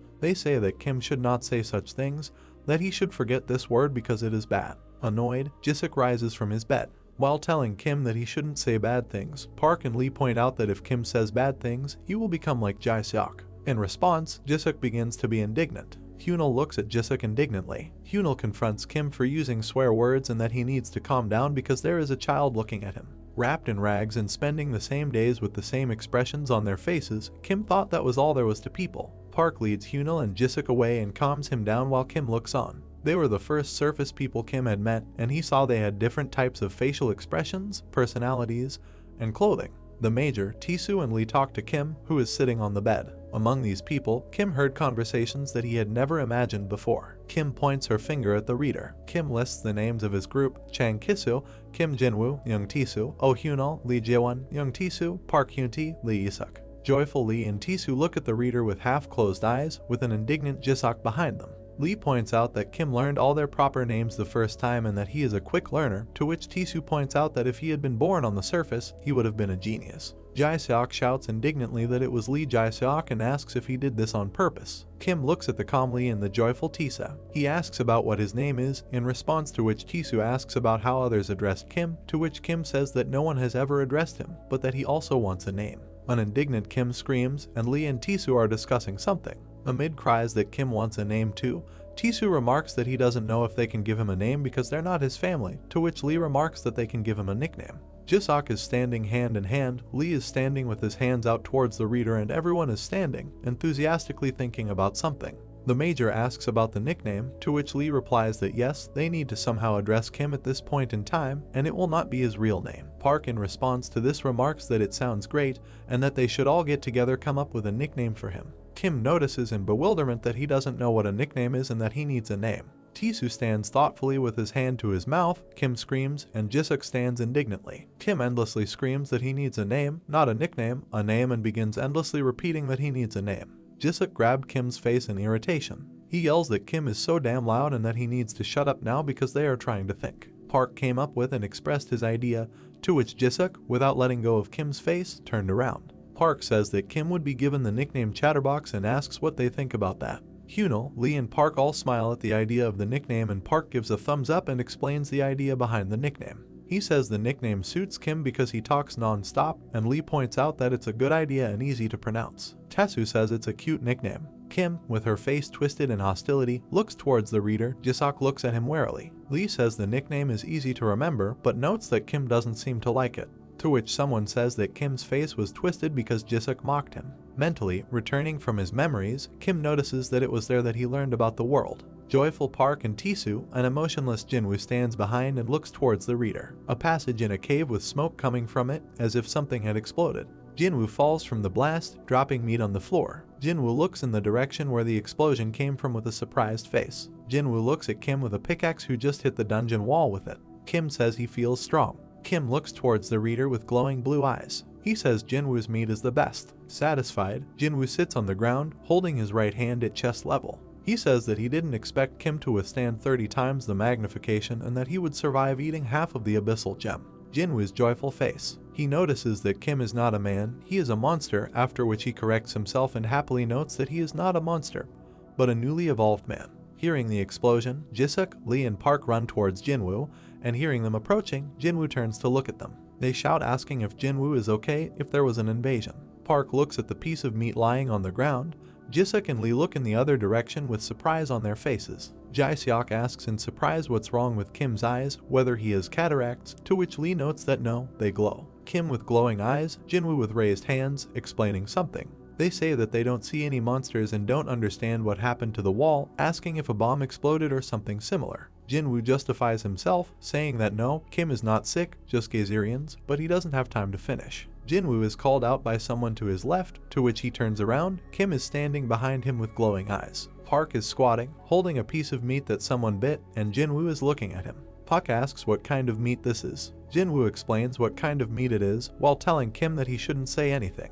Jinwoo says he saved the meat to eat later. Kim says that it is strong meat that Jinwoo gave him, to which Jinwoo asks him to be quiet. Park hands the meat to Jinwoo, which scares Jinwoo. Park sternly says that he wants Jinwoo to taste his meat, which amazes Jinwoo. Jinwoo smiles awkwardly, closing his eyes at the suggestion of meat. He says that he cannot eat this meat since he might get poisoned and be thrown out, to which Park tells him the names of those who died: Hyuni, Jinuk, Bayankal. Serious Puck in profile. Park points out that it all started when Jinwoo had a seizure and thought it was some kind of contagious disease that existed in Gazer. Memories of Hyuni eating the meat Jinwoo gave him. Park continues to say that someone always died the next day after eating meat, and that even if they survived, Jinwoo always gave them the leftover meat, saying that they needed to recover. The formidable Puck holds out the meat towards the reader. He angrily says that Jinwoo should try to eat this meat, and right now. Jinwoo holds the meat in his hands with a doubtful look on his face. Jinwoo pulls the piece of meat towards his mouth. Jinwoo closes his mouth and, as if he's thought of something, moves the meat away from him.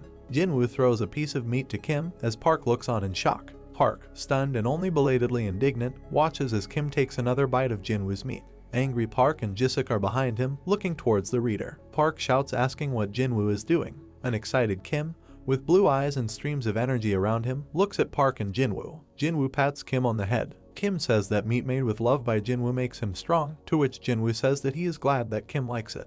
Jinwoo looks at the flowing streams of blue energy. Jinwoo says that he understood that from a moral point of view it was all wrong, but it was necessary for the sake of their escape. Amazed, Park, Lee, and Jisuk look towards the reader, blue streams of energy around them. Jinwoo continues, saying that thanks to the sacrifices, he was able to find hope that Chatterbox would lead them to the surface. Jinwoo, with his head down, holds Kim, who is brimming with energy, by the shoulders. Jinwoo says he'll tell you everything as soon as roll call is over, including what happened to them until then. Close shot of Jinwoo's serious face, looking at the reader. Jinwoo says that he will also tell you about his plan to get out of the hell they find themselves in. A spider monster inside a person, eyes looking in different directions. He congratulates the prisoners, saying that they have won and their contract is over. The spider monster inside the man looks at the silhouettes of Jinwoo's group. He says they will be released within a month. Close-up of Jinwoo's surprised face as he began to sweat. He asks what in surprise. Puck came forward in fear and asked what they couldn't explain to him. The man who had tentacles sticking out of his mouth said that as he just said, in a month they will be free. They do not interfere with the affairs of prisoners who leave the labyrinth, let them go to the surface or stay to work here, it is their choice, people won this war. Puck, along with the crowd, looking ahead, said that they were free. Immediately everyone smiled joyfully,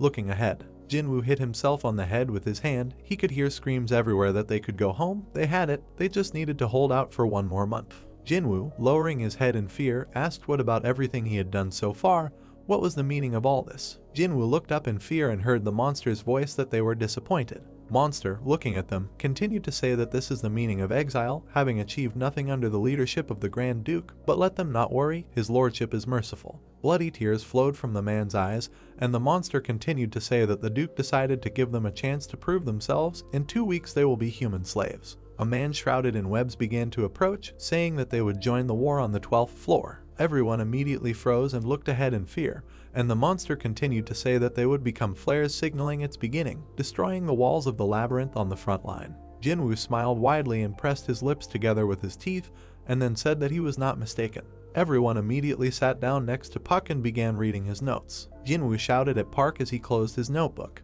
And then, looking up with wide open eyes, he asked what it was. Jinwoo, calmly looking at Park, said that this was his notebook. Park shouted that he knew that was not what he was asking. Jinwoo replied that it could also be called a survival diary. Holding a notepad in his hands, he said that perhaps this was observation of experiments. Puck shouted that this was not what he wanted to hear. Park angrily extended his hand with a notepad and pointed at Jinwoo, and then shouted that 3 whole people died because of his fucking experiments. He didn't even ask them if they wanted to be his test subjects. Jinwoo turned away with displeasure and, scratching the back of his head, said that as he wanted, 3 people died because of him, what's wrong with that? Park gritted his teeth angrily. Jinwoo continued to say that 3 people were sacrificed for the sake of the 8 remaining here and all of humanity. Park, looking in front of him with displeasure, asked what this nonsense was, and Jinwoo continued to say why he is so selfish, he should think about the people who are on the surface. Jinwoo spread his hands, and Park said that they were now safe. After hearing this, Jinwoo laughed and asked if they were safe. He continued talking to make his comrade look around and think about what floor they were on. Jinwoo turned his head to the surviving people with a smile and said how many people died from the stream of beasts 2 years ago. Didn't people say that it was as terrible as dropping a nuclear bomb? There are people here who were captured during this incident. Jinwoo then asked if the old man knew which floors those beasts came from. The old man, looking ahead, said that they came from the 2nd and 3rd floors. Hearing this, Jinwoo replied that that's right, they were chameleons the size of 2-story houses. Jinwoo remembered those monsters and said that this place, against their background, those chameleons look tame, the spiders here are the size of a skyscraper. Jinwoo looked around with a smile and continued to say that they need to get out of here at all costs, and tell people how dangerous this place is before these monsters get to the surface. The old man looking at him asked what isn't he doing jumping to conclusions. He had just heard them say that the war was over and that they would be released. Jinwoo looked at the old man displeasedly and asked whether victory or freedom, they really believe in it. He looked ahead with displeasure and continued to say that they heard them call them signal flares of an impending war, let them pull themselves together. They are being dragged into the war. Then Jinwoo called the major, saying that he already said that the other prisoners whom he knew, having been sent to war, what the result of this was. The major silently looked ahead and could not answer anything.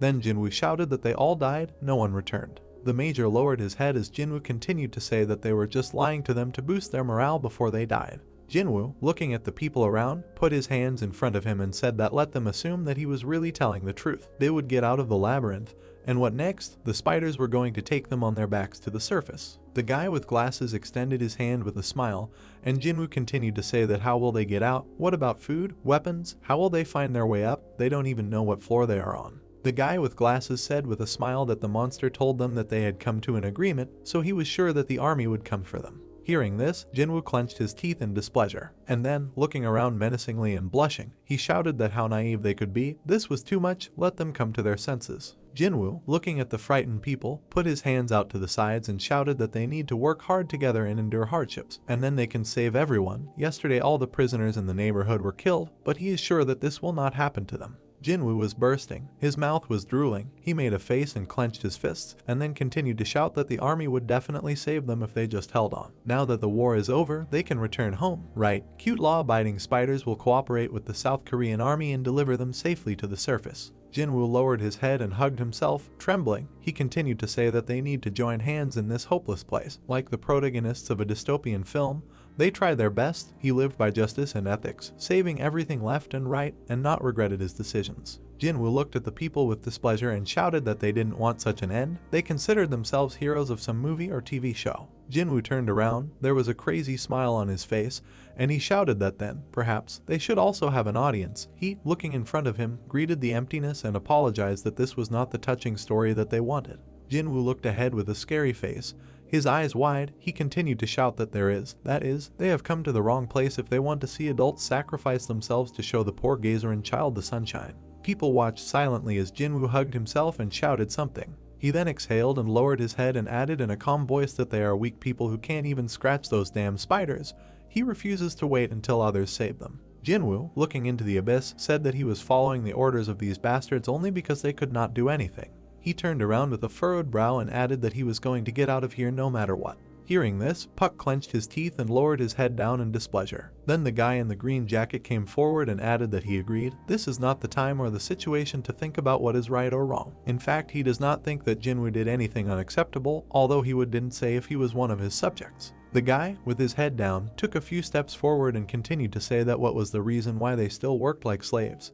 Because they had nothing else left, they simply followed their orders, because they did not want to die. Jinwoo looked at the guy silently as he continued to say that Jinwoo simply saw an opportunity in the deep gems and was experimenting with them to see if they could help them escape. Park looked at the guy with his mouth wide open as he added that it was hard to justify the fact that Jinwoo didn't tell any of them about this, but he thinks it was just to avoid getting caught by the spiders. The guy approached Jinwoo and added that they can talk about ethics when they get out of here.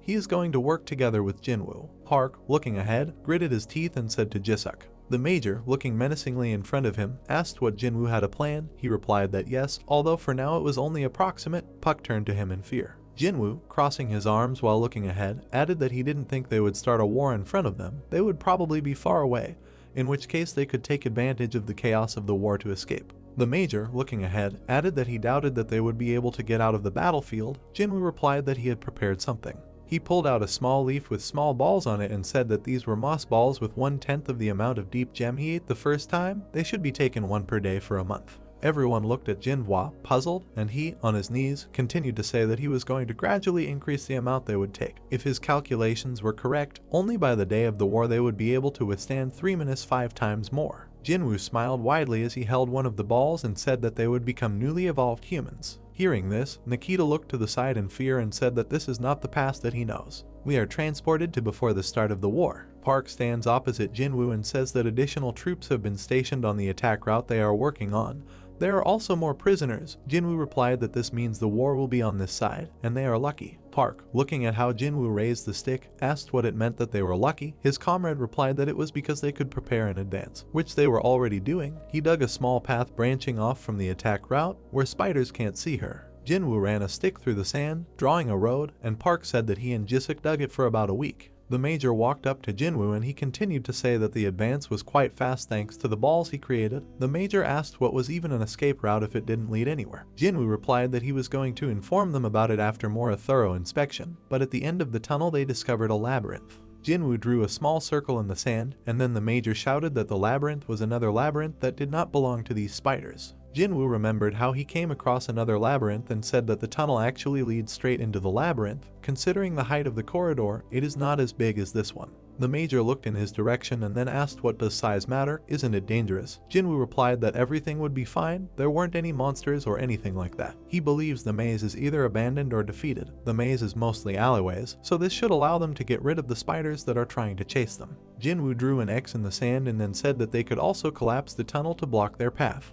The major folded his hands and then said that they might get lost in the labyrinths and die of starvation. Jinwoo replied that they need to find a way out before that happens and what is their current supply of deep gems and food. Lee looked forward in surprise and said that they had food left for 2 weeks, and they could not store the meat as it would probably spoil. Jinwoo lowered his head and thought, and Lee continued to say that as for the deep gems, they have 17 small ones and 1 large one. Jinwoo looked towards his comrades and said that they would need to exchange 1 deep gem for meat every day to take care of their nutrition. Then about 2 days before the war they would be able to exchange all the deep gems except 8 small ones and replenish their supplies in tunnel. The major stepped forward and, holding out his hand, said that why don't they just exchange everything for food and run away right now? There is no need to wait for a war. Jinwoo replied that he also thought about it, but the problem is with the guards. He remembered the scary spiders that control the dead people, and said that he was sure that the major already knew that they were monitoring the number of survivors. If they assembled a team to hunt them down, the chances of escaping would be negligible.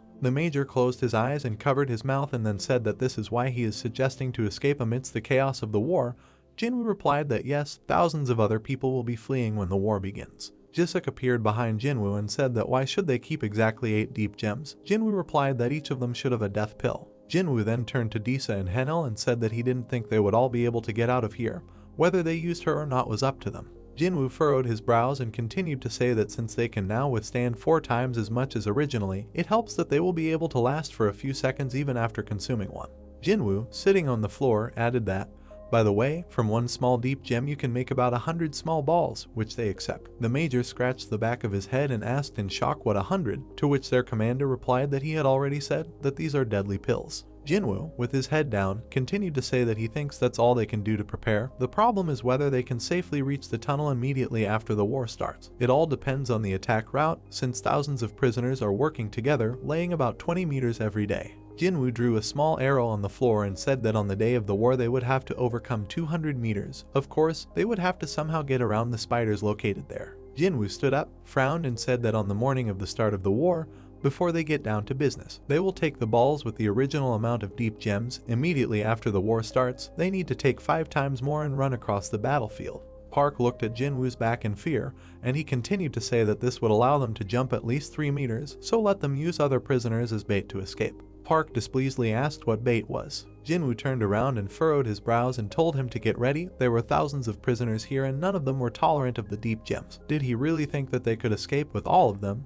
They wouldn't even be able to get past the spiders. Jinwoo looked back with displeasure and added that he was not tired of being so sensitive to everything, or he was afraid that some reporter would write a scandalous article about him when he returned to the surface. Jinwoo smiled and made a face, and then said that he had completely forgotten. He was also a reporter, it must have slipped his mind. Park, pissed, stood and looked in front of him in shock, and Jinwoo continued to say that he doesn't care what he does anyway, so just don't let him bother him. Park needs to stop acting like a good child. It's very hypocritical. Jinwoo then looked around and said that the planning is over anyway.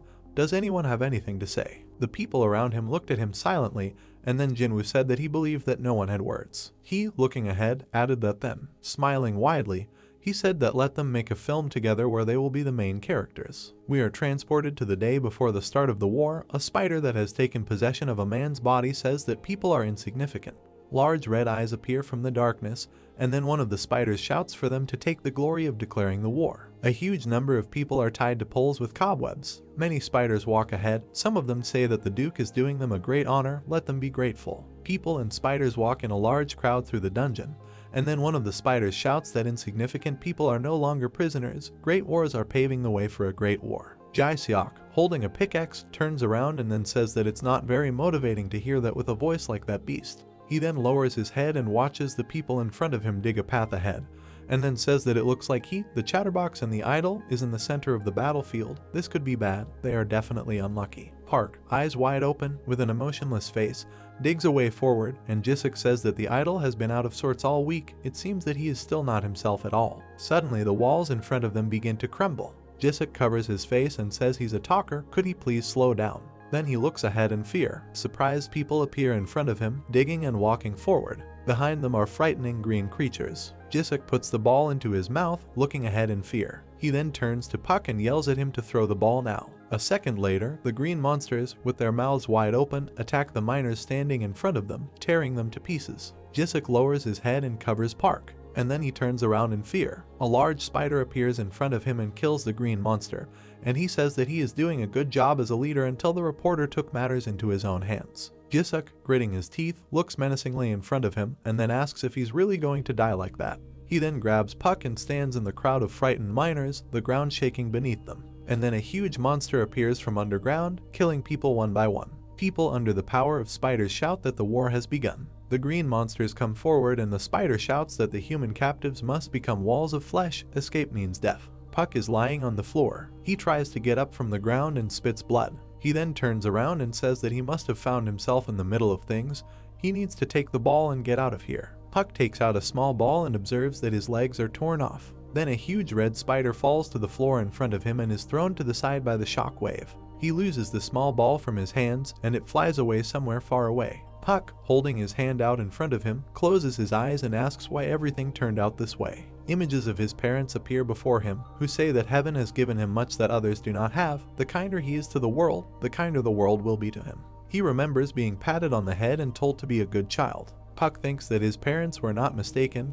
His world was full of kindness. He then hits his back against the wall, a stream of blood pours out of him, and he says that he thought it would be the same in the Gatser. He remembered how he and his comrades walked forward with a smile, and then said that from above his sincerity and good behavior brought him a shower of praise. Then he remembered Jinwoo's incredulous face and how he told him that it was hypocritical to pretend to be a good child. Remembering this, he thought that down here, his sincerity and good behavior brought him a shower of insults. Puck began to fall down, asking that he behave like a good child. They want to tell him that he only behaved like a good child. Then he remembered how Jinwoo, with his arms stretched out to the sides, shouted something. He thought that the true essence of people is revealed on the threshold of death, destroyed faces, desperate struggle. He remembered how Jinwoo made a face. Park thought that even when others lost their humanity, he chose to behave well until the very end. He thought that if he, like no one else, succumbed to savagery, everyone else would fall too. Puck sat on the floor, surrounded by blood. He thought that this was the result of the fact that he was kind and lived for the sake of others. A green monster appeared near Puck. He lowered his head and said that he, too, should have just done it. Something came out of the monster's mouth, and Puck thought about the fact that he needed to give up kindness. Jisuk stood in the middle of the battlefield with a pickaxe in his hand and the other holding a small child while everyone around them was very scared and ran away, raising a huge amount of dust. He turned his head to the side and looked at the child, holding him with both hands, his mouth slightly open with an angry expression on his face, and said that this was some kind of curse and asked Chatterbox about his ability to stand. The Chatterbox showed confusion on his face as if he was in a stupor, and saliva flowed from his mouth while Jisuk snapped his fingers in front of his face and asked about his well-being, saying that he should pull himself together. Jisuk continued to look straight ahead with a clearly dissatisfied look and, gritting his teeth, did not understand what was wrong with him, until his allies appeared behind him and, calling out to the two, ran up to them while a huge amount of dust was floating around. Jisuk sat on his knees, holding Chatterbox right in front of him, and, turning back, with a surprised look, said that this is how they manage, and his three allies stood behind him, breathing heavily after escaping. While Jinwoo, approaching him with confident steps, looked straight with a serious look in front of him and holding a huge pickaxe in his hand, he said that only the central attack route on which they were was attacked. After which he asked about Hyanti, and he was supposed to be with them, and Jisuk was very surprised by what he heard and with his face expressed the deplorability of the situation. Immediately after this, he turned his head to the side with dissatisfaction, closing his eyes and mouth, and showed by his appearance that an accident had occurred. Isu and Hyunil stood behind Jinwoo and were very surprised by this news, saying his name and continuing to not understand the whole situation, and expressed fear with their faces. Jisuk, who continued to sit in his place, turned slightly to the side, looked straight ahead with a confident look not to show emotions, and did not ask about the Major and Jiwon, and Jinwoo, who was sitting next to him on his first knee, turned his head in his direction and looked, full of seriousness. He said that there was no news from them. He believed that they were still on their way. After which, a small map of the cave they were in appeared in his head, with a plan to move them, and he said that they were on the left side, not in the center, and the Major and Jiwon were on the right.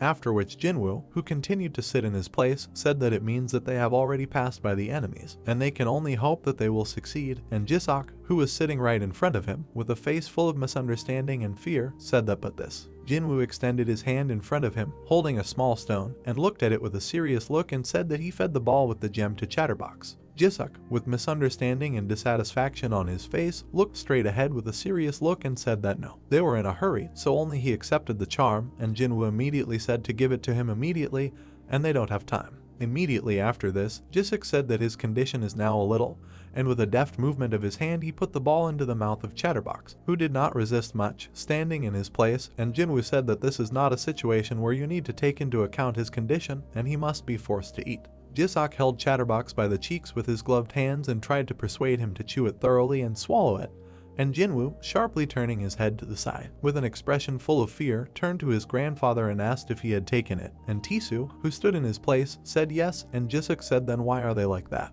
Tesu continued to stand in his place, his mouth slightly open, and opened one of his eyes, from behind which a bright blue glow was emanating. And with a serious look he turned to the brat and said that he really thought that this was some kind of magical object that creates power out of nowhere, and Jinwoo said that well, like when, and he immediately replied that if it were like that. All three began to approach several large monsters, after which the old man immediately added that for an old man like him, it only reduces the pain, and Jinwoo, who continued to stand in his place, looked straight ahead with a surprised look and said that this is not, maybe they should wait. After which he lowered his head and looked down and, raising his hand up, bringing it to his mouth, thought that deep gems are more like energy amplifiers. They only increase efficiency, but do not reduce the amount of fat in the body and do not make muscles grow. At this time, Hyunal and Tisu continued to stand in their places, trying to catch their breath from the chase, and were greatly worried, while he continued to think that it was a matter of physical training. His old and fragile body has its limits. Hyunal hung his head down as sweat ran down his face and sighed heavily, and Jinwoo continued to think that Hyunal had problems too. He had become stronger, but his large body could not cope with physical exertion. He had difficulty breathing after every step. Immediately after this, Jinwoo's face showed his seriousness and composure in the situation, and his gaze was directed to the side with a menacing force, and he thought that the two would delay them. After which Jinwoo, placing his hand on a huge pickaxe, said that the three of them would make their way through the spiders in the center and create a distraction, while Tisu and Hyunal should stick to the right wall and head to the designated point, while behind them the silhouettes of huge scary monsters were visible in the dust dungeons. At this moment, Jisuk, who was looking at him with a blank expression, said that they should have all stayed together, and Jinwoo, turning in his direction, looked with a serious and cool expression, saying that we have a better chance of surviving if they are separated in such situations. At this moment, Tisu, who was standing next to Hyunal, looking straight ahead, said that well, he thinks it will only be worse if they stick together, since they will not be able to keep up with them.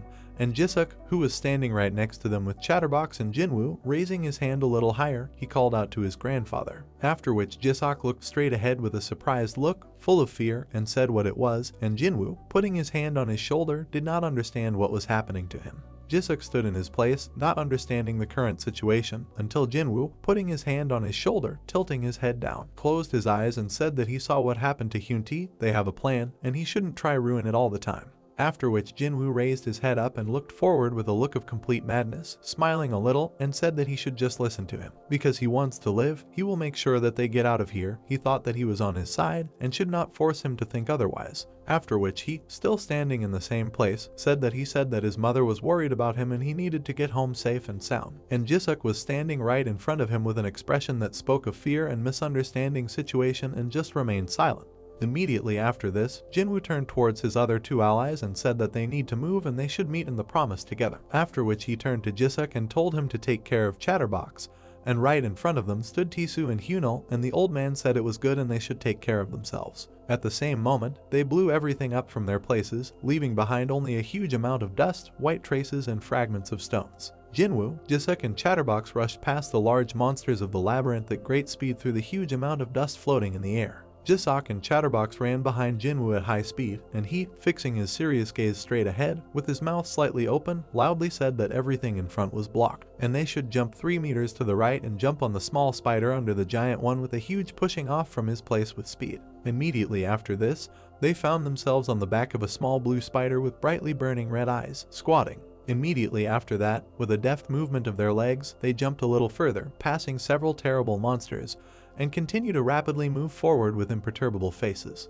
The three of them continued to run along a small path, which was hidden behind a huge amount of dust floating around, and Jinwoo, turning back with a serious look, said that they would immediately throw away everyone who was pursuing them in this sandy dust, and the main thing was not to lag behind, but Jisuk, who was running behind him next to Chatterbox, said okay. They continued to run along a small path among a huge amount of dust, while there were several large and scary monsters from the dungeon around. And Jisuk ran in the middle and thought that they were staying low so as not to attract attention and were trying to hide in the clouds of dust so that they would lose them out of sight. The three of them ran past several spiders that were killing people, burning them alive, and Jisuk thought that this was how they passed unnoticed spiders that were hunting people or fighting enemies. Jisuk continued to run along the path, looking straight ahead with a serious look, and thought that this was not what they had originally planned, and the distraction was just stupidity, no matter how much one thought about it. Jisuk ran through the accumulation of dust, while on the side of him, with its sharp paw, one of the red spiders pierced the body of an ordinary person, causing him great pain, and he thought that they were a little faster. But that did not mean that they could distract all these spiders. This renders the reason for their escape during the war and the plan to use the others as sacrifices meaningless. Jisuk stared straight ahead, expressing the fullness of his anger and incomprehension, thinking that they were a distraction, and everything was clear to him. After all, Isu and Hunel stood in the middle of the cave while a huge number of different spider monsters, from small to the largest, with brightly glowing red eyes appeared right in front of them, and Jisuk continued to think that spiders climb walls to move around. Hunel stood with his head down a little, looking at the old man with a surprised look, full of fear, and said that this bastard reporter abandoned them, and he agreed with his plan, and Tisu, standing below, lowered his head a little, closing his eyes, heavily sighed and said that he knew it. After which he, who continued to stand in the same place, said with shortness of breath that it would be better if at least the young people got out of here. He did not want to become a burden in order to survive. He was already tired. Hunel continued to look at him, lowering his head slightly, with an expression full of fear and disappointment, turning to his grandfather. After which Tesu took a few hesitant steps forward and, standing still, a little perturbed, said that he was sorry that he had to go with him, but he should not worry. After which, slightly nodding his head forward, he added that he would do everything possible to make sure he got out of there alive. After which the old man put his hand on Hunel's shoulder, emitting a huge amount of blue energy from his body, and he stood with a face full of incomprehension of the current situation, and told his grandfather to wait for this gem too. Immediately after this, Tesu, who continued to emit a huge amount of blue lightning energy, took the huge body of Hunel, who was very surprised by what was happening, into his hands and raised it above his head. At the same moment, using all his accumulated strength, with a deft movement of his hand, he swung it and sent it forward, scattering the accumulated dust around. Hunel was flying at great speed while in the air, and was very scared and surprised by what happened, trying to utter at least some words. His large body continued to fly straight forward at great speed, passing several scary spider monsters of different sizes, and he called out to his grandfather. Hunel flew further and further as the spiders approached the place where he had just been, and a loud cry came from there, calling them out and calling them bastards. Tesu, who continued to stand in the same place, standing in a fighting stance, emitted a huge amount of lightning blue energy while a huge amount of dust hovered around, and he said that he was here. He then tensed his entire body and veins began to appear as he turned slightly to the side, preparing to deliver a devastating blow with his collected strength, opening his mouth while continuing to release a huge amount of blue energy, saying that they were little ill-mannered monsters. Immediately after this, with a sharp movement of his legs, he moved from the place, leaving behind only his hat and several fragments of stones because of the bright blue energy. Tesu, with great speed and continuing to release his blue lightning energy, attacked several spiders along the way and destroyed them with his destructive power. Jinwoo and Jisuk continued to run along their path when suddenly, from the side of them, their attention was drawn to a huge amount of dust and broken stones that appeared out of nowhere on the wall. All three immediately stopped in place, and Jisuk, looking to the side with a surprised look, said that enemies were falling from the walls, and Jinwoo, looking in the same direction, with a face full of incomprehension, said that he must have taken. Jinwoo continued to look in the same direction with a look of complete madness and smiled widely, saying that the death pill. Tesu, releasing his blue lightning energy, swung his arms and legs in different directions, destroying a huge number of spider monsters, and Jinwoo thought that this was incredible, and he did not think that she was capable of such a thing.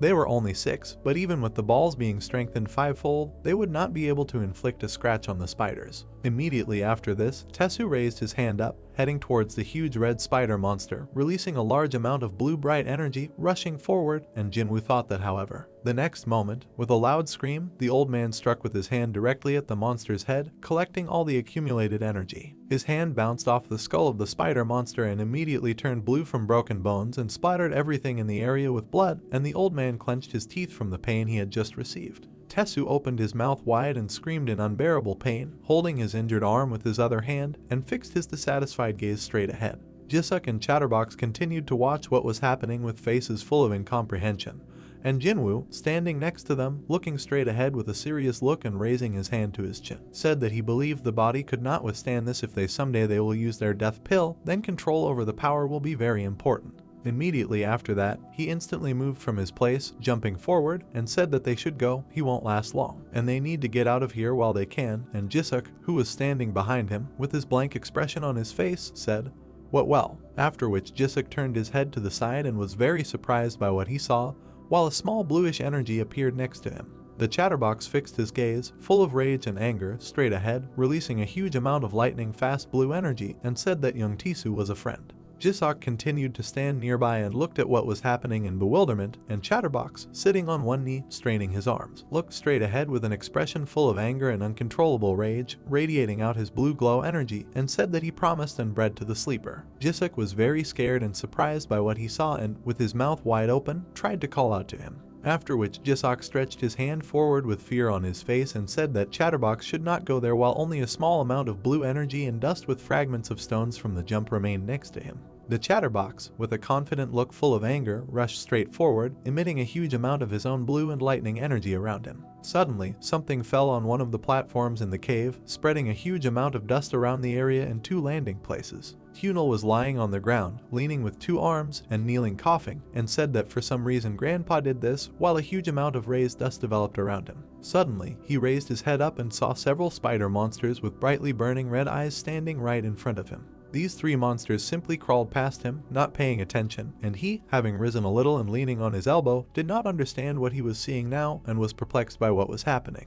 Hunel would turn back to watch what was happening with a face full of surprise or incomprehension of the current situation and say that they didn't care about him while a bright bluish light illuminated his face. Suddenly, he looked in the direction where the spiders were heading and saw Tesu, who was releasing a huge amount of blue energy around him and in different directions, while there was a huge amount of dust thrown into the air around him, and scattered several dangerous spider monsters with brightly burning red eyes. The old man continued to release a huge amount of blue energy around him and, with a clearly tired look, fought off the attackers, being in a fighting pose, and Hunel talked about his grandfather, after which he stood on both legs with a shabby look, holding one hand and the other hanging, and trembling with tension, fixing his serious gaze straight ahead, and said that he sacrificed himself to buy time for him. He needs to get out of here like as quickly as possible. Immediately after this, he turned in the other direction and moved forward with small steps, while several spider monsters with brightly burning red eyes ran next to him and among the huge amount of dust raised into the air. Hyunal lowered his head a little while continuing to support his hand with his other hand, and with a thoughtful look full of indignation, he continued to walk forward. He suddenly turned back, clearly surprised and puzzled, looking ahead as a loud cry of pain echoed throughout the cave. Disu was in the middle of a fight while a large black spider with bright red eyes flew towards him at great speed, and he held his broken arm with his other hand and writhed in pain, and Hunel called out to him. At the same moment, Chatterbox appeared next to the old man, who, releasing a huge amount of his own energy, hit the spider with a deft movement of his foot and threw it away from Tesu. Hunel continued to stand in his place, holding his sore arm, and looked straight ahead with an obviously calm look and smiled a little, saying that Chatterbox was here to save them, and he was glad. He directed his gaze straight ahead and expressed with his face joy and satisfaction about what had just happened and did not say anything, smiling a little. Chatterbox and Tisu were on the battlefield, preparing for the upcoming battle, while several large black spider monsters with brightly burning red eyes appeared around them. And Hunel thought that the old man, who had difficulty even walking, was fighting for his life, and the child, who still has peach fuzz on his face, tries to save him. After which he, continuing to stand in the same place, clenched his teeth in displeasure and, continuing to look straight ahead, blushed all over and did not understand what he was doing and why he was acting as if they had to do these things. Immediately afterwards, he remembered the image of a smug Jinwoo looking away with his emotionless gaze and said that he was no different from that bastard. At the same moment, Hyunil walked towards the battle, straight into the huge pile of dust that had accumulated in front of him with a confident gait.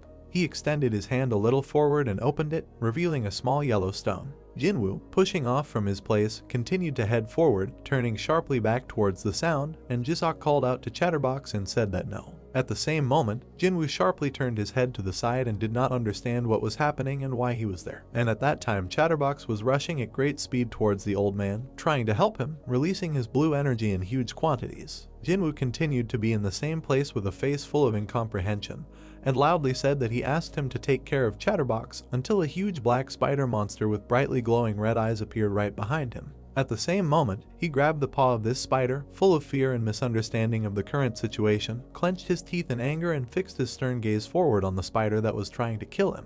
His body was thrown to the ground in a pile of stones, leaving behind only a trail and clouds of dust and rubble. Jinwoo lay on the ground, leaning on his arm, with an expression full of dissatisfaction and contempt for the current situation, looking straight down, mouth wide open, and did not know what to do next. He remained on the ground, holding his hand out in front of him, and was very frightened by what he saw, and right above him, a huge spider monster swung its massive black paw, preparing to kill his opponent. Jinwoo was very frightened by what was happening, continuing to lie on the ground with a look of fear and screaming, while the huge spider, which was directly above him, was swept away with great speed from one place to another by the green Cyclops monster. The green Cyclops monster sank its huge jaw into the spider monster, and Jinwoo, who was behind them on the ground, lay breathing heavily, watching what was happening, and said that he was alive. Turning sharply to the side, he saw two more green Cyclops monsters moving towards him while a small blue energy appeared next to him, and he looked at it with fear and screamed in a very frightened voice. A huge green Cyclops monster stretched its paw forward, while Jinwoo jumped to the side with a sharp movement of his body, leaving behind only a trail and a huge amount of dust raised into the air. Jisuk continued to stand in the same place while there were several huge monsters behind him, and he, with a face full of fear and misunderstanding of the current situation, called out to Chatterbox and was very dissatisfied with what had happened.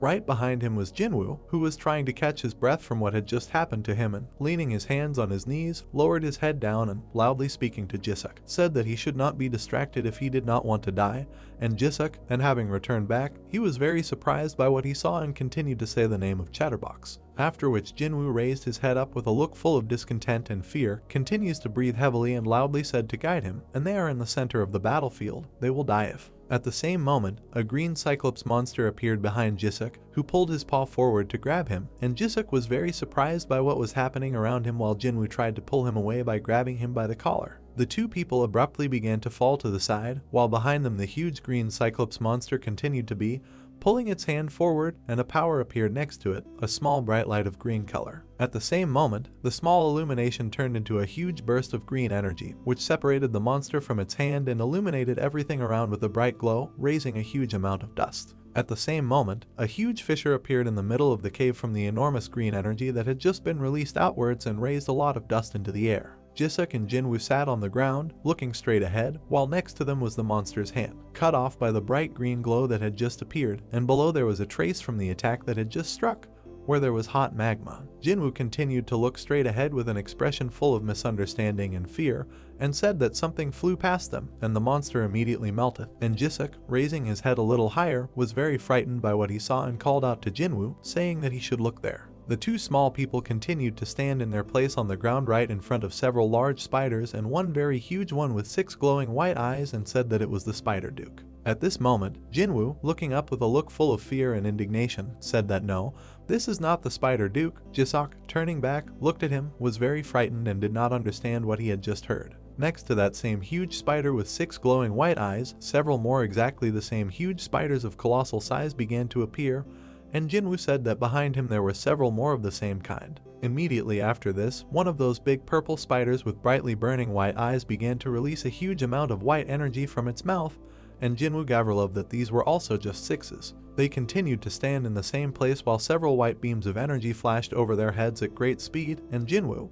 holding one hand in front of him, with a face full of fear, said that they were going to attack again, and they should flee, leaving Chatterbox. Jisuk continued to look up with a puzzled look on his face. Immediately after this, Jinwoo, turning to the side, with a face full of fear and dissatisfaction with the situation, exclaimed that he must run if he wanted to live, while a bright green glow appeared directly above his head, illuminating his face. Chatterbox and Tennu stood aside and watched several rays appear as if out of nowhere, concentrating golden-colored energy in themselves and destroying everything in their path, raising a huge amount of dust upward. Tessu sat to the side, holding her broken blue arm, and with obvious indignation and misunderstanding of the current situation, looked straight ahead at Chatterbox and said that he apparently wanted to die. After which he, fixing his dissatisfied gaze straight ahead, blushed all over and, opening his eyes wide, shouted that he was gaining time for all of them, and he should not have come here, and Chatterbox said that it was bread. The Chatterbox continued to stand in the same place, turned in his direction, and with a face expressing no emotion, looked straight ahead with his big blue eyes and said that he wanted to try the bread, because he promised. Tessu continued to sit in her place and did not understand the words she had just heard and tried to understand it. After which, continuing to sit with exactly the same expression on his face, he turned sharply and looked away at the sound that said that he was grandfather. In that direction, several spiders flew off in different directions, while a huge amount of dust rose around and several more spider monsters stood in the way, preventing them from passing. It was Hyanil, who, releasing a huge amount of blue lightning energy, making his way through the dust and crowds of spider monsters, walked forward with his arms spread wide and his foot pointed in front of him. He stood still and, smiling widely, with a face full of joy and happiness, said that he was here to save his grandfather. After what he saw, Tessu was very angry and flew into a rage, blushing all over, and fixed his displeased gaze straight ahead, opening his mouth wide and saying that he was crazy and a fool, and he apparently did not think about why he sent him flying. Hyunil walked up to his other two allies and continued to release a huge amount of blue lightning energy outward, putting his hand slightly forward and tilting his torso, saying that he knew that he did it so that he could escape, but immediately after which he smiled broadly and looked straight ahead with a confident look, putting his hands forward, bent into fists, and said that he would rather die than live with the guilt of abandoning them. Avoiding himself, no, I am sure that they will be able to get out of here altogether with the help of the power of the deep gems. At this moment, the old man turned to the chatterbox standing right in front of him with an innocent look. Immediately after that, he extended his hand forward and showed a beautiful bright pink stone lying in his palm. Then Tessu, with a deft movement of his hand, instantly grabbed the pink crystal lying in Chatterbox's palm and squeezed it tightly. At the same moment, he swung with great force and threw the snatched pink stone forward into the crowd of monsters, while Chatterbox and Kennel stood in bewilderment, watching what was happening. Hyunil was very surprised by what happened and did not understand why grandfather did this. With a face full of indignation, he put his hand in front of him, and the old man, with his mouth wide open, turned a little back, looked at him with a serious look and said that he should listen to everything. The deep gems are not a magical artifact, he does not control all of this. Hyunil, who continued to stand in the same place, raised his hand to his face and clenched his teeth in misunderstanding, saying that he was completely fine, and Tisu, interrupting him, told him to look at his feet. Hyunil's legs were all blue and the veins were showing through his skin, and he was very surprised at what he saw, while the old man continued to say that this is not something that the human body can handle. They are both cripples now. Hyunil continued to stand in his place, arms outstretched in surprise, and looked at his blue legs, while the old man, who looked at him with a broken arm, showing complete seriousness with his appearance, said that he simply did not feel pain due to the depth of the gem on silently. Its effect was weakening, and if it weren't for Chatterbox, he would have lost consciousness from pain until a small green light began to appear right above them. Suddenly, the old man, who continued to look to the side, noticed something and, continuing to say that it was all over for them, and they needed to at least get him out of here alive, and right above his head green energy began to appear more and more clearly, after which Tessu sharply tensed and began to release a huge amount of blue energy accumulated inside. His head turned red. He, releasing his blue energy, pushed away with a sharp movement of his hand from Hyunil standing next to him, dispelling the surrounding dust until more and more green energy began to appear directly above him. The old man continued to stand in his place with his arms stretched out in front and his mouth wide open, with a serious look as he continued to drain his blue energy while a huge amount of green glow appeared above his head and said that he must make Chatterbox. The next moment, the old man's body disintegrated into small particles in a wide beam of green energy accumulation that appeared as if out of nowhere. The attack of green energy destroyed everything around and raised a huge amount of dust, and Chatterbox and Hyunil jumped to the side. Hyunil stretched out his hand straight in front of him and, with his mouth wide open at what he saw, was very dissatisfied with what was happening and expressed disagreement and sadness with his face, calling out to his grandfather. In the background, lava flows through the dungeon. The man looks in her direction, calling out to his grandfather. Little Kim stands behind. Hyunil says in fear that they can descend together with the help of deep gems. He thinks that no, and they are completely powerless here. The spider attacks the guy from behind. He notices him. Kim kicks the spider, preventing it from harming Hyunil. Suddenly, Kim, with glowing eyes, begins to smash the spider's head. A worried man calls out to him, calling him a chatterbox. The kind guy looks at the back of Kim, who is standing by the dead spider, and says that he will not be able to eat bread now. Hyunil thinks that now there is no time to grieve, and he must make sure that at least the chatterbox will survive, and maybe they will run to that place where the heat ray passed. The gaze is directed at the lava, and the guy thinks that the earth has melted, so it will be impossible. Hyunil stands back to back with Kim, surrounded by spiders, and the good guy thinks that the chatterbox is not able to think logically now, and he will return immediately. Even my boyfriend will throw him far from here. Hyunil's legs turned purple and the veins on them were swollen. He thinks that the pain in his legs is also getting worse, and he won't be able to get to the meeting place, and he needs to do something so that Kim leaves without him. The guy frowned. Hyunil grabbed Kim's shoulders with both hands. The chubby guy holds Kim looking down and tells him not to repeat his mistake. He takes Kim's entire body and picks up speed to throw him out, and tells Kim to forgive him, putting all his strength into Kim's throw. Hyunil threw Kim to the other side with all his strength. The guy shouts to Major Chan. Major Chan jumps from side to side carrying another character on his shoulders. In the depths of the dungeon, Kim's body flies in the air. Major Chan, with another man on his back, flies towards Kim. The Major picks up Kim in his arms, and on Major's back is Lee Jiwon, who calls Kim by his nickname. The Major looks to the side warily. Hyunil points his finger in the other direction. The Major saw the guy's legs. The Major closed his eyes in sadness. The chubby guy looks after the Major with the other characters and thinks that the spiders are focused on Kim, so Hyunil poses no threat to them. Hyunil looks around and sees spiders and thinks that they, people, are like bugs that cannot harm them, but Grandfather and the Chatterbox manage to inflict damage on them. The guy seriously thinks that they can be seen as stray dogs and not as bugs, and in any case, he needs to somehow divert their attention from the Chatterbox. He curls up in aggression, blue energy flying around him, thinking about how he needs to be more than just a stray dog. Hyunil stands with his back cowered, energy flying around him. He thinks that he should become stronger. Suddenly the energy does something to his body, causing stones to grow on his body. He thinks about making the spiders think that their lives are in danger, and so that they feel like a person who has encountered a wild animal in the mountains, continuing the thought further. The guy's hands also turn to stone. Hyunil thinks that he can't just be an irritant or a hindrance. He believes that he must pose a real threat. An angry chubby guy with a stone face and changed eye color screams at the spiders at the top of his lungs, telling them that he is right in front of them. Hyunil's silhouette turned demonic, surrounding him with red magic.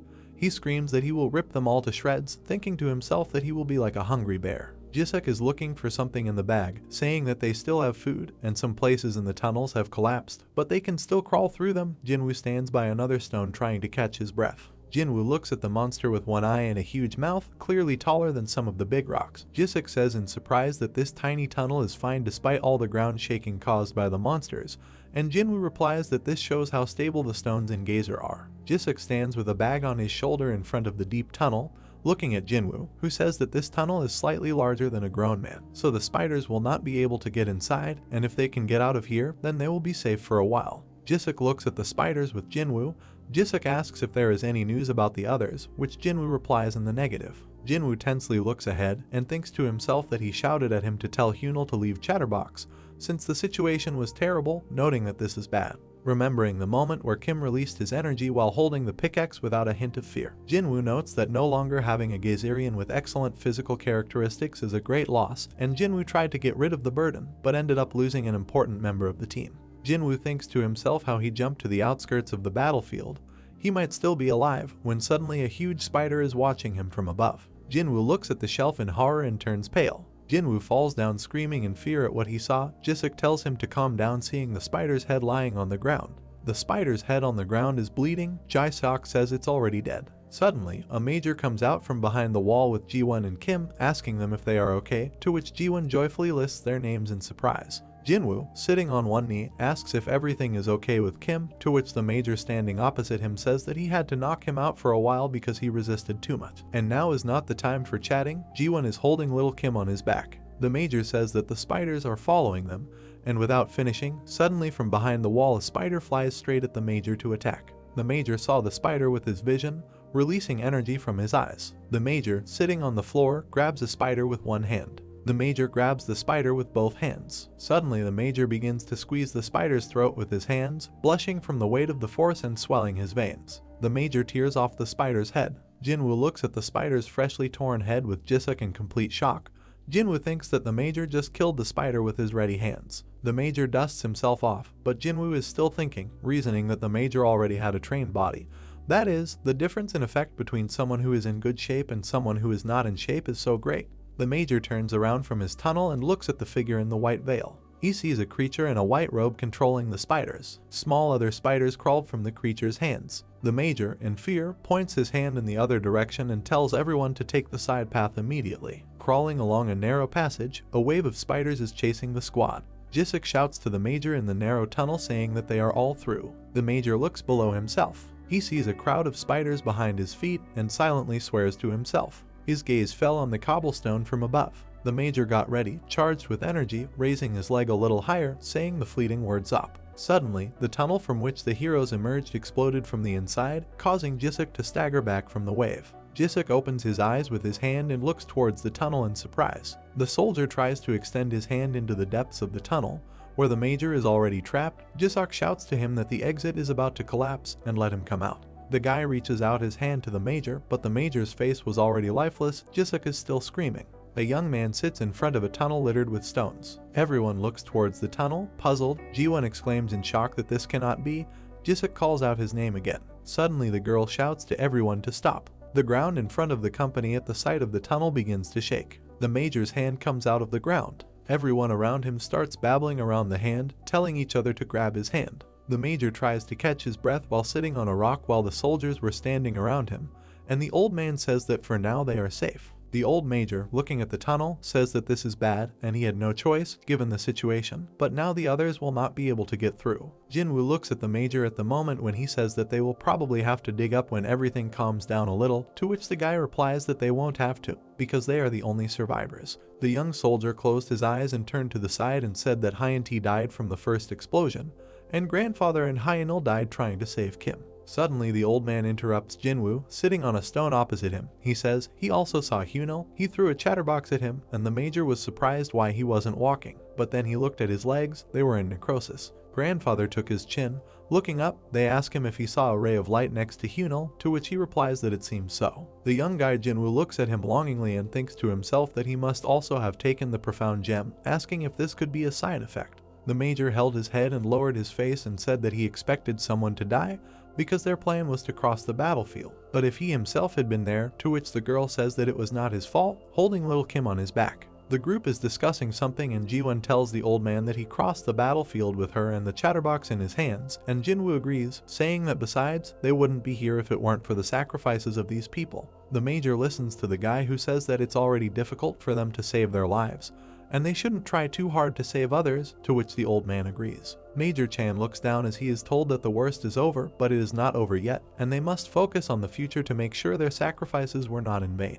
The man looks at the guy looking away and agrees, saying that they don't have time to sit here and grieve, because their goal, interrupting the old man, Jinwoo says that they must find a way out of this labyrinth. Well done, the guy looks to the side, suggesting that the labyrinth is abandoned, so they need to act carefully, and after getting out of the labyrinth they must find a way up. He didn't finish. The company began to worry about an earthquake in the caves. The old man and Jinwoo look into the tunnel. Everyone noticed a sound from one place. The guy asks what kind of sound it is, and the major says that it is coming from behind the wall. Suddenly the guy realized something and turned pale with realization. Pale with fear, Jinwoo starts screaming and running, saying that they are breaking through the walls. Suddenly the wall breaks through, sweeping the entire team off their feet. Jinwoo lies on all fours, clearing his throat. Suddenly he turned around. A monster in a white blanket hangs over the guy, already waiting to get him with its claws. He screams why it's always only him that gets attacked. Right in front of the guy's eyes, the creature is knocked down by another monster, capturing it with its hands. The guy looks at this picture, covering his face with his hands. In the foreground is a monster with glowing eyes. The whole team was already leaving for another move. The major shouts to Jinwoo to be faster. The guy paid attention to this. The monsters arrived too quickly,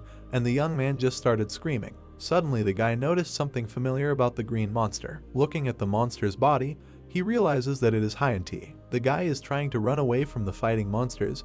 His comrades are calling out to him. Jinwoo runs away. In the background the monsters are still fighting. The team stands hiding from the monsters. The old man admits that he would never have thought that this warden, speaking about a monster in a white robe, would do all this to take them away. Jisuk asks everyone what value a human hostage has during a war. Guy approaching them, he shakes himself off, telling everyone that it was Hyuntae. The girl asks Jinwoo what he is talking about, to which the guy shouts to her that he saw his face, and the monster that helped him was Hyuntae. The major says that this is impossible, and Jigwoo almost died there, and the old man is sure that it was just his mind playing a cruel joke on him, but the guy, throwing up his hands, says that he is sure. Grandfather says that this monster is already dead and asks what Jinwoo wants to tell them, that he died twice, to which Jinwoo turned his attention to the monster lying in front of that very creature. The creature begins to take Hyuntae's body with its claws in the form of a monster. The major commands everyone that the creature is coming, and so that everyone is faster, the young guy defended himself with an oath. The creature left the monster lying and ran after the squad. The creature completely moved away from the monster lying on the floor. The squad runs forward along the tunnel. The creature chases after them, fingering them with its claws. The old man looks towards the creature and says that they are not fast enough and soon the creature will catch up with them. Jinwoo says that the effect of the balls is decreasing. Suddenly the guy pays attention to the heart-rending roar of the creature. The guy looks at the creature, which has been riddled with spears from all over the walls. Hyuntae behind the guy, who pays attention to her, rejoices at the traps, saying that there are traps in the labyrinth. Without finishing, something happened. Jinwoo, in fear, tells her not to move or step on that rock, when suddenly the girl backs away. She stepped on a stone with her foot. The guy looks at the fact that the blade from below throws her up along with Kim. Hyuntae starts screaming in pain, looking at his legs that are no longer there. The The girl screams horribly, the guy doesn't know what to do. Jinwoo turns around and sees the monster freed from the shackles of the blades. The guy orders the major to take Kim and run away from here, and he will help the girl sitting next to him without legs, to which the old man offered to carry him, but the guy refused. The guy tells Jisuk and Major, who are in disbelief from shock, that Kim is their priority and he is the most important. They agreed. Jinwoo tries to lift the girl, asking if she can get up. He cries in pain, talking about her legs. The guy tells her to climb on her back. The squad walked forward, the guy and the girl followed them. Hyuni apologizes to the guy, saying that it's because for her, but he tells her to stop talking nonsense and just tells him if she sees the traps. A guy and a girl are walking through a tunnel, blood is dripping from the girl's legs. She thinks that this is bad, and she feels it, and even on a different battlefield she was on the major's back, blaming herself. Ji-won turns pale on the guy's back, not responding to the guy's cries. Suddenly Jinwoo shouted loudly for her to wake up, and so in fright she heard him, opening her eyes. She bit her lips, remaining just as pale. The guy with the girl on his back is running from the monster behind. The girl Ji-won says that the monster is catching up to them and she is fine, so the guy should try to escape, to which the guy shouts that they can't hear her. The guy yells at the girl to speak up, and he can't concentrate on what she's saying because of the chaos. Ji-won, with tears in his eyes and pale skin, shouts that the spider is right behind them, and the girl will slow them down, so without finishing, the girl moved to another moment of events. She flies straight into the spider's claws, without legs, not understanding what happened. A cold-blooded Jinwoo flashed in front of her hands without a drop of compassion, deliberately throwing the girl towards the spider. With frightening blue eyes from under the shadow, in pairs he frighteningly says thank you to her for stepping on the trap. The spider's claw is already behind the girl, almost unconscious and without legs, sitting on the floor. That's how this video ends. If you have sat through to the end, please don't forget to press the subscribe button and leave feedback. See you in the next video.